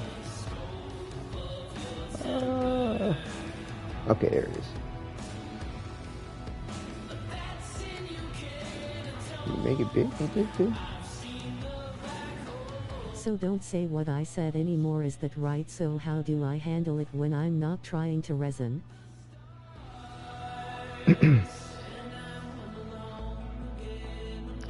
So don't say what I said anymore, is that right? So how do I handle it when I'm not trying to resin? It's just your frame of mind, number one, going into it, your mentality about the situation. And But either way, regardless of what you may feel like you need to say, choose your audience. Choose your audience well. You know what I'm saying? Realize that some certain things, regardless of how you may feel about it or how justified you may feel about it, just will not go well with other people. You know, and you know, you don't want to be caught up in the wrong circumstance with people catching wind of something you said just because you're upset and you trying to vent, and then they twist the shit all fuck out, and now you looking like some horrible person because you were just upset and you're just trying to get something off your chest. Like, but again, going into it with a better frame of mind can have you coming out of it with a better frame of mind. It's just, you know, there's just ignorant, antagonistic fucking people in the world that get off on negative attention, and they want to have attention from you for stupid shit. And there's a lot of levels of it. Oh, I can't think for myself, so now I'm going to have you think for me. Oh, I'm going to present something that I'm going to make it seem like it's benign and nothing, but it's really something. You know, or I'm going to turn something that's really important into something, you know, make it seem like it's nothing. And now you got people upset with me over that. You know, I'm going to create controversy where there was none, you know, so that now I have, or the situation has, attention when it normally wouldn't. You know, there's so many different ways that people just get rock fucking hard and just hitting the fucking ceiling off of causing people strife.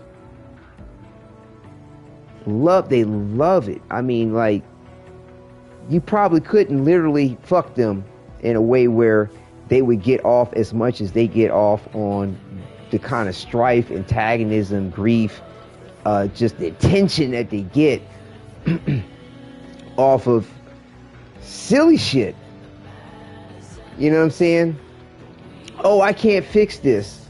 I mean, they never really tried. Oh, I can't do that, when they never really tried. Or maybe they're just so used to what they call learned helplessness. That people will do certain shit for them all the time and tell them shit all the time because they act like they can't do shit for themselves or they can't think for themselves, and so therefore they just get attention. But in the end, they are nothing. No, but Quentin, I'm kind of giving you some advice too about yourself and what I've noticed. You know, like, you know, people will give you attention, people will recognize you and admire what you do, but that is so true. But have strength about yourself and what you do, what you can accomplish, even if you may not have everything. You know what I'm saying? Like, but don't lose sight of the message. You know what I'm saying? It's just what the message is. There's people that seek attention for not the best of reasons. I hear. And not for the most healthiest of reasons. For themselves or for others. And that's what you need to watch out for yourself. And it'd be good also too if you watched out in a way that of what you give to other people, what you do with in regard to other people, or what intention you wish to have from other people. You know, you apply it to yourself to not, you know, to be healthy in the way that you seek it, the way that you gain it. It's a fine line, a fine business. And the thing is, sometimes, like, people have been so taken away with how they've received said attention, said validation, said love, said friendship, all kinds of different shit, sex even, like what, every fucking thing they got. They've received it, or they've had, what do you call it? They've had this learned helplessness to receiving it, or how should I say, aiding and abetting, I don't know, enablement, that's right. They've been enabled to this learned helplessness, or to this form of negative attention, you know, negative attachment, you know, You know, I'm not going to name no names and situations, but I try to tell some real dear person to me, and about one of the most precious people in my life. I'm like, you know, allowing them to think that attention is going to be given to them in this way for this reason, and giving them attention to them in this reason, you know, at such a young age, like, that will not be good for the rest of their life. Like, at what point are they then going to realize that they should not receive that kind of attention for that kind of behavior? You know, you know, because the thing is that they can continue to put themselves in that situation or present the situation as if they need that kind of attention when they really don't. They're very capable, but yet they get attention because they act like they can't or they need, when it's like they could get the attention and they could get whatever they may want by just being themselves, or even just being honest about what they really want, even if it's just attention. Hey, I want some attention. Nothing wrong with saying that. People like that in person. Did you people like that? Asterisk. Of course. Of course. Every day. And sometimes in certain situations. Of course. Of course. Might be talking to somebody like that right now. I don't know for sure. But yeah, they're all over the place, bro. Like, they are all over the place. All over the place. Trust it. I mean, but equally well, there's a lot of people that aren't. You know, and there's different ways in which people are. You know, so there's definitely plenty of people to give, right? When people are taking, and to give while people are asking. And so, yeah, I mean, it all kind of balances out, so to speak. But don't make it right. But I mean, we're social creatures, so, you know, that's what we're going to do. You know what I'm saying? We do some wild shit. You know what I'm saying? Because there's, you know, it's only our brain when it comes to enjoying the endorphins of pain, pleasure, all kinds of things. Our brain is like, it's all yes. I got stimulated. You know. Oh, I see you're referring to me again, skull grinning, squinting face. No, not necessarily. I could be, I mean, it could be Quentin. It could be, you know, whoever else may be in chat. Of that. It could be whoever, I don't know. You know what I'm saying? I'm not labeling it, and I'm being honest. I'm not directing it at any person, but I'm not excluding either. But just realize your brain, no, I'm not bullshitting. Your brain has no nerves of its own. Like it feels nothing. It uses your body to feel. And however it gains feeling from your body and your senses and your perception, it goes yes. Whether it's healthy for you or not, you know. Now, depending on what's happening, the brain can scream out, stop, because it wants your body to continue to give to it. But depending on the way something negative is given to the brain's, you know, neurochemistry, you know, your endorphins, your adrenaline, you know, how the body's producing these neurochemicals for the brain to get off on.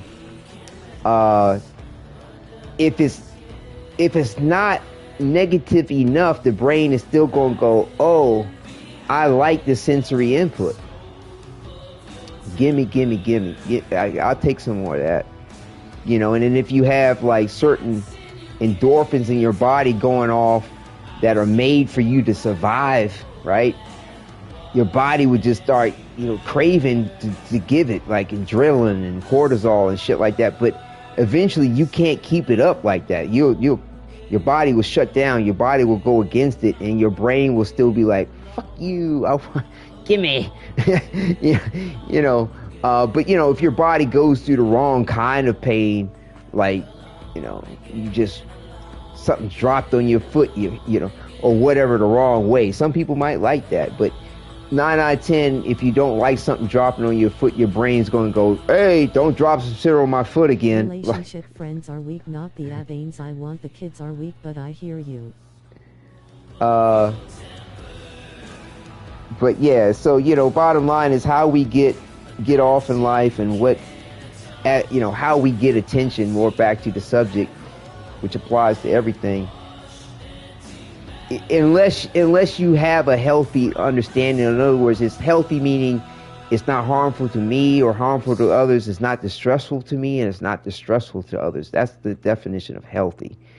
If you don't have a proper framework for that, Choose your friends carefully, Quentin. For everything in your life, yeah, that too. You know, if you don't have a healthy framework for that, for everything in your life, certain things would just not go as well as they could. That's why I have none. You know, whether it's eating food, same thing. You know, whether it's something sexual, something entertainment-wise, love-wise, hate-wise, doesn't fucking matter. You know what I'm saying? If you don't have a healthy relationship with it, it doesn't go well. It's better to be alone sometime than being with fake people, Moai. Perhaps. But too much of that isn't healthy either. I stay away only in darkness. Too much of that isn't healthy either. Like I said, it's like we need sunlight for all kinds of things. Vitamin D production, all kinds of shit, circadian rhythms, you know what I'm saying? Like, and we're social creatures. So if a social creature doesn't really thrive very well in isolation, unless, of course, they're an exceptional individual in some way, shape, or form, and that really works for them. Everything should be balanced, but situations matter.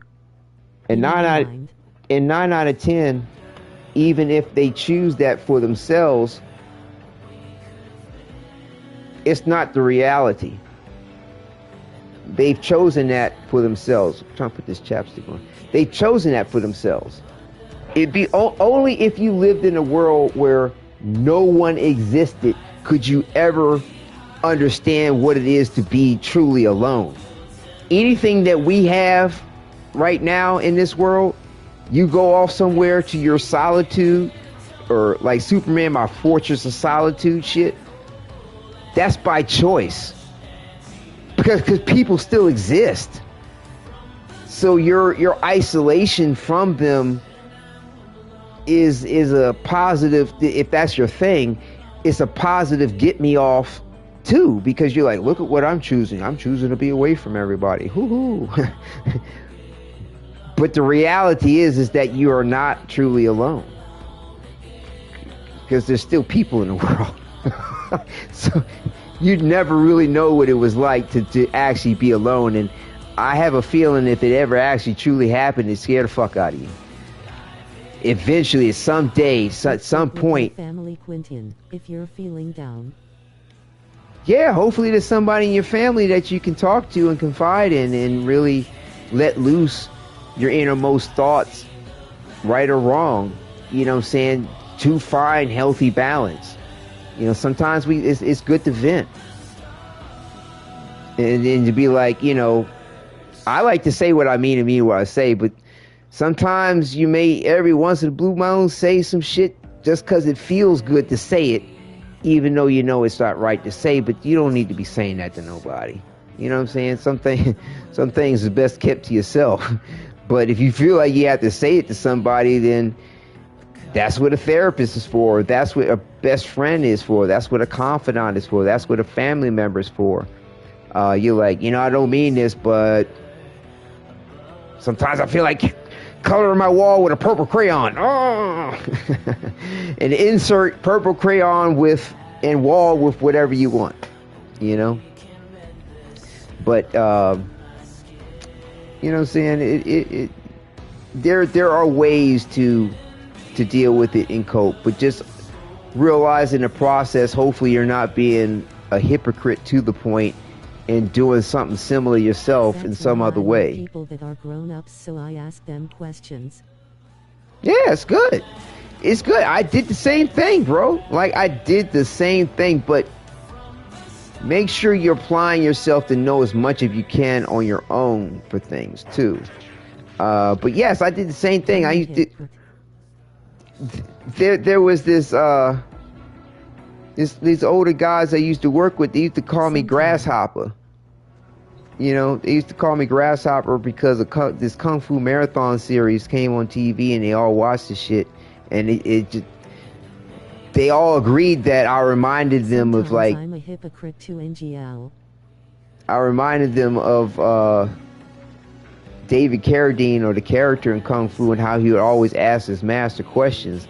And so, yeah, they started calling me Grasshopper. So, yeah, Quentin, I've done the same thing. And, like, now, like, I read what you said. So sometimes I'm a hypocrite too, not gonna lie. It doesn't surprise me you would say that. Like, I mean, it's hard for us not to know ourselves. Now, whether it is then first step to fix it, I guess. Yes, of course. Well, yeah, it is. It is. You know, like the old G.I. Joe cartoon used to say, and knowing is half the battle. G.I. Joe, right? Yeah, knowing is half the battle to a degree, maybe a third. Because doing something about it is one thing, but then, you know, applying it in all situations at all times is another. So yeah, it's knowing is definitely a good percentage of the battle. Admission to it is another position of another part of the battle too, admitting to it. But again, there's some people that, I mean, I shit you not. I swear, bro, I'm not bullshitting you. Like, I mean, I know, I've had the joy to experience a lot of people in life, and there are people that actually like the fact that they can see themselves as what they are, admit to it, but do nothing about it. That part gets them off. They're like I knew a guy, he was like, yeah, I'm an asshole. I know I'm an asshole. He liked knowing he was an asshole. He liked admitting to being an asshole. And he liked the fact that he was going to do nothing about being an asshole. Not being an asshole, rather. So, you know, and I mean, there's people that will, you know, so like, life is wild. Human beings, what we do, you know, that's why, like I said, I find it. My English teacher, she has the personality that I want in women that I could be with one day. That's lovely. Hopefully you can find it. Hopefully she is also too showing you who she really is, and it's not the front stage face that she's showing you. Front stage face meaning the outward persona, you know, what she's showing you as she's performing. I see where this is implementing face with tears of joy. She does. So yeah, I mean, that is fantastic. If she is who she is, this is her backstage face behind the curtain, and even the one behind the dressing room. Who she really is on that front stage in front of the world, man, that's beautiful. That is beautiful. And to me, it would be great if we saw that more often of people. Because in a way we do see it. It's just that a lot of times the people at acting think that the props and the makeup and the stage, you know, the persona that they show you truly hides who they really are. You're just completely duped by the illusion and their performance. But there's generally something letting you know the truth. There's something. It's you know, it's generally something. I mean, have you ever seen a magic trick and was like, oh, that's not a magic trick? Or have you ever seen? Just clone myself a son and name him Boba Fett. Have you ever seen a play, an act, a movie, some theatrical performance, something that wasn't real and it was like, okay, I knew that wasn't playing in the background. That was real. It's a nice cut, isn't it? you know, so yeah, it's a lot, man. I mean, like this, you know, you can see something that's fake or put on and be like, man, that looked real. But looking real and being real are two different things. Like, I can't remember anything manufactured or fake that I saw or not, it wasn't real, and I was like, you know what? I really thought that was real. No, you might be like, that looks real, but it's not real. From the Stars is the name of it. But anywho, I'm gonna go ahead and bounce, and yeah, that one in From the Stars, gotcha. Yeah, it's nice. So yeah, we'll close it out with Arsenal. I like this cut. Yeah, normally I don't. Yeah, that From the Stars is nice. Normally I don't like listening to something with vocals over and over again, but something like that's like melodic like this, you can have on repeat, and it's not bad. So yeah, Crib's coming together nicely. Did you listen to See It Through the Flesh? Yes. Yes. I was listening earlier when I was grabbing a couple of photos for the thumbnail. I feel more better say out what I had to hold in. I mean you do with every 1999 mission. Right, this is the cut you're talking about here. Yeah. Yep. That's one of my favorites too. I had this on yesterday. This was on yesterday, if I'm not mistaken. Yeah, if I'm not mistaken, that was in yesterday's episode. And now I put favorite soundtrack of all time in Warframe Starstruck. Yeah, it's mad cool. It's mad cool. I definitely say that's on one of my tops as well. I definitely enjoy it. It's mad cool. But yeah, I think Arsenal's a nice chill cut though. Like I said, please play her music. Who? In parenthesis. Whose music? Swimming round and round like Protea? goldfish in a great big bubble of void. Protea? Is that what you're asking for?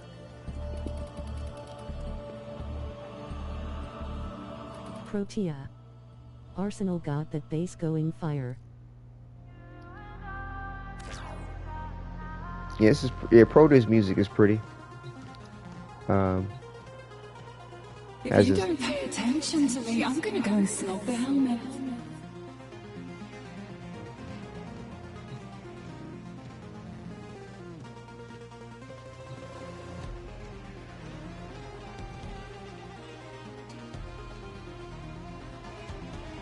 Reminds of Cryoshell. Cryoshell. You have a very attractive heat signature, didn't you know that? The helmet. You crazy girl. You are giving me inappropriate thoughts. I can share them if you'd like. I'm glad I got that structure working. I swear, Calaveras looks more green than what it was looking before. More green and pink. I feel like they adjusted something again. I don't know, whatever. Now it sounds like Subnautica. Like I said, I haven't played the game. I've watched some game footage, and I don't really recall the music from it. But yes, this is a techno-y type thing. Like that's what this genre of music was to me, for me back in the day. I wish Umbra could walk on its own in the Orbiter/Backrooms too. Yeah, it'd be nice if they do. It'd be nice if that comes about.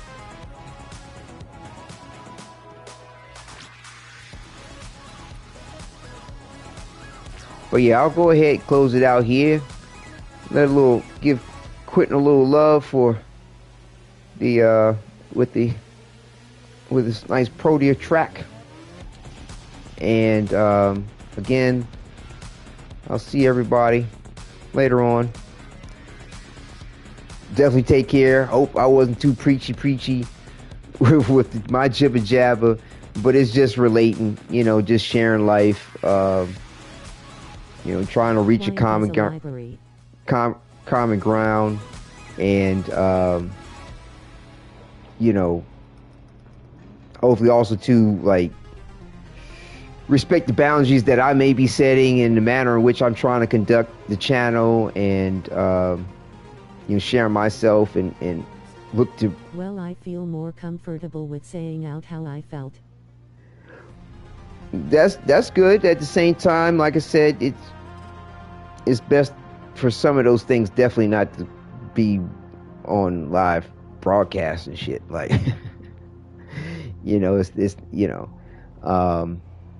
it's not healthy for you or the other people that you're involving with the point of what you're bringing to the table. You know what I'm saying? It's just, ain't good for them, ain't good for me. Have to hear it. It's not good for my channel to have it. Have that somebody who's like a moderator that I've chosen to have as a moderator on my channel, right? Go on about something like that way. It's okay to feel that way. I get it, but how we choose to express high record of that. How we choose to express what we feel is a different story. How we choose to adjust what we think about what we feel is a different story. But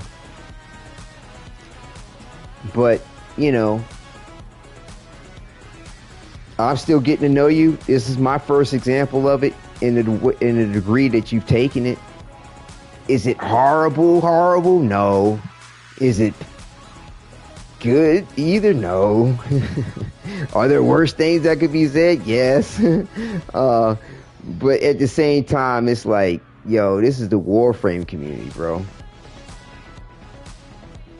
The Warframe community, right? Hello.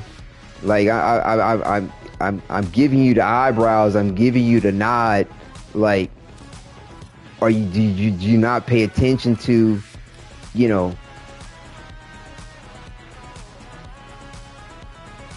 they're very embracing of everyone. So presenting a dissenting thought or it could get worse if I'm with worse people. An ostracization or rejection of any of these people, including yourself and anybody else that you know of, is not positive. It's not positive. And this is based off of somebody rejecting you, rejecting your people, your ancestry. And so now you turn around and reject somebody else for whatever the fuck it is that's going on with, like, no, you just go, fuck you. There's your 2 words and go about your business. I'm okay with it, but what she was saying unexpected. Right, that's why you go. You leave a rotting potato in the bag of potatoes, the whole bag will rot. Right, that's the reason why, like I said, 2 words, fuck you. And you go about your business. You don't have to sink any further to the level of it. You don't even have to say that either. You just be like, right, and just leave, or just not say anything. They let you know the totality of how ignorant they are. How F you, fire face with tears of joy. How simple-minded, how closed-minded, how ignorant they are. Say brainwash kids, I do not stand for that. When I was in school, I would be a little clever. I'd be like, wow, that's an interesting brand of ignorance. And just walk away. I've had people provoke me in all kinds of ways, say all kinds of shit to me. I'm like, touch me, just touch me. Like, I'm they didn't fucking touch me, trust me. Or if they tried, and a few that did got fucked up. But no, it's like, because it's like sticks and stones. So touch me, you know, do something to me that's really going to possibly, or just your attempt to try to hurt me. But the thing is, you don't want to provoke things either. That because people could look at you provoking things like that. Like I said, bottom line is just not to say anything, because silence is an answer too. Silence is an answer. Trust it. Trust it. You can convey volumes of information with just a look. I must grow muscles and knowledge and strength. No, really, you could say nothing to them and look them dead in the eye, dead in the face, with the right kind of expression and muscle. Sometimes words hurt more than sticks and bones. You can't deny that. It's because you let it. It's because you let it hurt you. I can't not let a stone and a stick not hurt me if it hits me the wrong way. Like if I'm just like laying there and I'm not able to defend myself theoretically, and that stone and that stick was I was beat with it, hurt with it. I can't not let that hurt me. Somebody's fucking words or what they think or what they say, I can choose to not let that hurt me. Fire spider. You know what I'm saying? I can choose to think differently about it. I can choose to adjust how I respond to it, how I react to it. That's all. I mean, you know what I'm saying? Yeah, you can. I mean, the same way that you might have been afraid of the dark at some point in time when you were younger. And now you're not afraid of the dark. The dark ain't doing anything to you. Same thing like somebody's words, but yet you felt like it was. But then you got older and you were like, or you got beyond the point, you're like, I'm not afraid of the dark. So just be feeling less. But again, that's based off of how you think about yourself, and that's not necessary. That's not necessary either. That's why having confidence in yourself, having a strong sense of self, without being selfish. Fire store is no word in Bionicle. Okay. I'm not sure how to really process that there. Fire store is no word in Bionicle. I'm not sure how to piece that together with the conversation. But either way, I've worn all this out enough. And, you know, we've all kept me on. You know, I've kept myself on. It's not your fault. I could just be like, all right, I'm confused. Appreciate it. Too. Bye. And go. So yeah, I'll let y'all sort that out with yourselves. Cause y'all are both on Discord. You can get, you know. Whoa. Bad word to the fire people. Whoa. Amateur hour. You know, you can have those sort out what that may or may not be on Discord or PlayStation, whatever. Because both of you on PlayStation. Wow, how did that just completely throw that camera off? I hit the cord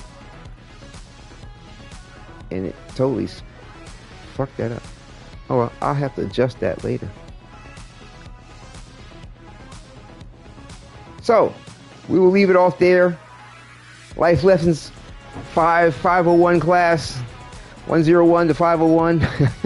It's almost 501 in the morning. Background. Yeah, it's a cool portrait. Thank you. Yeah, I need to. It'd be nice to really do a little bit more of a proper setup. I hope to do that probably next year. I think it'll be about time where I'll be able to do something like that. Because I don't. Yeah.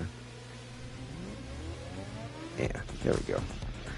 Yeah, I stepped on the damn cord and it just shifted everything all out.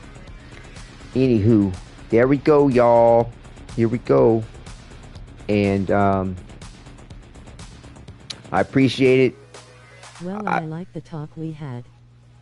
That's cool, cool. Yeah, man. I mean, I would think that you probably had it in some other way, shape, or form with other people. I can't imagine that anything I've really said was probably new. Can't imagine. But you know, never know. Maybe just in the arrangement or the emphasis or the manner in which I said something might be cool. But yeah, bro, like I said, sometimes you don't need to say nothing to people. They do some old fuck shit. Just look at them and just good talk. Give them a nice micro expression or a smirk and just walk away, bro. Or don't even acknowledge it. Like, give it no attention. None. Didn't you hear me? You know, like, there's a lot of ways you can respond, trust it. And I've known people that treat that silent shit, they like to play God with it. I fucking shit you not.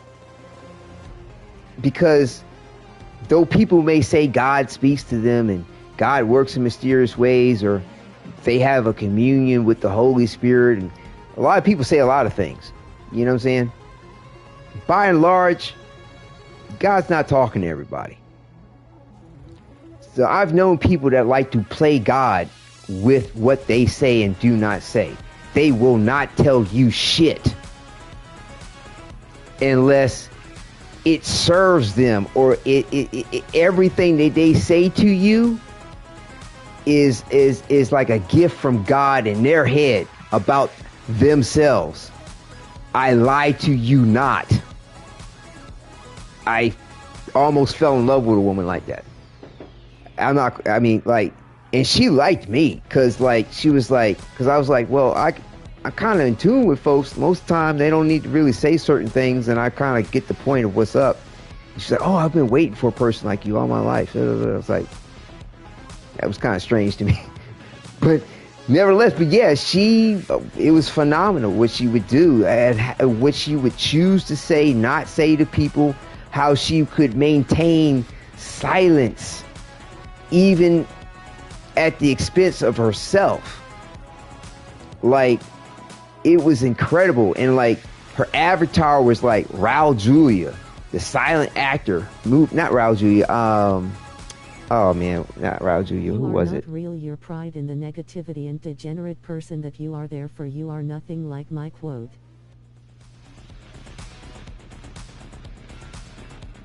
What?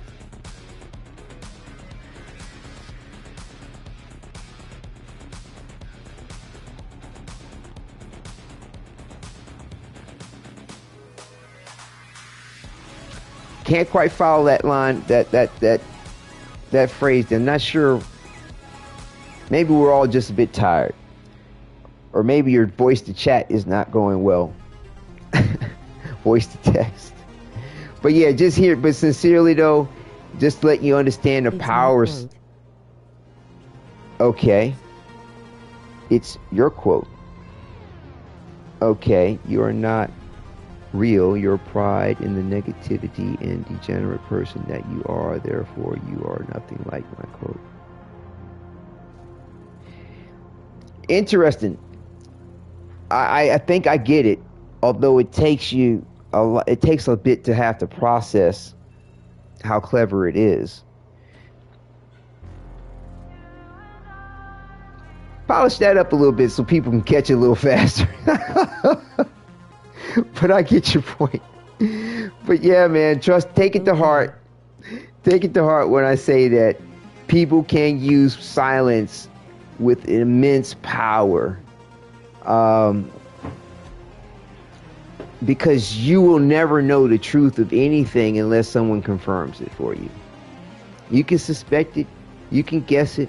People could have all kinds of evidence to prove it. But if you don't admit it, mean it, and if it's be truthful, people may never know.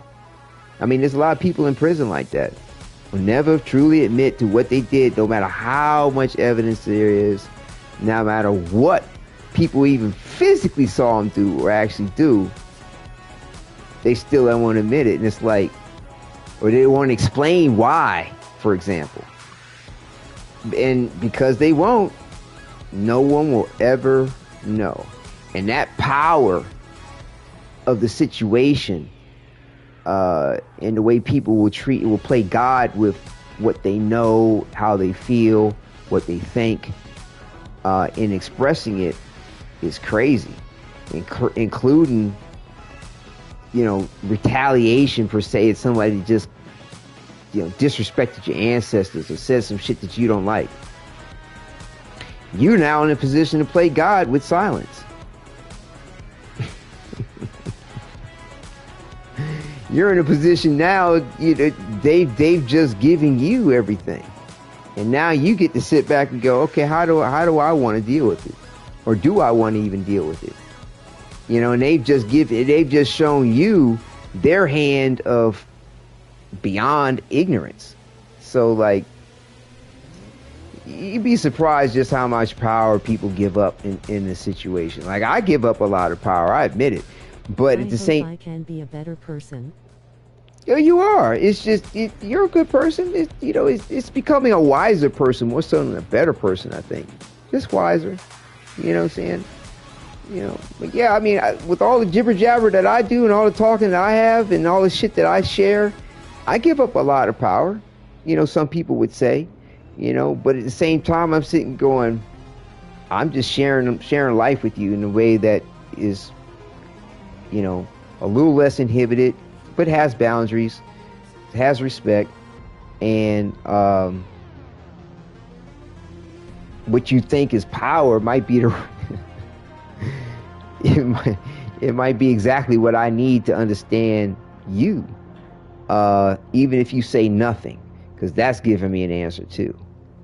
You know, what you do with what I say, or what you do against it or for it or along with it, tells me volumes. You know, so become better every day. Yeah, we hope to.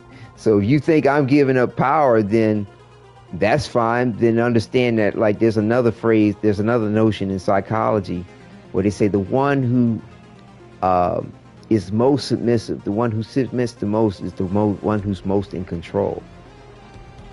You know, if you think about a king and his subjects, the king has no power unless its subjects submit their power to the king. As long as they stay submitted to the king has power. As soon as they stop submitting, the king doesn't have power.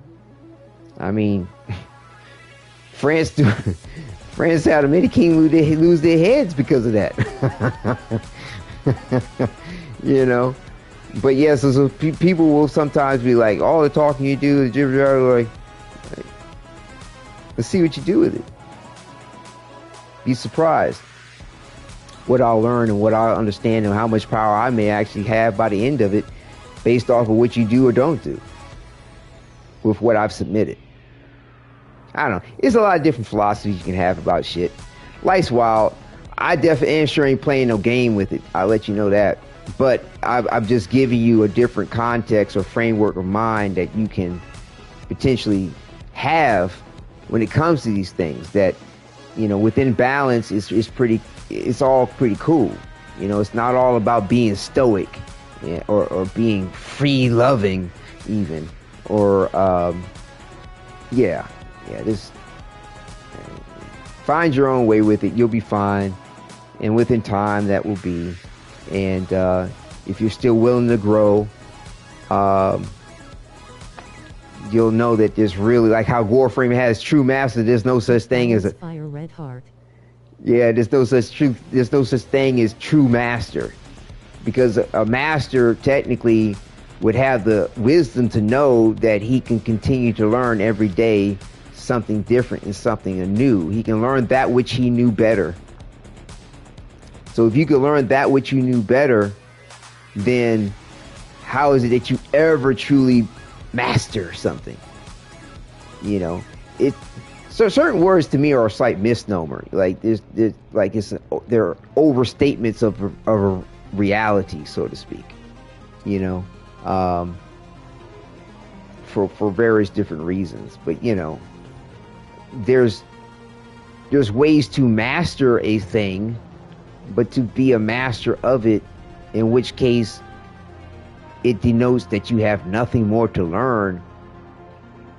I think that that's a misnomer. It's something that doesn't really exist, you know. But either way, that's just my my ideas on things. You know what I mean? You know, I've heard. I'm not alone in them. There are other people that have them, but you know, hey, take it as you will, there, Quentin. No, it's all good. You'll be alright. You'll be alright. And go so deep in so many ways. I feel like this is probably a better place for this. Is tell me what you want. I totally forgot the about part. I needed skull loudly crying face.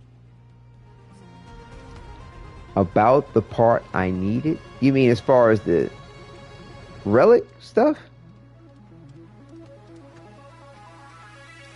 Yeah, well, like I said, later on next episode, we'll hit it.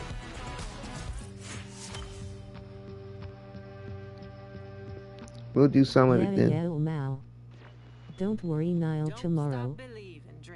Well, actually, technically, it's later on today. That's all we have time for. Technically, it's later on today. Now, you might be wondering if I'm holding... Thank you, appreciate it. Yeah, like I said, I mean, I will spend some time on it, but, you know, I can't do a lot. Because, like I said, my son's birthday, you know, saying it's going to... I'm speaking head dashing away fire 100 points. It's going to be what's up. And, right. So, yeah. My thinking is I could probably give it in an hour. Your son's birthday.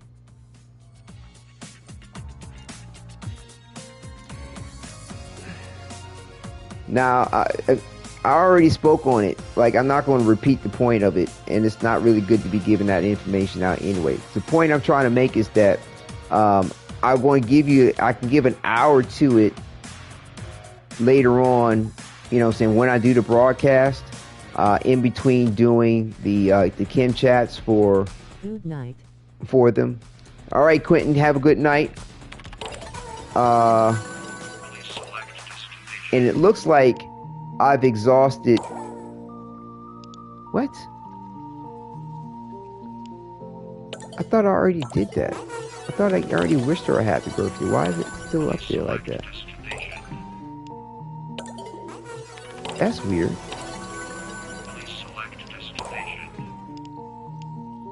Happy birthday, AOA. Maybe we could clone you a Zeke of your very own. We've come alive under the neon glow. It's the party of your birthday.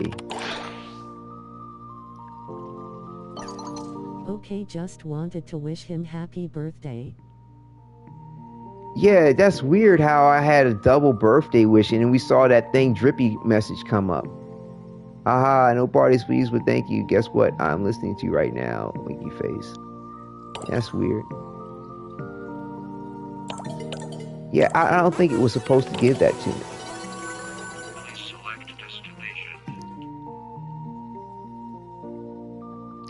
Yes. Oh, thank you. Yes. Well, then if you wanted to wish him happy birthday, just be like, oh, happy birthday. That's it. And that's good. You know, when the time comes, it will be meaningful. But yes. So, I probably give an hour to it. You know what I'm saying? And along the way of things. And we'll take it from there. You know, I'll include it as a part of the thumbnail that, you know, we'll be doing some relic cracking. And, you know, I still want to make... Well, happy birthday, balloon birthday cake, many happy returns of the day partying face. Make a little bit of progress on this, but I'm not looking, thank you, I'm not looking to complete it. So, I don't know. We'll see.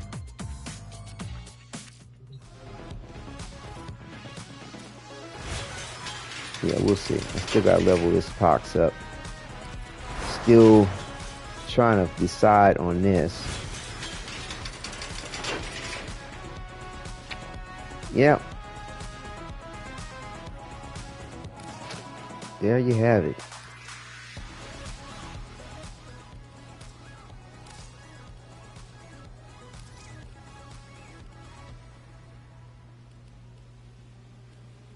That one? Shit.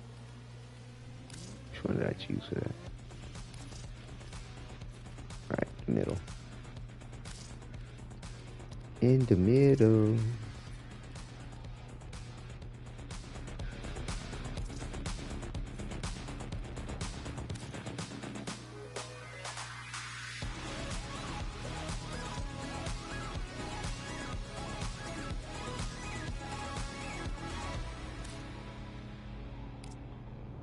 All right.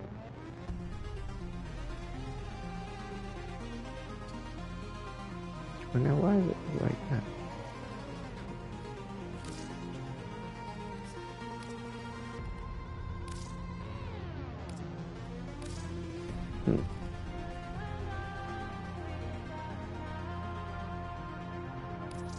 Well, which is this? I got sidetracked. We're trying to figure out what I did with these colors, why I got certain things chosen the way I do.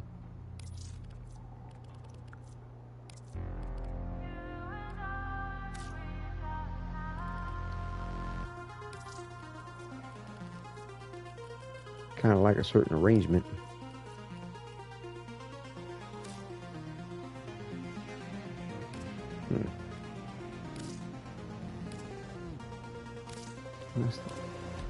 All right.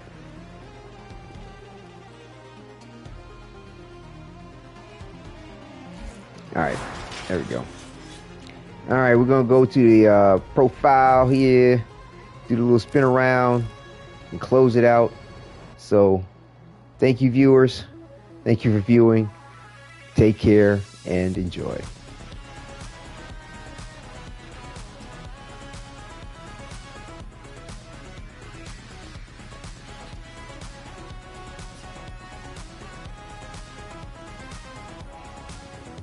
See ya.